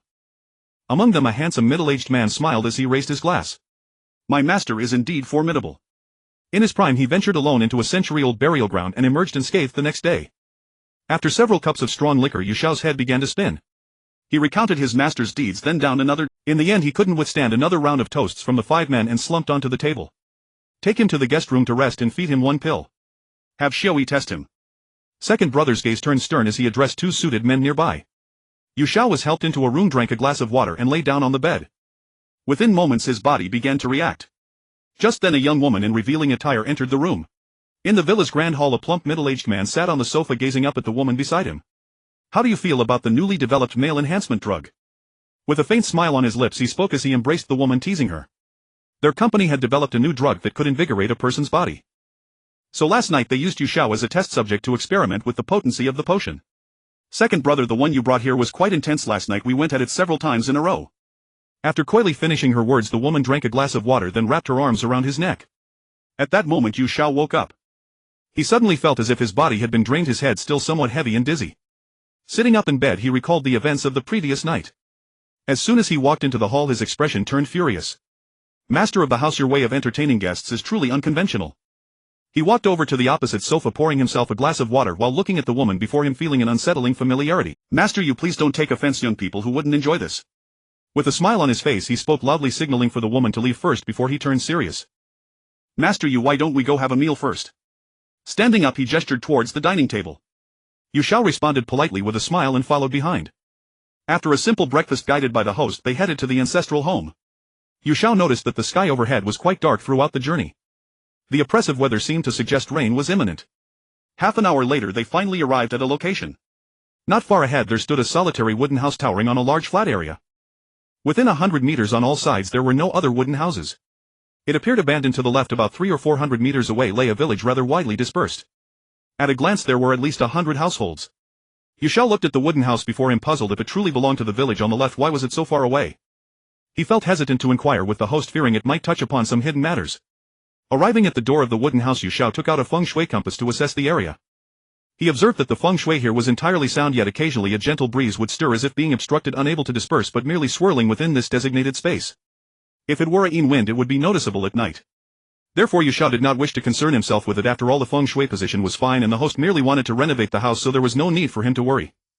Xiao called to the host beside him and opened the door.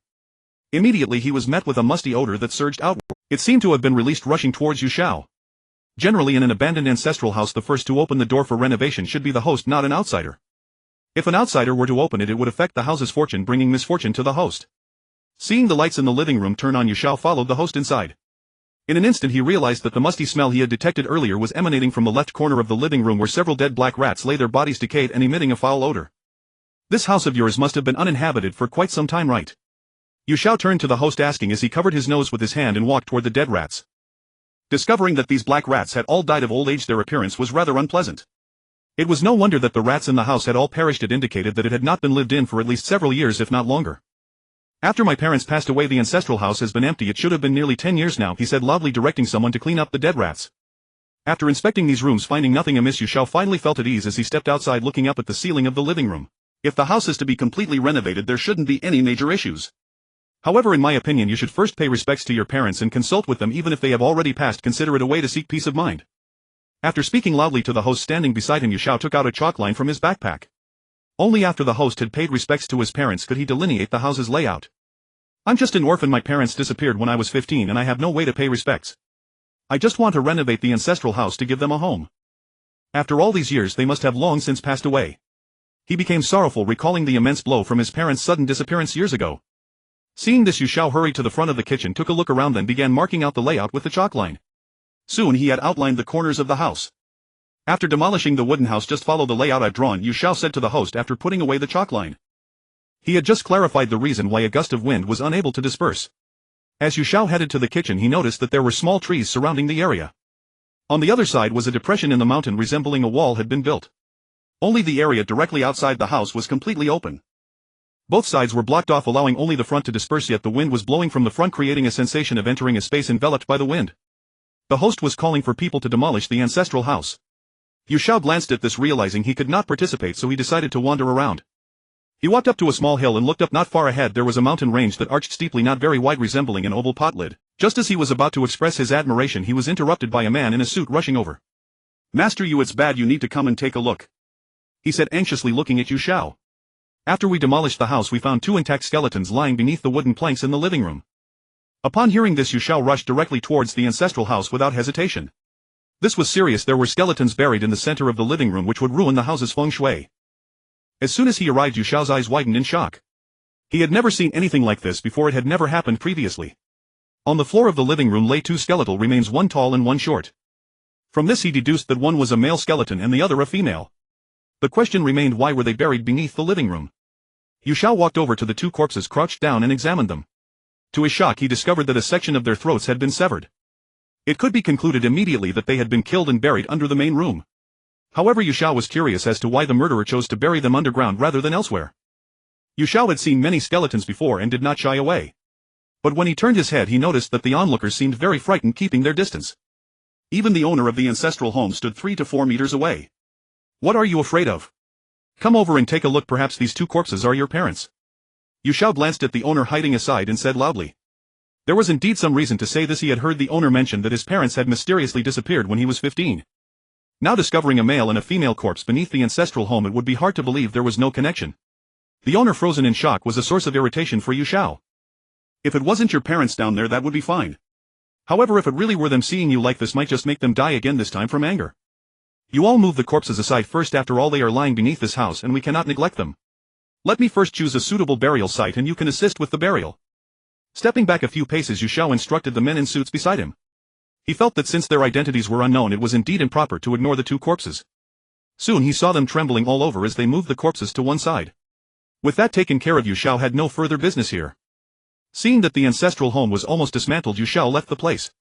He used a feng shui compass to scan the right side of the ancestral home and found several good burial spots, all of which were covered by graves. The inferior burial spots had no cover at all, leaving them exposed to the elements. Xiao had never done this kind of work. Naturally, he could not manage it.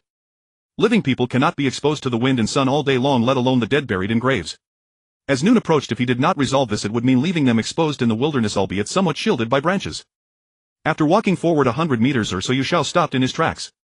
Ahead he noticed an opening between two mountains. The mountains flanked both sides with only this opening visible ahead. Although he could not see behind it, Xiao suspected that it was merely a few meters long before it would lean against the mountain. He wanted to confirm this and walked over. Sure enough, it was just as he thought. The location was quite decent, but the downside was that during rainy days the water between the mountains would flow down the slope with a high chance of entering the opening. If the corpses were buried here, it would be somewhat unsafe, as there was a constant risk of the grave being washed away. Moreover, rain would accumulate, water soaking the grave. Even a water ghost could be turned into a water ghost, which would somewhat affect their ghostly existence in the underworld. If they were truly buried here, they would have to return to the mortal realm to find Xiao and seek to reclaim their ghostly lives. Looking up at the hillside, Xiao suddenly thought of a good solution. Let the owner pay to build a concrete drainage ditch at the upper and lower positions of the grave to divert the water flowing down the slope, preventing it from directly flowing down.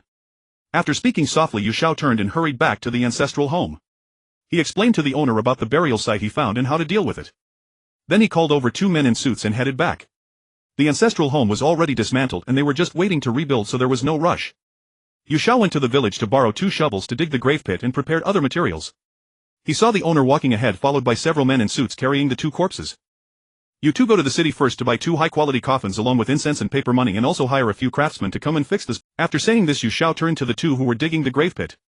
He thought to himself that since they could carry him in a grand procession, this little task would be a piece of cake. Aren't you afraid they'll come back to haunt you at night if you don't bury them? He threatened, showing a serious expression. Aren't you afraid they'll come back to haunt you at night if you don't bury them? He threatened, showing a serious expression. He felt that this remark was indeed effective and immediately saw the owner with a face full of panic calling to a few bodyguards to leave. Xiao approached the 2 corpses, which were placed on a wooden board lying silently. He also sat down beside them.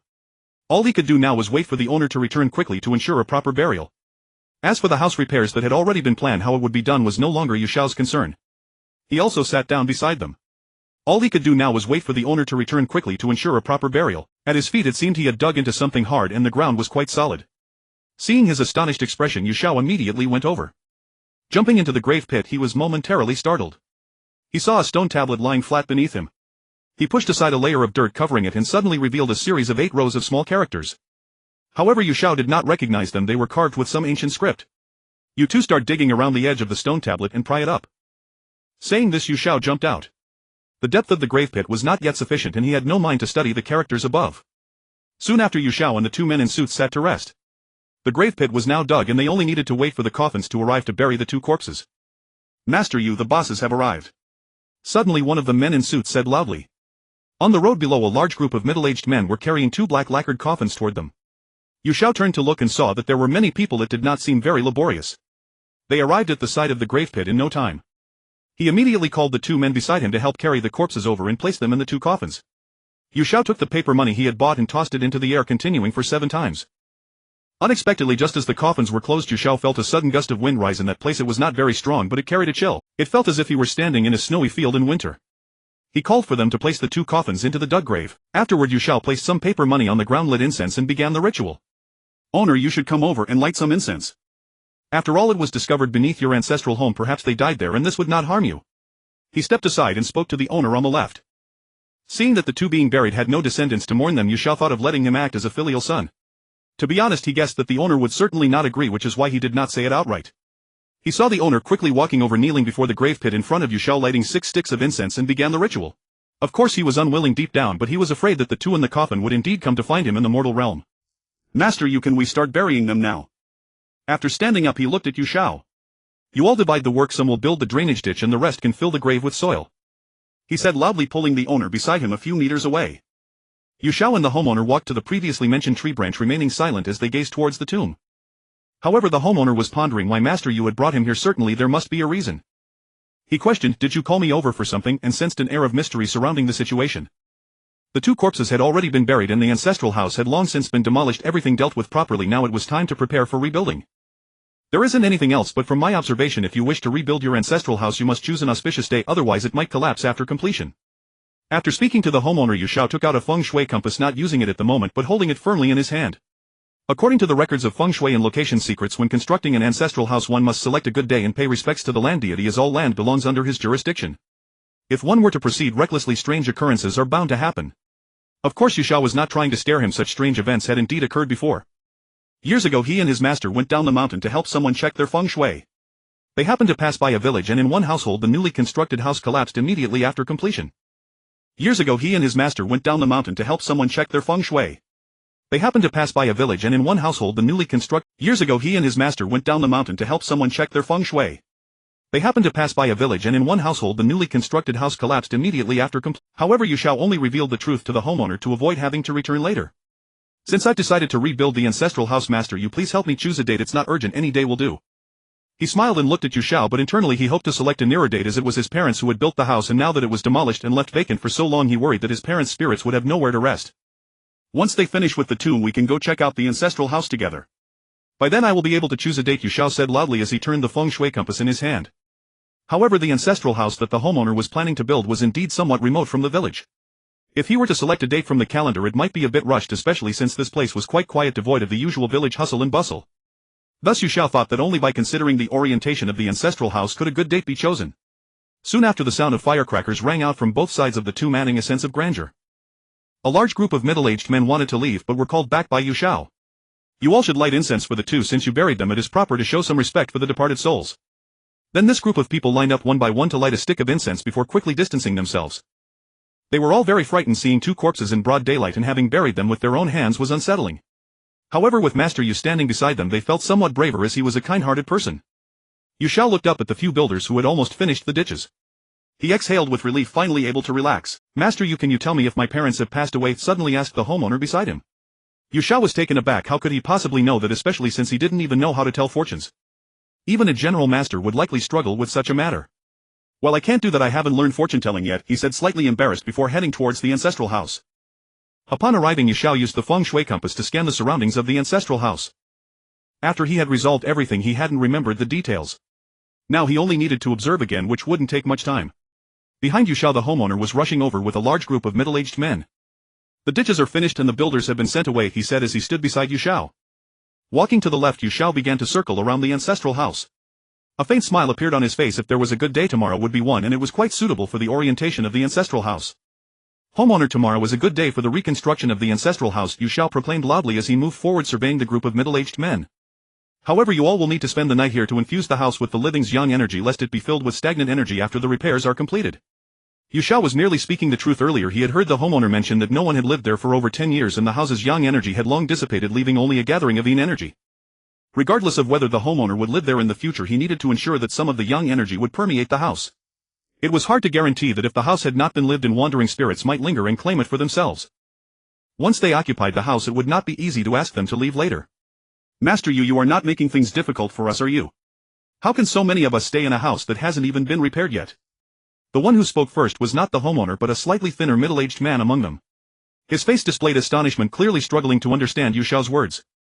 I have no intention of making things difficult. Whether you stay or not is up to the homeowner, as he is the master of this ancestral house, he said, pointing at the homeowner. Soon countless eyes turned towards him, leaving him at a loss for words. Yet they were not panicked as they looked up at Xiao. Their expressions were somewhat timid, clearly showing signs of fear. Master Yu, I am not afraid of the living, but at night when encountering fierce ghosts we are all soft persimmons, feeling quite unsafe. How about you stay here tonight and I will increase your compensation?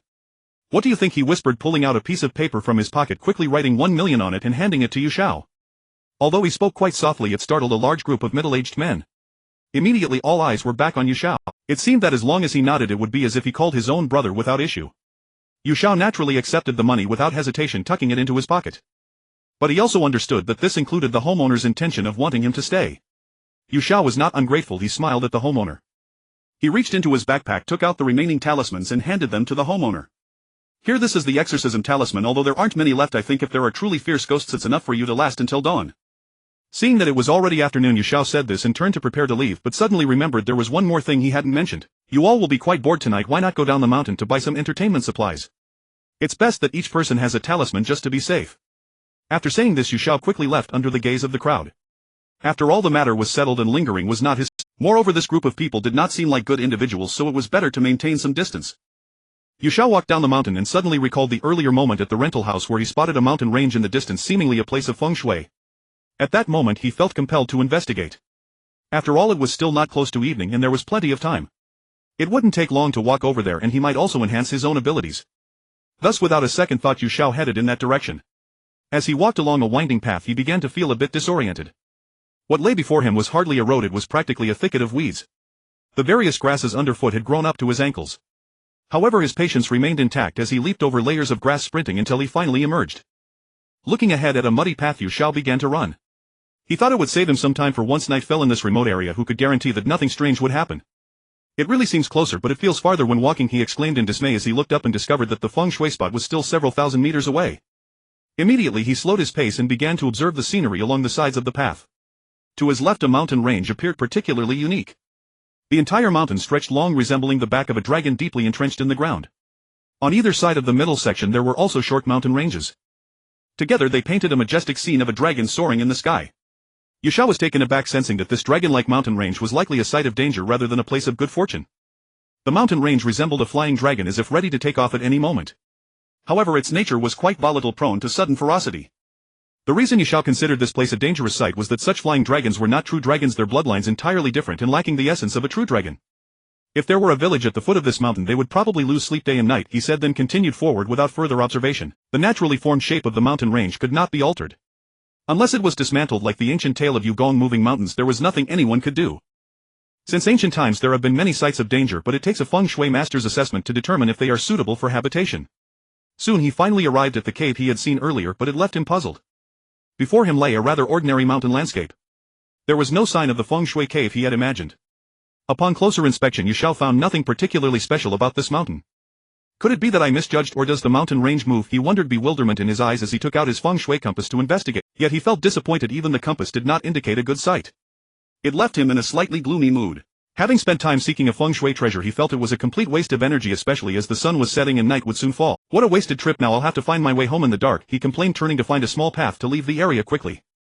At night if a ghost appeared, Yu Xiao wasn't particularly afraid, but he was concerned about venomous insects and snakes during the warm season. If bitten he could potentially lose half his life. Soon he spotted a small path covered in weeds to his left. Yu Xiao immediately took off running. If he didn't hurry it would be completely dark soon. After running for a while he pulled out his phone from his pocket and saw that it was 6:58. Ahead appeared a road leading into the urban area of Binyun. Yu Xiao walked over, stood by the roadside, brushed off the clumps of grass stuck to him and continued walking, hoping to catch a ride. However, the sky above seemed to be turning against him, darkening in an instant. Everything before him was a gray blur. If someone were 20 meters ahead he could only see a vague silhouette. Yu Xiao held his phone in his left hand and the feng shui compass in his right, not placing it back in his bag. Suddenly, not far ahead he saw 5 middle-aged men squatting by the roadside, a large box of white wine and beer beside them. The men were conversing with worried expressions. As Yu Xiao passed by he couldn't help but glance back, then quickened his pace. Yet one of the middle-aged men caught sight of him and called out. "Stop! What are you doing here in the dark?" As soon as he spoke he noticed the feng shui compass in Yu Xiao's right hand and his expression turned to shock as he shouted. "Look! He seems to be a Taoist priest." The other 4 pairs of eyes turned to Yu Xiao's hand, all expressing a hint of surprise. However, they quickly reacted, surrounding Yu Xiao. "What do you want?" Seeing the 5 of them, Yu Xiao revealed a hint of panic. Seeing that they were all burly men, he felt he had no chance of winning if a fight broke out. "We came to Binyun City from the countryside to work, but we've been swindled out of all our money. We don't even know where our next meal will come from tomorrow." One of the middle-aged men said softly, raising his head to gulp down a large mouthful of beer. "We're from the countryside and believe in fate. It's our bad luck. Could you please help us?" He continued, looking up at Yu Xiao. The other 4 middle-aged men also chimed in, seemingly treating Yu Xiao as their last. "I don't have any great abilities and can't help you much." Seeing their plight, Yu Xiao felt a pang of sympathy, yet he had no means to assist. Simply giving them money wouldn't solve anything. Their daily expenses for 5 people were substantial. He believed that the only solution was to help them find jobs, allowing them to stabilize before considering anything else. "How about this? You use the 5 ghosts financial technique to help us just this once," said one of the middle-aged men, who was thin and tall, staring at the feng shui compass in Yu Xiao's hand. The moment he said this, Yu Xiao was startled. The 5 ghosts financial technique is a type of Maoshan magic classified as a forbidden technique. Though it still exists, no one has ever used it. Yu Xiao had seen it mentioned in a Maoshan text but had no intention of using such a technique. The text stated that to use this technique one would have to sacrifice a significant amount of their own lifespan, and the preparations were exceedingly complicated, with some being virtually impossible. Among the most difficult requirements was the need for a maiden who had yet to lose her virginity, as her blood was needed to nourish the 5 little ghosts. "I can't do that. The 5 ghosts financial technique is learned by ghost-catching priests. I'm a feng shui master and can't learn it." "I outright refuse," Yu Xiao said as he pushed past the middle-aged man in front of him, wanting to leave quickly, but then he heard a voice. "If you don't help us we won't survive." "We have children and wives at home, we have a whole family to support," said a middle-aged man with a flat head and a dark complexion wearing a black tank top. This statement nearly softened Yu Xiao's heart. He reached into his pocket, turned around and handed him some cash. "There's 200,000 in this card, consider it a loan. Here's my business card, once you earn some money remember to call me back." As he spoke he took out a business card and handed it to him. Then Yu Xiao hurriedly rushed forward. 5 pairs of eyes watched as Yu Xiao's figure gradually disappeared. They couldn't help but look at each other, their eyes filled with excitement, more so with gratitude for Yu Xiao's kind assistance. Soon after, a truck drove down the road, its headlights illuminating the dark. The truck driver squinted, seemingly dozing off, appearing quite fatigued. However, unexpectedly the truck sped directly past the 5 middle-aged men. Bang! A crisp sound echoed and 5 bodies lay sprawled on the road, surrounded by blood flowing in all directions. The driver was startled awake by the scene, tightening his grip on the steering wheel and stopping by the side of the road. He glanced down through the window and his expression turned to panic. However, he didn't look for long before he started the vehicle again and sped away. Hearing the sound of a vehicle approaching behind him, Yu Xiao turned and flagged it down. He waved his phone screen a few times and the driver stopped, allowing him to hop in. He quickly sensed that something was off with this driver, who seemed to be in a hurry as the truck sped along. The driver sped down the road in the truck, not uttering a single word. As they reached the urban area of Binyun City, Yu Xiao turned back and smiled at him, pulling out 5 ancient coins from his pocket and handing them over. "You can use black dog blood to soak the copper coins, string them with red thread and always carry them with you to ward off evil spirits." With that, Yu Xiao stepped down from the truck. He hopped into a taxi and headed straight home. After handling all his affairs, he felt a significant lightness in his body. All he needed was a shower and a good night's sleep. Quickly paying the fare with his phone, Yu Xiao grabbed a quick bite downstairs before striding up to his apartment. He dropped his backpack, lit incense for his master and immediately shed his clothes, heading straight for the bathroom. Humming a joyful tune, he felt elated inside. Before long, Yu Xiao returned lounging on the sofa, engrossed in reading the complete text of the Maoshan teachings. Suddenly he recalled that it had been a while since his master passed away. He had mentioned it to Mengpo last time, yet she had not come to the mortal realm to find him. Calculating the days, the 7th day should have already passed. Yu Xiao set down the Maoshan teachings and looked up at his master's urn. "Master, it has been so many days since your passing, don't you wish to come back and take a look?" He spoke aloud to the tablet, aware that he had broken the rules regarding feng shui and was chased down the mountain by his master, yet he felt no anger in his heart. According to Yu Xiao, when helping others with their affairs, it was only natural to charge a fee, otherwise who would work for free? However, the compensation typically requested by feng shui masters is merely a token of appreciation from the host, which is often not substantial. Thus the people in the Taoist community were often impoverished, and it was no surprise. Wherever they went, they were perpetually busy, leading a life of toil without ever accumulating wealth.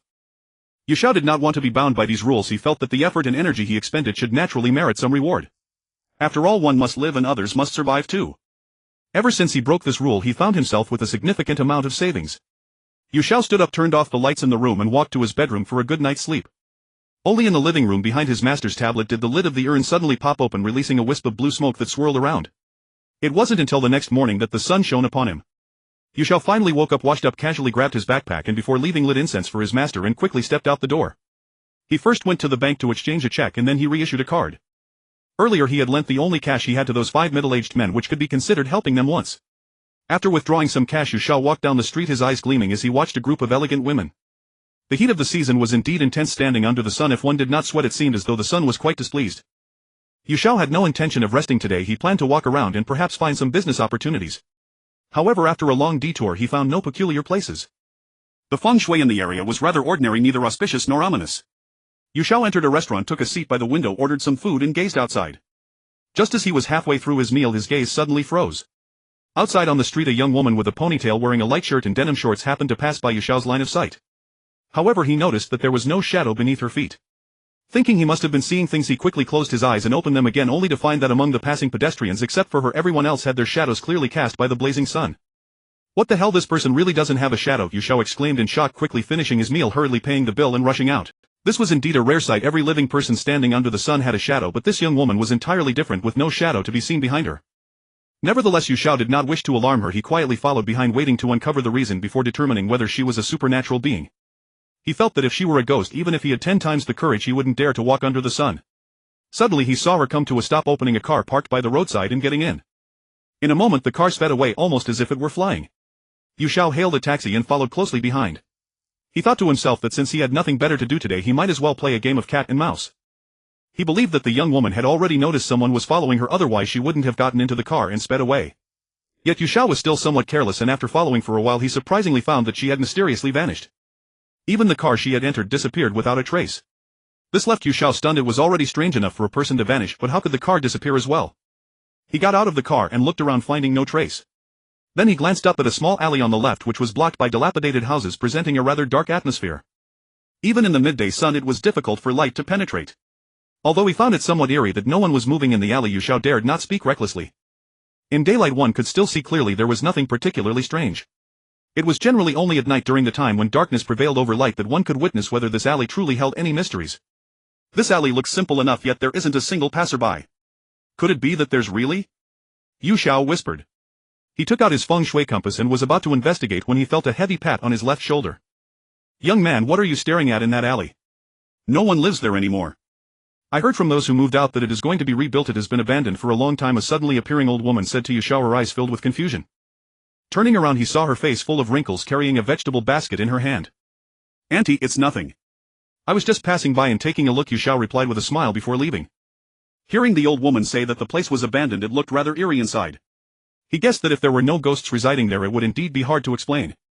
However, Yu Xiao had no mood to engage further. When it came time for demolition and renovation, they would surely invite a Taoist priest to exorcise any ghosts.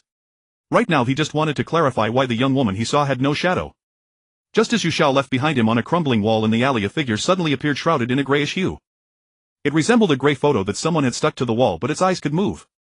Soon the corners of its mouth twisted into a sinister smile, adding a touch of horror to the scene. Yu Xiao walked onto the road and hailed a ride directly home. He still felt that he needed to master all the teachings of Maoshan before venturing out for business. The alley he saw earlier made Yu Xiao feel that only a true Maoshan Taoist could handle it. He was merely an amateur Taoist. If he ventured in alone, not only would he fail to exterminate the vengeful spirit, but he might also end up getting beaten. He wasn't foolish. Tasks without certainty were not worth attempting. He decided to pretend he hadn't seen it and focus on honing his skills first. Looking up out of the car window, Yu Xiao was shocked to find that this road didn't seem like the way home. He immediately glanced at the driver in front. Where are you headed? He questioned, pulling out his phone to take a look. The main road is quite congested, so I'm taking a shortcut. Don't worry, it will be quick. With a smile on his face, the driver glanced back at Yu Xiao through the rearview mirror. The car wound through several small roads, and indeed it was a bit faster. However, Yu Xiao realized that the driver's claim of taking a shortcut was likely false. He probably intended to take a longer route. He didn't dwell on it and turned his gaze back to the window. The car continued moving forward, passing through numerous streets, but the speed had significantly slowed down. Just as they reached a certain spot, Yu Xiao's expression suddenly turned to one of shock. He spotted a parking lot entrance to the left and, glancing inside, saw it was pitch black, making it hard to see anything even in broad daylight. He immediately called for the driver to stop and took another look, but it remained the same, completely unclear. Yu Xiao paid the fare and rushed over. Standing at the edge of the parking lot, he took out his feng shui compass to begin his assessment. The result startled him. The feng shui layout of the parking lot was appallingly poor, almost like a place of malevolence. In a location where people gathered, one would expect an underground parking lot to be safe. There was considerable foot traffic plus vehicles coming and going.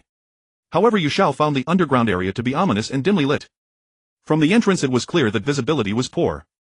He also felt a chill blowing at him, all coming from below. There's so much energy gathered here, there might be something dirty down there, he whispered.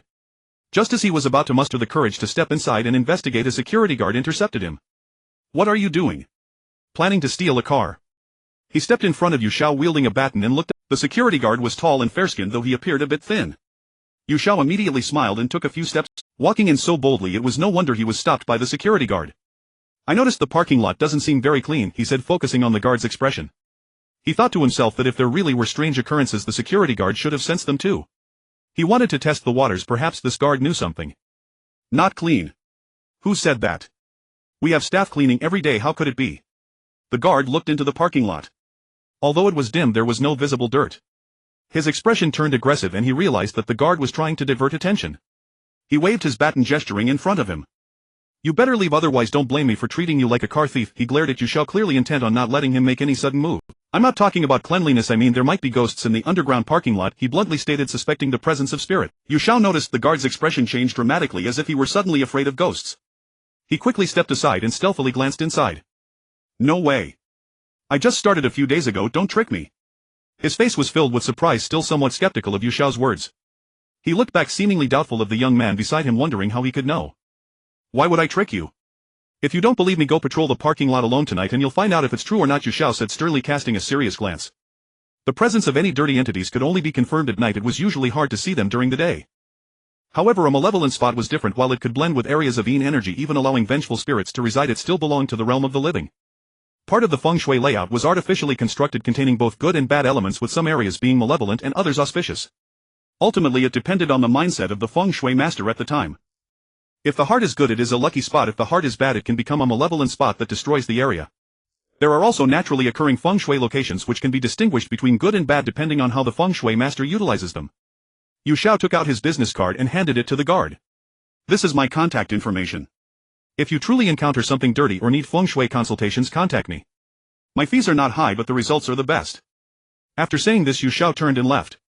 He felt that the guard didn't fully believe him, so he wanted him to experience it firsthand before seeking help. He had already concluded that this underground parking lot was situated on a malevolent spot. If not dealt with, strange occurrences would inevitably happen. Of course, some spirits prefer to linger in areas dense with yin energy, making this place an excellent choice. Lu Sheng was in no hurry. He would wait at home for a call. He had already cast out the bait for business. If he didn't earn a commission, he would feel guilty. Lu Sheng memorized the location and then took a ride home. As he was about to get in the car, he inadvertently spotted a familiar figure across the street. It was Lu Sheng, who had inexplicably vanished that day, now looking back at him with a slight smile. Lu Sheng closed the car door and walked directly towards him. "So it's you. What are you doing here?" "Can't manage to survive," he said with a playful tone, sizing him up. He noticed that Lu Sheng's face had become much clearer and his body was sturdier. Lu Sheng couldn't help but feel puzzled. How could he have changed so much in such a short time? "Just kidding. I'm a ghost-catching Taoist and I'm popular wherever I go. But you still look as thin as ever. Haven't you been eating?" With a smile on his face, Lu Sheng looked ahead. He had just seen Lu Sheng walking from the parking lot entrance and chatting with the security guard. "What were you doing at the parking lot? Did you discover something strange inside?" Lu Sheng quickly suppressed his smile and pointed, asking loudly. As he passed by, Lu Sheng had noticed something odd at the parking lot entrance. He stopped to look up. He saw Lu Sheng chatting with the security guard and guessed that he must have sensed something, so he didn't approach. He also understood that as a feng shui master, this malevolent spot was naturally his domain and he didn't want to interfere. Of course, there's a concentration of yin energy below, indicating the presence of vengeful spirits. Plus, this parking lot is situated on a malevolent spot, so I thought I'd look for some business opportunities. But if we act too proactively, the property owners will become suspicious. "We can only wait for them to contact me," he said, glancing at the parking lot entrance. Lu Sheng turned back and noticed a restaurant behind him. He then rubbed his stomach.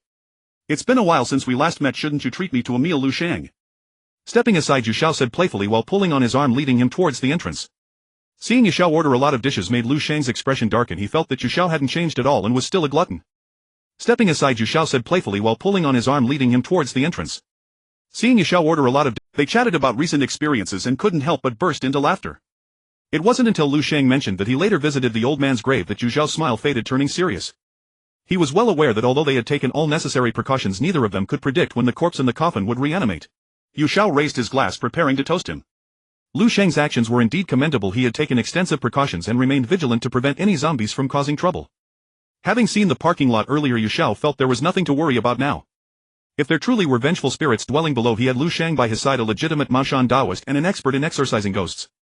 Glancing up at Lu Sheng across from him, a smile crept onto Lu Sheng's lips, as if validating the saying that one can find what they seek without much. "Have you not seen me in a long time? Your gaze seems a bit sinister. You wouldn't harbor any thoughts about me, would you?" With a quick glance, Lu Sheng exclaimed in surprise, then looked down at his own pants. "I am a normal man, don't get any ideas about me," he said loudly, suddenly raising his head. Lu Sheng placed his bag beside him and began eating the rice on the table. Seeing Lu Sheng the glutton, he felt no restraint and began to eat heartily. "You think too much. I am also a normal man. How could I be interested in you? I was thinking of calling you to go to that parking lot tonight. You handle the vengeful spirit and then I can take care of the feng shui positioning." After saying this, Lu Sheng took a sip of water, for now he needed to fill his stomach and wait for darkness to fall. The strange occurrences at the parking lot happened only at dawn and dusk. There was no rush as they were always on watch. The two of them had now reached the evening. At the entrance of the parking lot, a young security guard glanced nervously down below. Clearly he was somewhat frightened. But it was time for his patrol and he was too scared to go alone. He considered going down with another colleague who had just come on duty, but since there needed to be someone outside, he was refused. He tightly gripped his flashlight in his left hand and picked up his baton in his right, slowly walking towards the parking lot. Of course he had no other choice, there weren't enough personnel and he couldn't leave his post. Summoning all his courage, he swept the area with his flashlight, and once he felt it was safe, took a few steps forward. Even though there was lighting in the parking lot, it only illuminated a few pillars and visibility was limited. Looking at the parking lot, which was as large as a football field, he felt a shiver run down his spine. Having arrived only a few days ago, he had already heard whispers of ghosts below, filling him with dread. At that moment the parking lot was eerily silent. Almost all kinds of vehicles were parked and the lights were dim, casting shadows along the edges. The ground had not seen sunlight, making it feel even colder. A gentle breeze occasionally blew, sending chills through him. Wearing a short-sleeved shirt, as he reached a corner he immediately wrapped his arms around himself. The cold felt like winter, sending shivers throughout his body. Moreover, it felt so eerie that he suddenly sensed a pair of piercing eyes watching him from behind, causing the hairs on his neck to stand on end. Instinctively he turned around, scanning the area with his flashlight, but found nothing. He quickened his pace, eager to finish his patrol and leave this haunted place. Having circled around without encountering anything strange, he was almost at the exit and let out a sigh of relief. Fortunately, I didn't run into anything. I must always come down with someone from now on, or I might scare myself to death in this environment. As he spoke, he walked towards the exit. Little did he know, just as he stepped out, his eyes widened in shock as he found himself standing on a high floor. The exit vanished in an instant. He thought he was seeing things, so he took a closer look and realized he actually was by the window of a tall building standing 100 meters above the... His mind raced. He pulled out his phone, dialing the number on the business card. "Parking lot, help me please." Suddenly he felt his neck gripped tightly by two arms, and as he struggled to utter a word, his body was flung backward. Xiao tucked away his phone with a smile, looking up at Lu Sheng across from him. They had been waiting for a long time here, and finally the call had come. "Let's go, you catch the vengeful spirit and he'll handle the feng shui. Someone is calling for help." With it, Xiao quickly got up and was the first to step outside the restaurant. As he looked towards the parking lot, Lu Sheng followed him out. "Don't look too long, the vengeful spirit might take advantage." Dashing straight across, Lu Sheng drew out his peachwood sword, dodging the security guard's blockade, and ran towards the parking lot below. Xiao reached the entrance but was intercepted by the guard. He gripped his baton tightly and looked up. "What are you doing? Are you trying to steal a car? That's quite bold." I sternly admonished, first blocking Xiao's way, then pulled out his walkie-talkie to call for backup. Seeing the burly man in front of him, Xiao found him somewhat naive. But there was no time for talk. He prepared to bypass him and quickly enter. Just as he swiftly moved to the left side, Xiao's eyes widened in surprise. He saw that the guard had at some point grabbed his wrist with one arm. "You underestimate me. As long as I'm here today, you won't step 1 foot inside." With a forceful tug, he pulled Xiao back in front of him. "Captain, there's a car thief inside the parking lot and I've stopped one outside." He picked up the walkie-talkie again, speaking loudly. Looking at Xiao, his face showed a hint of a smile as he reached out, ready to catch the man. But realizing his right hand had grasped air, the person in front had stepped back several paces.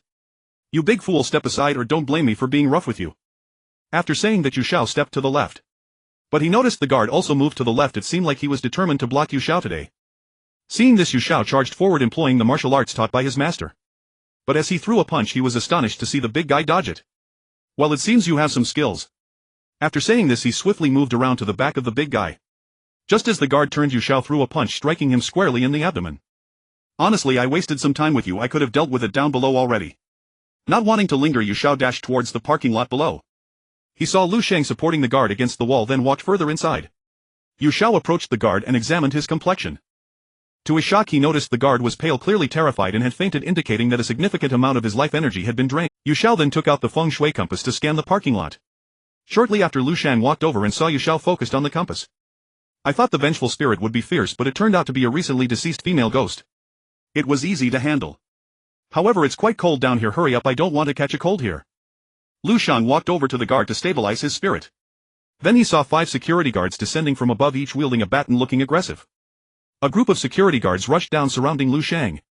Among them, a tall and sturdy middle-aged man looked up at him, his eyes filled with ferocity. "What are you doing here, daring to come into the parking lot under my jurisdiction? Are there too many luxury cars and you want to steal one?" While questioning, the security guards scanned the other side. Hearing a subordinate mention that there was another accomplice, he couldn't help but feel a bit angry, realizing that this car thief was audacious enough to sneak into the parking lot during the shift change. However, he did not see the other person in sight. Turning to Lu Sheng in front of him, he inquired, "You have another accomplice, haven't they abandoned you and run away?" Lu Sheng glanced ahead and indeed did not see Xiao, but he believed he was not the kind of person to escape alone. He intended to bypass the security guard in front of him and head towards the innermost part. At that moment, Xiao suddenly appeared, looking at the security guards. "In here I haven't earned any money yet, so I won't run away." Looking at the security guard who spoke earlier, Xiao walked over and placed the feng shui compass into his backpack. "Tell your boss that if this underground parking lot doesn't consult a feng shui master soon, he might end up losing everything." He raised his head to look at them and loudly declared. Earlier, Xiao had used the feng shui compass to investigate the positioning of this place. This location belongs to the Yin category, continuously emitting a large amount of Yin energy, and combined with the exit facing west, it is perpetually deprived of sunlight. After a long time, it would naturally evolve into a Yin evil cave, creating a dead spot due to the underground emanating Yin energy. Even without turning on the air conditioning, it is extremely cold here. Moreover, the Yin energy poses great harm to the living. Generally, people with poor health who linger here for long will have Yin energy invade their bodies, putting their lives at risk at any moment. The person always feels dazed, unable to muster a bit of spirit, and their complexion lacks blood, appearing pale. If they drive out, it would be surprising if no accidents occurred. The parking lot's exit and entrance are the same, facing west. Coincidentally, the west is the direction where the dead head towards, which is inauspicious for the living. Our parking lot is just fine, no need to consult any feng shui master. Rather, you two should come with me to the police station. Attempting to steal a car and dabbling in such supernatural arts. Who would believe you? After saying this, he called a few subordinates, preparing to capture the two and take them directly to the police station. Captain, this one knows some skills, you should handle it. One of the security guards pointed at Lu Sheng and said. You don't believe me, right? Fine, let me show you something. Stepping back a few paces, Lu Sheng took out the Bagua mirror from his bag. He immediately chanted a mantra, and in a moment a golden light shone from the Bagua mirror as he released the captured female ghost. Looking up, he thought that if they didn't believe, he would let the female ghost out to let them witness it with their own eyes. The female ghost released flew around above the heads of the few men. However, she was quite frightened of Lu Sheng and quickly distanced herself from him. Seeing the group of strong men below, her eyes suddenly turned greedy. Her cheeks were already rotting away, leaving only two fierce eyes glaring at a security guard in front of her, finally rushing towards him. She reached out with both hands, trying to grasp his neck to drain his life energy. Oh my God, Captain, save me. The security guard shouted in astonishment as he saw the female ghost flying towards him and hid behind one of his colleagues. But the female ghost could not catch up and was instead captured by Lu Sheng back into the Bagua mirror. So how about now? You should believe it. Looking at the security captain, Lu Sheng smiled after putting the Bagua mirror back into his bag. Seeing a ghost for real startled them. After hearing what the person in front of him said, he couldn't help but doubt why they had come to the parking lot to catch ghosts for no reason. It was indeed unsettling. He thought that there were no ghosts in other places, yet they just happened to be in this underground parking lot. Although he had seen it with his own eyes, if he told the boss, he probably wouldn't believe it. My boss probably won't believe you. Perhaps you just casually caught a ghost from outside to scare us. Saying this, he looked towards Lu Sheng's waist. There were plenty of luxury cars below the parking lot, and if one were to go missing, he felt that even if he sold himself, he couldn't afford it. So for safety's sake, he thought of driving these two away. You'd better leave. Today I'll let you go, but if you come to the parking lot again and we catch you, it won't be easy on you. He waved for his subordinates to step aside, pointing towards the exit while looking at Lu Sheng, signaling him to leave quickly. Xiao stood aside, his expression instantly turning serious. Such a great business opportunity was about to slip away. How could he easily let it go? So he took out the money sword from his backpack, broke it into 7 pieces and threw it forward. Don't believe. Fine, wait a moment and you'll see a good show. Saying this, Xiao walked to the darkest corner. The 7 pieces of copper coins scattered all over the place, on the car and on the ground. Immediately Xiao took out another 7 copper coins and, following the feng shui placement secret, arranged the 7 coins in 7 positions, setting up a 7 underworld continuation formation. This formation was used to draw out a large amount of yin energy enveloping the underground parking lot. However, Xiao's goal was not just to convince these security guards, he also wanted to attract all the gathered yin energy from underground to prepare for the next defensive measures. However, this could only be properly handled when their boss came in person. Of course, Xiao wasn't putting on a show, it was all about the money. Having dealt with the feng shui in front of these security guards, if their boss didn't see it, he might not receive a single penny. It was a lot of effort with no reward in the end. The 7 copper coins were placed in every corner of the parking lot, and Xiao used the blood from the middle finger of his right hand as a guide, dripping a drop of blood on each one while silently chanting the mantra. Soon the temperature in the entire parking lot seemed to drop below zero. A sudden gust of cold wind swept through the There was nowhere for it to dissipate, and it could only extend outwards. Before long, the several security guards standing aside, dressed in short sleeves, all felt the chill. Xiao drew out a large amount of undergrounding energy and didn't have to worry about these brawny men being unable to withstand it. Each one was tall and strong, and for a while they wouldn't be harmed. Suddenly Xiao's expression showed a bit of astonishment. The yin energy that emerged from the ground before him exceeded his expectations. It was indeed far too much. He suddenly felt that at this moment he was somewhat unable to control it. Quickly call your boss to come take a look, there is something strange underground in the parking lot. Shouting to the security captain, Xiao immediately began to collect the scattered copper coins. He needed to quickly pick them up to remove the 7 underworld continuation formation. There was too much yin energy drawn out, and Xiao could no longer control the situation. Little did they know all the copper coins were collected, yet it seemed futile. Only a large amount of sinister energy erupted from the ground, drifting off in all directions. This left Xiao in a state of panic. If this continued for an hour, everyone in the underground parking lot would be frozen stiff, unable to move their body. If the sinister energy invaded their bodies, it would mean that death was not far off. Lu Sheng, come help me. The sinister energy is surging out too much, I can't handle it alone. Shouting to one side, Xiao calmed himself down, first needing to think of a way to suppress it. There was no need to worry about anything else, the sinister energy drifting out from the exit would naturally dissipate. But Xiao feared that if someone came down to the parking lot to drive at this moment, they too would be implicated. Lu Sheng walked over and saw a stream of black energy emerging from a black circular point on the ground in front of Xiao. He couldn't help but furrow his brows. You need to think of a way to deal with it. I'll first use the talisman array to suppress it. Taking out some talismans, Lu Sheng quickly placed them on the ground. Without a doubt this was the source of the sinister energy. No wonder the female ghost chose to stay down here. The parking lot suited her appetite. With so much sinister energy there was nothing to worry about. It was a bountiful place for ghosts. Typically the deceased would rush to the underworld to enjoy 100 years of shadowy life. However, there were some ghosts who did not like staying down below, which was why they ran to the human realm to deal with matters from their past lives. But once one became a ghost, whether in the human realm or the underworld, their shadowy life would only diminish with no difference at all. The only thing was that as long as they could avoid being caught by ghost hunters in the human realm or by the underworld's enforcers, they could rest easy. The source of the sinister energy on the ground was blocked by the talismans. Lu Sheng turned to look at Xiao only to find him still frozen in place, not moving. Have you thought of a solution? Just relying on the talismans in my hand won't hold for long. Shouting loudly, Lu Sheng stood up and placed his feet on the talismans. You all find a piece of cloth to cover this hole, he said to the security guards at one side. It was then that Lu Sheng noticed Xiao had pulled out a chalk line and was walking toward him. With no other options, they could only first encircle the hole with the chalk line, accurately marking the position for the next ceiling. Xiao saw the hole sealed with talismans, but it was still spewing out sinister energy. He suddenly felt that it would be very difficult to suppress it now that it had been inadvertently opened. However, he noticed that this hole was close to a corner of the wall. If they sealed off this parking space and stopped using it, it would be much easier to solve. Immediately Xiao came up with a clever plan. He would use a large tube to stabilize the hole, allowing the surging sinister energy to flow out through the tube. This would alleviate the situation underground significantly, but the coldness could not be avoided. The security captain standing to the side upon hearing Lu Sheng's words reacted and called a subordinate to go to the warehouse. He then took out his phone and called the boss to report the strange occurrences happening here so he could come in person. Soon a security guard brought a piece of black cloth and delivered it to Lu Sheng before quickly leaving. The light here was insufficient and the chilling wind made it feel eerie. As he walked over, his back felt a shiver. Lu Sheng covered the hole with the black cloth and sat down looking at Xiao. Have you thought of a solution? My backside is freezing cold right now. As he spoke, Lu Sheng reached down to feel under him and immediately his palm felt like it had touched an ice block, an icy wave rushing straight to his heart. Don't worry, I've thought of a way, but we still have to wait for the boss to arrive. I can only completely handle it after seeing it with my own eyes. Previously he had seen the security captain holding the phone. Xiao guessed that he must be calling his boss. There was no need to rush. Once the person arrived, everything would be easier. You're not worried, but I am very anxious. You should sit here and block the sinister energy for a while. If this goes on, I can't take it any longer. After Lu Sheng finished speaking, he stood up. Seeing Xiao come over, he stepped aside. The coldness from the sinister energy was overwhelming. Anyone would find it unbearable after a while. You two masters, you must help deal with this sinister energy hole, otherwise I won't be able to conduct my business. A middle-aged man in a suit came from the exit and saw the two suppressing the source of the sinister energy, saying this as he looked towards Xiao.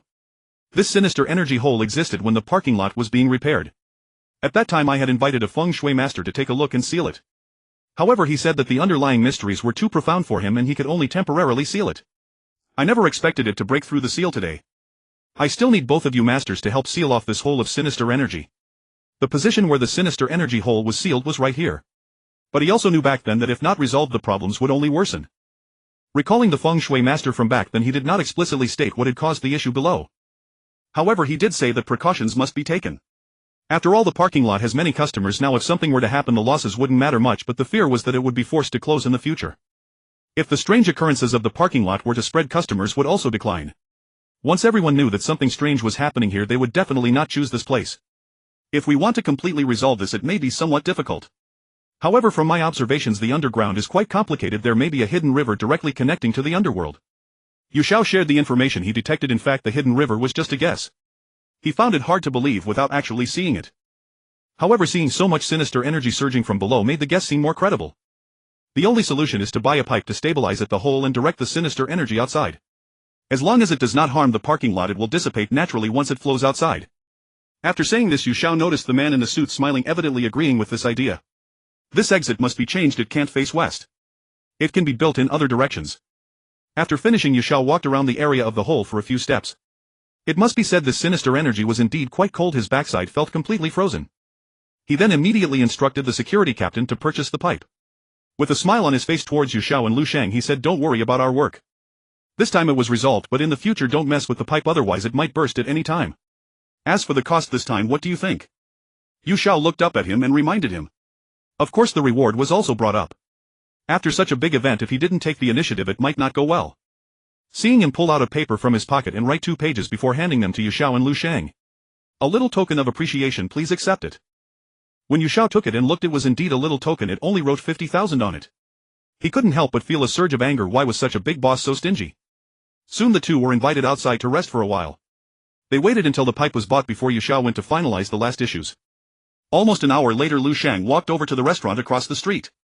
Yu Xiao looked up and followed behind him. The two of them sat in their previous spots ordering some dishes, chatting as they ate, and before they knew it, it was afternoon. However, this time it was Yu Xiao who paid the bill because after Lu Sheng had finished eating, she left her contact information and ran off directly. This made Yu Xiao feel a surge of anger. He had always been the one to eat off others, but this time Lu Sheng had broken the norm. After recording it on his phone, Yu Xiao settled the bill and took a ride home. He first lit a stick of incense for his master and then, feeling bored, began to play on his computer.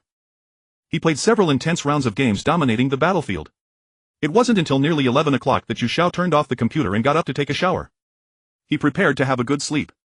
Keeping his spirits high, he planned to look for business opportunities the next day. However, in many places of the metropolis, even if people believed in feng shui and the supernatural, they had made all the necessary precautions so one wouldn't find ghosts everywhere or places with bad feng shui. Yet the most haunted places besides the chaotic burial grounds deep in the mountains were the funeral homes in the cities. These two places gathered countless types of vengeful spirits, enough to scare anyone who encountered them. Even a skilled Maoshan priest would not dare to move about freely here, let alone ordinary people. Early in the morning, Yu Xiao got up, prepared a set of clothes, and planned to go out for a bit of sightseeing, treating himself. He walked to the window, closed the curtains, and lit a stick of incense for his master, saying that he was going out for a while as a farewell before leaving. Afterward, Yu Xiao closed the door and departed. Little did he know that shortly after he stepped out, a wisp of blue smoke emerged from his master's ashes, flying directly towards the sofa. It immediately transformed into a figure, a tuft of white beard standing upright at the throat with a pale face that did not hide the wrinkles shown. This was indeed Yu Xiao's master, whose time for the seventh-day return had already arrived. However, after returning to the mountain, he had not seen his own portrait, so he came here following the unique scent of his physical body. Although he had come 2 days prior, he did not wish to reveal his ghostly form, instead observing Yu Xiao from the shadows.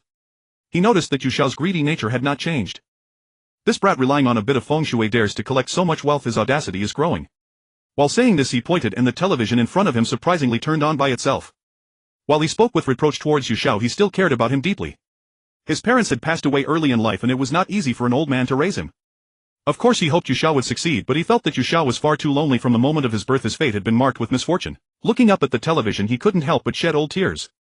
However, Yu Xiao was currently very relaxed, sitting on a train heading to another province, ready to enjoy himself thoroughly. If he happened upon a place with bad feng shui, he could also take care of it. He felt that while having fun, he should also work on the side. Around noon, Yu Xiao got off the train, and after exiting the station, he signed up for a tour group at the beckoning of some locals, following them to enjoy the mountain's water and sunshine. Sitting on the bus listening to the guide talk about the places they were visiting, he barely paid attention as she began to introduce the history, feeling too lazy to listen to her rambling. He noticed that there weren't many beautiful women on the bus, but there were quite a few elderly couples. Soon the bus finally arrived at its destination, and Yu Xiao followed behind them. He saw the guide go to buy tickets, preparing to lead a large group of people to start climbing the mountain and feel the breeze. Without a word, Yu Xiao took the ticket handed to him by the guide and dashed towards the mountain path. He found that the mountain range was not very high, and it only took an hour to climb. Standing atop the peak, he beheld the surrounding mountains, their summits shrouded in mist, though occasionally the sharp peaks would reveal themselves. Afterward, Yu Xiao lost interest and walked back down the mountain. Wandering nearby, he noticed a temple not far off. However, the temple door was tightly shut with cobwebs adorning the entrance. It appeared as though no one had come to burn incense or pay respects for a long time, giving it a sense of neglect. Could it be that the locals do not like to visit the temple to burn incense and pray, leading to its abandonment? He wondered aloud as he walked a bit closer. The temple before him was actually quite well constructed, though it was only a single building. It was about the same size as an ordinary house. Just as he was about to push open the temple door to investigate further, a middle-aged woman approached, looking at Yu Xiao with a hint of surprise in her eyes. "Young man, what are you doing here? Hurry back. I heard this temple is not clean. It does not enshrine deities, but rather some vengeful spirit statues which are quite terrifying." Pointing towards the temple's entrance, she loudly finished her warning and quickly left the area, appearing somewhat anxious. Upon hearing this, Yu Xiao's expression turned astonished. The temples he had previously visited with his master all enshrined deities. If this one did not, it could only be concluded that it was sinister. What temple would enshrine vengeful spirits? Generally such a thing did not exist, nor could it. Thus this piqued Yu Xiao's interest. He was curious, and since the temple truly housed vengeful spirits, why not open the door and see for himself? Just as he approached the entrance, the guide came over, saying they had all disembarked, and since it was still early, they were heading to the next scenic spot. Therefore Yu Xiao reluctantly had to hold back his desire to investigate further. Following the elderly companions, they visited several more scenic spots. That night Yu Xiao checked into the hotel arranged by the guide for rest. He had signed up for a 3-day tour, and today was only the first day, so there was still plenty of time. However, Yu Xiao decided in his heart that after enjoying the 3 days he would return to that temple to see if it truly enshrined vengeful spirits. Of course he felt a bit scared. If he encountered a powerful vengeful spirit, it would be difficult for him to handle. That night Yu Xiao felt quite bored in his room and was just about to step out to find some fun when the guide cheerfully approached. We are planning to take a cruise. It will cost 500 each. Do you want to join? After saying this she looked at Yu Xiao. It was just perfect as he was feeling bored and a night breeze would be delightful. We are planning to take a cruise. It will cost 500 each. Do you want to join? After saying this she looked at Yu Xiao. It was just perfect as he was feeling bored. He took out 500 yuan and handed it to the guide. After she accepted it he prepared to move past her but she grabbed his left hand. Wait, 300 is enough. But I can help you find a massage girl tonight which will cover the remaining 200. What do you— After saying this the guide looked up with a smile as Yu Xiao walked towards the elevator, not seeing him say anything, so she assumed he had agreed. On the cruise ship Yu Xiao sat to one side glancing at a girl not far away. He noticed she wore a white dress, her hair disheveled, giving her a rather eerie appearance. Her black hair obscured both sides of her face, revealing only a pair of large wide open eyes. Yu Xiao turned to look away, no longer watching the female ghost in front of him. He knew in his heart that this type of female ghost must have come seeking revenge.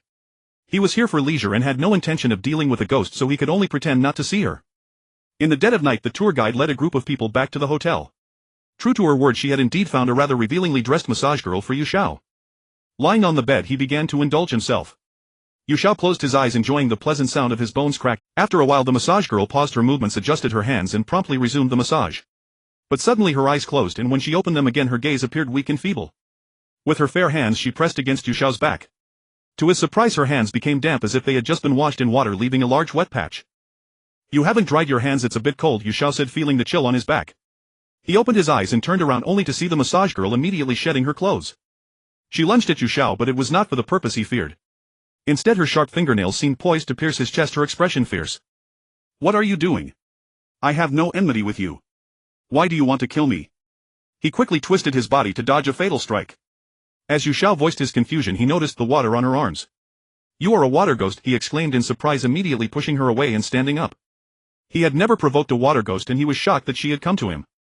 Yu Xiao crouched down and took out a money sword left by his master from his backpack, calming his mind and preparing to use the ghost catching techniques he had learned from the Maoshan teachings. Yu Xiao felt it was finally time to showcase what he had memorized for so long. Raising his hand to form a hand sign he shouted Celestial Gang's Righteous Chi Ghost Exorcism Spell, Departing Spirit Incantation Boiling Method to Subdue Urgent as the Law Commands Decree. As he unleashed the ghost restraining spell he had memorized, a golden light appeared on his hand, gradually spreading into a circle. Soon in the center of the circle a Taiji Bagua pattern emerged, radiating a beam of golden light directly at the water ghost. Dealing with such a small water ghost feels like using a sledgehammer to crack a nut. However, today you are out of luck. I just learned the Maoshan technique and you will serve as my practice target. Looking up at the water ghost Yu Xiao spoke while sidestepping to avoid a sudden attack. Just as the water ghost was about to strike she was surrounded by golden light. At that moment the golden light Yu Xiao shot out made the water ghost's face contort in discomfort. It seemed she was in immense pain from the attack. Taoist, please be merciful, I have something to say. The water ghost weakly uttered, gazing at Yu Xiao with a look of frailty. In response Yu Xiao paused, observing her face. With a sudden shock in her eyes she recognized Yu Xiao as the same girl from the cruise who had long hair. She then detached from the massage girl's body and floated to the side. First she surveyed the room's surroundings before flying in front of Yu Xiao. Taoist, I was killed and discarded in the river. Later when I sought revenge I found my enemy was gone, so please help me. Her face revealed sadness as she spoke loudly. Seeing Yu Xiao's silence the water ghost thought he would refuse and was about to kneel to plead when she noticed the Taoist had put away the money sword. Of course I can help you, but I have one condition, Yu Xiao said while putting on his clothes. Hearing his willingness to assist, the water ghost displayed a hint of surprise. She had searched many times but had not found her enemy, and while invisible no one could see her. Upon revealing her body she realized Yu Xiao could see her, thus she followed him, seeing a massage girl dressed revealingly. She thought Yu Xiao was not a serious person and decided to possess her. I cannot help you for free, you must at least offer some form of compensation. If I help you find your enemy, that is your own business. I hope after you deal with it you do not harm others. As he spoke Yu Xiao lay back on the bed. Since they had already negotiated there was not much danger in the room. However, this water ghost died in the river and typically likes to catch living people by surprise in the water, seeking a scapegoat to quell her resentment. Yu Xiao definitely could not allow the water ghost to do that, so he had to remind her. Otherwise once she avenged herself she might harm innocent people in the river, which would be a disaster. After all, water ghosts that die in rivers usually seek a scapegoat who goes swimming. Alright, once I avenge myself I will return to the underworld immediately. Agreeing to Yu Xiao, the water ghost recounted her cause of death. It turned out she had gone on a cruise trip with a group of friends but found her boyfriend being intimate with another woman, which led to her being thrown into the river. Okay, let me have a good sleep and I will help you find them tomorrow, Yu Xiao said as drowsiness hit him and he promptly closed his eyes. Only when the water ghost left did he open his eyes, noticing the massage girl still in the room. He attempted to wake her and seeing her awaken he told her to leave the room. Early the next morning the tour guide's voice sounded from outside. Mr. We need to go to another place this morning, it's quite far, so you must hurry, everyone is waiting for you. Just as he got out of bed hearing this, Xiao sensed a hint of humor in her words. He quickly got dressed, washed up casually, and left with his backpack. The tour guide wore a smile, and when she saw him come out, her gaze scrutinized his face. Mr. I met that girl last night, she left so quickly. Are you not satisfied? She asked, her smile not hiding at all. She thought that Mr. You might not be capable, otherwise it was still early before the time was up and the massage girl hurriedly left. Recalling this, the tour guide glanced at Yu Xiao's groin area. This remark hit him hard. Yu Xiao shot her a look, said nothing, and directly walked past her. He thought to himself that it was not that he was incapable, it was just that a water ghost had suddenly caused trouble and he had no mood for anything else. Soon the tour guide led a large group of people straight to a mountain village. Sitting on the bus, Yu Xiao listened to the tour guide boast about the village's rich history as a scenic spot. He couldn't help but turn to look out the window. Even if there were indeed ancient relics, he suspected they would be a scam. Yet in his mind he pondered how he could help the water ghost find her enemy once they returned to the hotel. Otherwise, if too much time passed, he worried that the water ghost might not control her nature and insist on finding a scapegoat in the river, which would lead to trouble. With murderous intent rising and knowing that the water ghost resided in the river, Yu Xiao realized he could do nothing to her in the water. He was simply no match for her. After nearly 2 hours on the road, the driver finally stopped by a dirt path. The tour guide, smiling, announced that they had arrived at their destination. Then she led the group off the bus and onto a narrow path. Yu Xiao glanced at the path ahead, which could only accommodate one person walking straight, and couldn't help but doubt whether the guide had randomly chosen this location. The others wore puzzled expressions and muttered softly. Why had this travel group chosen such a place that hardly resembled a scenic area? Seeing the dissatisfaction on everyone's faces, the guide turned around and with a smile said, "Please don't worry, we are heading to a village with a history of hundreds of years. Rest assured it won't disappoint you." Then she began to introduce the village's history, stating that the village they were heading to had existed since the Warring States period but had been destroyed due to the ravages of war. However, there was a legend about a couple in the village, a man and a woman who were deeply in love, but just as they were about to marry, they were obstructed by the village elders. The reason was that the woman was an outsider and not a native of the village, thus violating the ancestral bloodline rules. The ancestors who founded the village had set rules that village men could not marry outside women and could not have any interactions with women from other tribes. As a result, seeing that the village elders disagreed, the couple, unable to bear the pressure, committed suicide together in the forest behind the village that very night. Shortly after, a strange legend began to circulate in the village. Villagers returning home at night reported seeing a young couple in red clothing appearing at the village entrance. Their faces were pale, with their tongues protruding from their mouths. Soon the news spread throughout the village, and the elders believed that they had become vengeful spirits. After much discussion, they decided to give the couple a proper burial and placed them in the village's ancestral hall. Indeed, not long after, no villagers ever saw them again. This was just a legend, not very real, yet the group showed such surprised expressions. Of course, she didn't notice Yu Xiao at the back, who, after listening to the legend, looked ahead at the guide. This was just a legend, not very real, yet the group showed such surprised expressions. Of course, she didn't notice Yu Xiao at the back, who, after listening to the legend, looked ahead at the guide. He felt that there might be some truth to this matter. Initially thinking he would be deceived, he now felt a bit of anticipation. The guide then led everyone directly towards a ravine ahead. They first bypassed a small grove and traversed a hill along the narrow path. Before them, not far down the mountain, lay what appeared to be an abandoned village, completely devoid of any signs of life. It seemed no one had lived there for a long time. Yu Xiao took a few steps forward, looked up, and his expression turned a bit cold. He moved to the other side, glanced around, and as he was the only one there, he took out a feng shui compass and carefully examined the village, which was surrounded by towering mountains, making it a dead end. Yu Xiao deduced that the village was blocked on 3 sides by majestic mountains, with only one exit obstructed by a smaller hill. However, the houses were built on lower ground, resembling a nest. Even if the wind blew in from the small hill, it would be blocked by the other 3 sides swirling around the village. During the day the sun shone brightly, but at night the wind would rise with the moisture from the ground, merging into one, transforming into a chilling aura. In fact, the original chilling aura at night settled entirely within the village. It was easy to imagine that what was once a paradise had turned into a place constantly besieged by the cold winds, where good days could easily turn into bad ones. No living person could endure such constant exposure. It was hard for Yu Xiao to believe that strange happenings would not occur in the village. The guide led everyone down a side path directly towards the village below. Although it seemed a bit terrifying, Yu Xiao noticed that everyone else appeared quite fond of it, seemingly unaware of the village's ghostly past. Of course, he remained at the back of the group. Upon arrival, Yu Xiao suddenly squinted his eyes and noticed several wisps of black mist swirling in front of a few houses, but not on the rooftops, only flitting about the doorways. At that moment he felt an unsettling premonition wash over him. Our main goal is to visit the village's ancestral hall. As for these houses, they are all abandoned and not worth seeing. After she finished speaking, she led everyone past the houses on both sides of the path, heading straight for the ancestral hall behind the village. At that moment a hush fell over the group. The guide fell silent, concentrating on following the driver. Ah! A ghost! Suddenly someone shouted in surprise. Turning to her left, she saw 2 figures in red clothing standing at the door of a house, waving at them. This sudden exclamation startled everyone, causing them to step back several paces. The driver who was leading the way immediately came over and scanned to her left but saw nothing. It's all right, you don't need to worry. Even if there are ghosts, they wouldn't dare to appear in broad daylight. The guide reassured her while also glancing to her left, seeing no ghosts. She then smiled at everyone. Stay close, we'll be there soon and we'll return to the hotel early this afternoon. Yu Xiao walked forward, remaining at the back. But he suddenly stopped and looked to the left. His eyes widened in shock as he saw at the entrance of a house a pair of young men and women in red clothing, their faces pale and tongues hanging out, waving. Witnessing this, Yu Xiao's heart began to believe the legend the guide had shared about this village. But then he suddenly thought about the couple who had died at the village's hands. Surely it was related to the disappearance of all the villagers. However, Yu Xiao dared not act recklessly. After all, these two red-clad ghosts had been dead for who knows how long, and as a self-taught feng shui master it would be difficult for him to subdue them. He hurried back to the group, not worrying that the two ghosts would continue to haunt the living. Once their time came, even if they hid in the mortal realm, they would be captured by the underworld's messengers or even by more powerful spirits. You can escape the initial phases, but you cannot escape the later stages. You can evade the messengers, but you cannot escape the cycle of reincarnation. Before long, what appeared before everyone was a dilapidated village temple surrounded by nothing.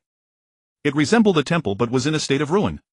Yu Xiao looked up and realized the village had indeed chosen its location wisely. There were no buildings surrounding it. Without any obstructions, it could only be subjected to the howling winds. The saying "the wind must blow" is precisely suitable to describe this temple.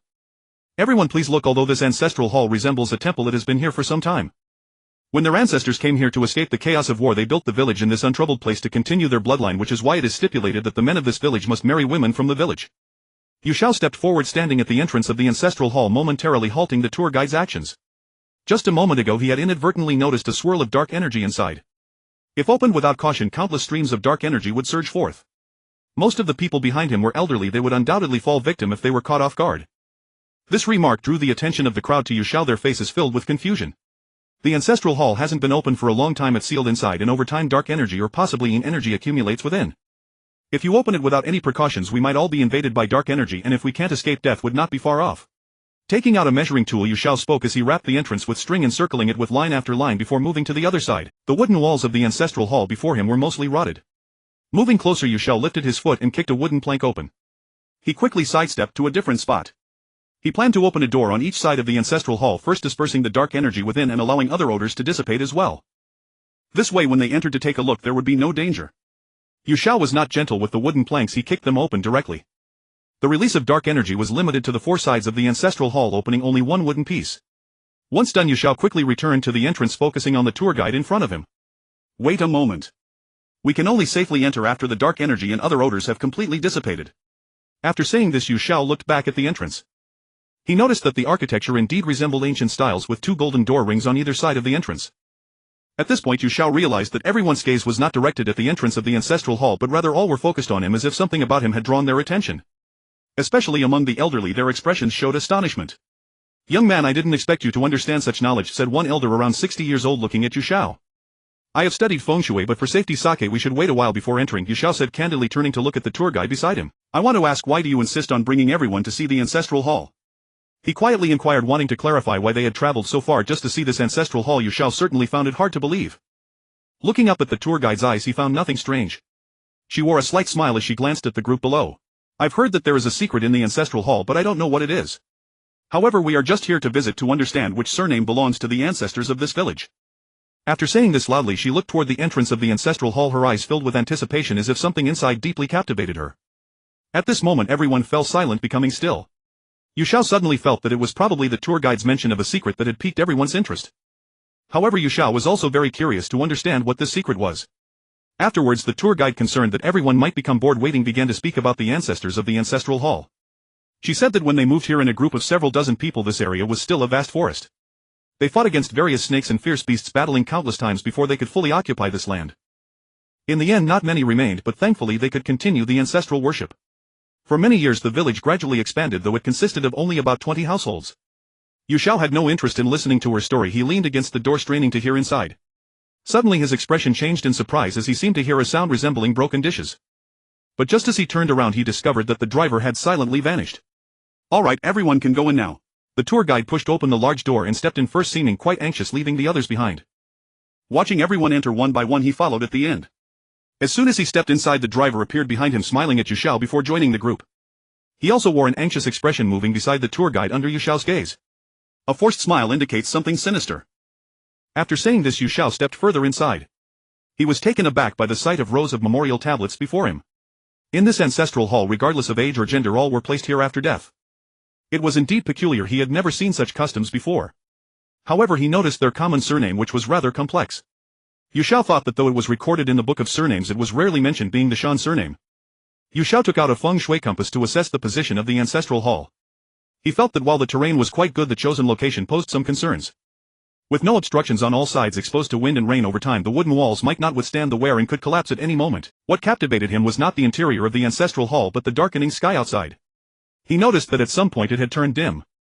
Yu Xiao looked up and saw that the sky was more severe than a typical rainy gloom, almost approaching the darkness of evening. Hastily he moved to the entrance and looked up at the sky. There was a large dark cloud floating above, obscuring the ancestral hall. Suddenly a gust of wind blew, striking against the walls of the ancestral hall. "Everyone hurry up. This place is very eerie." Yu Xiao shouted from inside, his face showing unease as he reached for his backpack, only to find that he hadn't brought many tools. Looking back at everyone, Yu Xiao was startled. All the people had suddenly vanished. Just as he was about to walk over, he felt a heavy pat on his shoulder. "Young man, what are you doing at the door? Where is everyone?" An elderly voice sounded right beside his ear.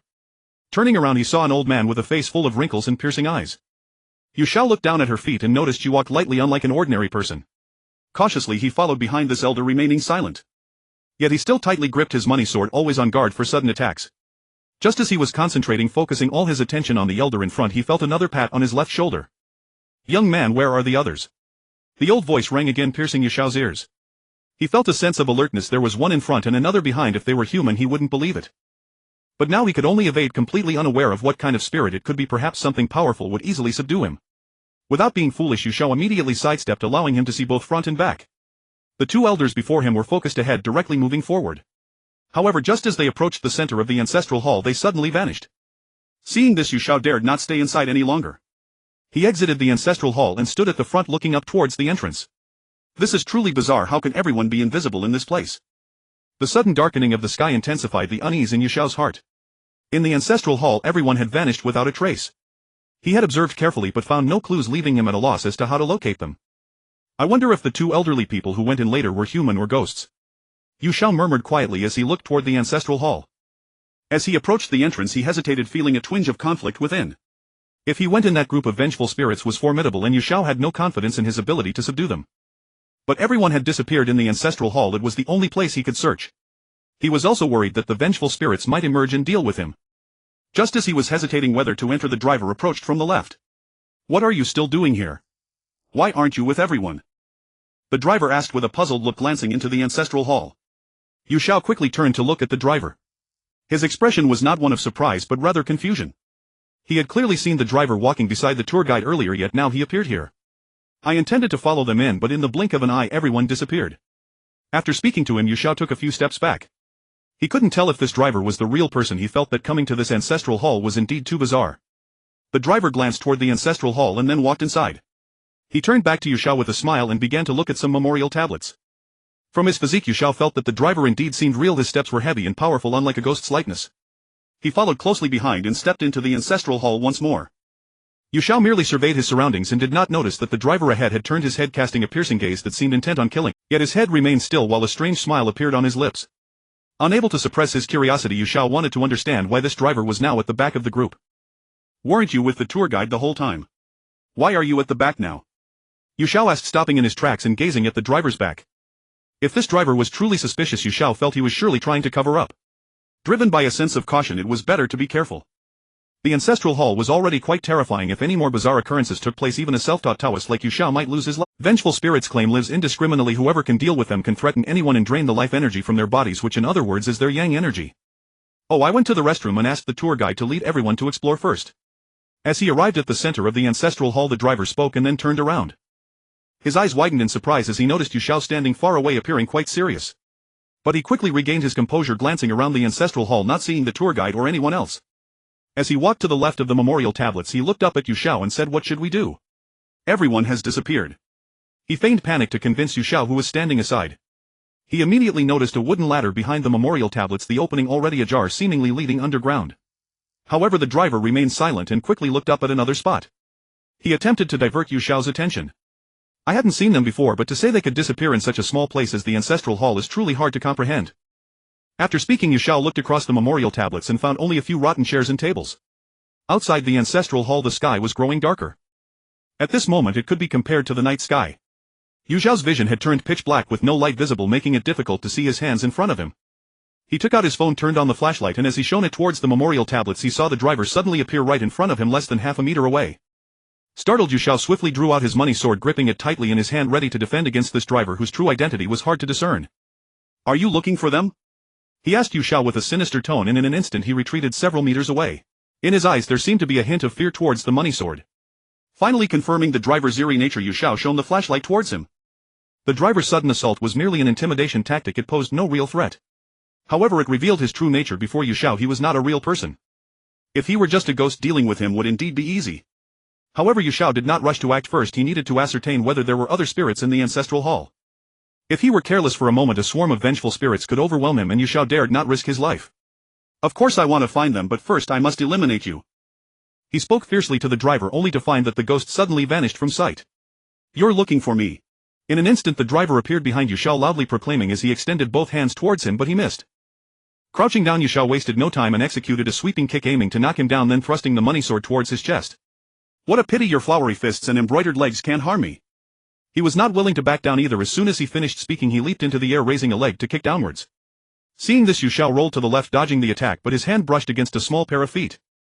He quickly shone the flashlight down and saw a pair of red embroidered shoes appearing before him next to another pair of large black cloth shoes. Yu Xiao immediately leaped up, stood up, and retreated several meters. He raised his hand and shone the flashlight ahead, horrified to discover that these two were the very ghosts who had waved to him at the door of the house earlier. Fortunately they did not make any aggressive moves, but quietly watched Yu Xiao instead.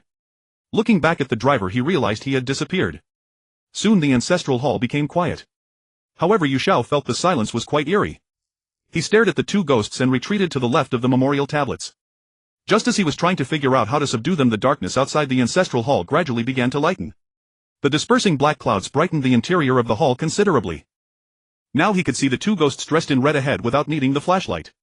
One male and one female. Though their gazes were fierce, they did not look at Yu Xiao but instead stared at the memorial tablets. Before long, with a whoosh, they vanished. The gradually brightening sky had in a sense saved Yu Xiao's life. If the ancestral hall had remained dark, there was no telling if they would have attacked. Yu Xiao breathed a sigh of relief. Just as he was about to move, he was suddenly grasped by a powerful hand, forcefully dragging him towards the wooden ladder behind the memorial tablets. After what felt like an eternity, the grip finally loosened. Lying on the ground, Yu Xiao saw no light at all. The surroundings were dim, but his vision was not blurred. "My butt! This grudge must be avenged," he exclaimed, covering his rear and gently rubbing it. Afterward, Yu Xiao looked back and saw that the hand that had pulled him was nowhere to be found. Just as he stood up, he heard the familiar voice of the tour guide on his right. "Mr. Yu, why did you just arrive? We've finished exploring everything." Turning around, he saw the tour guide smiling as he led everyone over. A group of people approached and Yu Xiao looked up, finding that none were missing. It was as if they had not encountered anything strange. Each of their faces remained calm and composed. "I have been searching for you outside but could not find you." Observing the tour guide's eyes, Yu Xiao stepped aside. He wondered what she had brought everyone down to see. Just as he was about to ask the tour guide, he saw her walking up the wooden ladder. Everyone followed behind, leaving this place together. Yu Xiao was the last to remain. He glanced around, feeling a bit strange as that hand appeared out of nowhere and pulled him downwards. It was hard to believe it was just a trick. Moreover, Yu Xiao had never carefully observed this place below. Even if it was a ghost playing tricks on him in this unfamiliar environment, he had no Moreover, Yu Xiao had never carefully observed this place below. Even if it was a ghost playing tricks on him in this unfamiliar environment, he had no confidence in subduing it. "Mr. Yu, everyone is ready to go back, hurry up." At the entrance, the tour guide shouted to those below looking down. Having finished touring the shrine, she thought it was time to take everyone back. "I will be up soon, wait for me at the door." Looking up at the wooden ladder, Yu Xiao said loudly, then once again shone his flashlight around. Aside from some mud walls, there was nothing else. However, there was a passage on the right which looked dim. But there was no time to explore. Once everyone above left, he had to head back on foot. So he suppressed his inner impulse, accepting that this time he could only count himself unfortunate. Moreover, he did not know where the passage led, and it was incredibly dark. There was a chance that a terrifying ghost could emerge at any moment. Even if there was plenty of time, Yu Xiao did not dare to walk over. He quickly ascended, and just as he stepped out, he suddenly turned around to see below a black head emerging abruptly, its cheeks entirely dark. But those eyes were particularly striking in the darkness. The fierce gaze looked up, seemingly filled with intense hatred. Yu Xiao felt that he really could not stay in the shrine any longer. It was far too strange and terrifying. A sudden sense of crisis kept invading his heart. Just as he left the shrine's entrance, he heard a loud bang behind him as the wooden door closed on its own. Startled, Yu Xiao immediately ran towards where everyone was. It was not that he was cowardly, but he dared not confront the shrine's strange happenings. It was simply because he had not mastered the skills of ghost catching and exorcism learned from Maoshan. The driver started the car and headed straight for the road, his face slightly showing a sinister smile. After Yu Xiao got into the car, he kept an eye on the driver, who had been quite frightening in the shrine. Yet he now found the driver suddenly vanished, now driving the car. This truly puzzled Yu Xiao. Was he human or ghost? Please rest well tonight, everyone, to prepare for tomorrow's final out. Standing at the front of the car, the tour guide smiled at everyone as she spoke. Once she finished, she sat at the front, her hands tightly clutching her handbag. She seemed very happy today, her smile never fading. Yu Xiao glanced at her, then quickly looked out the car window. After several hours of bumpy travel, they finally returned to the hotel. A group of people headed to the restaurant. Yu Xiao was no exception, striding forward. After satisfying his hunger, he returned to his room. Unexpectedly, as soon as he opened the door, he saw the water ghost from before, standing straight ahead, glaring angrily at the doorway. "You dare to deceive me!" she shouted at Yu Xiao, drifting towards the door. Just as she reached out her hands, he took several steps back. "I never lie, especially not to ghosts. What I promised you, I will naturally fulfill." Taking out the money sword, Yu Xiao said to the water ghost as he closed the door. Seeing the fierce approach of the water ghost, it would be truly difficult to escape her grasp without intimidating her with the money sword. Finding someone is your ghostly specialty. Of course you should have an easier time. You should first search elsewhere, and if you still cannot find them, go to the last cruise ship. I will be heading there shortly. After putting down his bag, Yu Xiao finished speaking, took off his clothes and prepared to take a shower to wash off the bad luck from the shrine. Just as he was about to take off his pants, he saw the water ghost leave. Before long, Yu Xiao sat down, quickly dressed, and walked out. He was preparing to find the water ghost to inquire about the appearance of the person who killed her. Yu Xiao left the hotel and casually hailed a cab, heading straight for the riverside. Now, to find the murderer of the water ghost, he had to go to the cruise ship by the river to gather some clues, as she had been killed there. The sky above began to darken. However, tonight's night sky was not filled with stars, but rather thick clouds, heavy and gloomy, as if a heavy rain was about to start. Outside Yu Xiao's room in the hotel, the water ghost was about to pass through the wooden door. At that moment, a shadow suddenly floated from the hallway, wrapping around the water ghost's entire body at an incredibly fast speed. Soon the shadow suddenly disappeared in place, and the water ghost vanished as well. Inside the room there was a grotesque ghost face without a body, with very fierce eyes. Staring at everything in the room, it seemed to be searching for something. Of course, Yu Xiao was unaware that there was a ghost in the room. He rushed to the cruise ship, bought a ticket to board, and searched around, but did not find the water ghost. He couldn't help but feel a bit angry. He spent so much money to find her, yet she vanished. Yu Xiao sat on a chair, gazing at the night view across from him. "Mr. Yu, it's you." A middle-aged man suddenly approached Yu Xiao and said. Looking up, Yu Xiao found this person somewhat familiar, but could not recall who he was. His face revealed a smile as he made space for him. "Do we know each other?" he asked with a puzzled look, pointing for him to sit down. "Mr. Yu, I didn't expect you to be someone who enjoys the night view as well. Why not join me in the compartment below for it?" As he spoke, he pointed to a doorway. Upon hearing this, Yu Xiao felt a bit annoyed, thinking it was a waste of time to go chat with him. "No, I'm only here to enjoy the breeze tonight." Yu Xiao declined this kind offer and turned his gaze back to the other side, feeling that he did not want to engage with such people, as no one knew what ideas they might come up with next. "If you don't want to go, that's fine. How about we have a few drinks here? Don't refuse." He lifted 2 glasses of wine, saying, and handed one to Yu Xiao. Receiving it, Yu Xiao took a big gulp and accidentally noticed that the cruise ship was approaching the shore. He stood up, clinked glasses with him, and after finishing, walked towards the exit. After getting off the cruise, Yu Xiao walked to the roadside to catch a ride back to the hotel. He had previously arranged with the water ghost to check on the cruise, but she had not shown up. He felt a surge of anger and first took out his wallet, looking around. There was no sign of the water ghost. Thus he thought, since she wasn't concerned, there was no need for him to take it seriously. After getting off the car, Yu Xiao headed straight to his room. Tomorrow was the last day, and he planned to get a good night's sleep. However, thinking of the odd behavior of the driver made him a bit worried. He had witnessed the terrifying figure in the ancestral hall with his own eyes. Yet he couldn't understand why among so many people it had chosen to scare him. Taking out the room card just as he was about to place it on the door, Yu Xiao noticed some noises inside the room resembling the sound of rummaging through drawers. "Looks like there's a thief in here, but fortunately everything I have is on me." He pulled out the money sword from his backpack, quietly opened the door, and swiftly walked inside. Turning on the light, Yu Xiao found that there was no one in the room, and it was quite tidy. Could it be that I heard wrong? After searching the room, he saw no trace of anyone. When Yu Xiao turned around, his eyes revealed surprise. At the doorway there was a shadow that vanished with a swoosh. Oh, it turns out it wasn't someone, but a ghost had been in the room. Yu Xiao said, tightening his grip on the money sword, and chased outside. However, at the doorway he couldn't find where the ghost had fled. Looking at the corridors on both sides of the doorway, they were lined with rooms. At this moment, catching the ghost seemed like an impossible task. He could only return to his room and shut the door. He hadn't lost anything, but he felt that things were probably not that simple. It seemed like everything was aimed at him. After taking a shower, Yu Xiao turned off the lights and lay on the bed with the money sword placed beside his pillow. If that ghost dared to come again, he would have to capture it with all his might and get to the bottom of it. The next morning, the sound of the tour guide calling out echoed outside the door. "Mr. Yu, why are you always a bit late? Everyone is having breakfast, hurry up." After saying this, she turned and left. At that moment, he suddenly realized that standing by the elevator, he turned to look left and was shocked to find that there was not a single person. It was eerily quiet. In a long corridor, the lighting was somewhat dim and the silence made her feel a chill run down her spine. A sudden wave of fear surged in her heart, especially in this corridor. After finishing his wash, Yu Xiao grabbed his backpack and headed out. When he reached the elevator, he suddenly felt a pair of eyes staring at him. Yet when he turned to look, he found no one there. He quickly stepped into the elevator and went straight to the restaurant. After a simple breakfast, Yu Xiao followed everyone closely and boarded the bus under the tour guide's lead. However, he noticed that the driver today had changed. Yu Xiao thought it was a bit strange, but he also felt relieved. Soon after, the bus started speeding down the road ahead. The tour guide explained the destination for today. They were heading to a cave that had been excavated in ancient times with a plank road built inside. Below was a river flowing from the cave's high opening to another exit. Inside the cave there were other scenic sights, steep cliffs and various animal statues. As soon as the tour guide finished speaking, he sat at the front of the bus. Yu Xiao shook off his body, planning to set aside all his concerns for now, since this place was nice. If he didn't enjoy it, he would be wasting time and money. The bus traveled from the highway along a small road. After several hours of driving, they finally arrived at the foot of a large mountain. Due to the rugged mountain roads, the tour guide thought it would be safer to walk up the mountain. He led everyone to walk for nearly 10 minutes and finally arrived at the entrance of the cave. "Once we go in, everyone must pay attention to safety.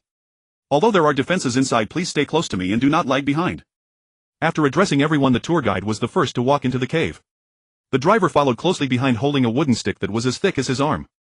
Yu Xiao glanced and chose to walk at the end of the line. He wasn't in a hurry, as there was no need to crowd with this group of elderly people. He didn't pay much attention to the few young men and women in front, but began to inspect the cave entrance. Although it had been developed into a scenic area, Yu Xiao didn't believe that this large mountain lacked any oddities. "This place is quite good. I can even hear the sound of the stream at the cave entrance." After saying this loudly, Yu Xiao walked inside. He first looked around to check if there were any hidden dangers in this place. Following closely behind everyone, Yu Xiao reached out to touch the railing on the left side. It was made of wooden sticks and felt quite sturdy. He then looked down at the clear stream flowing beneath. However, the plank road inside the cave seemed very long, as he couldn't see the end by just looking up. A breeze blew through the cave, carrying a coldness like ice and snow, sweeping through everything in this space. He did see some animal statues which weren't strange. Naturally, they would catch the eye after being carved. Yu Xiao looked at the towering cliffs across from him, which could be described as grand and majestic. After taking a few steps forward, just as Yu Xiao was about to look ahead, he spotted a figure in white standing motionless at the edge of a cliff across from him. "Young man, look. There's someone across who is smiling at you." An old man standing beside Yu Xiao pointed at the figure. As if this voice were spoken right next to his ear, Yu Xiao quickly turned to look, but there was no one beside him. Even the group of people ahead could only see a silhouette with several meters of distance between them. Seeing this, Yu Xiao immediately rushed towards the others. He really did see a ghost. If it weren't for his courage, he might have been truly frightened. However, unbeknownst to him, on the opposite cliff there was indeed a woman in white with flowing hair staring at Yu Xiao with a beaming smile. Her face was somewhat pale and her eyes appeared very weak. "Mister, you wait for me." After saying this, the tour guide hurriedly rushed towards Yu Xiao. He had just been behind everyone, but in the blink of an eye he appeared in front of them. She placed her hand on Yu Xiao's left shoulder and quickly moved forward. Instantly, Yu Xiao's expression turned to one of terror as he saw that the Mr. Yu before him had cheeks that were starting to rot with some worms crawling on them. "Mr. Yu, your face." Just as she pulled back her hand, the tour guide took several steps back. Right before her, this Mr. Yu suddenly vanished. Finally, she confirmed one thing: she had indeed seen a ghost. Looking ahead at the others, she found that the Mr. Yu was among them and guessed that this Mr. Yu was probably not a ghost after all. Yu Xiao followed the group, walking behind the tour guide, listening to her recount the history of the cave's plank road. A group of people listened intently, occasionally glancing ahead, seemingly very intrigued by this peculiar cave. Yu Xiao was no exception. This particular scenery was quite unconventional. Although white lights had been installed along the plank road inside the cave, it was not very bright and visibility was limited. However, every half meter along the path a light would illuminate. The group followed the tour guide, stopping and starting as the guide continued to introduce the cave. They unwittingly reached the exit, signaling the end of their final excursion.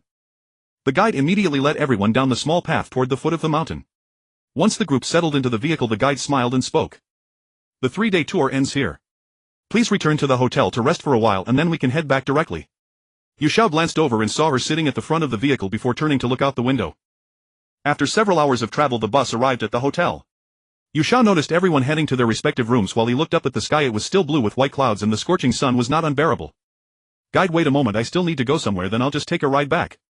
He called out to the guide standing aside before turning to catch a ride. He wanted to visit the temple he had seen on the first day to see if it truly housed the statues of a certain type of ghost as someone had mentioned. If that were the case, it would be not only bizarre but also an extraordinary occurrence rarely seen in the world. Mr. You please be careful yourself, the guide said as she headed into the hotel.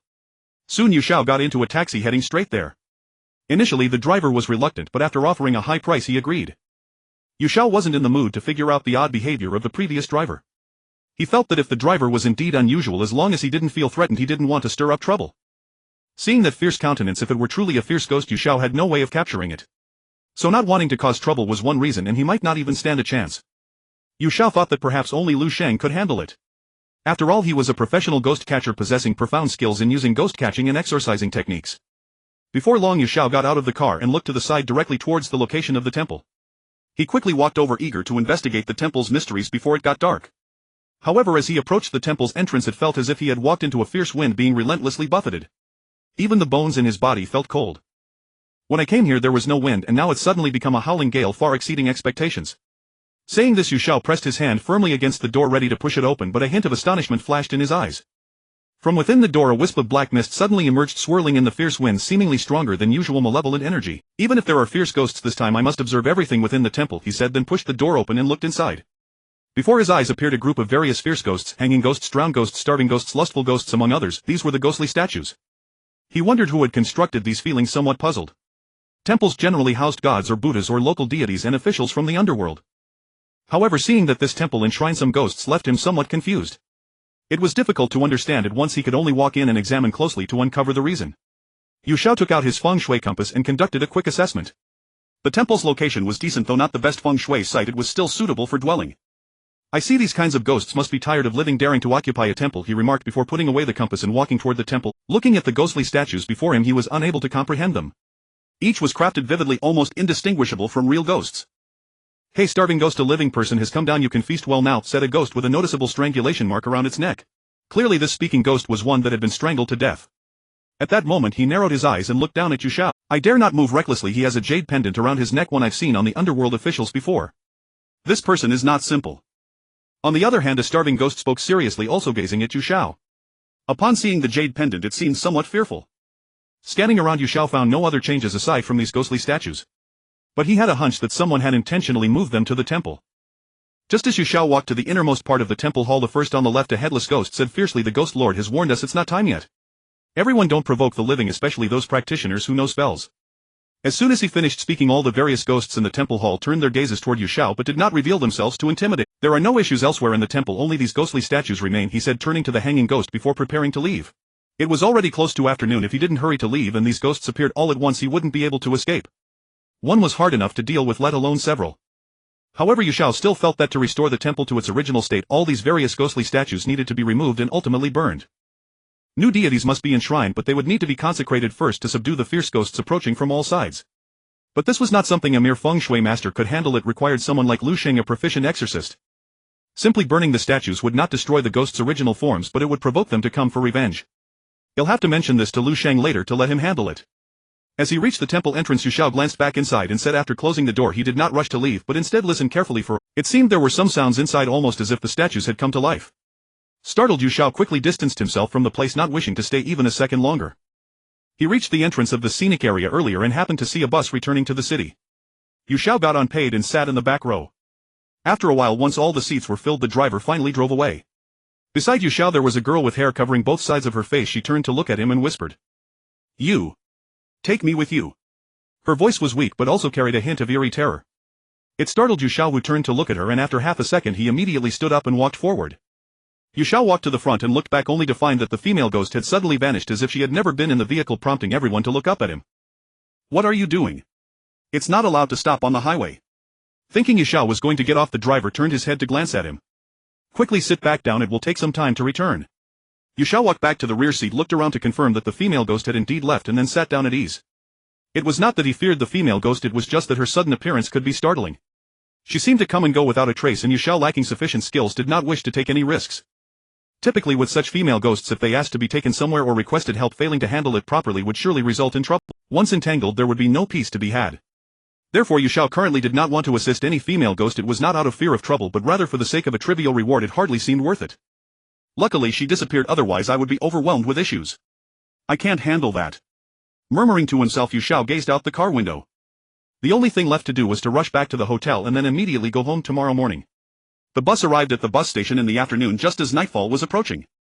Xiao then found a nearby hotel to spend the night.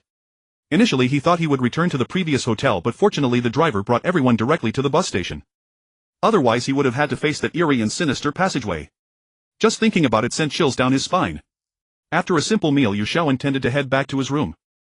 But his gaze suddenly caught a glimpse of a black figure at the hotel entrance which swiftly floated inside in the blink of an eye. No way could that female ghost from the bus have followed me. In a whisper Xiao approached the hotel entrance, looking inside carefully. He saw that the lobby was brightly lit but the black figure was nowhere to be seen. He looked up at the hotel sign and was startled to see that the black figure was now curled up on top, resembling a swirling mass of black mist. It seems today is a day of terror at the hotel. But please don't scare me or I will fight back with all my might. With it Xiao stepped inside, taking the elevator straight to his room upstairs. However, he still felt a bit insecure, unsure of what the black figure might do at night.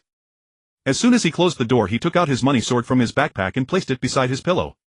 If it dared to come into his room, it would certainly regret it. Then Xiao sat on the wooden chair by the bed, pulling out his entire collection of Maoshan texts.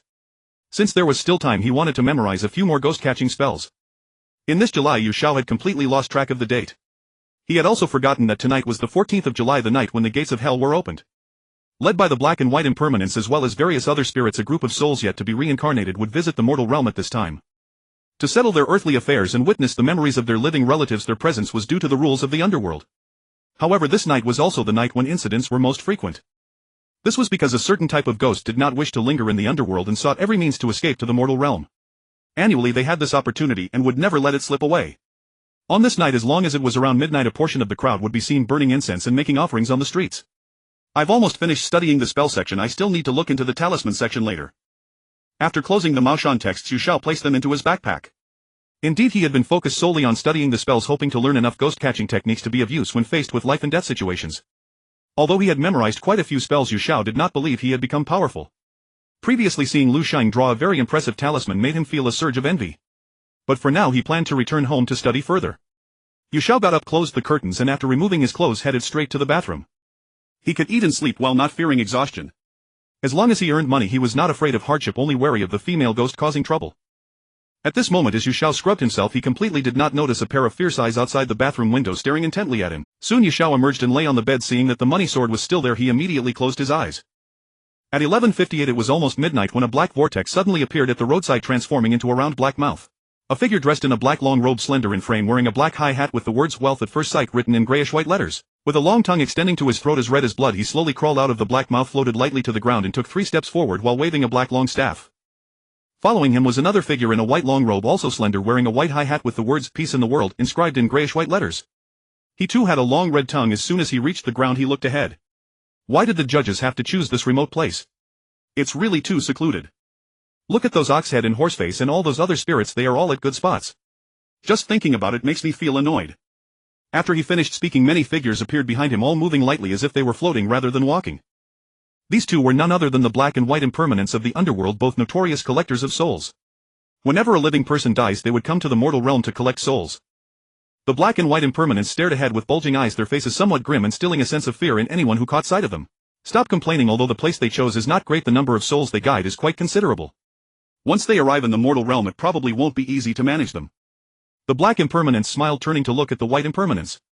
As numerous figures stood uniformly on the ground, he waved his hand, causing the black mouth to vanish in an instant. This pair, accompanied by 2 rows of ghostly figures behind them, walked step by step forward, completely ignoring the cars approaching in front, passing through the bodies of the ghosts. On one street, the streetlights along the roadside were not particularly bright tonight, appearing somewhat dim. The ashes of the burnt paper money on the roadside were blown up by a gust of cold wind, adding an eerie scene to the already silent street. The ghostly figures behind the black and white impermanence walked lightly, occasionally glancing to the sides. At this moment the street was completely devoid of any human figure and not a single vehicle could be seen. Only a terrifying aura extended down the middle of the road, gradually moving forward. Suddenly a chilling and terrifying laughter startled the 2 people in bed awake. A middle-aged man swiftly turned on the bedside lamp, scanning the room. Finally his gaze fell upon the doorway and he was instantly shocked. There's a ghost, he exclaimed loudly, only to die on the bed moments later. Next to him, a middle-aged woman, her eyes wide open, staring at the approaching figure. That night Xiao couldn't find a moment of sleep, tossing and turning, unable to rest. It felt as if, like others, he was burdened by unspoken worries preventing him from sinking into slumber. Yet at this moment Xiao's heart was quite calm. He closed his eyes and counted countless little sheep, but the deep-seated drowsiness refused to manifest. Could it be that I am destined for insomnia tonight? My heart is not even stirred, he muttered, and Xiao got up, heading straight to the living room. Upon turning on the light, he walked to the kitchen to pour himself a glass of water before finally arriving at his master's spirit tablet, lighting a stick of incense. Master, I don't know what's wrong with me tonight, I feel no inclination for sleep. He looked at the spirit tablet before him and spoke. However, Xiao immediately recalled that many days had passed and logically his master should have returned home by now. Master, have you returned? Show yourself, let me see you. It's been quite a while, I really miss you. After speaking, he reached out to stroke his master's urn. Seeing no response, Xiao then walked over to the sofa. It was hard for him to believe he could not find this place. Generally those who have passed would come with their bodies. Since his master had already reached the 7th day after passing yet chose not to appear before him, he felt it must be due to lingering feelings about a previous event. Stealing your magical artifact was indeed wrong. But I had to survive after descending the mountain, he said, raising his head as he lay back on the sofa. Staring at his master's spirit tablet, he didn't blink as the living room fell into silence. Only between the two great mountains was a narrow path. But at this moment it was shrouded in darkness, with occasional gusts of wind roaring through the night producing a whoosh sound. It seemed as if the blowing wind stirred the leaves on both sides, causing them to cry out. Soon two figures dressed in black robes appeared, each wearing a black hat. However, in their hands they each tightly gripped a black wooden staff with a thick iron chain coiling around their wrists. Behind, the two shadows lined up in 2 rows extending quite a distance, probably over 100. Their footsteps were light as they walked forward, seemingly floating without effort. Yet with every 3 steps a faint green light flickered on their bodies, though it was not bright. Nonetheless, this green light combined with the howling wind along the narrow path in the dark appeared somewhat eerie and terrifying. It feels like we're being set up this time, coming to these mountains. One of the black-robed men with the iron chain around his wrist exclaimed loudly, turning to look at his companion. Choosing a place carelessly has forced us to walk all the way to a small village. He felt a bit angered about having to take such a long route carrying so many souls back to the human realm. Who told you to arrive late? All the good spots were taken by the black and white impermanents and the ox-head and horse-faced officials, as well as other officials. I didn't expect you to drag me into this. You've truly made me suffer. But forget it, let's hurry up and let them return home for a glance. I want to take on this tough job again. I'd rather patrol in the underworld. After speaking, the other figure holding the black wooden staff looked ahead. He just wanted to finish these matters quickly and report back. Yet he still glanced back, keeping an eye on these souls, not allowing them to escape. Otherwise it would be very troublesome to catch them all. These two were indeed officials from the underworld assigned to this area tonight, clearly dissatisfied. However, they had no choice, after all the positions of the officials and judges held more authority. In the underworld, the position of an official was considered mid to low rank. Compared to the likes of black and white impermanents and the ox-head and horse-faced, it was relatively lesser. Most often it was the latter two who had more opportunities to venture into the human realm. This was simply because they had rich experience in capturing souls and were familiar with the rules of the human realm. These officials, however, rarely ventured into the human realm to capture souls. Instead, they led the ghostly soldiers of the underworld, patrolling and guarding the peace, which was their main role. Not long after, as the two officials stepped onto the narrow path, their eyes suddenly brightened. Before them appeared a sea of houses brightly lit. At the entrance of each house 2 white paper lanterns were installed, glowing with a white light. From a distance it looked like countless stars twinkling in the sky. Look! It seems this mountain village is welcoming us, exclaimed the official with the iron chain, pointing excitedly. Quickly the 2 officials wasted no time. In the blink of an eye they arrived at the forefront of the mountain village. They both turned simultaneously, glaring at the souls before them, and in unison addressed the row of souls. You have 2 hours to return home and take a look. But if you do not come back, do not blame me. If I catch you, you will suffer the torment of the 18 levels of hell. With that, the 2 officials swung their black wooden staffs and the iron chains. Subsequently, the chains binding the souls' hands and feet surprisingly vanished. What appeared before them were countless shadows floating towards the village and running off into the distance. Xiao, lying on the sofa, had stared at the spirit tablet for a long time, yet did not see his master's soul appear. But a wave of drowsiness suddenly washed over him and his eyelids began to droop. You little rascal, how long do you plan to wait for your master? A sudden loud voice pierced through Xiao's ears, leaving a resonant sensation. Master, you finally appeared. He opened his eyes and saw his master suddenly manifesting before him, prompting Xiao to smile as he spoke. Tonight is the 14th day of the 7th month. The ghost gate opens, giving me the chance to see you. Speak, do you have any questions? If I delay too long, Mengpa might get angry. After speaking, his master sat down on the other side of the sofa. He had come to Xiao's home during the previous 7th day, intending to reveal himself and meet him, but was then summoned back to the underworld. It was only on this night of the 14th of July, the ghost festival, that he could come back again. He quickly returned here. Meng, but could it be you? Yu Xiao sat up looking at his master. He saw his master nodding before speaking about serious matters. Previously, while helping others with their feng shui, I always felt a hidden presence nearby. I encountered a woman who seemed to emit a scent of decay, yet I could not pinpoint any strange details. Yu Xiao recounted his previous encounters with Xiaolan, mentioning that he had sensed the smell twice on her, leading him to believe she was not ordinary. You can usually handle the living well and should have no problem with malevolent spots. If you encounter a fierce ghost, don't you have the full text of the Maoshan methods? You shouldn't be afraid. You can resolve these matters but still come to ask me. His master glared at Yu Xiao before soaring towards the kitchen. It seems you've been living quite well, he remarked, and in a flash his master darted into Yu Xiao's bedroom. Not wanting to see anything else, he was merely thinking about touching the feng shui artifacts he had used before. After all, they had accompanied him in detecting countless spots for many years, and he had developed some feelings for them. Take good care of my feng shui artifacts, they are treasures that have accompanied me in exploring countless spots. His master immediately returned, sitting on the sofa looking at Yu Xiao, and loudly instructed. After chatting with the master for a while, it was mostly the master speaking. Yu Xiao lay on the sofa and soon his eyelids began to droop. At that moment a sudden wave of sleepiness hit him. The master turned his head to look, and seeing his disciple sleeping with eyes closed couldn't help but smile. Knowing that since he had been independently detecting the feng shui points he had indeed overcome many difficulties, he felt that Yu Xiao was gradually growing up. When morning arrived, Yu Xiao stood up from the sofa and scanned the living room, but he did not see the master. He immediately understood that the master had returned to the underworld. After washing up, Yu Xiao walked into the living room, took the peachwood sword that had been soaked in a bag of black dog blood, pulled it out and placed it on the windowsill. After borrowing sunlight for 7 days, I will be able to use it. With a sun-like smile on his face, Yu Xiao tilted his head back, closed his eyes and took a deep breath towards the sky. Then patting his stomach, Yu Xiao immediately turned around, grabbed his backpack and left the house. The immediate problem he needed to solve was his hunger. He felt that only when he was full could he have the energy to seek out sources of wealth. Yu Xiao ordered a basket of buns and a bowl of pig offal noodles at a breakfast shop. While eating, he glanced at the road outside. However, last night was the 14th of July, commonly known as the Ghost Festival. Therefore he thought today he might find something strange and solve it, earning some money for food. On Ghost Festival many spirits emerge from the gates of the underworld. Perhaps some of them are restless and must engage in some strange activities to frighten others. It is hard to say. Of course, this isn't to say there are none, it's just that such spirits are too lonely in the underworld and tend to seek out stimulating things to do. However, most of them merely frighten people, while the truly murderous ones are those heavy with resentment. Spirits that suffered great harm in life or were brutally killed harbor resentment within them, driving them to seek vengeance on their enemies until they are satisfied. Thus Yu Xiao prepared to observe closely, for last night there might have been a vengeful spirit that appeared in the human realm during this Ghost Festival to fulfill its unfulfilled wishes. If someone were to pass away, he could also help select a good feng shui burial site. Acting as a yin-yang master or feng shui practitioner, this line of work was indeed Yu Xiao's forte. Is it possible that nothing strange happened last night? I refuse to believe that. If nothing occurs during the Ghost Festival, I won't accept it. Yu Xiao looked around and found everything peaceful, not at all like there had been any strange occurrences. But he still decided to change locations. If nothing happened here, it could certainly occur elsewhere. This festival only comes once a year and these spirits won't be so well behaved. After finishing his meal and paying the bill, Yu Xiao strolled slowly down a sidewalk.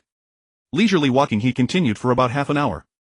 Suddenly he stopped in his tracks, his gaze drawn to a storefront on the right. From a newly opened shop a wisp of black mist emerged, swirling up into the sky. Moreover, within the shop there were still wisps of black mist swirling around everywhere.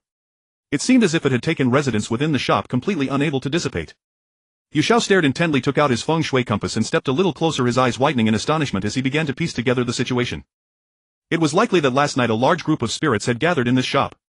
Otherwise this amount of black mist couldn't possibly have accumulated from just 1 or 2 spirits.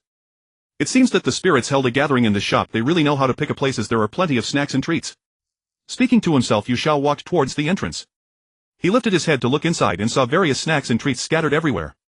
He promptly used his feng shui compass to assess the shop's location. However, the result he obtained startled Yu Xiao.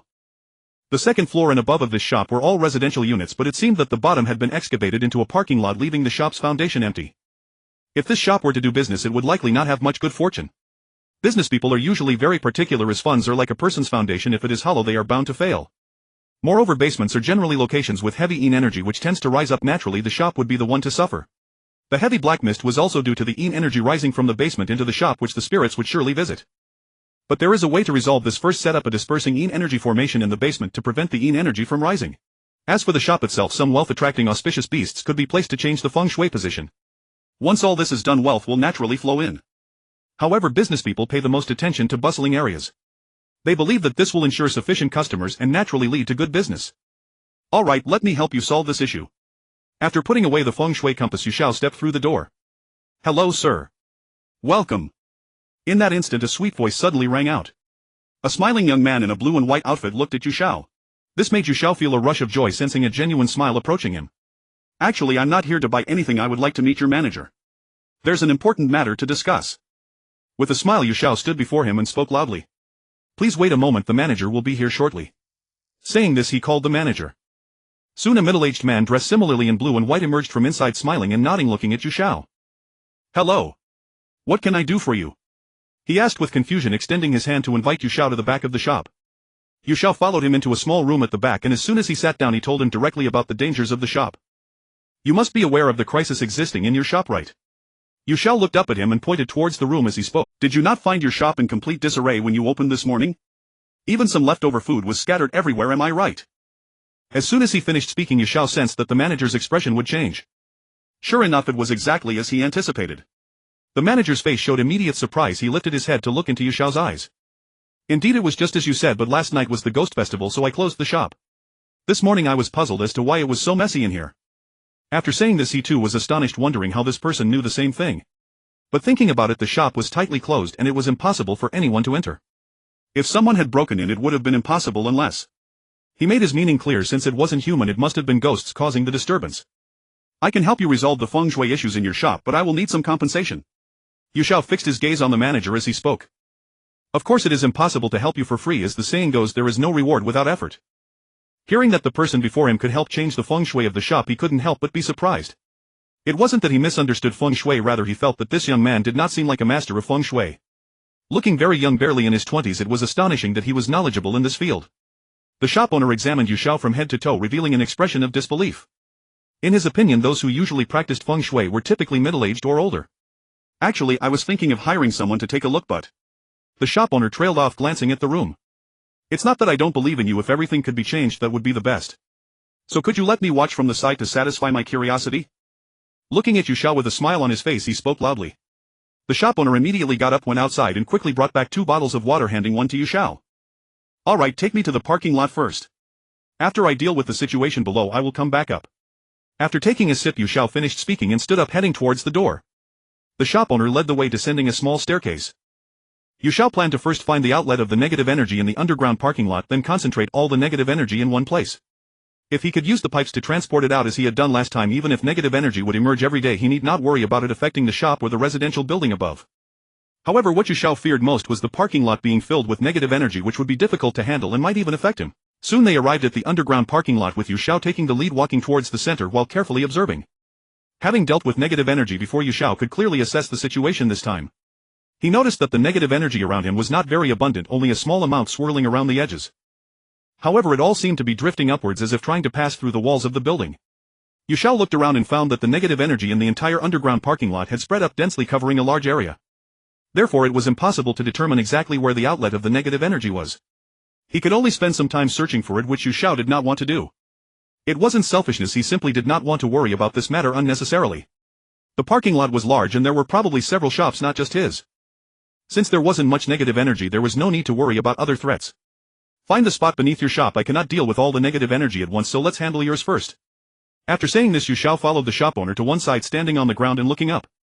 Confirming the specific location, Yu Xiao asked the shop owner to bring a large piece of cloth to fix under the shop, which was above the parking lot. Then he wrapped a chalk line around it a few times to secure it, ensuring that the cloth would not fall off.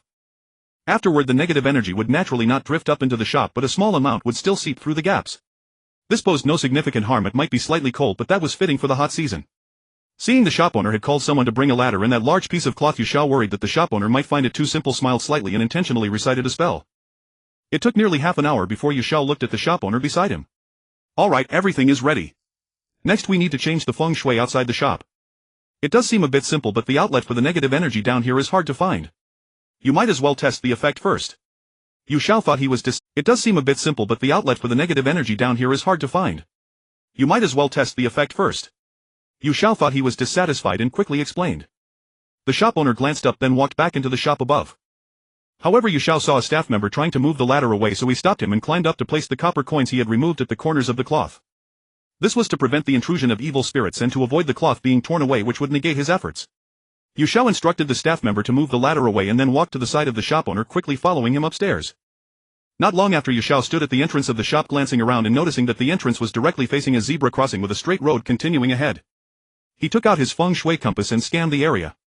He accurately determined that the zebra crossing was located in the northwest direction. It is said that the dead go west and the souls return from the west. No wonder there were ghosts visiting the shop last night. The entrance faced west. The zebra crossing was used by living people during the day and ghosts at night. Coming from the west, they would not easily let it go. The method to deal with this was actually quite simple. All that was needed was to place a pair of guardian beasts at both sides of the shop entrance to ward off ghosts. To prevent various ghosts from intruding at night. As for changing the feng shui of this place, that was naturally impossible. The road was constructed by the government, and if others changed it, it would not be acceptable. But as long as a pair of golden toads for attracting wealth was placed at the entrance, it would be best if the zebra crossing could be moved to another location not directly facing the entrance. However, Yu Xiao merely wanted to inform the shop owner it was up to him how to handle it. You should buy a pair of guardian beasts and place them outside the entrance. A pair of golden toads should be placed inside, and it won't be long before you see results. It would be best to move the zebra crossing to another place so it doesn't directly face the entrance. After turning to the shop owner in front of him, Yu Xiao stepped aside. By doing this, you might only get a temporary relief. What about later? Perhaps such strange occurrences will happen again. Suddenly, a man in his 50s approached, his voice deep as he looked up at the entrance of the shop. Upon hearing this, Yu Xiao immediately turned to look, seeing that this man had a tuft of black beard on his chin and sharp eyes. He stroked his beard, feigning an aging appearance. Placing a pair of golden toads for attracting wealth can indeed draw in fortune. However, the guardian beasts can only ward off ghosts outside. What about inside? As he spoke, he looked at the shop owner at the entrance. He pulled out several talismans from his pocket and went inside, placing the talismans in each corner of the shop.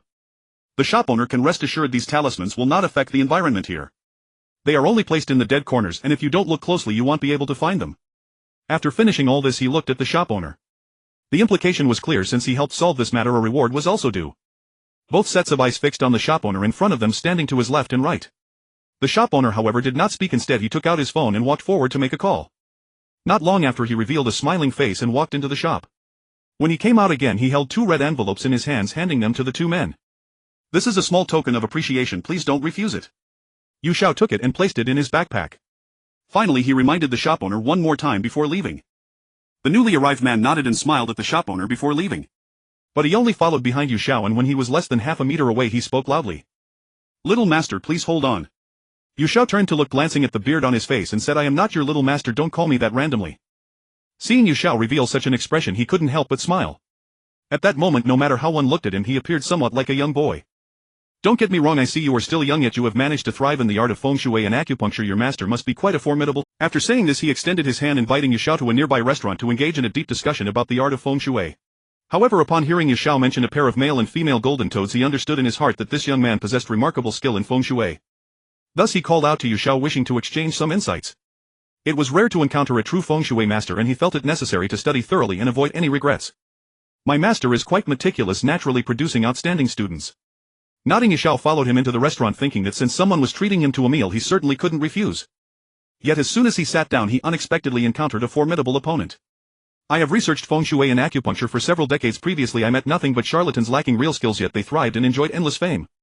After sipping a cup of tea, he spoke sharply. He had seen many feng shui masters before, but upon encountering this type of person, he found them lacking in true ability.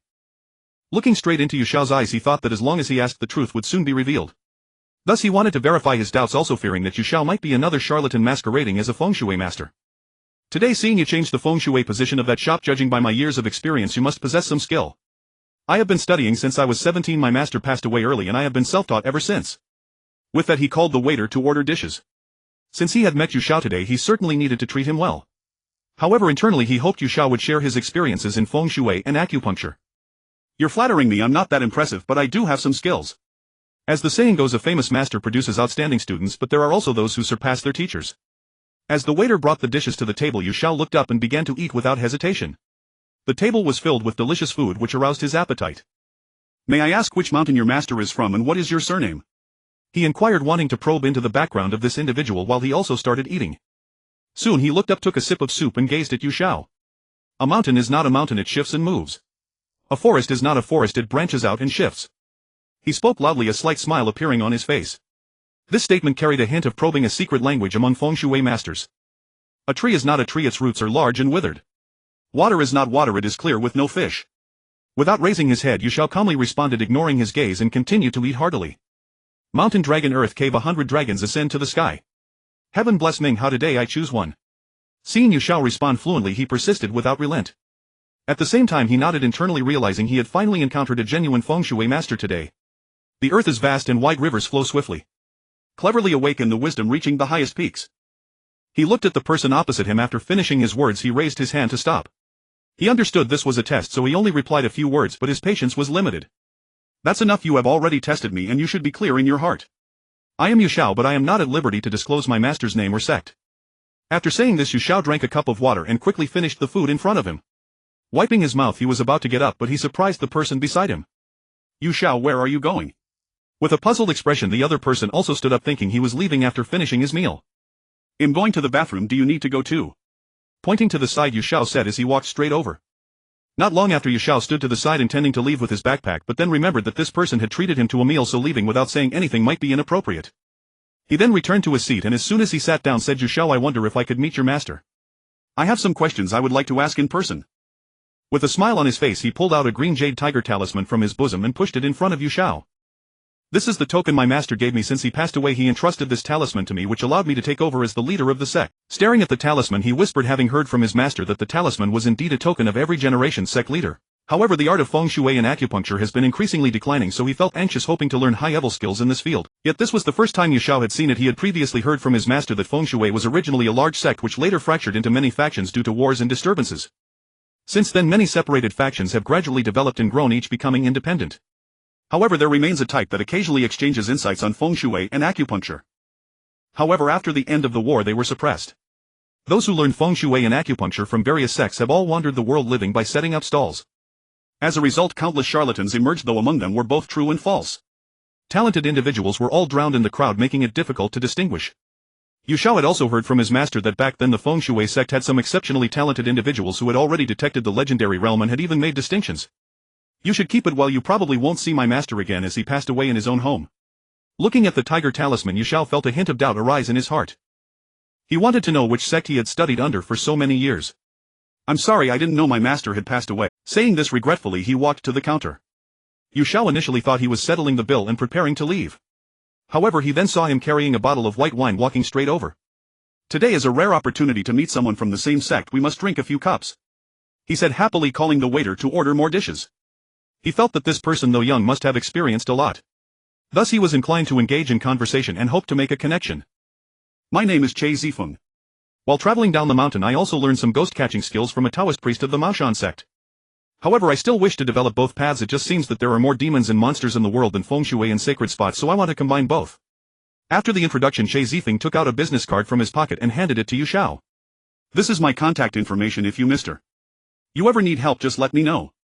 Even if you encounter difficult malevolent spots, I am willing to lend a hand. Yu Xiao took it, glanced at it, and then placed it in his backpack. He understood the underlying meaning, but even though they were in the same line of work, it also concerned his livelihood, and Yu Xiao was unwilling to give in. However, as Che Zifeng mentioned, if one encounters malevolent spots, although the probability is low, it cannot be said that one will never encounter. They are indeed very tricky. Even a highly skilled feng shui master would probably need to expend a lot of effort. Even Yu Xiao's master was the same. He had to put in a lot of thought to have a chance to resolve it completely. You flatter me, Mr. Che. I may have to rely on you in the future. Yu Xiao politely retorted and raised his glass, preparing to toast him. Without mentioning anything else, it was Yu Xiao's intention to pursue both paths as well. However, he did not plan to reveal this, as he still held some reservations towards him. Soon the meal came to an end. Before leaving, Chejin asked Yu Xiao for directions, then smiled as he watched him gradually disappear into the distance. With a turn, he walked to the roadside and hailed a taxi, heading straight to his destination. Unexpectedly, Yu Xiao also intercepted a taxi at the roadside, closely following behind Chejin. During their earlier conversation, Yu Xiao had inadvertently noticed that Chejin seemed to harbor a hint of malice in his eyes. Thus he speculated that although Chejin possessed techniques from two families, he may be a person with ulterior motives. This is why he followed, wanting to find out what Chejin was truly doing throughout the day. Seeing Chejin get out of the car, he walked straight down a narrow street and vanished from Yu Xiao's sight. Just as I suspected, he must be involved in something sinister. Saying this, Yu Xiao prepared to get out of the car, feeling that if he discovered Chejin using his techniques for nefarious purposes, he could take the opportunity to eliminate him. Aren't you going to pay the fare? Shouted the driver, casting a fierce glare at Yu Xiao. This interrupted Yu Xiao's thoughts, and he quickly fished out the fare and handed it through the window. He immediately stepped into the narrow street to avoid losing track of Chejin, especially since the alley was winding and complex. However, after walking for a short while, Yu Xiao realized that this alley was very familiar. It was the same eerie and deserted alley he had encountered before. Facing forward, Yu Xiao looked up. He saw Chazhen striding into the depths of the alley and then his figure disappeared. Indeed he is a sinister person, but that alley. I'm afraid it's difficult for me to handle alone. He leaned against the wall and after speaking glanced at the alley once more before leaving. He found the alley to be a bit strange, but Xiao did not dare to walk in. Not to mention that he couldn't eliminate the malevolent force, he might even be countered. The danger was extremely high and Xiao was unwilling to take the risk. The only way to resolve this was to team up with Lu Sheng, only together could they have a chance of winning. Moreover, with Chazhen present the difficulty increased significantly. Xiao left the area, walked to the roadside and took out his phone to call Lu Sheng. "Where are you? I have something important to discuss," Xiao said deliberately seriously as he got into a taxi. "I'm at the funerary street, just come directly here." On the other end Lu Sheng provided the address and noticed that Xiao hung up the phone. He couldn't help but feel puzzled about what urgent matter this glutton could possibly have. Meanwhile, in another place inside an abandoned house in the alley. It was dim with only an oil lamp flickering on one wall, leaving no other source of light. The house felt lifeless and an eerie atmosphere loomed over it. In the center of the room sat a man nearing 50 with a tuft of black beard on his chin, meditating on a round carpet. He tightly shut his eyes and his hands began to move simultaneously as if he were practicing a certain technique. "Master, just before you entered, a young man followed you, seemingly around 20. He stared at your back for a while before disappearing. Suddenly a small floating boy entered from outside, standing respectfully on one side and speaking loudly." Hearing the boy's words, the man immediately opened his eyes, revealing a fierce expression. "Is it him? Did he follow me? No, you must check his aura and see what he is up to. Make sure I am not discovered. If my peers find out, this place will be in danger." After speaking, he closed his eyes again and continued his practice. This man was indeed Chazhen, but at this moment he could not interrupt his cultivation, so he ordered the small boy to investigate first. Soon his shadow swiftly disappeared outside the door. Xiao followed the route given by Lu Sheng. However, this matter must be brought to his attention. If Maoshan techniques were being misused, it would definitely require Maoshan disciples to handle it. But Xiao was also a half-hearted Maoshan practitioner. Unfortunately, his skills were lacking, making it difficult for him to resolve it alone. After about 20 minutes, Xiao paid the fare and got out, walking straight ahead. "Lu Sheng, what are you doing here?" With a look of surprise, Xiao walked into a nearby establishment. "Let me introduce you. This is the owner of this Xinchuan pavilion named Xian, who specializes in selling feng shui artifacts and ghost-catching treasures." Seeing Xiao come in, Lu Sheng stood up and introduced the middle-aged man beside him. He then invited Xiao to sit down and continued speaking.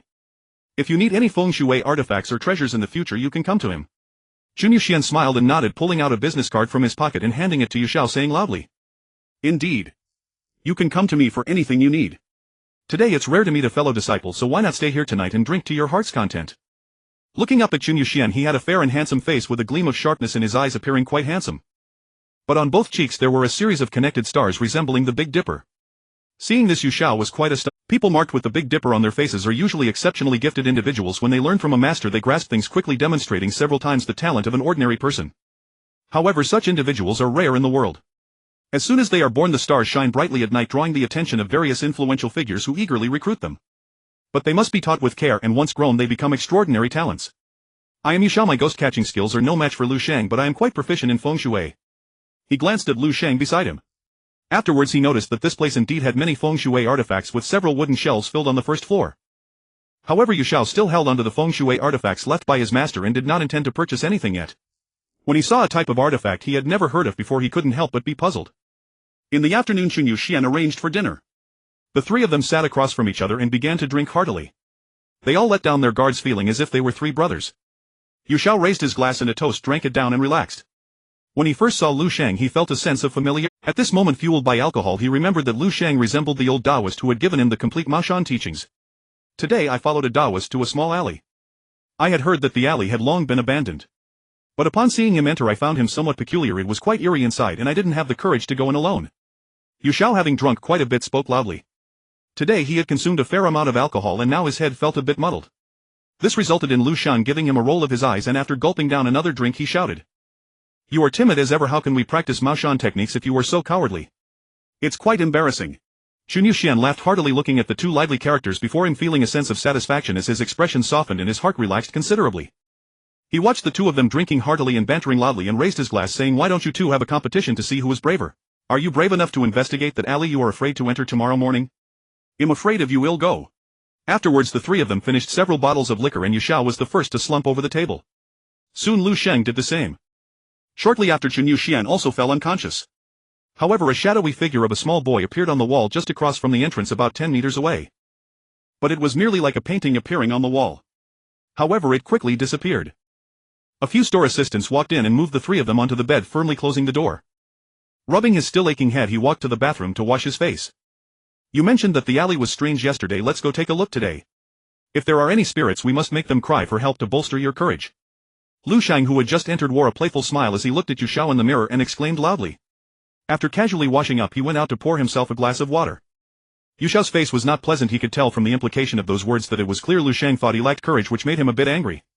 If it weren't for my lack of proficiency in the techniques from Maoshan, I wouldn't have sought you out. If you say I'm cowardly, let's make a bet to see who can discover the strange happenings of that vehicle first. Saying this, Yu Xiao walked to the hall, drank a glass of water and then sat on the sofa. He picked up his backpack, saw that the magical tools were still inside and looked up at Lu Sheng across from him. Alright, I want to see what kind of commotion you, a feng shui master, can create. With a smile on his face, Lu Sheng finished speaking, stood up and grabbed his bag. Yu Xiao followed behind, heading out to catch a ride directly to the location. The two of them did not greet Chun Yuxian but left by car. I've noticed that Chun Yuxian seems quite extraordinary. Could he be a fellow disciple like us? On the car, Yu Xiao turned to Lu Sheng and asked curiously. When he saw the black mole resembling the Big Dipper on his face, he felt deep down that Chun Yuxian was probably not simple. He is a fellow disciple I met 5 years ago. However, ever since he accidentally caused the death of a family of 3 last time, he decided not to leave the mountain to exorcise demons anymore and focus solely on this line of business. After explaining, Lu Sheng looked out the car window. He deeply admired Chun Yuxian in his heart and felt fortunate to have made such a friend. Once while chatting with him, Lu Sheng inadvertently mentioned an old sorrow, causing Chun Yuxian's eyes to well up with tears as he felt a deep sense of guilt. It turned out that when Chun Yuxian was younger, he ventured out alone to hone his skills. Although he had never failed in exorcising demons, he inevitably became a bit arrogant. However, once he miscalculated a situation he thought he could handle, leading to a fierce ghost killing a family of 3, including a newborn baby who had just come into the world. Since then, Chun Yuxian decided not to leave the mountain. He started selling feng shui tools and ghost-catching artifacts, allowing the younger generation to have peace of mind when their artifacts were damaged. Before long, the two arrived at the roadside of the alley. Yu Xiao got out of the car first and looked inside. What are you looking at? Hurry up and pay the fare. Lu Sheng, who had just exited the vehicle, shouted. He stepped aside and stared into the alley. You're behind me, so you should pay the fare. Turning around, Lu Sheng walked into the alley, trying to avoid payment. Hurry up, the driver shouted angrily, glaring at Yu Xiao. After quickly paying the fare, Yu Xiao walked forward. Standing beside Lu Sheng, he peered into the alley and took out his money sword, preparing to enter. You were right, this alley is truly unusual. The sunlight is so strong yet fails to penetrate, resulting in heavy energy inside. There might be many fierce ghosts hidden here, and some could be quite powerful. I can't be certain that I can deal with all of them. At this moment, Lu Sheng's expression turned serious as he looked inside, speaking while taking out a peachwood sword from his bag and biting his right middle finger to let a drop of blood fall onto the sword. He immediately took out several talismans, tightly gripping them in his hand. That's not all. When I saw that vehicle, it also went inside, and in the blink of an eye it disappeared without a trace. As Lu Sheng handed over a few talismans, Yu Xiao exclaimed loudly. Shu! Have you noticed that a pair of eyes is watching us? Lu Sheng made a shushing gesture, speaking softly. But he still observed closely, trying to determine the position of those eyes. Lu Sheng stepped into the alley, first pausing at the entrance. He scanned the abandoned houses on both sides and felt an eerie, terrifying atmosphere. The alley was not very wide or deep, only a few hundred meters long. However, Lu Sheng could only search one house at a time. During the daytime, spirits typically hide in the shadows, making it difficult to notice them without careful observation. What are you doing, just standing there planning to watch the show? Lu Sheng shouted back, casting a fierce glance at Yu Xiao. He couldn't be sure if he could subdue the fierce ghosts hidden within. But having a helper was still beneficial. Although Yu Xiao's ghost-catching skills were limited, they were still somewhat useful. As soon as he stepped into the entrance of the alley, Yu Xiao felt a sudden chill wash over him. He understood that this was due to the environmental changes in this place. The blazing sun was blocked by the buildings, preventing sunlight from entering, resulting in an unusually cold sensation. Take it slow, I don't want to search a house alone, Lu Sheng yelled as he walked into the house ahead. The eerie atmosphere of the alley made him feel a bit fearful. The vehicle he had encountered before was so powerful, and coupled with the vicious spirits, he feared he had no chance of winning alone. Inside a dark room, a small boy floated at the entrance, respectfully asking the seated vehicle spirit, Master, those two have entered the alley, should we hide for now? No need, they won't find this room. It won't be long before we don't need to hide anymore, he said loudly with his eyes closed as 5 points of bloodlight emerged between his hands. It looked as if blood was dripping from his fingers, but the droplets flowed upward. They gathered at his forehead, swirling around for a moment, then merged into his forehead, disappearing without a trace. Strange, why is this alley surrounded by so much energy? There can't possibly be no ghosts here, Yu Xiao exclaimed in shock as he discovered that despite walking through most of the alley he had not encountered even a single fierce ghost. There used to be fierce ghosts, but they must have been taken care of by that vehicle spirit you mentioned, Lu Sheng interjected. Of course, he also found it strange that in such a dark place where spirits would most likely reside he had not encountered a single ghost. He couldn't help but recall that Yu Xiao had mentioned a fellow disciple who had entered the alley. It was evident that they had probably all been taken care of by him. The two searched every house in the alley but found no trace of the ghostly figure nor any sign of Che Feng. Could it be that he knew we were coming and ran away? Looking at a house on the left, Xiao spoke as he opened the door, immediately met by a musty smell. Impossible, I can feel that the eyes watching us are still here. Let's search carefully, he might be hiding in another house. Turning to look at Xiao who had entered, he followed closely behind. As soon as he stepped inside, he was overwhelmed by the heavy musty odor reminiscent of something decaying. Inside this house the light was completely broken, rendering it pitch black. If not for the slight white light filtering in from outside, it would have been impossible to see anything. It was also somewhat chilly, adding a touch of terror to the cramped space. Xiao quickly turned on the flashlight on his phone and looked around. Suddenly his expression revealed surprise. On the left side of the room there was a small door that seemed to lead underground. Lu Sheng, come quickly, perhaps Che Feng is beneath this house. Calling out to the left, Xiao cautiously opened the door and looked inside. Indeed, there was a passage leading directly under. However, when Xiao shone his flashlight down the passage, he noticed it was not long, only about 10 meters. Below was a small room containing some earthen jars resembling a cellar. I didn't expect to be hiding down here, yet you found me. Even if I can't defeat you, I will fight for my life today. Suddenly a dark voice echoed from below. Soon a cold wind rushed up, seemingly aimed at Xiao. But Xiao was still pondering the meaning of those words and did not notice a pair of decayed hands with sharp needle-like fingers reaching out towards him. Be careful. Upon seeing this, Lu Sheng shouted loudly, raising the peachwood sword in his hand and stepping forward. He swung the sword, deflecting the sudden attack. You little old ghost actually harbored such resentment. He pulled out the Bagua mirror and immediately subdued the old ghost before him. Lu Sheng couldn't help but glance down, a hint of confusion in his eyes. They had checked this room earlier and found no ghosts. Yet now this old ghost, upon seeing them, had actively begun to attack. This indicated that the old ghost had indeed been cornered before but had managed to escape. However, thinking quickly, he suddenly recalled what Xiao had mentioned about Che Feng. Since he is from the same sect as Maoshan, it could very well be him. This alley has a heavy presence of yin energy, having long harbored numerous ghosts. Now, having only encountered this one old ghost, the others were likely captured by him for some sinister purpose. Lu Sheng, being a disciple of Maoshan, practiced spells belonging to the righteous path. Although there are also forbidden techniques, they are prohibited from cultivation. Unless one's intentions are impure, even practicing Maoshan spells could lead to learning those dark arts. However, he did not possess any method of collecting ghosts. The only possibility is that Che Feng is using these ghost-seen bodies to nourish a small ghost. This is typically referred to as a Sha ghost, a small infant that perished in the womb and through dark arts captured its spirit, subsequently feeding it with these ghosts. Yin bodies are the souls of ghosts, only referred to as such due to the presence of yin energy. In contrast, living beings possess yang energy and are referred to as human bodies. Generally, to create a Sha ghost, apart from needing to nourish it with other ghosts, one must also use their own blood. A bowl of fresh blood must be consumed daily, or one risks being backfired. This is because such Sha ghosts, having died in the womb, possess immense resentment, eager to kill upon sight and even drain the blood of living beings. This bears similarities to zombies that rise from coffins. However, zombies are not as agile, while these Sha ghosts can fly, run, and even become invisible. Nourishing them for 14 days is sufficient to complete the process. By that time, the master of the Sha ghost will be virtually invincible and Maoshan spells will have little effect. After checking the house again and confirming no other ghosts were present, the two left standing at the entrance of the alley right in the middle. Although Lu Sheng had guessed the general idea, he was still unsure whether Che Feng would indeed nourish a Sha ghost. If he truly cultivated it with his own blood, they would have no chance of victory. They could only take advantage of the Sha ghost's consolidation of its ghostly form before the full 14 days to eliminate it in one fell swoop. No, let's split up to search, otherwise having two people together would waste time. Having said that, Lu Sheng passed by Xiao and walked back up the alley, determined to resolve the doubts in his heart since they had come this far. Xiao, however, looked at his back and felt that Lu Sheng had become serious, which gave him a sense of masculine charm. Yet he also could not lag behind and headed down to prepare to search all the houses anew. He had clearly seen Che Feng enter here. Taking advantage of the early evening light, it was possible to gather courage. But at night Xiao dared not stay alone. As Lu Sheng stepped into a house, he pulled out a small flashlight from his bag, only to find the place empty, completely devoid of a ghostly presence. However, just as he reached the doorway, he felt a sudden cold wind blowing from behind, striking against his back. So it was you watching us all along, your eyes are truly fierce. Turning around, Lu Sheng immediately sidestepped, narrowly avoiding an attack. Within the chilling wind, a pair of fierce eyes glared at him with no visible figure. Yet extending two claws, the nails were as sharp as a beast, lunging toward Lu Sheng's back. Meanwhile, in another completely dark room, a small floating boy's figure inquired about Che Feng. Master, the ghost eye boy has gone to deal with that one above. Should we send the Yin charm woman to take care of the one below? For now, do not kill Xiao. The feng shui point placing techniques he practices will be greatly useful to me in the future. As for the one above, eliminate him directly and let the ghost eye boy consume him. Saying this, Che Feng exhaled a breath of turbid air. The spells he was currently cultivating were nearly complete. He was not worried about external enemies. Standing at the entrance of the alley, Xiao took out the feng shui compass and surveyed the area. His eyes widened in horror as he discovered that the alley had been arranged into a yin gathering formation.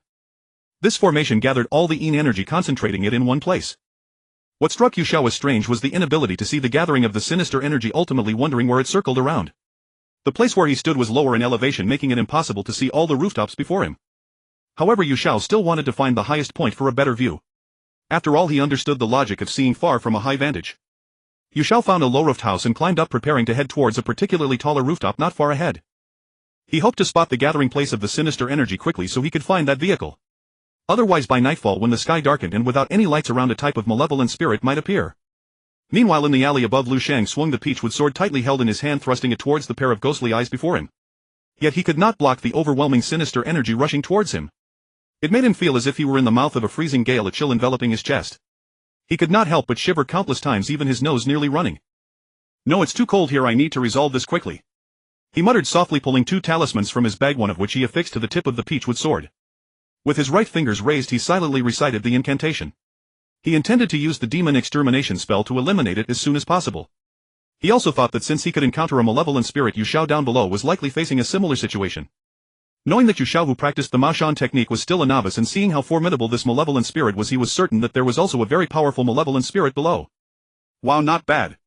I've encountered Maoshan Taoists before, but none were as strong as you. Today it seems I will have a grand feast." Hidden in the darkness, a mocking voice seemed to float along with the sinister wind. Lu Sheng understood that this malevolent spirit was not easy to deal with, especially upon hearing that it had previously devoured some Maoshan Taoists. If he did not eliminate it today, it would likely be difficult to escape this calamity, ending up being devoured alive. "You fiend, you have committed numerous evils today. You shall be exterminated to prevent further harm to others." He kicked open the door, allowing light to pour in. As Lu Sheng spoke, he stepped inside, fearing that without light in the room he would be no match for the malevolent spirit. Since he had arrived, it was a matter of either its death or his. As long as he found the spirit's weakness, Lu Sheng aimed to deliver a lethal strike. This malevolent spirit must have slaughtered countless living beings, scattering their souls, so it was not worthy of pity. Of course, the Yin and Yang officials or the Ox-head Horseface would not say anything in such a situation. Lu Sheng felt that such malevolent spirits should be exterminated on the spot. He leaped up, raising his peachwood sword, and aimed for the left eye of the malevolent spirit before him. To his astonishment, he found it was empty. The malevolent spirit's eyes had inexplicably vanished in the blink of an eye. The light in the room was not bright enough for Lu Sheng to see where the spirit was hiding. He did not rush to attack, for the malevolent spirit, wanting to devour him, would surely strike first. He scanned the room with his gaze but could find nothing. Just as he was about to step outside to alleviate the cold, the door suddenly slammed shut. "Trying to escape? I never let go of my food that was so close." Unbeknownst to him, a voice suddenly echoed, seemingly fierce. Upon hearing this, Lu Sheng quickly turned to look behind him. Then he reached out to touch the ground, bending down to evade the attack of two hands. He rolled to the side, raised his peachwood sword, and thrust it forward. Yet the malevolent spirit suddenly vanished again, and the sword struck the wall. "Ha ha!" In the pitch-black room, a sinister laughter filled the air, mixed with something eerie. Lu Sheng shivered upon hearing it and looked up to see what was before him. He hurriedly turned on a small flashlight, illuminating a circle around the room. "You're scared, afraid to show yourself? What a coward! Those people you consumed before, could it be that you're just making up lies to deceive me?" Lu Sheng felt extremely cold, so he resorted to provocation to strike at the malevolent spirit. If it continued to remain hidden, the longer he delayed, the stiffer his body would become. If that were the case, it would be a loss. "Ghost-eyed brat, your master commands you to devour him." Suddenly a faint red light illuminated the room, followed by a stern voice. "Who?" Surprised, Lu Sheng looked towards the red light, but he did not see anyone. Just as he was about to rush towards the red light, it disappeared in an instant. "You can't even deal with a little Taoist. It seems your playful spirit is still not extinguished." Another voice echoed, seemingly resonating within the room, with even a faint echo lingering. "Playing hide-and-seek is your specialty, but it shows just how cowardly you are." Stepping back to the door, Lu Sheng spoke as he prepared to open it and quickly leave. One was already enough to give Lu Sheng a hard time, and now another malevolent spirit had appeared. His chances of victory were significantly diminished. He had no intention of lingering in the room and felt it safer to step outside. Just as he was about to open the door with his left hand, it was suddenly bitten down by sharp teeth. However, Lu Sheng suppressed the pain, forced the door open, and ran outside. In an instant, the head on his left arm vanished. "Damn it, if you have the ability, wait until nightfall. I will ensure you are left with nothing but bones." The pair of black ghostly eyes in the room spoke fiercely. Lu Sheng ignored its words and quickly took out a piece of the leftover white cloth, wrapping it around his arm. Otherwise, if he bled too much, he could not afford it. His arm had been bitten, leaving a large chunk of flesh missing, particularly the muscle on his left arm. Lu Sheng felt fortunate that it had not bitten into a vein, otherwise he would have had to pay the price here today. He then decided to leave this alley, immediately preparing his ghost-catching tools so he could return and exterminate this group of malevolent spirits, even if it meant clearing out these abandoned houses. Soon Lu Sheng arrived at the entrance but did not see Yu Xiao, prompting him to shout out. "Yu Xiao, where have you gone? I'm on the roof. This alley has been set with a gathering formation. If it isn't broken, no one will be able to do anything about it. Turning around, Yu Xiao shouted back. Feeling somewhat strange, Lu Sheng wondered why Yu Xiao had come down when he was supposed to be checking the houses above. He immediately turned around to see what had happened. As Yu Xiao approached the roof, he noticed that Lu Sheng's arm was already wrapped in a blood-stained white cloth. What happened to you? Did you eliminate the malevolent spirit? With a puzzled expression, Yu Xiao jumped down to the ground, looking up at the alley. Don't say anything, hurry and take me to the hospital. After a few days of preparation, I'll make sure to scatter this group of malevolent spirits to vent my frustration. As he spoke, Lu Sheng gritted his teeth and looked up. Yu Xiao supported him, slowly leaving the area. They reached the roadside, hailed a taxi and instructed the driver to head straight to the hospital. Not long after, he was placed on a stretcher while Yu Xiao went to pay the medical fees. Unable to help, he could only wait in the lobby. Before long, Lu Sheng emerged from the room, a white band around his neck. Is everything okay? With concern, Yu Xiao supported him as they exited the lobby. I'm fine, but the doctor said I need to stay for recovery, yet I don't have the patience for that. Glancing back, Lu Sheng got into the car. Where are you going? To your house to recover. Who told you to bring me to the alley? You're covering all the expenses during this time. Yu Xiao, feeling helpless, could only tell the driver to head straight home. Lu Sheng felt somewhat guilty for the injury he had caused. Yu Xiao smiled at him as if hoping for his forgiveness. As Yu Xiao got out of the car, he supported Lu Sheng and walked up the stairs. Which floor are you on? Is there no elevator? After climbing for a bit, Lu Sheng looked up and complained. Having already lost quite a bit of blood, he felt somewhat weak at this point. Yu Xiao ignored him and walked to the door, took out his key and was about to go inside. Wait a moment, there's a trace of demonic energy in your house. Blocking Yu Xiao's way with his hand, Lu Sheng spoke with a hint of sharpness in his eyes and leaned in to glance inside the house. Indeed, there was a faint grayish aura within, drifting deeper into the house. It seemed to notice the door opening and vanished from the hall in an instant. No, there's also a trace of ghostly energy. As they reached the door, Lu Sheng immediately took out a peachwood sword and gripped it tightly in his right hand. The black aura in front of him was slower to hide, just enough for Lu Sheng to catch a glimpse. Don't scare me. I've lived here for so long without noticing anything. Yu Xiao looked surprised and scanned the hall but didn't notice the two auras. You really are impressive, provoking both ghosts and demons at the same time. Now that they're in your home, they probably won't want to leave. Speaking loudly, Lu Sheng walked over to the sofa, sat down and looked at Yu Xiao, who was closing the door. However, he was a bit suspicious. Yu Xiao was usually very careful. It was unlikely he would provoke such a fierce ghost, especially since he didn't have the ability to do so. Where are the fierce ghosts and demons? Upon entering the house, he scanned the interior but found no trace of them. He turned to Lu Sheng and asked, then set his backpack aside. After offering a stick of incense to his master, he turned and sat on the sofa. Just as he was about to open his computer to play a battle game, Lu Sheng expressed his dissatisfaction. You can play this too. Yu Xiao, go cook. I'll play a few rounds. Snatching the computer away, Lu Sheng eagerly turned it on. Seeing Yu Xiao's unwilling back, Lu Sheng smiled and got up, reaching into his bag to take out 3 talismans, then walked to the door. He stuck one on the top of the door, then walked to the window in the hall and stuck another talisman there. Seeing the bedroom, Lu Sheng entered and placed a talisman by the head of the bed, then walked to the kitchen to see Yu Xiao washing vegetables and spoke. I've already placed talismans in your house, so don't remove them. You'll sleep soundly tonight. He immediately went back to the sofa and connected to the internet to start playing the game. He felt that if there were indeed demons or ghosts that intruded, these 3 talismans would certainly hold them at bay. One must be posted on the entrance, as fierce ghosts usually enter through the front door. Unless it was a ghost with malicious intent, it wouldn't matter, as they would directly fly in through the window. As for the talisman by the bed, it was simply to ensure Yu Xiao could sleep peacefully without being disturbed by spirits. There were always certain kinds of ghosts that liked to invade people's dreams, leading to bizarre and terrifying nightmares. Of course, having just talismans wasn't enough to prevent ghosts or demons from entering the home. Additional defensive measures were necessary. Lu Sheng glanced around the hall again, then reached into his bag to take out a glass bottle. He walked to the door, opened the cap and poured a red line along the bottom of the door, resembling black dog blood. Black dog blood can ward off fierce ghosts, so Lu Sheng intended to pour some at the entrance for double protection. As long as the ghosts touched it, they would be frightened back a few steps. Soon Yu Xiao turned to look at Lu Sheng, who was playing and laughing heartily despite some inconvenience in his left hand. It seemed he had forgotten the pain and directly tore off the cloth strip. Dinner's ready. Since you're not afraid of pain, you can wash the dishes later. Yu Xiao sat down and was about to pick up his chopsticks when Lu Sheng stopped him. Yu Xiao, don't be rude. We have 2 guests at home, so why don't you add 2 more sets of chopsticks and we can eat together? With a serious expression, Lu Sheng walked to the dining table, sat down and smiled as he spoke. Just a moment ago he had inadvertently noticed 2 figures standing on either side of the hall, one grayish and one pitch black. Lu Sheng sat at the lower left side of Yu Xiao while placing chopsticks and rice on the lower right side. The 2 did not avoid each other and simply ate. The 2 black shadows in the hall simultaneously looked toward the dining table. Initially hesitant, they slowly approached the table, appearing as empty silhouettes yet emanating dim grayish and black light. They sat at the dining table and began to absorb the aroma. Unlike living people, ghosts do not eat with chopsticks, they simply direct their attention to the food and absorb it as sustenance. However, the one with the demonic aura lifted its right hand, tightly gripping the chopsticks, and gradually reached for the dish. Feel free to eat, don't hold back. As he spoke, Lu Sheng set down his chopsticks and looked at the two before him. I just don't understand why you have come to my home. My little brother remembers he has not offended you, nor has he provoked you to. Lu Sheng pointed at Xiao above and asked with a puzzled expression. He just wanted to clarify the situation, which is why he took a slight advantage. However, Lu Sheng felt that he was probably older than Xiao, thus he wasn't afraid of making him angry. After observing closely for a while, he realized that the two before him were not benign. If he were to single-handedly fight either one, he would have no chance at all. Lu Sheng noticed that the auras surrounding them were too strong, far beyond what ordinary ghosts or demons could compare to. Moreover, Xiao practiced the Maoshan techniques, which carried a bit of righteous energy. Though it couldn't intimidate powerful, fierce ghosts, it still held some deterrent power against ordinary ghosts.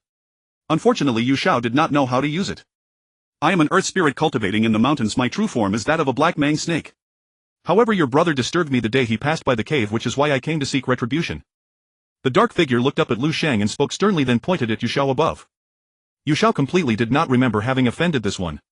If it was about the cave, he had only entered the cave path during a trip one day. However, he had not acted in such a manner. How could I not remember offending you? I don't think I've ever seen you in that cave path. His face showed surprise as he put down the bowl and looked toward the dark figure. The person you saw in white was my true form in disguise. At that moment I was in the midst of shedding my skin and someone saw me and startled me, causing my shedding to be interrupted. Look here. In an instant after the black figure finished speaking, it suddenly vanished, only to reappear in the hall. A massive black mang snake as thick as a barrel coiled into a large circle, its head flicking its tongue. At its tail there were signs that appeared to have been burned. Generally, snakes choose concealed spots to shed their skin to avoid disturbances. However, it thought the cave it chose was the best. But at its size it had already gained intelligence and could naturally endure disturbances. When Xiao looked, he could be directly affected. This made it furious and it followed closely behind, preparing to seek revenge. Lu Sheng vaguely understood that the enormous black python in front of him had cultivated enough intelligence and had transformed into a human form, likely having existed for several hundred to 1,000 years.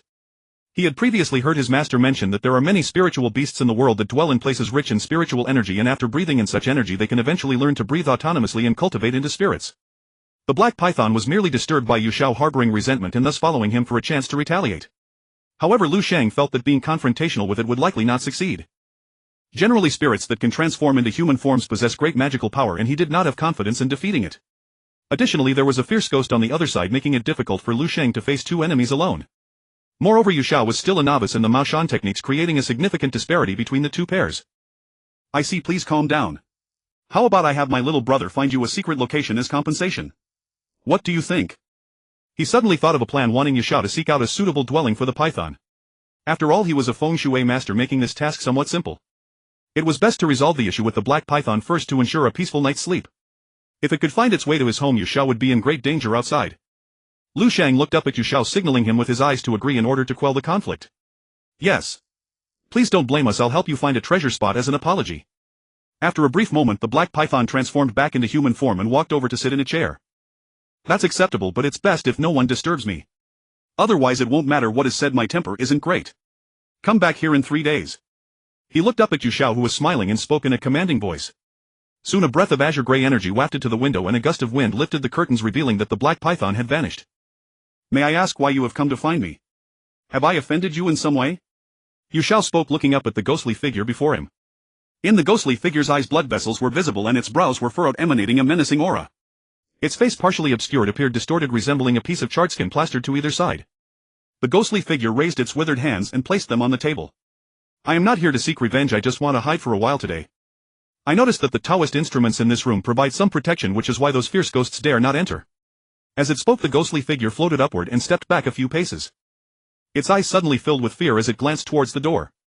Do not open the door, there is a group of fierce ghosts outside right now, it pointed out. Xiao couldn't help but look at the door, feeling a strange quietness, yet he found no traces of fierce ghosts.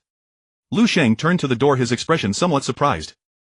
At that moment it was indeed as the ghostly figure had said, numerous black shadows were swirling at the door, but they only circled around the— This is bad, Xiao, quickly prepare your talismans, a large group of fierce ghosts is gathering at your doorstep. Your home might be facing a night of 100 ghosts. Lu Sheng hurriedly stood up, disregarding the pain in his arm, and shouted at Xiao. Earlier he had caught a glimpse of the shadows attempting to slip through the cracks in the door. Fortunately, Lu Sheng had already taken precautions by pouring a line of black dog blood to hold them off for a while. He urged Yu Xiao to prepare the talismans, fearing that the fierce ghosts would wipe away some of the dog blood before entering. Today Lu Sheng already bore injuries, and if they had to confront the ghosts it wouldn't take long before they would be torn apart. Even Yu Xiao would find it hard to escape facing certain destruction. I only have feng shui instruments, there are no talismans. At that moment Yu Xiao began to panic, feeling that his luck had taken a turn for the worse, having just settled one matter and now a group of fierce ghosts had come. But then he thought of something and had a faint idea. Could it be that the incident in the alley had led Shinjin and the others to discover his secrets, prompting them to summon a group of vicious ghosts to eliminate him? Lu Sheng, it's possible that Shinjin is behind this. What do you think we should do to defend ourselves? I will take action. Yu Xiao looked at Lu Sheng with a helpless expression while Lu Sheng's eyes were sharp and fierce. They could only rely on Lu Sheng to come up with a solution, otherwise they would have to observe the Maoshan techniques and learn on the spot, but he feared the fierce ghosts would not give him that time. Don't panic, first use the measuring line to string it around 14 copper coins. Hang them at the top and bottom of the door to create a formation. Just make sure the fierce ghosts cannot enter. Lu Sheng dismantled his money sword and threw it all to Yu Xiao.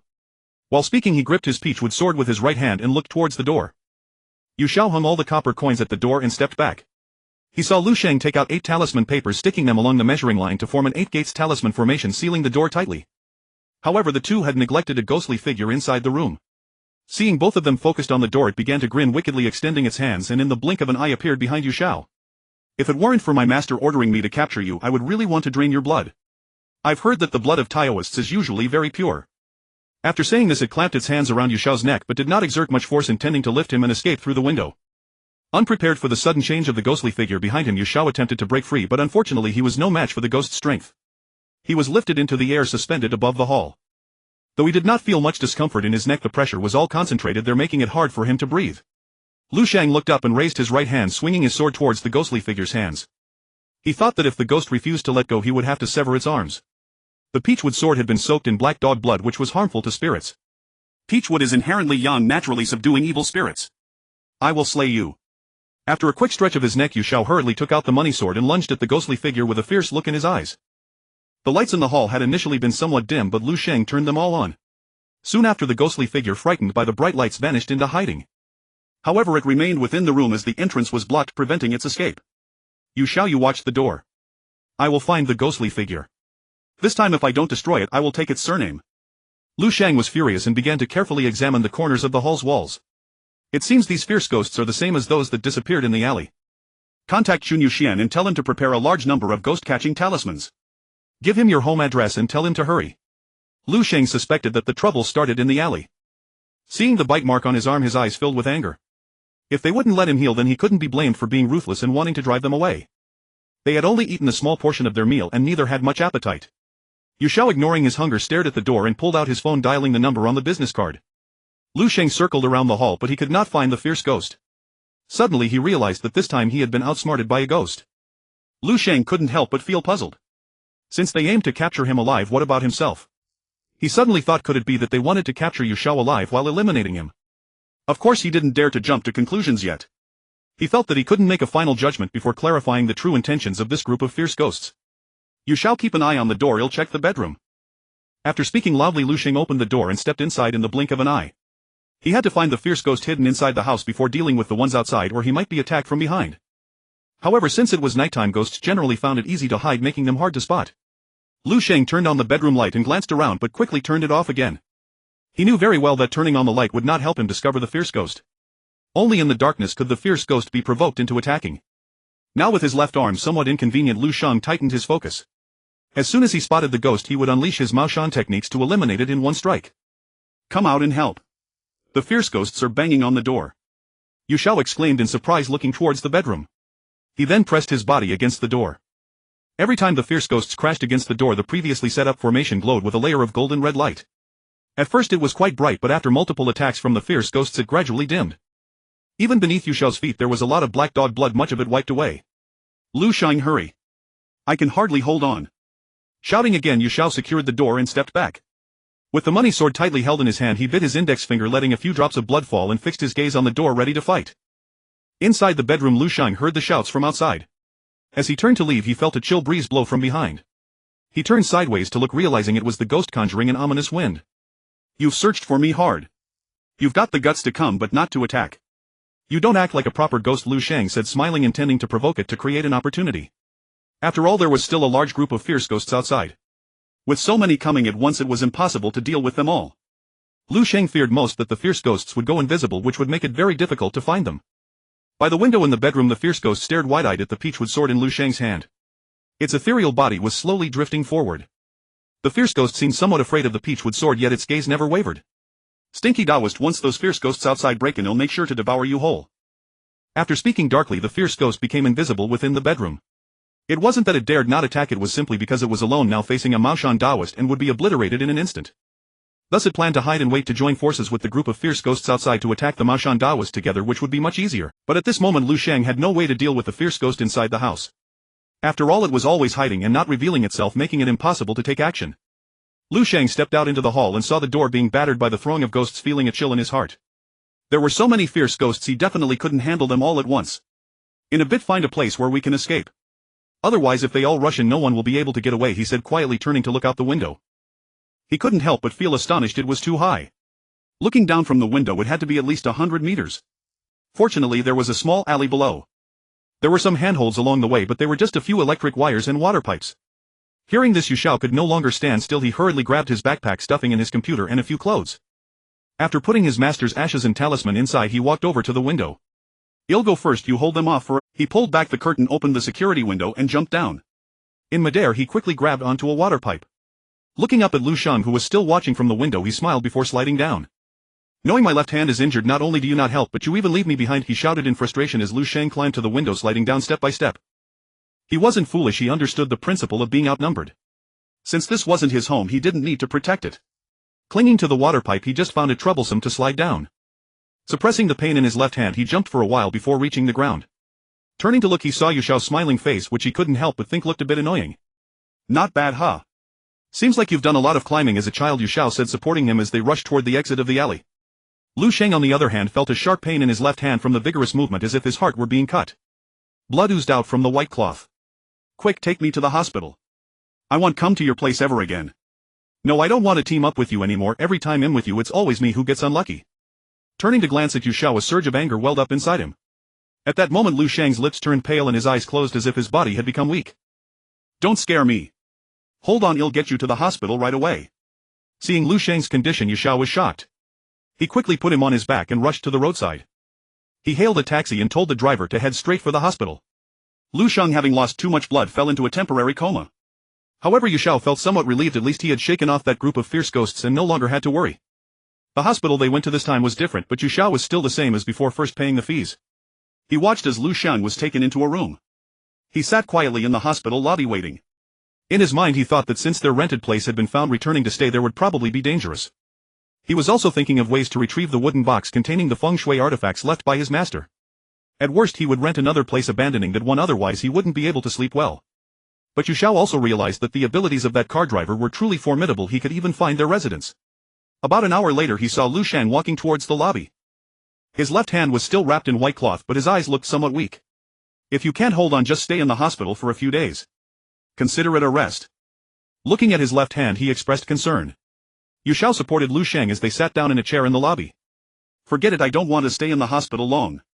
After saying this, Lu Sheng walked straight towards the door. "Where are you going?" Xiao asked quietly while carefully supporting him.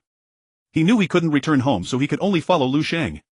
"I'm going back to my home," Lu Sheng replied, turning his head and extending his weak right hand to hail a taxi. Xiao followed the journey by car to a place that seemed rather desolate, with only a few old residential buildings and no other structures in sight. As soon as they got out of the car he supported Lu Sheng and hurried towards the direction he pointed at. However, Xiao couldn't help but glance around, feeling an eerie atmosphere enveloping the area. The narrow alley they entered had no streetlights on either side, only a few dimly lit lamps that were spaced nearly 50 meters apart. "Do you live in this place?" Xiao looked at Lu Sheng in confusion. It was still early in the night, yet there wasn't a single passerby, making his scalp tingle. Just as they reached a crossroads in the small alley, the absence of light all around seemed to add an air of mystery to the surroundings. As the two walked towards the left corner they finally spotted a few houses with their lights on, illuminating the path through the windows. However, the lights were quickly turned off. "If you're scared we can just go back," Xiao said, looking up at him. In contrast, Lu Sheng seemed unfazed, breaking free from his grip and striding forward. Having lived here for quite some time, Lu Sheng felt there was nothing to fear. The place was cheap because it was slated for demolition. He didn't have much money, so being able to stay here for the time being was already a decent option. Xiao hurried to catch up, seeing Lu Sheng standing outside an iron gate. After opening the door he walked in without looking back. After climbing a few stairs, Lu Sheng opened the door to the room and turned on the light. Make yourself at home as long as you're not scared, he said while pouring himself a glass of water. Lu Sheng sat on the tattered sofa across, glancing at the wound on his left hand. How come you're so capable? By all accounts you should be quite wealthy. Why do you live in a place like this? Expressing his confusion, Xiao scanned the room, noticing the dilapidated door and walls. The door was locked, but it hardly seemed effective. I was born to a life of poverty. No matter how talented I am or how much money I make, it will eventually slip away, Lu Sheng said with a snap of his fingers. Suddenly a white figure floated in from the kitchen holding 2 cups of tea. It placed them right in front of Xiao before retreating 7 steps and disappearing. She is my ghost servant. Since her life hasn't ended, the underworld won't accept her. I encountered her that day and that's why I brought her home to stay for a while, Lu Sheng explained. Looking up at Xiao's astonished expression made Lu Sheng chuckle. Not bad, she probably was collected from around here. I noticed this alley seemed rather eerie and terrifying. If there are no ghosts, I certainly wouldn't believe it, Xiao said, taking a sip and smiling while glancing towards the kitchen. Noticing the white figure was nowhere to be seen, which seemed to be quite shy, he couldn't help but shift his gaze back, a hint of a sly smile forming as he looked at Lu Sheng. You wouldn't have taken her for yourself, would you? Xiao said, dodging the attack of a teacup with a tilt of his head. With a man and a ghost living in the same house, it was unlikely nothing would happen. You're really bold even thinking about a female ghost. Be careful, if the Yin energy enters your body and you can't dispel it, you might as well prepare for death, he exclaimed loudly. As he said this, Lu Sheng immediately took off his coat to freshen up.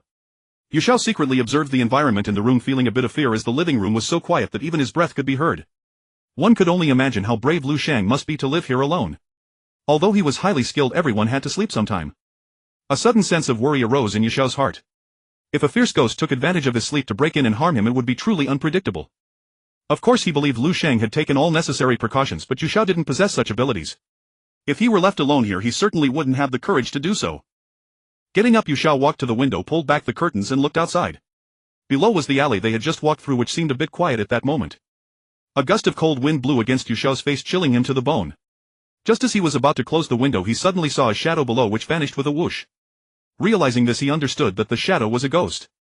However, he felt no fear, as with Lu Sheng the exorcist around, he believed that ghosts wouldn't dare to intrude. Looking up, Xiao's gaze suddenly met something that startled him.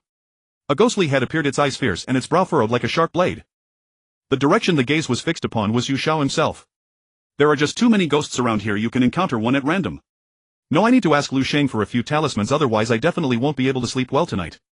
Closing the curtains, Xiao sat back on the sofa waiting for Lu Sheng to come out soon. The room was quite spacious, but it was eerily quiet. Feeling bored, Xiao took out a feng shui compass and began to assess the placement of the furniture in the house. The arrangement seemed appropriate and didn't contradict any feng shui principles. However, he concluded that Lu Sheng's place was likely not an ordinary building. The entrance was directly facing the northwest direction, but it leaned slightly more towards the west. It was likely that the building had been uninhabited for a long time, resulting in a loss of yang energy, leading to an overwhelming presence of yin energy over time. The reason he felt it was somewhat unusual was that the area was filled with cold winds, making it a place of yin energy, commonly referred to as a haunted house or a malevolent residence. It wasn't just this floor where Lu Sheng lived, the houses above or below were probably the same. Various ghosts were hidden here, and it was definitely not suitable for living humans. To compete with ghosts for a place to live was akin to seeking death.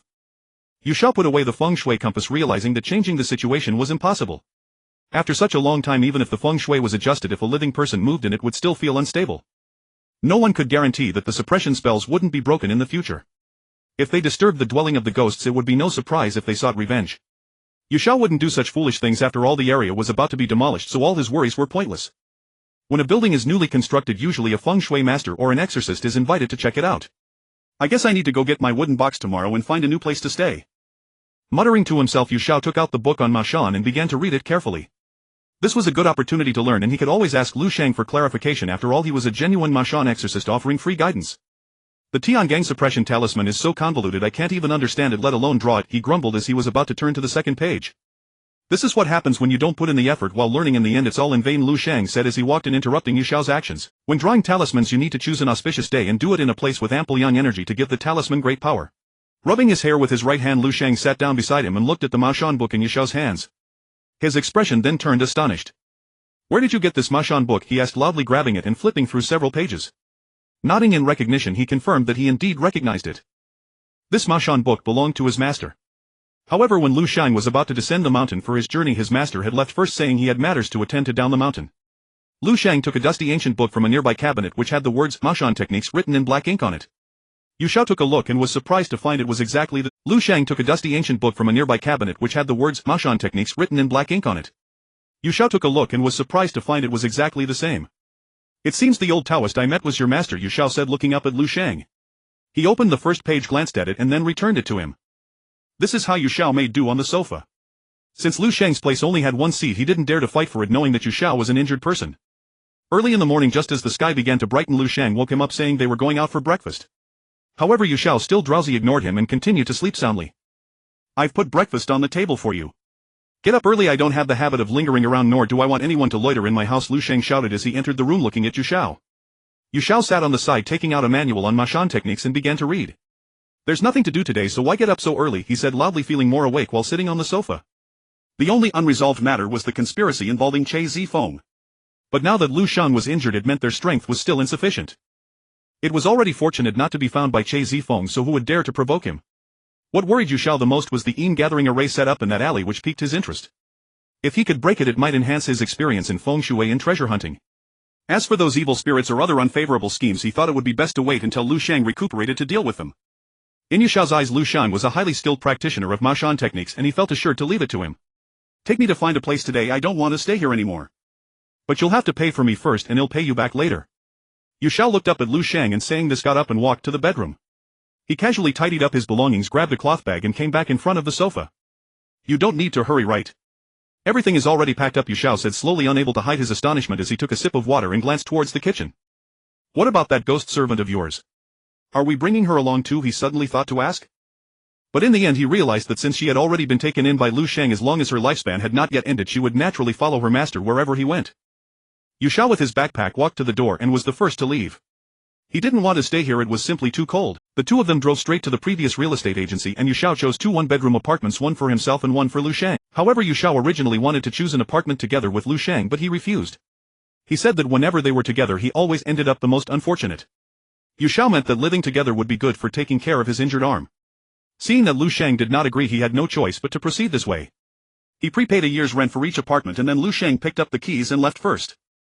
Yu Xiao followed a staff member and drove to a street. From what Yu Xiao could see, the environment was quite nice, belonging to a community type. But the building seemed a bit old, appearing to have been built many years ago.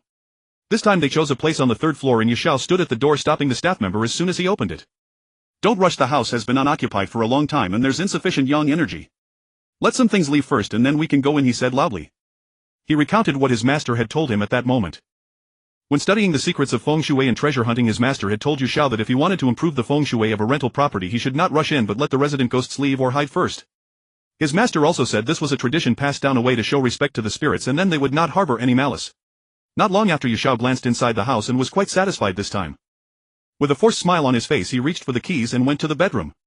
The feng shui of this house is pretty good, but we must disperse this energy before we can live here comfortably. Without turning on the bedroom light, Yu Xiao smiled slightly and after whispering took out the money sword. He raised his hand to point at the energy above his head. Under the energy, a mass of black energy gradually emerged, somewhat sluggish, as if it were scared. I gave you a chance to leave, but your courage is too great. Just as he was about to turn on the bedroom light, Yu Xiao saw the black energy swirling above and looked up.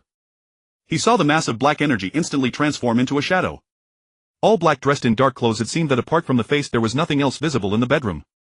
It's not that I don't want to leave, but my remains are right here in this house and I can't leave. A woman with long black hair dressed in casual clothes looked up at Yu Xiao. She certainly wanted to leave, but this bedroom was her grave and there was nowhere else to go. After she died, she ended up in this house after the 7 days of mourning.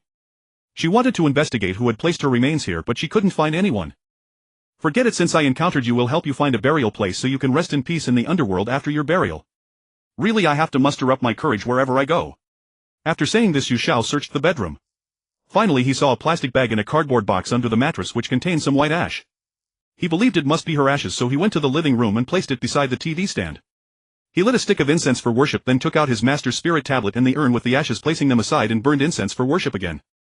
After cleaning the house with water, Yu Xiao leaned back on the sofa, ignoring the female ghost floating by the bedroom door, and closed his eyes for a while. Not knowing how long it passed, Yu Xiao took out his phone and put it to his ear.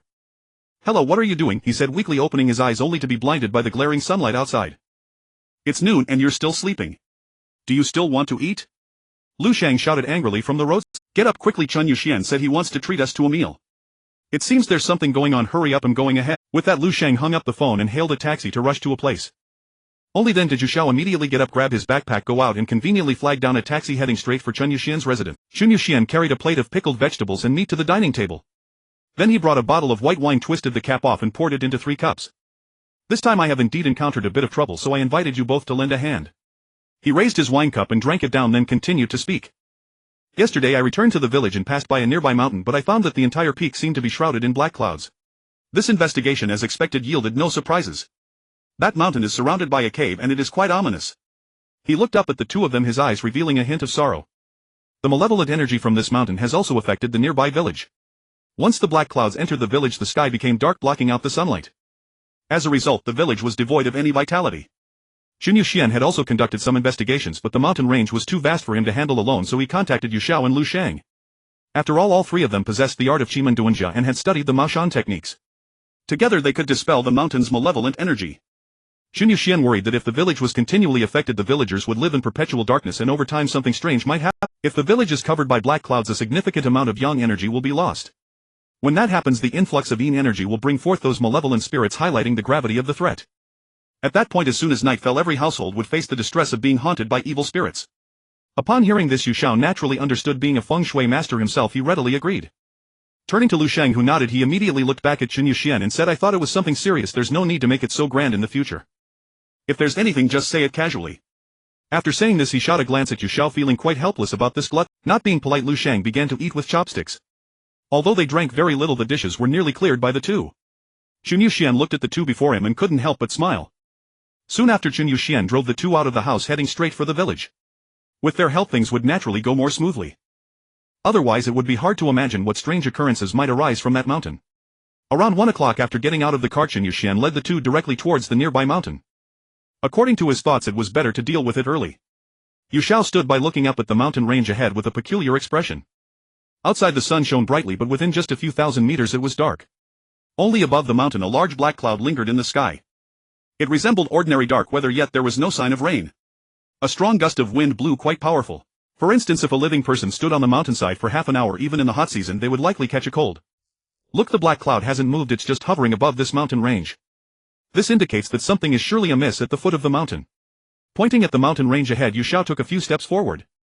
He took out a feng shui compass to determine the location of the cave. If it wasn't an issue with the mountain's feng shui, then it must be an astronomical phenomenon. Even if it were serious, it couldn't be changed. After all, they were all of advanced age and none possessed the ability to go against the heavens. Xiao carefully stored the compass, observing intently. From the earlier investigation, he had detected that this mountain range was surrounded by emptiness on all sides, creating a peculiar terrain. As the wind and rain continuously battered down, this lone mountain range had no choice but to endure. Over time, it would surely not withstand it, and the black clouds would take advantage of this. However, there was another possibility. It could be a mountain spirit or earth demon absorbing the spiritual energy of heaven and earth, thus awakening its intelligence and cultivating. During the tribulation, such black cloud phenomena would also occur. Xiao considered this merely a conjecture, but the compass revealed that this mountain range was indeed facing a significant problem. According to the feng shui principles, this had become a malevolent position, yet what it specifically was could not be clarified for the moment. It resembled a concealed killing spot in the principles located at the waist of the mountain range, neither high nor low. This position could connect to the peak above and cover everything below. It could even be said that the entire mountain was enveloped within this position. Xiao glanced around, seeing that other areas were not covered. Only a village to the left happened to be spared, yet it was still overshadowed by the black clouds in the sky. Lu Sheng, go check if there are any mountain spirits or earth demons cultivating at the foot of the mountain. I'll go to the top of the mountain and see if I can change the feng shui. Speaking loudly, Xiao headed up a small path. However, it seemed as if this mountain had never been trodden upon, with wild grass growing everywhere. As soon as Xiao reached the mountainside, a strong gust of wind greeted him, quite cold. His whole body shivered from the cold, his nose felt icy. Yet he endured and conducted a thorough check. From his backpack, he took out 19 copper coins and laid them down in a large feng shui formation to dissipate the yin energy lingering within the mountain. Soon countless streams of yin energy flew out from the mountainside, dissipating into the sky. Next, Xiao prepared to deal with this malevolent position. First, he altered the position of the cave, ensuring it wasn't directly at the waist. Following that, the feng shui formation he set up would both draw out the yin energy and suppress it. After all, such malevolent positions are born, and changing them requires considerable effort. Xiao's goal was not to completely eliminate it, but just to prevent it from harming the nearby village. Unless the mountain could be moved, the malevolent position would persist. But Xiao did not possess such capabilities, although there's a story about a foolish old man moving a mountain. He didn't wish to imitate that. After checking once more, Xiao descended the mountain. Now that the malevolent position posed little threat, he could only see if Lu Sheng had made any discoveries. The black clouds in the sky were quite strange, only surrounding this area. Anyone who saw them would readily realize something was amiss here. "Have you managed to handle things up there?" Indeed, I guessed correctly, there is a spirit cultivating at the foot of the mountain. But as soon as it saw me it fled, so I only caught sight of a grey shadow. Looking up at Yu Xiao, he spoke loudly. Lu Sheng moved to the side of the mountain, crouched down and pushed aside some flowers and grass, creating a little space for Yu Xiao to look. Upon closer inspection, a small opening appeared, though it wasn't very deep. However, it was still dirt. With a little digging by hand the opening could be enlarged. Should we go in and take a look? He asked, looking up. Yu Xiao took out his phone and shone a flashlight inside, which startled him. Inside was pitch black, seemingly a vast space with the light failing to reach the distant walls. The space inside is so... Exclaiming in surprise, Yu Xiao stepped aside. As Lu Sheng looked in with the light, it truly was vast. He crouched at the entrance, pushed with his left hand, and his entire head immediately stretched into the opening. Lu Sheng reached out with another hand, forcing it in, and then used a flashlight to survey the surroundings. Everything seemed ordinary, but he couldn't shake the feeling that the cave was incredibly vast. He couldn't see anything on the opposite side, though that was partly due to the limitations of the flashlight.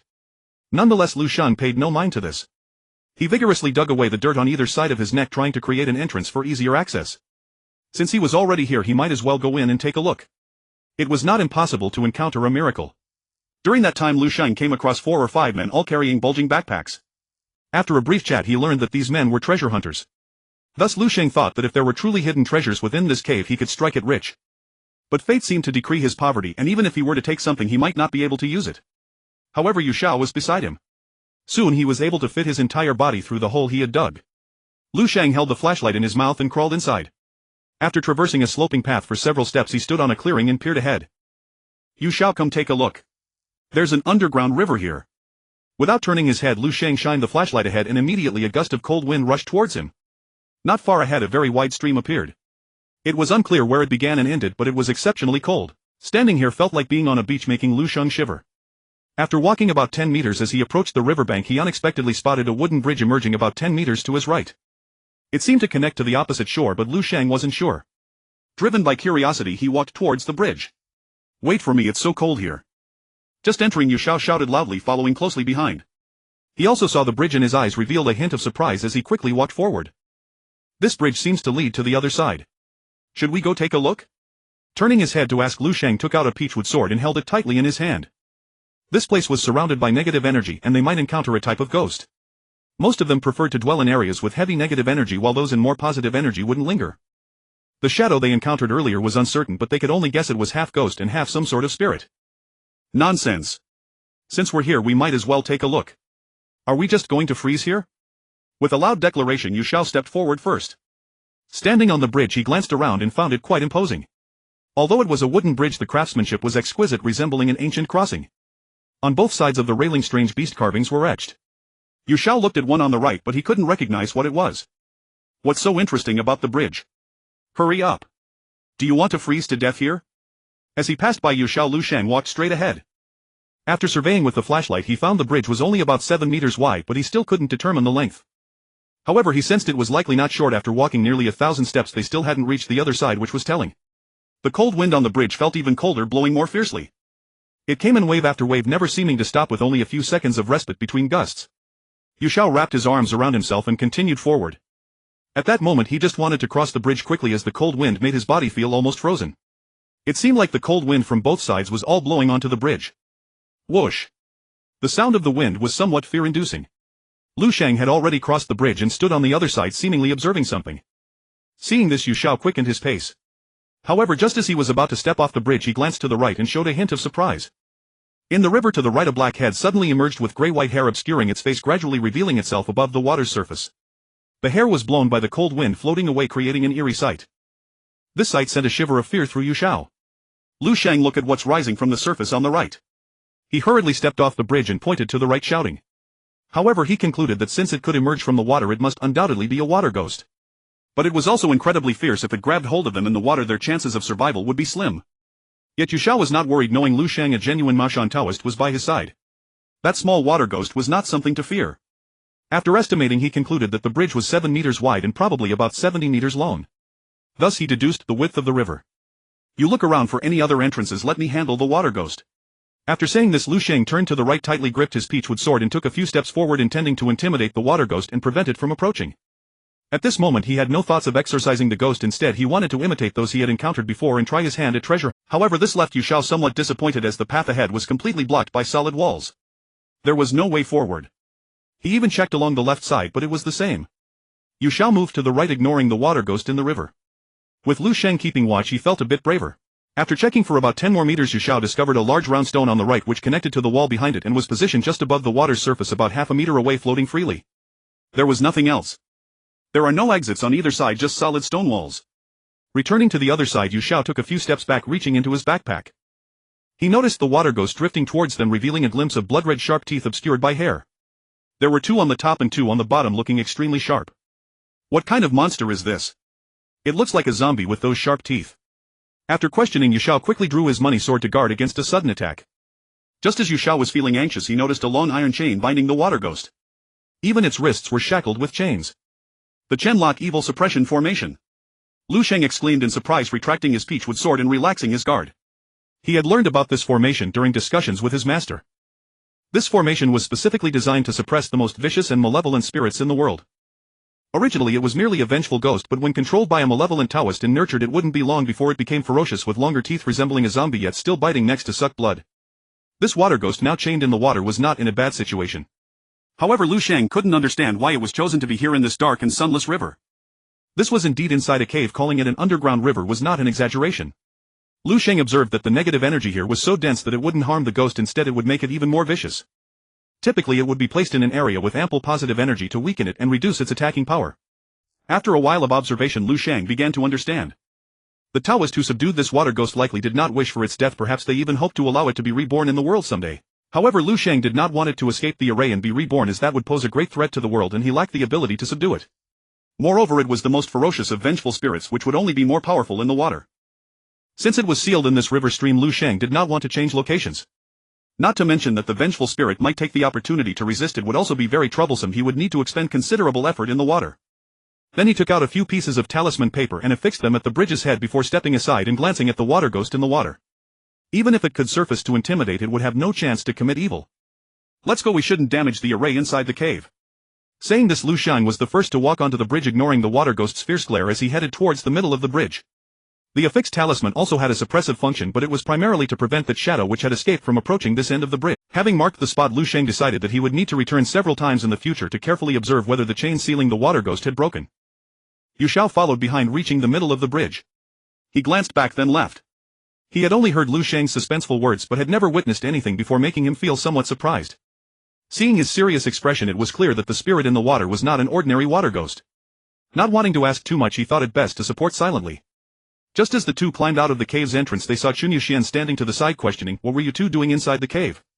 "At first I thought there was something in the cave, but once inside I saw the sealed water ghost. I sensed something strange here. Places with heavy yang energy were not chosen yet. It was buried by a Taoist in this dark river with strong yin energy." He told Yu Xian about the bizarre happenings in the cave and found his expression filled with astonishment. Lu Sheng stepped aside and put away his peachwood sword. "Take me to the village for a look. It's quite close and it's better to take some precautionary measures." As he spoke, Lu Sheng looked up at the mountain peak only to see that the black cloud remained dense, showing no signs of dissipating. There was no way to solve it for now. He could only observe slowly. Yu Xian led the two along the path to the village, and upon hearing Lu Sheng mention the water ghost in the cave, he recalled an incident from the village. When Yu Xian was an 80-year-old child, he vaguely remembered a Taoist arriving from outside the village saying that a significant event would soon occur in the village.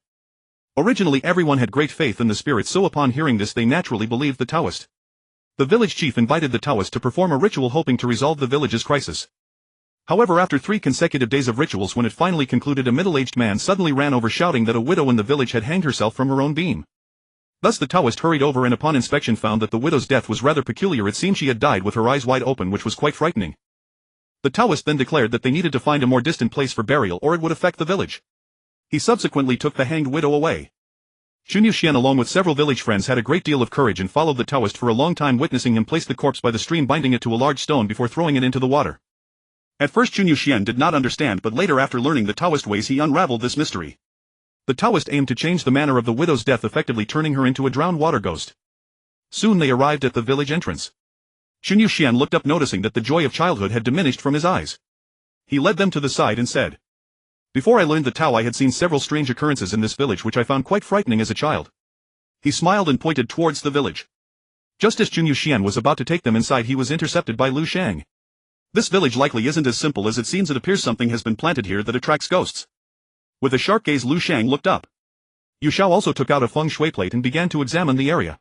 The feng shui points of the village were not bad, but they were shrouded by the black clouds, making the place dark and seemingly filled with Maureen energy. Instead of rushing into the village, Lu Sheng wandered around the vicinity to see if there were any discoveries. He walked along the outer edge of the village to the left, looking down as if searching for something. After taking a few steps, he squatted down to examine the soil beneath.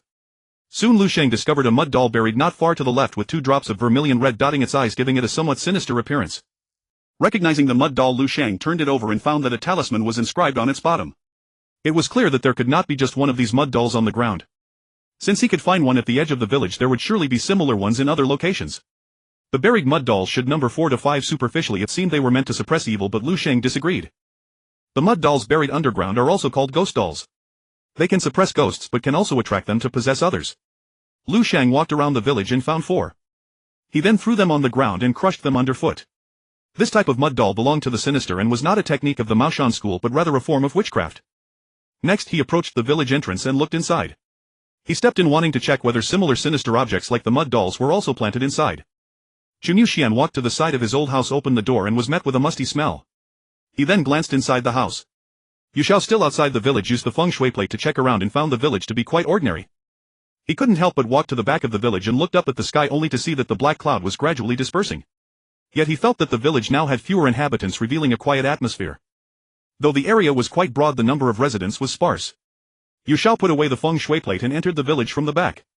Seeing the black cloud dissipate indicated that it had been dispelled by Lu Sheng. It seems your village was indeed tampered with by that Taoist back in the day, otherwise there wouldn't be 4 mud dolls planted outside the village. Haven't you ever gone home to check? Lu Sheng said loudly at the door, his expression suddenly filled with confusion. He knew that Xiao was a powerful Maoshan Taoist, and if he had not discovered it, it would indeed be strange. Unless he had not returned to the village since leaving. I haven't been back since I left the village, but I have passed by several times. Unfortunately, I never had the time to observe carefully. After finishing his words, Xiao noticed that the musty smell in the room had nearly dissipated and he finally stepped inside. Looking up, he saw the 2 framed photos hanging on the wall. They were of his parents. Having not returned for many years, the frames had gathered some dust. After cleaning them with a towel, he found he held them tightly in his hands. Xiao entered from the back of the village but couldn't find the 2 of them, nor did he know where Huan's old house was. At this moment he could only wander around the village. He also wanted to find them sooner to avoid those unfriendly gazes. Just a moment ago Xiao inadvertently noticed that several villagers passed by, their eyes flashing with a fierce glare. It seemed they harbored a strong hatred for outsiders, though Xiao was not certain. With a polite smile he quickly walked away. Something's not right, I just smelled something moldy. Could it be coming from them? He muttered quietly, stopping in his tracks and turning to look at the few villagers. As he passed by, Xiao caught a strong odor of mildew, somewhat putrid and foul. However, seeing they were alive puzzled him. Where could that smell be coming from? Soon Xiao confirmed in his heart that there might be a corpse near those villagers, one that had not been buried after death, leading to the foul smell. Xiao turned back and approached them, raising his head to ask, "Excuse me, is it customary here not to bury the dead?" It's already started to smell. He wasted no time and directly voiced his concerns, covering his nose with his hand due to the unbearable stench. Thus Xiao wanted to uncover this matter quickly, otherwise he would certainly endure a lot of foul smells for the sake of a corpse which he would not be able to tolerate for long. It's not that we don't bury them, it's that we can't find a location. A middle-aged man standing to the side whispered, glancing nervously to either side. You have no idea, a corpse thief has appeared in our village, specifically stealing freshly buried bodies. Several graves have been disturbed already. Moreover, there have been many deaths in the village lately, among both the elderly and children. Several have died. Saying this, he stepped aside, revealing a child wrapped in a mat behind the villagers. Xiao looked over, noting that no coffin had been prepared and the child lay directly on the ground, appearing to have died a long time ago. He covered his mouth and nose tightly and walked closer to take a look. He was somewhat surprised as there were a few corpse worms on the child's face, but they could not conceal the rigidity of the pale visage. The child's eyelids were half open, resembling someone who had experienced a fright. However, Xiao felt that the child's eyelids had likely been forcibly shut by someone. You should carry him to the back mountain and bury him first. Don't worry, I will handle this matter. He looked up at the villagers as he spoke. Xiao immediately stepped back a few meters as the smell was truly unbearable. He then saw them carrying the child towards the back mountain of the village. Their steps were hurried, indicating they wanted to bury the body as soon as possible. Afterward, Xiao wandered around the village, preparing to find some clues. He heard them mention that a corpse thief had appeared in the village, causing great unrest, specifically stealing the bodies of the dead. However, this left Xiao puzzled. What could a thief want with a corpse? With so many people having died, there must be some reason. Xiao roamed the village but found nothing unusual. It seemed like an ordinary place devoid of any eerie elements. In fact, some homes still had smoke rising from their chimneys, completely unlike a place that had recently experienced deaths. Unable to find any, Xiao walked to the side and looked up at a narrow path ahead. Suddenly an idea struck him. Since the corpse thief wanted a body, it was likely that the child buried earlier would not be an exception. Why not hide nearby tonight and carefully observe who this person really was? With his mind made up, Xiao rushed to the location where the villagers had left, preparing to follow them to the burial site. He also wanted to inform Lu Sheng and the others 3 people would have a better chance. Before long he found the villagers, who swiftly buried the child without paying any attention to Xiao and then left. Around the child's grave there were spots to hide, but they were too close, even the slightest disturbance could be heard, including breathing sounds. Thus it was not a good hiding place, too close to go unnoticed. Xiao then sought out 3 other spots, planning to surround the corpse thief from 3 sides. Xiao took out his phone and called Lu Sheng. After asking for the location, he rushed there immediately. He needed to inform them quickly to resolve this matter. The village was also Chunyu Huan's hometown, and he guessed that upon hearing about the corpse thief he would not be able to sit still. "Where have you been?" Seeing Xiao walking over, Lu Sheng loudly asked, stepping aside to the door. "I was wandering around the village, but I also discovered something significant." As he entered the house, Xiao spoke loudly, noticing Chunyu Huan was packing things. "Just now I spoke with some villagers and they said a corpse thief has appeared in your village, specifically stealing the bodies of the dead. Also there have been many deaths recently, which I find somewhat strange." Sitting in a nearby chair after finishing his sentence, Xiao looked at Chunyu Huan. He saw him putting on a backpack and getting up. "Let's go check it out. We should resolve this matter quickly and return home." Saying this, Chunyu Huan walked to the door. He had expected him to be anxious, but surprisingly Chunyu Huan appeared calm. Xiao followed behind them. He took out a feng shui compass and inspected for a moment before putting it back in his backpack. Xiao then held the money sword in his hand, treating it like a toy. "I'll leave the matters of the village to you two," he said to the 2 beside him, a slight smile appearing on Chunyu Huan's face. He did not intend to check personally and could only assist from the side. With these 2 here he felt much more at ease. "Once we return I'll treat you both to a good drink," Chunyu Huan said, leading them forward. Lu Sheng observed along the way, noticing that although the black mist above the village had dissipated considerably, the atmosphere felt even more terrifying.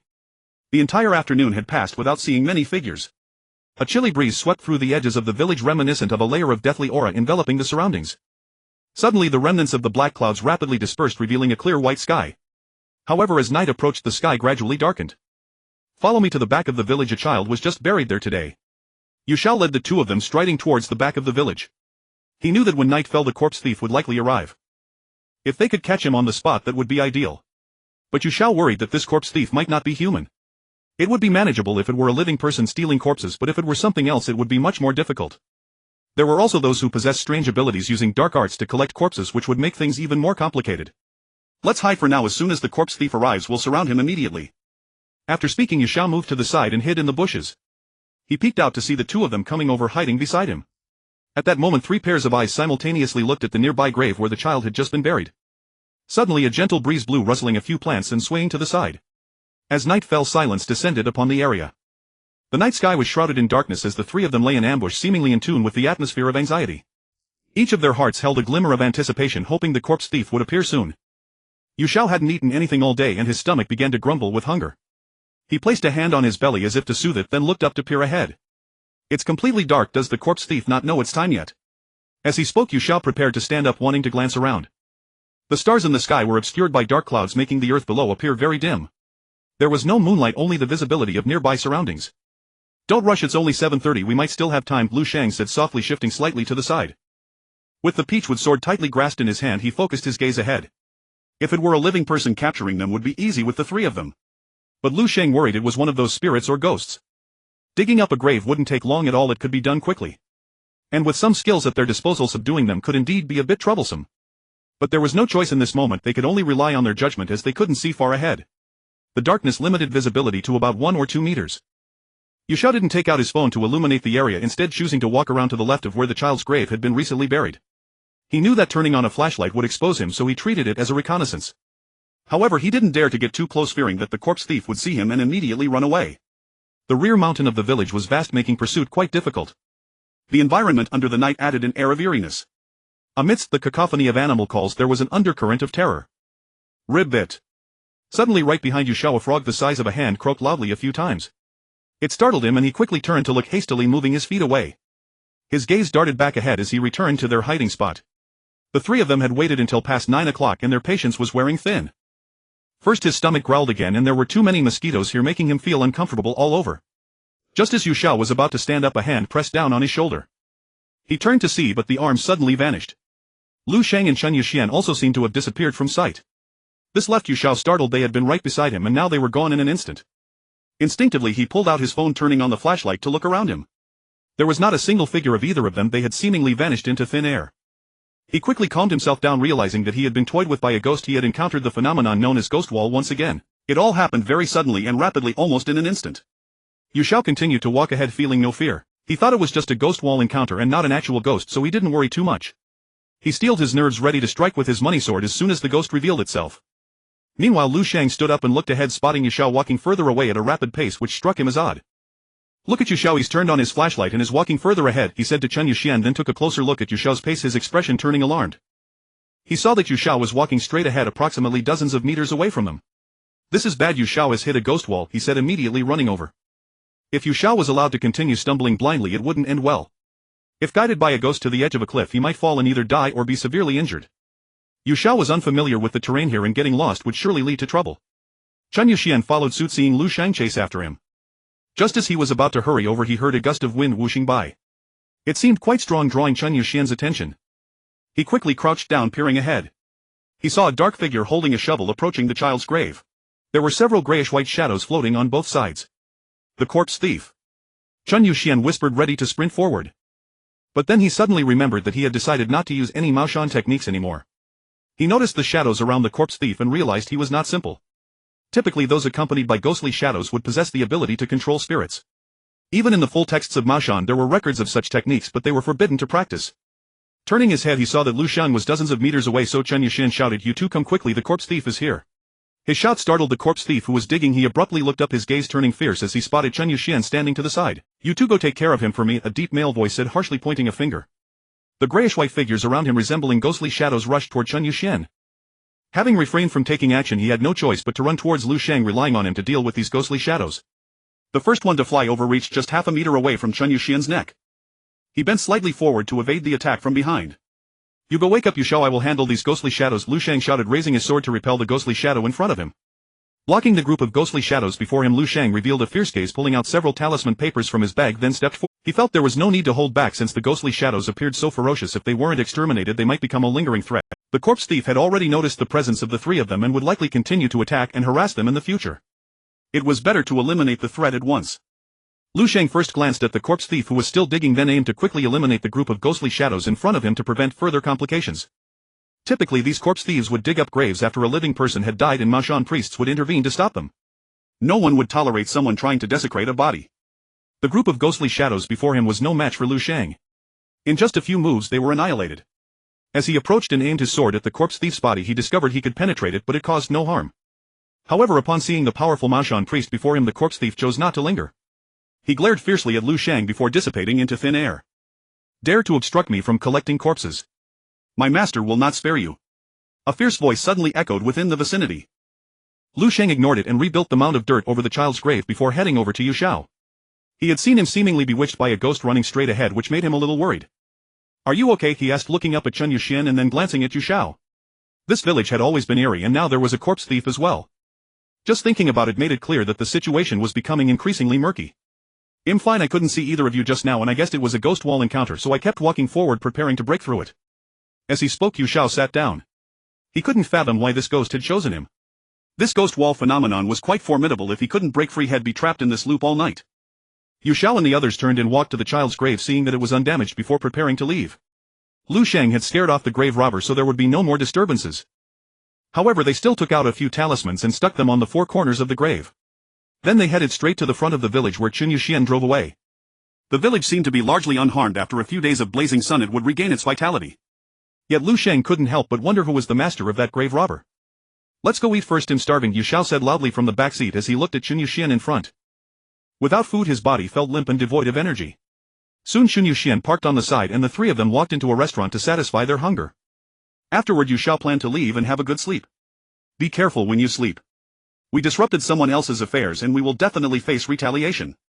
Especially you, Yu Xiao, it's best to keep one eye open while you sleep, lest you be extinguished without even knowing it." As they stepped out the door, Lu Sheng reminded him, looking up at Yu Xiao beside him. The words of the grave robber had echoed in his mind. After all, it was indeed safer to be cautious at all times. The three of them parted ways at the restaurant entrance. Yu Xiao took a car directly home. Upon entering, he offered a stick of incense to his master, then stripped off his clothes and went to take a shower. He temporarily set aside his worries and felt his body relax at that moment. However, he was well aware that tomorrow he needed to help that giant snake find a lair. Otherwise if it came to his home he would not only be anxious but also find it hard to adapt. He wasn't friends with it so he would surely lose sleep if it got angry. Danger could strike at any moment. Tomorrow I will spend the morning looking for a lair and in the afternoon I need to find a job. With this decision made, Xiao refreshed himself after showering and walked out into the living room. He pulled out the entire Mao Mountain text from his backpack and began to study it carefully, eager to learn everything recorded within. He knew that cramming at the last minute wouldn't be very effective. Therefore he set Lu Sheng as his target, aiming to at least match him in the basics of Mao Mountain techniques. His expectations were not too high. Around midnight Xiao went to the bedroom. As soon as he lay down and closed his eyes, the door opened slightly by itself. A shadow quickly rushed in, disappearing into the living room. I can understand that you have nowhere to go, but please do not come into my bedroom. Tomorrow will take you to find a good place, so don't worry. Xiao sat up in bed looking at the figure before him, only to see someone staring wide-eyed at him. He recognized that it was the giant python, seemingly unable to find a place to go, so it had come rushing back home. I'll rest at your place tonight and we'll look for a lair together tomorrow. Saying this, it transformed back into its giant serpent form and slithered out of the bedroom, coiling up on the sofa and closing its snake eyes. The next morning Xiao packed his bag and left early. As he stepped out of the bedroom he was startled to see the giant python on the sofa. Its size was truly overwhelming. If it got angry, Xiao knew he would not stand a chance. Stay close to me and don't bump into any Mao Mountain practitioners, that would be dangerous, he said, turning to the figure beside him, his eyes betraying a hint of surprise. Seeing him dressed entirely in black, Xiao frowned, his expression serious. Noticing this, he quickly reached out to hail a taxi heading straight for the outskirts of the city. He initially wanted to keep a low profile, but seeing the man's outfit, it was indeed a bit too conspicuous. At the foot of a mountain in the suburbs, Xiao used a feng shui compass to find a slightly moist area, settling the giant snake there before preparing to leave. However, after investigating the area for a while to confirm that the mountain gully would not dry up, he felt reassured enough to depart. He was also worried that if this place dried up suddenly, the giant python would come looking for him again, adding to his troubles. This sun is really too hot, Xiao said, wiping the sweat from his forehead as he walked along the roadside. With the scorching sun overhead, he kept moving forward. At that moment he saw no cars coming and looked back. Hey, who are you? He took out his phone and saw an unfamiliar number. Xiao paused, his eyes widening in shock as he listened to the voice on the phone, which said that the family wanted him to check the feng shui of their house and that they had been referred by the Gu family. A smile appeared on Xiao's face. He realized that the Gu family had indeed been very helpful, repeatedly introducing him to business. However, he felt a bit of a headache when he heard that the homeowner said their house seemed to be haunted, particularly after the lights were turned off, making it eerie enough that they couldn't bear to stay alone at night. So he quickened his pace. Xiao intended to walk ahead to hail a taxi directly to the location, but a taxi pulled up next to him. A chubby-faced male driver leaned out to look at Xiao. Where are you headed? He asked as Xiao opened the door and sat in the back seat. He informed the driver of the destination, adding that he was in a hurry. The driver suddenly accelerated, wearing a faint smile. Seeing this, Xiao felt puzzled. There was something sinister about the driver's smile. Upon arriving at the destination, he realized what the driver's smile meant. Although they drove quickly, they had passed through quite a few side streets. Thus the fare ended up being quite a bit, costing several hundred yuan. Just as he stepped in front of the detached house, Xiao looked up. The homeowner's roof is clear and cloudless, but the feng shui position is not too good, he exclaimed as he walked to the door, raising his hand to knock, only to see a middle-aged man walk out. Did the homeowner not invite a feng shui master to check the house back then? He asked even before entering. He observed that all the houses were situated between two mountain depressions. Xiao speculated that during the construction of the house they might have cut through a small mountain, building the house in the middle, which indirectly damaged the local geomancy. However, he was not yet ready to confirm this just based on speculation. He took out his feng shui compass and began to probe for a while. The results were roughly similar, but the cut-off small mountain was not simple. On the left was the head and on the right was the tail. Therefore Xiao believed this must be a dragon vein, and coincidentally the homeowner's house was positioned at the foot of the dragon. First it was cut off at the body and the house was built on the foot, seemingly pressing down hard. This must be the source of the eerie atmosphere in the house. The host invited Xiao into the hall, his gaze directed at him, seemingly waiting for Xiao to come up with a solution quickly. Please master, you resolve this soon. I have been troubled for over half a month, constantly on edge, unable to sleep well. As he spoke he poured 2 cups of tea, drank one first and then pulled out a check from his pocket, presenting it to Xiao. Looking up at the host, his face was somewhat pale with heavy bags under his eyes, clearly showing signs of sleeplessness. He didn't seem well. There are actually 2 methods, but only one can be used. He glanced at the check in his hand, a look of surprise appearing in his eyes. While speaking, Xiao took out a feng shui disc and placed it before him. The first method was somewhat complicated but fundamentally impossible to achieve. It required demolishing the entire house. Xiao would then channel the earth dragon to ascend to another mountain range. However, seeing that these buildings were all newly constructed, it seemed impractical to demolish them. The next method involved digging a trench in the host's hall, preferably at the dragon's foot. With Xiao's help it could break free from the pressure of the house and ascend. However, the final method was more troublesome. First, one had to accurately locate the dragon's foot to dig, and it had to be precise to the millimeter, otherwise it would still be trapped. As for the house, it often felt eerie, but Xiao felt that it couldn't be ruled out that there were spirits within. Yu Xiao did not entirely agree that it was all spirits. The earth dragon was trapped, and while it wouldn't directly harm the host's family, some form of punishment was still necessary as a warning depending on the severity of the consequences. Wait until you open the hall's door. I will use the feng shui disc to calculate. After locating the dragon's foot, you can then call someone to dig a trench. The depth should be within 10 meters, digging from the inside out. Without wanting to waste more words, Yu Xiao stood up, walked outside, and began probing with the feng shui disc. It wasn't long before he found the location of the dragon's foot. Once Yu Xiao confirmed it, he picked up a sharp stone from the side, walked back into the hall, and crouched down to draw a straight line on the ground reaching straight to the entrance. Since the house was a complete structure, Yu Xiao planned to dig a trench in the middle of the hall, temporarily dividing the house into two sides. He would first move the earth dragon away from this side, then repair it. At that moment he noticed that the feng shui of the host's house was not good. Yu Xiao decided to solve the feng shui issue once the earth dragon was dealt with. Alright, you can call someone to dig now. We will wait over here for a while. After saying this, Yu Xiao stepped aside, watching the host contact workers. With nothing to do, he wandered around the area. Observing the well-constructed houses, he felt a pang of envy. About half an hour later, Yu Xiao returned to the front of the host's house, where he saw the host looking panicked. Master Yu, it's bad. They dug up a red coffin in the hall and it's locked with iron chains. He pointed towards the hall with a look of astonishment. Upon hearing this, Yu Xiao rushed into the hall without hesitation. Finding a red coffin was serious. The family would surely be frightened. About half an hour later, Yu Xiao returned to the front of the host's house, where he saw the host looking panicked. Master Yu, it's bad. He remembered reading in the Maoshan texts that if a dead person was placed in a red coffin, after 7 days they would become a fierce ghost filled with murderous intent. However, this also indicated that they had been subdued by the Maoshan priest, which is why they were locked away, to prevent them from wreaking havoc. You all lift it out and place it aside. Deal with the earth dragon first, then we can address the red coffin. Just be careful not to touch it. Saying this, Yu Xiao stepped aside, watching as they brought ropes to pull up the red coffin, leaning forward to take a look. The planned trench had indeed been dug a considerable length, but upon encountering the red coffin the workers seemed somewhat frightened. Add 200 to each of you, but you must speed up. The host, seeing the workers' anxiety, felt a rush of urgency and shouted, then walked off to the side. He was also scared upon seeing the red coffin looking up at Yu Xiao. Master Yu, is there any way to move this red coffin? It's quite frightening to have it in the house. Actually, I'm curious as to why a red coffin appeared in your home. Yu Xiao looked at the host in front of him, then turned to glance at the red coffin placed aside. Host, since it was discovered in your hall and has been dug up, you need to find a place, preferably one that belongs to you, to bury this ominous object. Yu Xiao pointed at the red coffin, speaking loudly. A coffin that has been bound with iron chains by a priest surely contains a malevolent entity.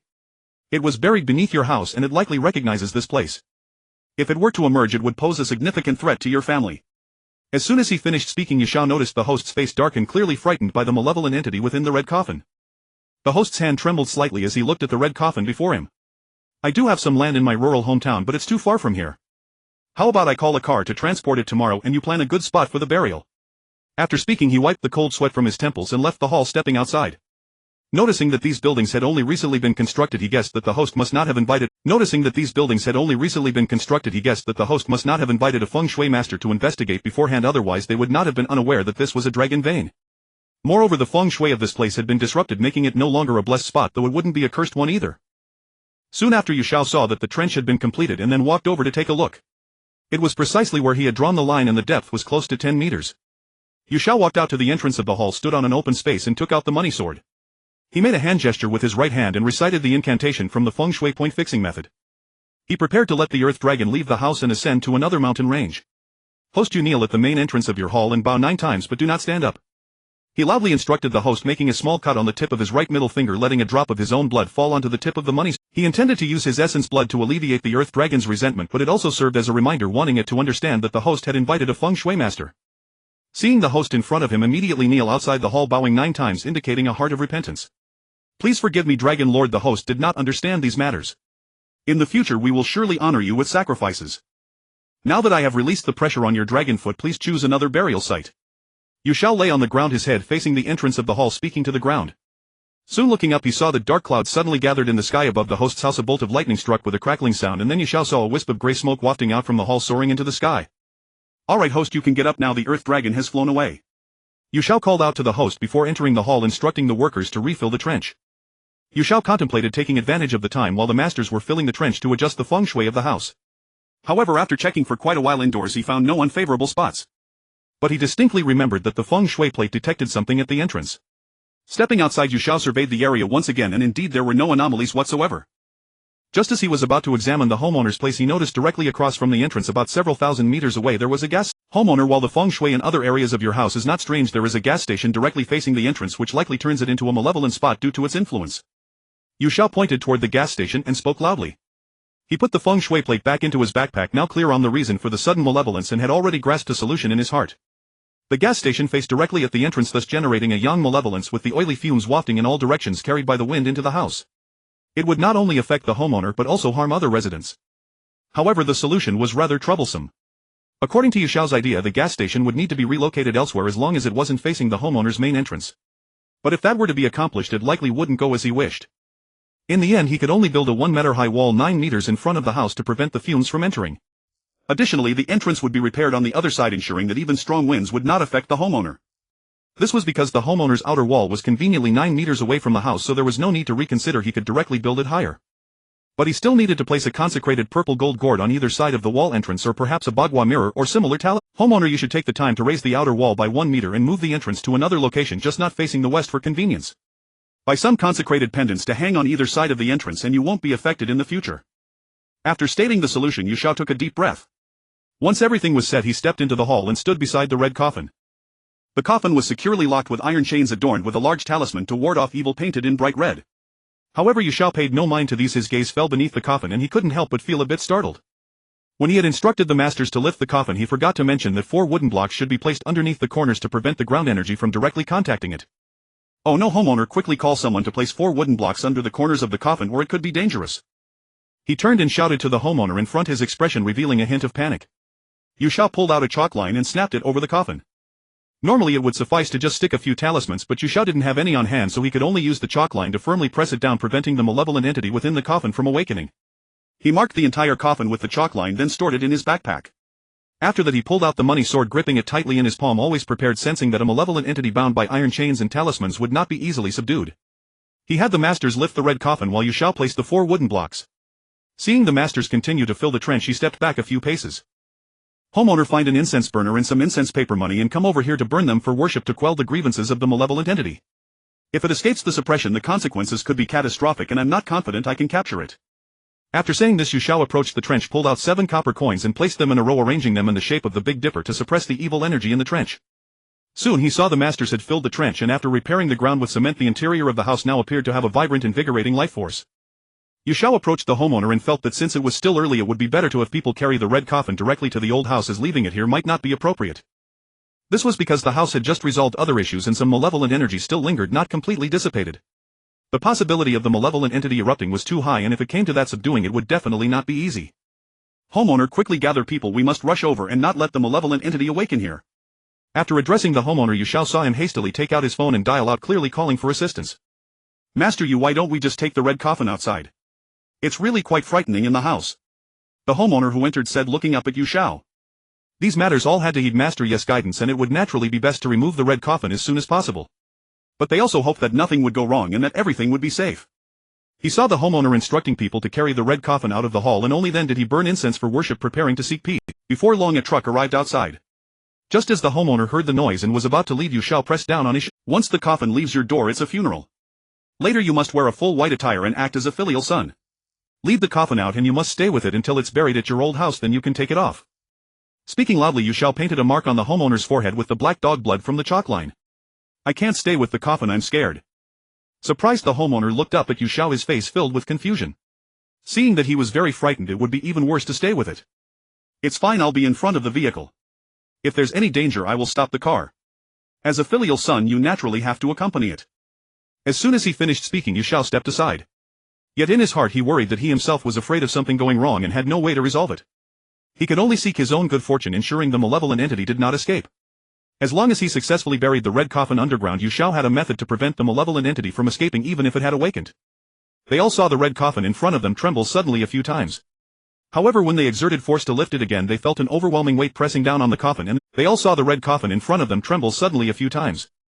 However, when they exerted force to lift it again, they felt an overwhelming weight pressing down on the coffin, and they simply could not lift it. A group of men all seemed to struggle. If they couldn't lift a coffin weighing several hundred pounds, Yu Xiao would not believe it. So he walked over, placed a wooden stick on his shoulder, and joined them in exerting force. He noticed that the red coffin had suddenly become incredibly heavy. Even a group of men together could not lift it. The soul returns to its homeland. The life is governed by heaven.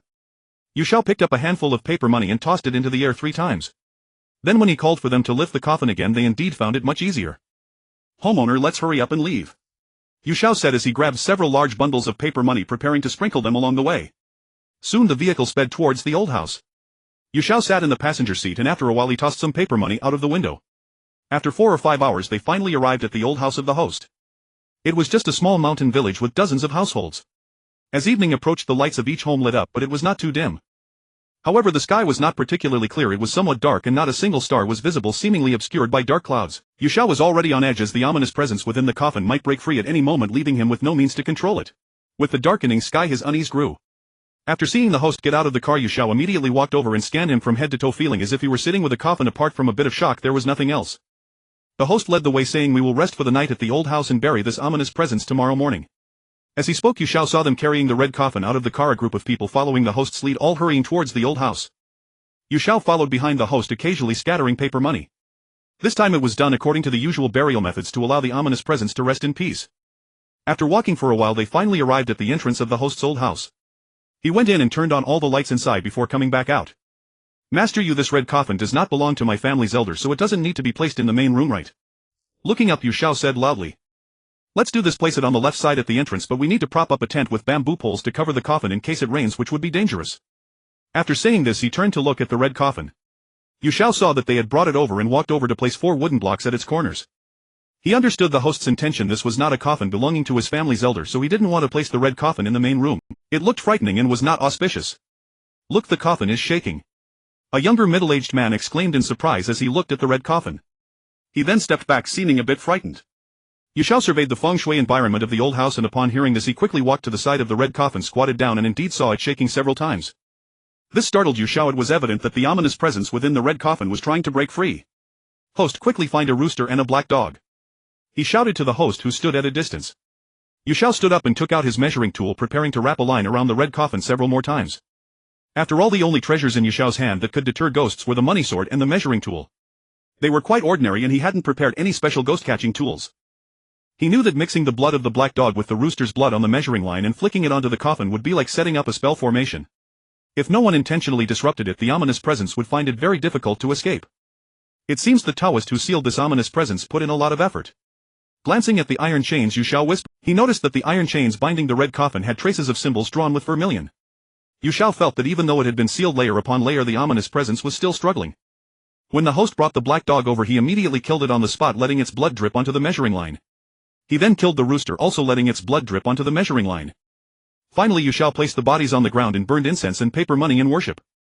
"Host, you must bury the bodies in the woods ahead and be sure to burn incense and worship them," he said to the host, and then Yu Xiao wrapped the line around the red coffin, once flicking it all over the top. However, he was still not quite at ease and wanted to find the burial location overnight. "Host, take us for a walk in the fields. I need to detect the burial spot." Seeing the host come over, Yu Xiao spoke loudly. Choosing the burial site is not something that can be delayed at all. It is imperative to prioritize the deceased. Although there is an ominous presence in this red coffin, it must still be considered first. "Master Yu, can we bury the red coffin tonight?" the host asked, retracting his gaze to look at Yu Xiao. "No, it must be done early tomorrow morning. We have many people and the yang energy is strong, so nothing should happen." Yu Xiao smiled slightly while looking at the host. Generally, there is no precedent for funerals at night, as the night is when the yin energy is thick. Even the most skilled feng shui masters do not dare to choose night burial, and neither does Yu Xiao. After walking with the host for a while, he found a burial site at the foot of a hill which was neither inauspicious nor auspicious. It was an ordinary place. However, it was relatively concealed, and from the small road outside it was impossible to see. This was why Yu Xiao chose this place. It would not be discovered. He called over a few middle-aged men and stood to the side, watching them gradually dig a grave. Once it was deep enough, he jumped in and took out 9 broken copper coins, scattering them all at his feet. Yu Xiao fixed the position and returned to the old house with the host. This night was destined to be an insomniac night, as the red coffin was nearby. No one could sleep. A group of over 10 people, including Yu Xiao, started playing in the courtyard and inside the house. The host was generous enough to prepare a feast of food and wine for the neighbors to treat everyone. After all, only by eating and drinking well would they have the strength to work. If the host does not plan to live in the old house anymore, it won't matter much. But I still think that after this you should reroute the small road in front so that it does not directly face the main room's door to avoid passing ghosts from going through the house. Bored, Yu Xiao said.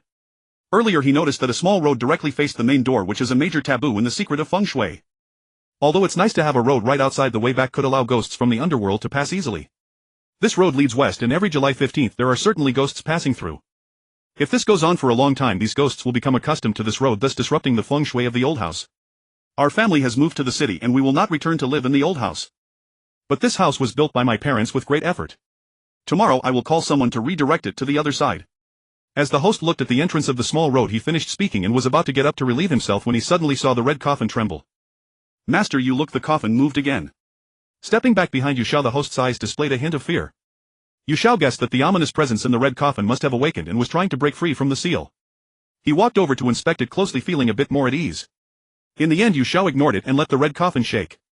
After all, it would be very difficult for the ominous presence to escape and there was nothing else to worry about. Leaning to the side, Xiao occasionally glanced at the red coffin. It shook countless times that night, continuing until dawn when it finally stopped around 6 o'clock. The time for burial has come. Xiao stood up, walked to the left side of the red coffin and placed a stack of paper money on it, adding a copper coin on top. Originally, Xiao intended to ask the host family to catch a rooster, but now there was no time.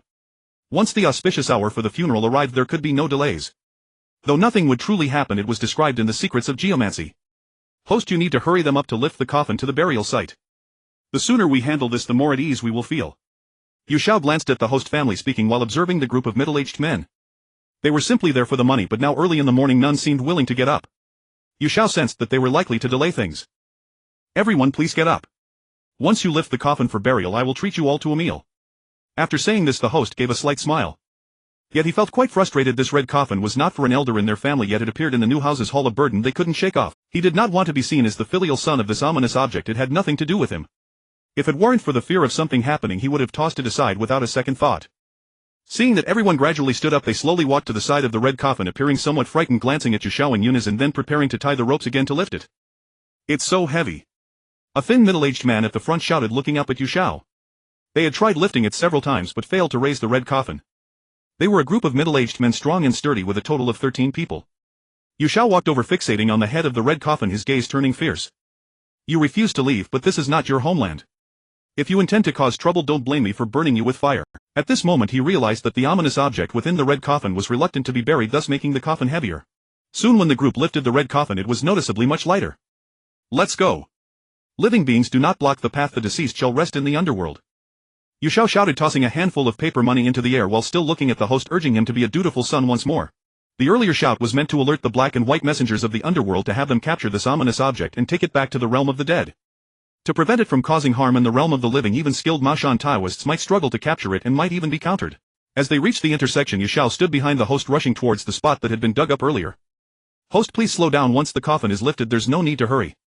As he walked halfway, Xiao shouted to the host, who was several meters ahead, realizing he was moving too quickly for the group carrying the coffin to wait. Host, please step aside and do not speak. Suddenly Xiao raised his hand, signaling the group behind him to stop, allowing them to clear the way. This was because Xiao had seen a procession approaching from ahead dressed in red. The two leading figures carried red lanterns, their steps light. Realizing this, Xiao concluded that they had encountered a ghostly wedding with the spirits coming to fetch the bride. Their direction was towards the host's old house. However, it had previously been detected that the road to his house faced west, so it was not surprising. As the procession passed by, he could vaguely see a red bridal sedan chair. At that moment, everyone remained silent. Xiao gestured for the group behind him to lift the coffin and move forward, taking the opportunity to distance themselves. There was no worry about disturbing them, as they were there to bury the deceased. Even if discovered, it wouldn't be considered an offense. However, out of courtesy, they still needed to yield. After seeing them move a few steps forward, Xiao wanted to turn and walk beside the host, but his gaze caught the bridal curtain of the sedan chair slowly being lifted. Run! After catching a glimpse, Xiao ignored everything else and dashed forward. He knew that once the bride saw his face, there would be no good days ahead. She would definitely become fixated on him, even dragging him into a ghostly marriage. If that happened, there would be no place to escape. Xiao quickly distanced himself. Although he had caught a glimpse of the bride's face, he had no desire to enter into a ghostly union with her. It wasn't very appropriate for a living man to marry a ghost. Not to mention, if the Maoshan Taoist Lu Sheng found out, he would definitely laugh at him. However, upon seeing the bride, she was quite beautiful, with a fair face and a striking appearance. Soon after, Xiao stood by the grave pit while the host knelt before it. He instructed them to place the coffin into the pit, and Xiao took 7 pieces of paper money, lit them and threw them onto the coffin lid. Now that the red coffin had been placed in the grave, all that remained was to burn the money and fill the earth. After tossing paper money 7 times on top of the coffin, Xiao instructed them to start filling in the earth. Host, please stand up. He noticed that the host was still burning paper money, so Xiao spoke to him and stepped back a few paces. Now outsiders should avoid this, only family could take a final look at the coffin. The host was not a relative of the deceased, so there was no need to linger.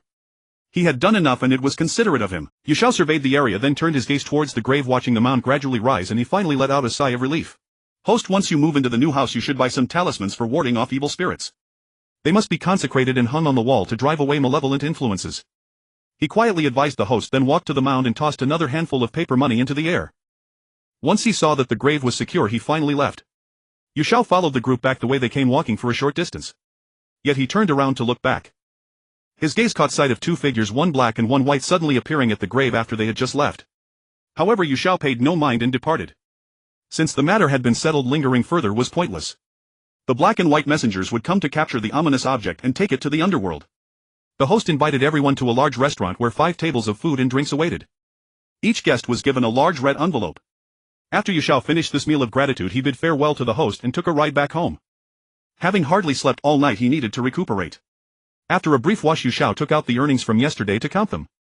The host first paid him, then sealed a large red envelope, which was indeed quite generous. He set it aside and closed his eyes to sleep.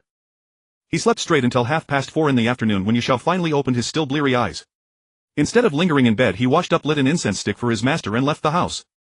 After a quick meal at a random restaurant Xiao was about to rise and leave when a young woman in a blue-purple cheongsam approached from the left. She held a blood-red envelope in her hand, looked up toward Xiao and offered a faint smile. "You must be Mr. Xiao. Someone asked me to deliver this letter to you."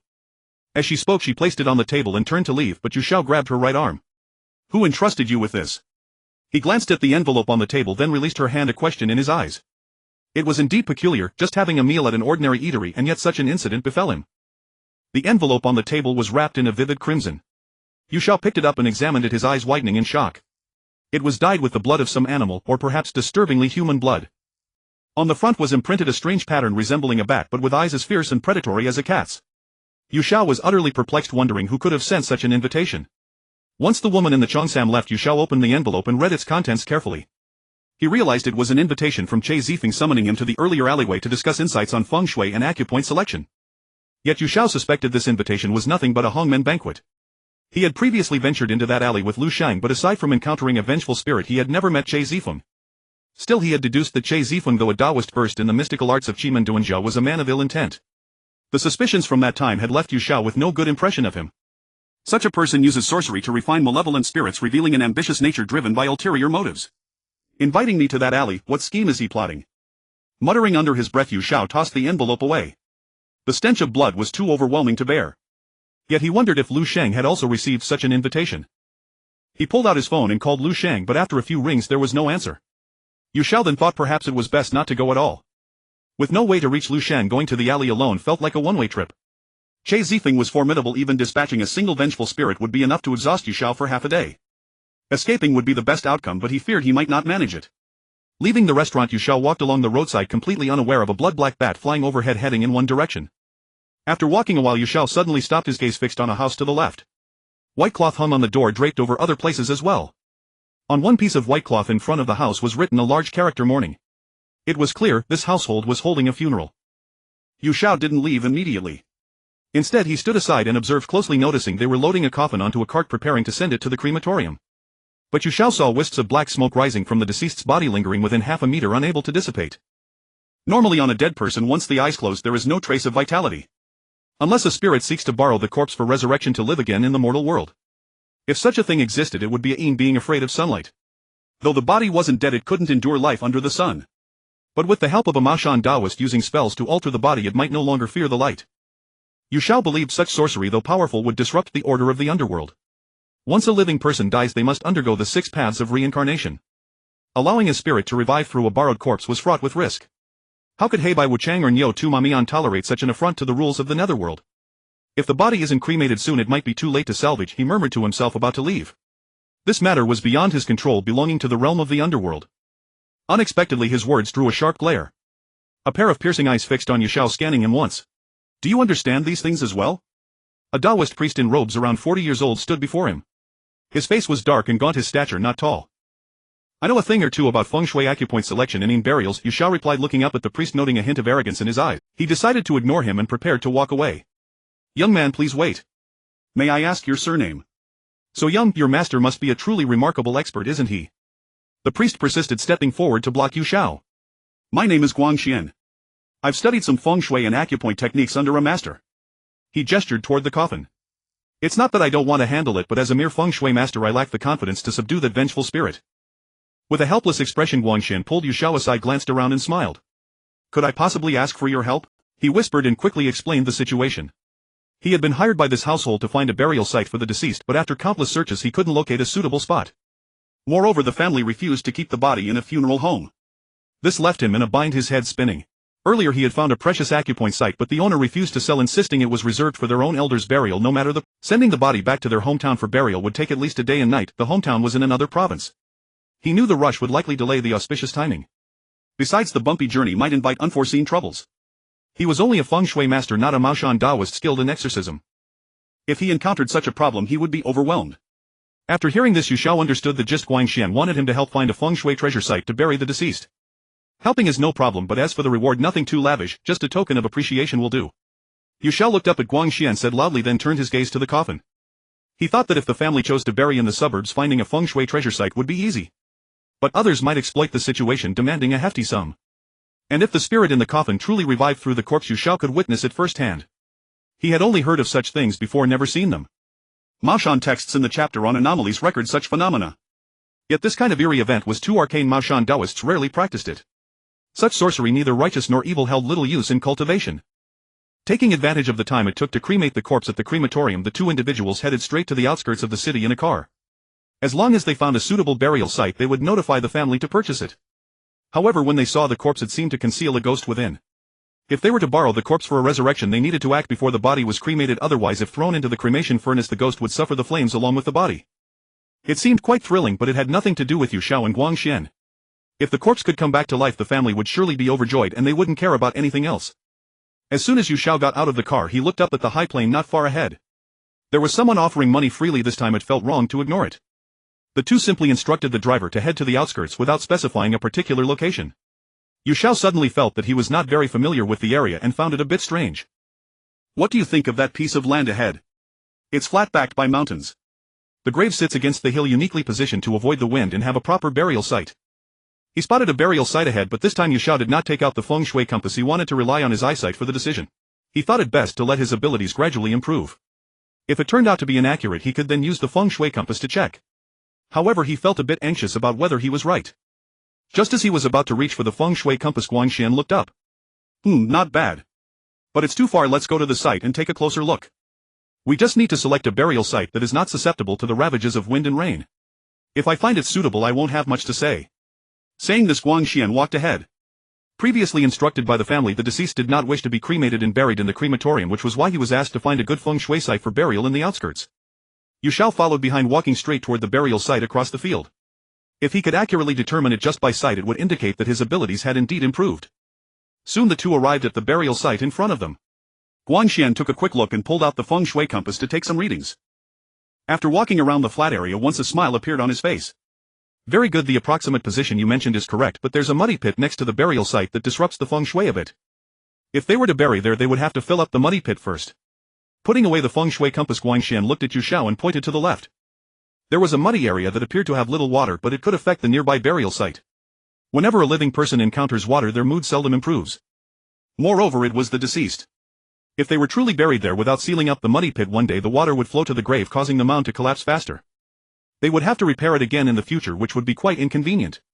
Yu Xiao also took out the feng shui compass to check, and the results were the same. The muddy pit next to it was indeed damaging the feng shui of the burial site. You go call someone to fill the muddy pit and I will plan the position of the grave so we can start digging afterward.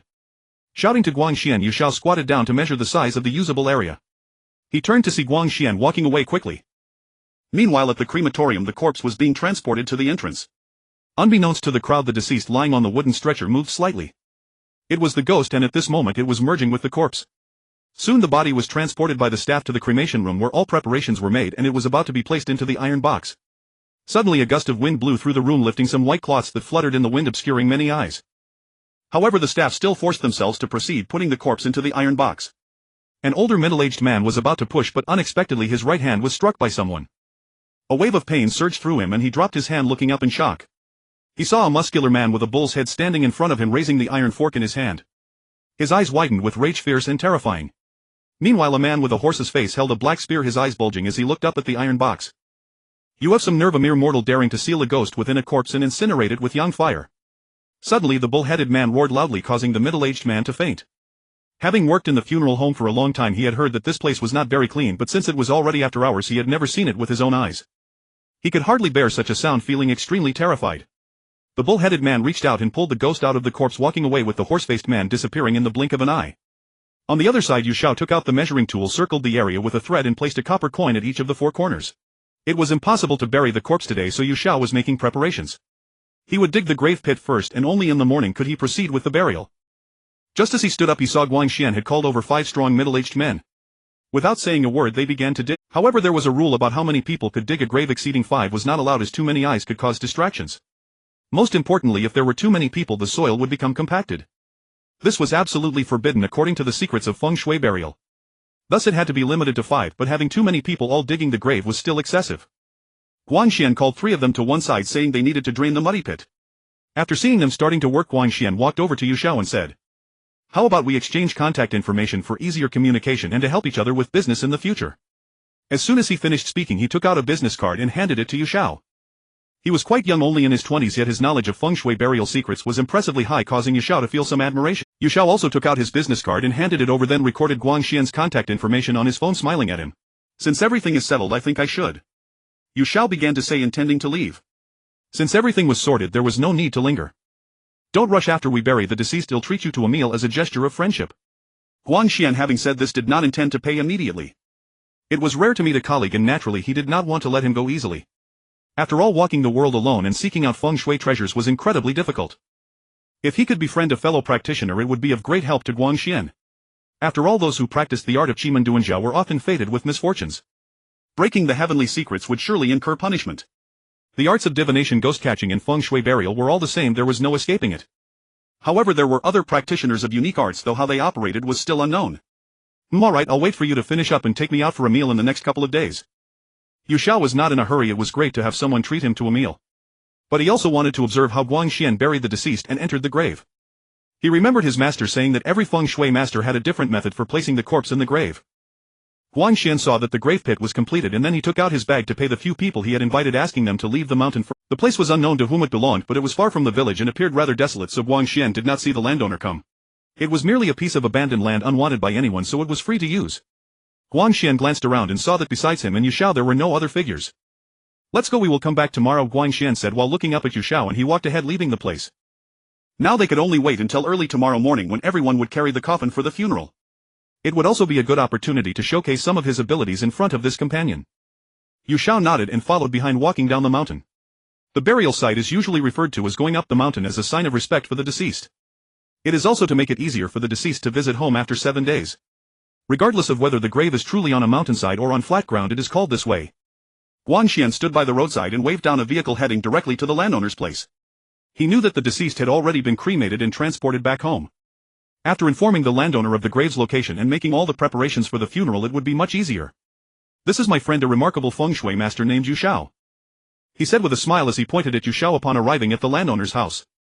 "He was with me when I found the grave, and with just his keen eyesight he spotted a burial site." Though only hinted at in conversation, Guanxian intended to make a connection with Xiao. Thus he downplayed his own abilities a bit to let the landowner clearly understand that he had invited a friend to assist. "Master Yu is quite young. I assume his ability must be remarkable, even comparable to Master Guanxian," said the middle-aged man, feigning an elderly demeanor as he looked at Xiao. His words were laced with a hint of skepticism. Seeing such a young Master Yu with such abilities made him doubt. Xiao could certainly detect the probing tone, but merely smiled lightly. He observed the middle-aged man, who had a round face and small eyes glimmering with a hint of coldness. He understood that this landowner was likely not a kind-hearted person. "You flatter me, but may I ask if the deceased has been transported back home?" Without wasting time, Xiao directly questioned. Since this landowner was doubting his abilities, he needed to demonstrate his strength. "My elder has indeed been brought home." "Master Yu, do not worry, let's eat first." The landowner, seeing that Master Yu seemed a bit anxious, felt somewhat reassured. Knowing that Master Yu wanted to prove his abilities, he smiled and invited the 2 feng shui masters to the dining table. After downing 3 cups of wine, Xiao refused to refill his glass. Observing Guanxian chatting with the landowner, he began to eat the food instead. That night the moon was round and beautiful, with a sky full of bright stars. Xiao sat on the roof of the landowner's house gazing at the round moon. Since the funeral was to be held the next morning, the night was quite lively. It was impossible to sleep, so Xiao walked up alone. He was puzzled as to why Guanxian was enjoying such a lively conversation with the landowner. They must have known each other for quite some time. Then Xiao approached the table and joined a group playing cards. However, as soon as he reached for the cards, Guanxian came over looking somewhat anxious. "Stop playing and come with me," he said, pulling Xiao along as they hurried downstairs. "What's wrong?" Xiao asked, confused. "The lid of the deceased's urn was just opened. I suspect it might be a ghost causing trouble," Guanxian said, glancing toward the front of the house. It was opened by a child, which was impossible as there were several relatives of the landowner nearby. Unless it was those ghosts who came to cause a ruckus during the funeral arrangements. With half of July just passed, there might still be some ghosts lingering in the mortal realm. Guanxian was decent at feng shui, but catching ghosts would be a different story. Encountering some not-so-malevolent ghosts, he could still protect himself, but to confront them he lacked the strength. "Don't speak. Let me use my yin vision to take a look." Xiao walked to the door of the house, took out 2 copper coins from his bag and prepared to use the moonlight to open his yin vision. However, the house was brightly lit, so even if there were ghosts they wouldn't dare show themselves. After putting away the copper coins, Xiao entered the house but did not see a single ghost. He couldn't help but feel puzzled. He looked around outside the house, which was somewhat darker, but still saw nothing. Xiao took out a chalk line and 7 copper coins, forming a circle as he went inside to place them at the spot where the deceased was, tying it around the urn lid. To prevent ghosts from disturbing the deceased again, Xiao used the chalk line and copper coins for protection. However, he felt that adding a talisman would make it even more difficult for the ghosts to disturb. Guanxian saw Xiao approach and looked puzzled. He hadn't expected him to know all this, which made him respect him even more. After inviting Xiao to sit inside, the two began discussing the secrets of feng shui while watching television. They continued this until early the next morning, approaching 5:30. The two stood up simultaneously and walked to the hall of the house. However, Xiao stood aside observing Guanxian's act. Soon a team swaggered out, heading directly to a location. Xiao was invited into the vehicle heading to the gravesite they had found the previous day. About half an hour later, the team finally arrived at the location. He saw a group of more than 10 middle-aged men lifting a black coffin and marching up the mountain. Guanxian called Xiao to hurry ahead of them and reached the grave. After tossing some joss paper into the grave pit a few times, Guanxian lit a bundle of incense and inserted 3 sticks at each side. Xiao, on the other hand, stood aside, calm yet observant. He noticed that Guanxian's burial method was indeed unique. Placing incense around the grave showed respect for the nearby deceased. Before long, the coffin arrived at the grave's edge. Guanxian did not rush to have the coffin buried, but first let the landowner open the coffin personally and lift the urn. Then he allowed the coffin to be placed in the grave, burned 3 sticks of incense in front, and finally invited the landowner to step into the grave to personally place the deceased's urn inside. With each time Guanxian tossed joss paper, the firecrackers would sound. After tossing paper 7 times, Guanxian stepped back and loudly declared, "Fill the grave with earth, the living shall avoid it." At that moment, the landowner scooped a handful of dirt and threw it onto the coffin. After a minute, Guanxian killed a chicken to draw blood and drew a pattern behind the grave. Then he called for people to start filling the grave, walking to Xiao's side. "Your burial method truly opened my eyes." After completing the rituals, Guanxian watched as the grave mound gradually accumulated. Knowing that the deceased had now found peace in the earth, he called for Xiao, ready to leave the mountain. Since the earth was being filled, it was now the family's responsibility, and there was little they could assist with. They reached the car at the foot of the mountain and rested for a while. Having not slept all night, Guanxian suddenly felt overwhelmed by drowsiness. Not long after, Xiao opened his eyes and saw that they had all come down. He pushed Guanxian and shouted, "Wake up, the family is coming down." Guanxian immediately regained his senses, noticing the family had boarded the car and were leaving. A group of people returned to the family's residence, where they paid Guanxian's reward, gave Xiao a red envelope, and set up 5 banquet tables. After the meal, Xiao got up to bid farewell to the family and then left. Just as he reached the door, Guanxian called out to him, saying to wait for a moment. After discussing some matters, Guanxian also said goodbye to the family and walked outside. "You should go back and rest for a while. I'll contact you in the afternoon and we can have a meal together to exchange ideas." Looking up at Xiao, he spoke while hailing a taxi. "Once I've replenished my energy, I'll reach out to you." Xiao turned to him and spoke loudly. He also knew that being able to exchange insights with a fellow practitioner about geomancy was quite valuable. However, the worst part was when fellow practitioners, relying on their slight abilities, incessantly bragged about their glorious achievements. Not only was it tiresome to listen to, but Xiao also found it intolerable. Glancing at Guanxian beside him, he then took a taxi straight home. Having not slept all night, he felt completely drained and weary. As soon as he entered the door, he lit incense for his master, changed out of his clothes, washed up a bit, and then lay down on the bed, closing his eyes and falling into deep sleep. He did not wake until 6:28 in the afternoon. The family indeed acted generously. I hardly contributed much, yet the reward is so substantial. He took out the red envelope given by the family and opened it, revealing a considerable amount of money inside. After a quick glance, he placed it in his backpack and was just about to head to the bathroom to splash some cold water on his face when his phone rang. "I'm at a reception restaurant in the city, hurry over." Pressing the answer button, Guanxian's voice immediately sounded on the other end. Not wanting to engage in small talk, Xiao hung up quickly, grabbed his backpack, tidied his attire and left. His stomach was beginning to growl with hunger, and since someone invited him to a meal, Xiao naturally wouldn't be polite. He hopped into a taxi and headed straight to the reception restaurant. Before long, Xiao arrived outside the restaurant. Looking up, he noticed the establishment was quite lavishly decorated, truly worthy of a star-rated standard. However, upon closer inspection Xiao found that the geomantic position was somewhat off. The main entrance was not quite aligned and seemed a bit askew against the wall. This not only would affect the restaurant's feng shui but might also obstruct some financial fortunes. The two grand doors, while flanked by golden lions, exuded a feeble aura lacking any sense of majesty. The golden lions at the gate are meant to ward off evil. It's a pity that both lions have not been fully consecrated, rendering them useless, merely decorative. Muttering this quietly, Xiao stepped inside. He found Guangxuan, and as soon as he sat down he called the waiter to order. "Why did you choose this place? Did you see that the feng shui here is poor and thought it a chance to make a big profit?" Xiao looked up at him with a half-smile. Of course he also knew that Guangxuan was a feng shui master and could not have missed these details upon entering. "Keep your voice down, that's only part of it, and the main reason is to treat you to a meal." With a slight smile Guangxuan glanced to the left. As soon as they reached the entrance he had already noticed it. However, if things were hastily handled and the restaurant's manager was absent it wouldn't count. If they didn't receive a reward it would all be in vain. While they ate they continued to share amusing stories. Through their conversation Xiao discovered that Guangxuan was not a boastful person, but he tended to be quite talkative. He didn't talk much about his craft but had a plethora of stories about food, drink and leisure. After Xiao filled his belly and took a sip of water he looked up at Guangxuan. Suddenly his expression changed in alarm as he noticed Guangxuan's face was flushed and his demeanor seemed weakened. "What's wrong? Don't scare me!" Xiao exclaimed as he got up and moved closer. To his horror he realized that Guangxuan had been possessed by a ghost. It was now past 7 in the evening and the sky had turned dark. Xiao was about to draw his money sword to expel the ghost possessing Guangxuan. However, Guangxuan smiled faintly, reaching for the dishes on the table and shoving them into his mouth. "You foul Taoist dare to ruin my good fortune. Today I'll let you be neither human nor ghost, neither male nor female," Guangxuan said with a wicked grin, moving his hands as if dancing like an ancient songstress. Just as Guangxuan was about to stand up Xiao pressed down on his shoulder with the money sword. If he performed in public it would surely create a scene. Xiao could not afford to embarrass himself as a grown man dancing in public. The only option now was to subdue the ghost first and if necessary to use both soft and hard methods to immediately control it. Burning the deceased is the family's intention, seeking us is futile. Wouldn't it be better to wait until next time for me to help you find someone?" Xiao said, hoping to have the ghost leave Guangxuan's body. He guessed that this ghost was likely the one that had possessed the deceased in the family's residence. It seemed that it was nearing the time for borrowing a body for reincarnation, but the body suddenly got burned, obstructing its actions. This time it seemed it came to take revenge on Guangxuan. Finding someone with an auspicious birth date is not easy. I hadn't even possessed the deceased yet when I was snatched away by a fierce ghost. But it was this kid who used chicken blood to mark the spot which delayed my timing. Guangxuan raised a glass of water and after drinking spoke loudly. Now possessing Guangxuan, the ghost was intent on venting its anger. It planned to torment him to death using his body as a vessel for reincarnation. Since it couldn't find another suitable corpse it might as well use this one to live again in the human realm. Those with entirely in birth dates are the easiest for ghosts from the underworld to possess. Moreover, once a living person dies the ghost would begin to scheme, preparing to borrow the body. Even if a living person is not dead, some ghosts would go to great lengths to ensure that those with in birth dates die. Those with strong life forces are fine, but those without are simply out of luck. "Don't worry, I'll help you find someone with a in birth. You need to leave his body, otherwise if too much time passes you will truly become neither male nor female."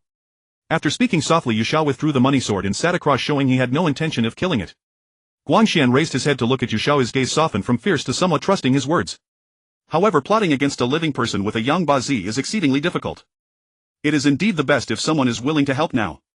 Yet deep down he understood that it was only after possessing someone else that this person would compromise. "When will you help me look for it? I can't wait too long. The oxhead and horseface are chasing me closely and I could be caught at any moment." His tone softened as Guangxian glanced around. Ever since escaping from the underworld he had been living in constant fear of being recaptured by the oxhead and horseface. After managing to escape he learned that he could borrow a living person with a young Bazi to use for a body resurrection, allowing him to live again in this world. When that time comes even the oxhead and horseface from the underworld would have no way to deal with him. "At dawn tomorrow I will go search for it. The premise is that you must leave Guangxian's body." Xiao picked up his chopsticks and began to eat deliberately, making the ghost feel that he had lowered his guard and was no longer so serious. Of course this was merely a facade to deceive the ghost. In his heart he planned to trick it into leaving Guangxian's body and then dispose of it easily. Just as the ghost was about to leave Guangxian's body it suddenly thought of something and withdrew the newly emerged shadow back into its body. "You wouldn't be lying to me, would you?" Its gaze suddenly turned fierce again as Guangxian looked up and spoke. It was better to be cautious. If it got deceived by this living person in front of it there would be no chance for a comeback. "If I wanted to deceive you I wouldn't go through so much trouble. I would have just struck you with the money sword earlier." He glanced at Guangxian and continued eating the food on the table. "No, I still can't trust you. I won't leave this body until you find it for me tomorrow." After saying this Guangxian, controlled by the ghost, reached for the dish with chopsticks. This left Xiao a bit annoyed, realizing that this ghost was far too clever. If it left Guangxian's body, he intended to use the money sword to capture the ghost on the spot. According to the ghost-catching Taoists of the living realm, while you may escape the pursuits of the underworld, you cannot avoid the attacks of the living realm's Taoists. Generally, ghosts lingering in the living realm usually have some ulterior motives. But regardless, the Taoists in the living realm would exert all their efforts to capture a ghost upon sight, sending them back to the underworld to avoid disturbing the order of the living. In Yu Xiao's mind, the ghost in front of him seeking a body resurrection was simply a pipe dream. Not to mention that a living person with a young Bazi is hard to come by. Even if seen by other Maoshan Taoists, it would also be unable to escape the fate of being captured. Yu Xiao turned his head to look outside the window where the sky had already darkened. Only tonight could a few stars be faintly seen in the sky. Most were obscured by dark clouds, and even the moon was temporarily covered. The crowd outside was growing, but Yu Xiao had no mind to observe. The only thing he should think about was to trick this ghost out of Guangxian's body and find an opportunity to capture it. He raised his hand to touch his head and wiped his mouth. Suddenly looking up, he thought of a good idea. Wait a moment, let's go play and then we'll head home together. A slight smile appeared on his face as Yu Xiao looked up at Guangxian and said loudly.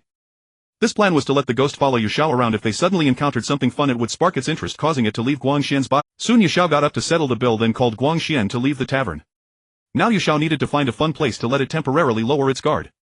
At that time, just a few casual words would present an opportunity to subdue the ghost.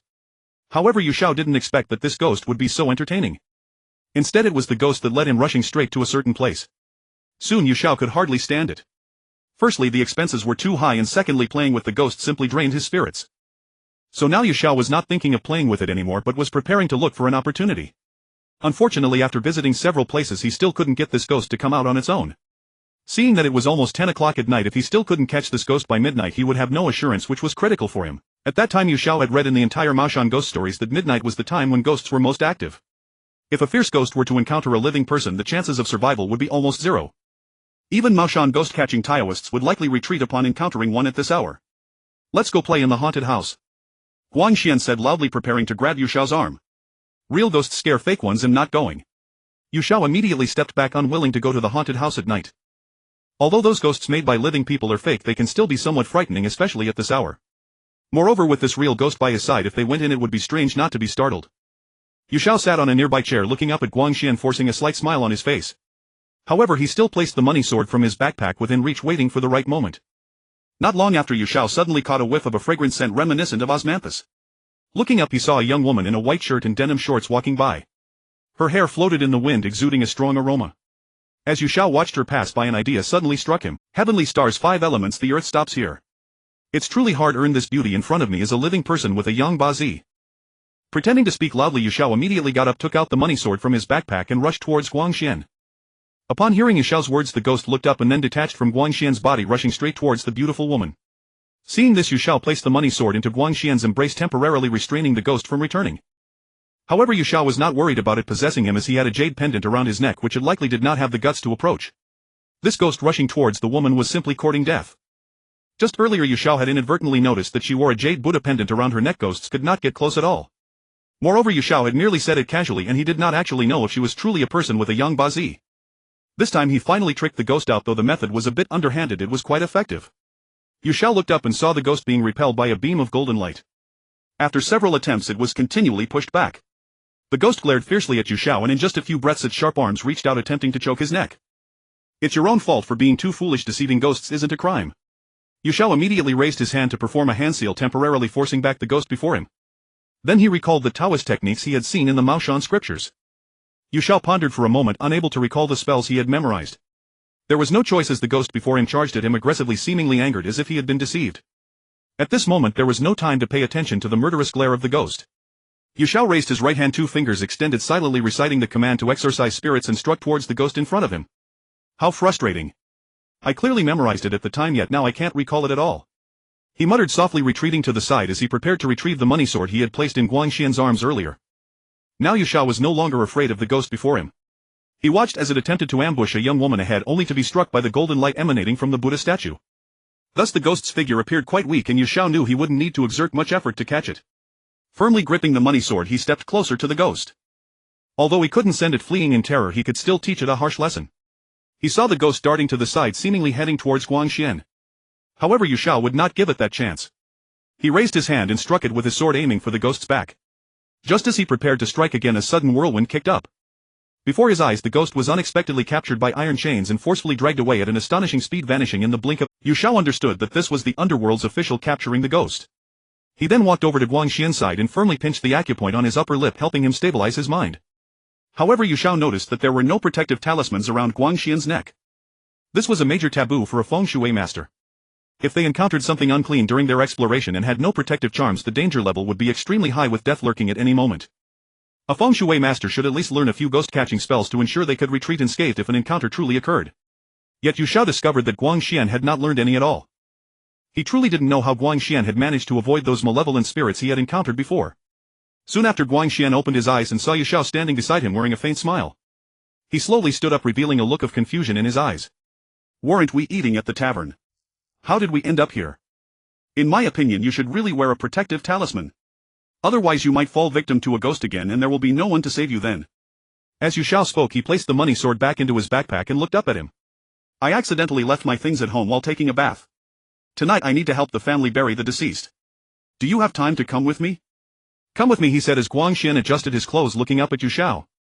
This invitation to accompany him also conveyed a sense of gratitude. Because he had encountered ghosts many times before and understood what it meant to be possessed by one, Guangxian believed Yu Xiao's words. He looked up at him, a sincere smile spreading across his face. "That's fine. I don't have much to do lately, so I can accompany you, uncle, to broaden my horizons," Yu Xiao said with a smile, following Guangxian as they headed towards the road. Guangxian first took a taxi home, putting on a protective talisman around his neck. He then picked up a cloth bag and stepped out. He called out to Yu Xiao, who was waiting by the roadside. The two of them took a taxi under the night sky, heading straight for the family's place. "Where are we going this time? It seems like quite a long way away." Guangxian turned his head, looking puzzled.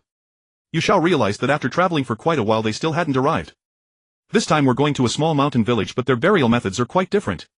It is said that the entire village is composed of minority ethnic groups and their various customs are numerous, which makes it a bit troublesome." He spoke loudly as Guangxian took out 2 bags of snacks from his bag and handed one to Yu Xiao. After being possessed by a ghost, Guangxian hadn't eaten much, so he needed to fill his stomach first. However, the compensation is quite generous, but it is somewhat laborious. "When the family contacted me, they mentioned that the coffin could only be placed in the crevice at the waist of the mountain, not buried underground." As he ate, Guangxian continued explaining loudly. He had encountered such burial methods before, so he understood some of them.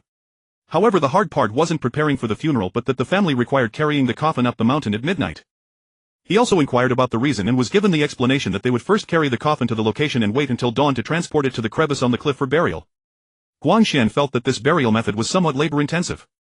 Additionally, the numerous customs of the ethnic group meant that the family had said they needed to follow their own customs for the burial. Guangxian did not refuse the family's wishes, spending considerable effort understanding their customs, but only regarding the burial of the deceased. Yu Xiao was astonished to hear this. While he was familiar with burying coffins underground, he had never heard of the method of cliff burial before. "It sounds quite thrilling. I'd like to broaden my horizons." Feeling somewhat excited, Yu Xiao said as he opened the snacks and began to eat heartily. He felt that this feng shui master beside him had likely dealt with numerous feng shui matters throughout his life. Yu Xiao looked up at Guangxian's eyes and noticed some prominent wrinkles. After a few hours, Guangxian settled the bill and got out of the car, first rummaging through his bag for 2 flashlights. He turned to Yu Xiao and handed him one. "Stay close to me, the mountain path here is a bit difficult to walk on," Guangxian said loudly. After the car had driven far away, he followed a small path. Yu Xiao followed closely behind, walking for about 10 minutes. The flashlight inadvertently shone to the left and he was horrified to discover a bottomless abyss on the left side, a dark void. The only path ahead was a narrow dirt trail half a meter wide, which would lead him to crash against the wall on the right if he wasn't careful. After nearly half an hour of walking, they finally arrived at a location. Not far ahead, he saw a house brightly lit inside and out, revealing a significant portion of the village's appearance. Even standing there, he could still hear faint voices. Yu Xiao looked up, about to speak, when he saw Guangxian making a beeline for the house. "Wait for me," he shouted, sprinting after. As soon as they reached the front door of the host's house, Yu Xiao, following behind, was invited inside. Upon sitting down, he noticed several gazes directed at him. He saw Guangxian conversing with the host, occasionally gesturing towards Yu Xiao. Then he noticed the host looking over with a smile on their face. Yu Xiao felt the warmth from the smile and knew he was welcomed. Soon after, Yu Xiao was called by Guangxian, following the host into the inner room. "Fortunately you arrived in time, otherwise we would have had to wait for the master to pave the way tonight." The host gestured for them to sit on the chairs while speaking and poured 3 cups of tea. There was a delay earlier due to some matters, but does the host really intend to carry the coffin up the mountain tonight? After taking a sip, Guangxian looked up at the host, questioning. He felt that the timing was a bit too rushed. When the host found him, it had only been a day since, and besides, to bury the deceased a favorable date must be chosen. "I just want to lay the elder to rest as soon as possible to avoid unnecessary delays." After the host finished speaking, a hint of anxiety appeared on his face. He felt that burying the elder as soon as possible was the best course of action. At that moment Yu Xiao observed the host's expression and noticed something was amiss. He saw the host's eyes flickering while speaking. However, he also recalled the principles of feng shui that emphasize choosing an auspicious day for burial. Choosing an auspicious day is of utmost importance. If some hosts are particularly particular, the date for burial does not even need to be referenced from the calendar, as the feng shui master can calculate it. The day for burial must align with the auspicious heavenly virtues. The monthly virtues combine monthly virtues, heavenly pardon, heavenly willingness, and the day of barking. It must avoid the monthly establishment, monthly break, earth mansion, ordinary days, receiving days, calamity, disaster, monthly calamities, monthly penalties, monthly aversions, earth symbols, 4 wastes, 4 destitutions, 4 taboos, earth bags, repeated days, and heavy days. Additionally, it must refrain from the 7 stars and the 28 lunar lodges, Jiao Yuan Kuei Lu Gui Niu and Xing. It also avoids the day of heavenly fire, red sand day, small red sand day, the day of heavenly clash and earthly defeat, year breaking day, and the day that clashes with the deceased's fate, as well as the day that clashes with the lives of filial children. Yu Xiao stood up and walked to the door, looking up at the sky. He then returned to his chair and spoke loudly. Host, I fear tonight is not feasible. Tomorrow is the best auspicious day. He had calculated the burial date but thought to take this opportunity to see the elder before the coffin was closed. After all, some matters needed to be thoroughly investigated and there was no room for carelessness. He also wanted to learn from the host whether the deceased elder had passed away peacefully. If it was a tranquil passing, Yu Xiao would have no worries. What he feared was that the elder had died with regrets, which would lead to pent-up resentment. If that were the case, the host's household would likely face unrest after 7 days. However, to know if it was the latter, dying with regret, Yu Xiao deemed it necessary to take precautions.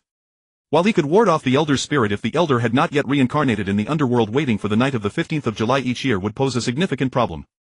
Tomorrow will do. I apologize for the trouble, the host said, getting up and leaving the room. I don't quite understand why the host insists on carrying the coffin down the mountain at night. Is it? Looking up at Guangxian beside him, Yu Xiao pretended to speak quietly. His words were meant to clarify the doubts in his heart. Seeing Yu Xiao's inquiry, Guangxian understood immediately. However, feng shui masters generally do not discuss the host's private matters. Yet he still explained quietly to Yu Xiao about the strange happenings the host had mentioned to Guangxian. It turned out that at the time the host was tending to the vegetable garden outside but suddenly heard a loud noise coming from inside the house, prompting him to enter. However, he did not see anyone and felt a bit puzzled. Not thinking much of it, he went back outside. Yet as soon as he stepped away from the door, there was another commotion inside. The host immediately returned to the room and was startled. He saw that the elder who had been napping in bed was now sitting up and had come to the entrance of the hall. He weakly called out, "Water, I want water." The voice was faint and somewhat unclear. Therefore the host could hardly understand it, only helping the elder back to bed. Little did he know that by nightfall, when the host and his wife brought food into the inner room, they found the elder lying in bed with his eyes wide open, pointing at the door, but he had already stopped breathing. This matter is known only to the two of you and me. Do not speak of it to outsiders. We feng shui masters must keep such family affairs to ourselves. Guangxian's face turned serious as he said this, taking a sip of tea before continuing. There is an ancient custom here that has been passed down through generations. It is said that carrying the coffin down the mountain at night can bring good fortune to the family. Just as Guangxian was about to stand up, the host entered. He held 2 envelopes and placed them in front of Yu Xiao and Guangxian. A small token, please accept it. You two chat for now, we'll have someone bring over supper later. With a smile on his face, the host spoke and then left the room. Both of them knew that the host still had some relatives and friends to entertain.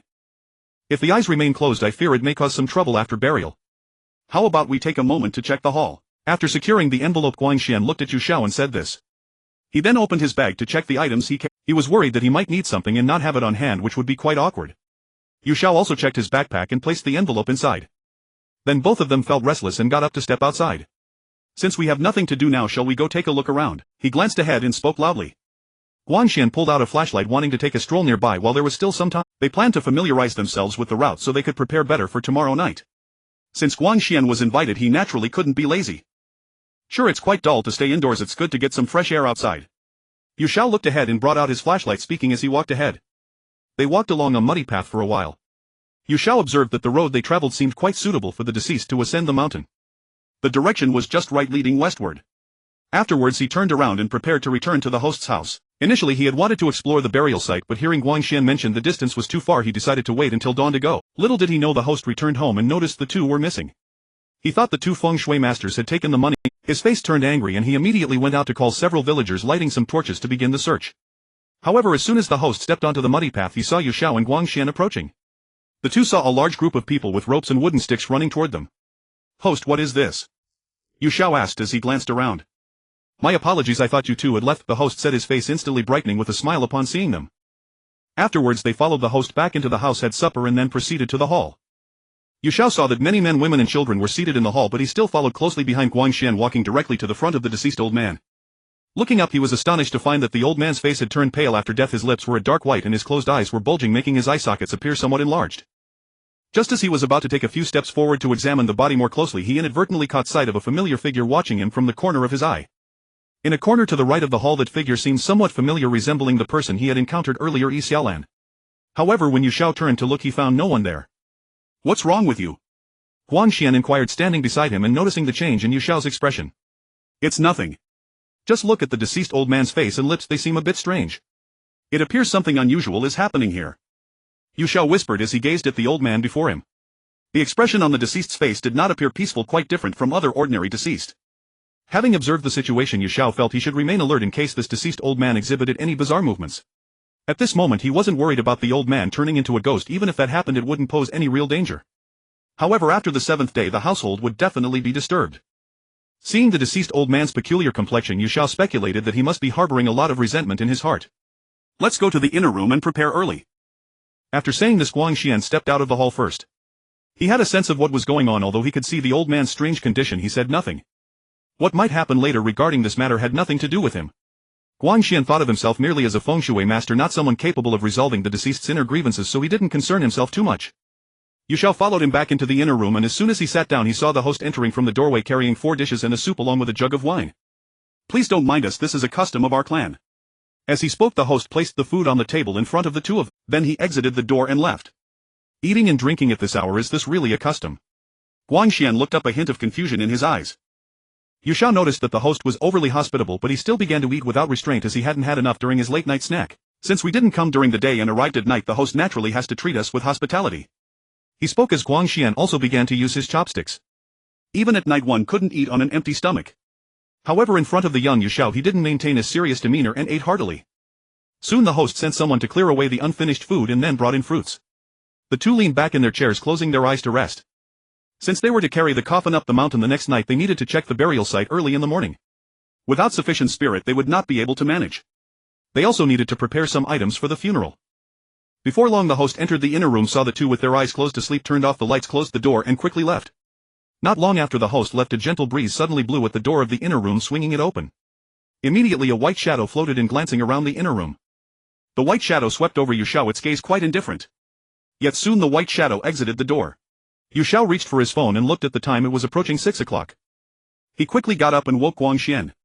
The two tidied themselves a bit before stepping out. They let the host lead the way as they made their way toward the burial site. The route was quite close, just a short distance from the host's house to the left. However, as soon as they arrived at the location, Yu Xiao was truly taken aback. He saw a mountain nearly 1,000 meters high, stretching on for several peaks, appearing majestic and towering. However, in the middle of this mountain there was a path that had been dug out, allowing for a view.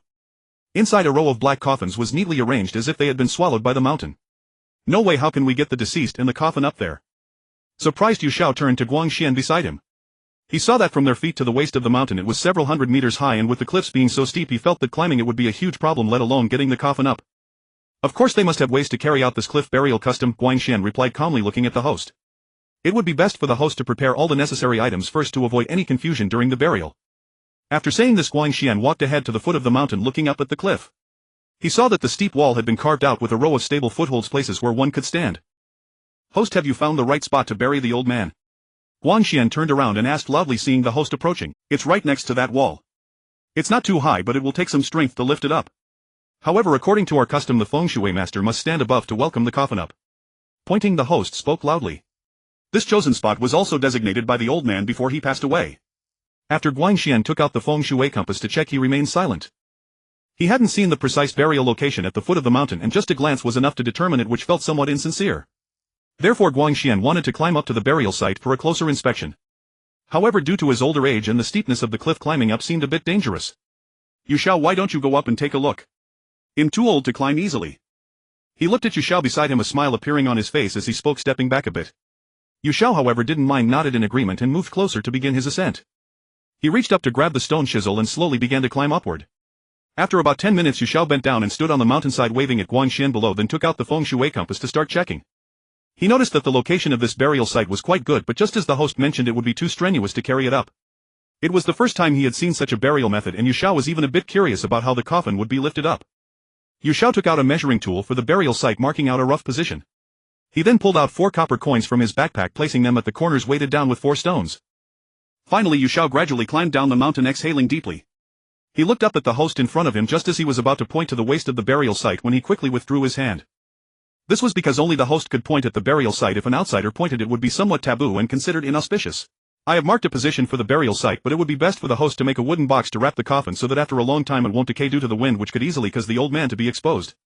Now the two of them had nothing to do but wait for the host to prepare everything needed and place it at the foot of the mountain so they could take the deceased elder out in the evening. The host looked up at the tomb but said nothing and then led the two of them to turn and leave this place. Upon returning to the inner room, Yu Xiao and his companion found themselves without anything to do, so they both lay down on chairs to close their eyes and catch a nap. Since they had gotten up quite early, they felt somewhat drained. Moreover, the host had not slept all night and needed to rest before making arrangements, otherwise his body would not be able to withstand it. Yu Xiao and his companion's nap lasted until noon, which was lunchtime. Another female host had someone bring in 4 dishes of soup and a pot of wine into the inner room. The female host said, "Masters, please enjoy your meal. In the afternoon I will trouble you to help check the ropes." After speaking, she exited the room. Yu Xiao quickly picked up his chopsticks and took a bite of the dish. Then he poured a glass of wine for Guangxian and raised his glass to toast him. At this moment the two of them did not speak, quietly eating, while the female host mentioned that the ropes were those binding the coffin, which needed to be checked by a geomancer for any damage. However, such matters are taboo for the living regardless of gender or age. This is because the rope is used to lift the coffin when transporting it to the tomb, symbolizing a binding to the deceased. If someone else were to bind the coffin, the host's expression would surely be grim. "You can check it later, I will go find some." As Yu Xiao spoke, he set down his chopsticks. The food before them had nearly been cleaned up by the two of them. He immediately got up, grabbed his backpack and left the inner room. He planned to find some peach wood to set up a formation around the tomb, fearing that some unclean entity might disturb it later. Thus he needed to prepare early if it came to that the host might be awakened from dreams by their deceased at night. Yu Xiao walked towards the left side of the host's house, intending to search the area nearby. If he truly could not find any, he would go to other sides. The peach wood near the host's house would be even more useful. However, peach wood belongs to the yang element and can suppress evil spirits. But being close to the house would also increase the yang energy. Yu Xiao was not worried about not finding peach wood, as that type of peach fruit is quite charming and is generally planted in every household. Yet contrary to expectations, Yu Xiao walked around the host's house but did not see a single peach tree. However, he did unexpectedly notice 2 large locust trees on either side of the house, about the size of an average person's arm. Although they were outside the wall, they were still within 100 meters of the host's house. Such trees inherently belong to the yin element and can attract ghosts hiding within. Yu Xiao felt that now in July, with locust trees on both sides of the house, trouble was brewing. Perhaps some ghosts had already hidden inside, waiting to cause mischief at night. The host was currently holding funeral rites with a crowd gathered, which would increase the yang energy. Yu Xiao believed that the ghosts would not dare to appear easily. However, after this matter it would be hard to say. If these trees were not planted by the host themselves, it seems someone intends to harm them. I need to ask about this clearly later to avoid any real troubles. Muttering softly, Yu Xiao stepped aside. In fact, the coins from the money sword could also serve as substitutes, but there were not many left after dismantling, which is why he wanted to use peach wood. But Yu Xiao was reluctant to dismantle the money sword left by his master, as it was too precious. Meanwhile, Guangxian was on the other side, carefully checking the ropes in an empty area. He was afraid that if the coffin were lifted halfway or in midair, the rope might suddenly snap, which would be a tremendous responsibility. If the coffin were to fall suddenly in midair, the deceased would surely be shattered to pieces. Before long, Guangxian finished inspecting the ropes and placed them in a large black sack, personally carrying it to prevent any outsiders from getting any ill thoughts. "Host, I will keep the ropes on me for now and will take them out in the evening." Seeing the female host standing aside, Guangxian spoke while stretching his arms to embrace the sack, preparing to place it in their inner room. Guangxian returned to the inner room and set the sack aside. He had barely sat down when Yu Xiao walked in, holding a long, thick wooden stick. "Quickly help me carve a few 7-meter sharp wooden stakes for use tonight," he said, placing it in front of Guangxian. Yu Xiao then stepped outside to find 2 sickles and handed one to him. Yu Xiao prepared to carve out 4 wooden stakes to place under the coffin tonight. Guangxian picked it up and saw that the stick was indeed peach wood. "Quickly help me carve a few 7-meter sharp wooden stakes for use tonight," he said, placing it in front of Guangxian. He asked in confusion, as Guangxian had learned about geomancy and spot checking, but he had never encountered a use for peach wood before, raising his head to look at Yu Xiao. To ensure the deceased can rest in peace forever, it is essential to use this peach wood. First, it serves to defend against other wandering spirits, and secondly, it aims to suppress the spirit of the deceased for a long time. After explaining, Yu Xiao cut off a section and smoothed all 4 sides, creating a square wooden stake. By the time afternoon arrived, the host brought in more food and placed it on the table. Upon seeing these 2 geomancers carving wooden sticks, her eyes showed a hint of surprise. "Please enjoy your meal, masters. It will be troublesome for you once it gets dark." Saying this, the host did not inquire further but smiled and left the inner room, knowing that this must surely be useful. Yu Xiao and his companion did not cease their actions, wanting to finish their work before eating. However, since making the wooden stakes did not take much time, Guangshan quickly finished carving 7 of them. He looked up at Yu Xiao and then cleaned up the leftover wood shavings. "Let's eat first and we'll clean up later," Yu Xiao said, setting down the last wooden stake he had finished and getting up. After they finished their meal, the sky outside gradually darkened. Yu Xiao gathered the 7 wooden stakes and placed them aside, tying them together with the 4 wooden blocks. After cleaning up the wood shavings from the inner room, he plopped down on a chair to rest. Now the only thing left to do was wait for the host to come in and notify them that the coffin could be taken out for burial.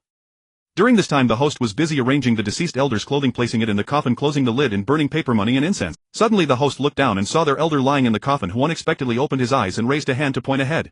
This startled the host greatly. Aside from their children and spouse, there was no one else present. However, he remained relatively calm and immediately ran out to find Yu Xiao and his companion. "Master, something is wrong. The elder in my family suddenly opened his eyes and is pointing forward." The host rushed in with a frightened expression, speaking loudly. The sudden action of the deceased elder made him feel a bit terrified.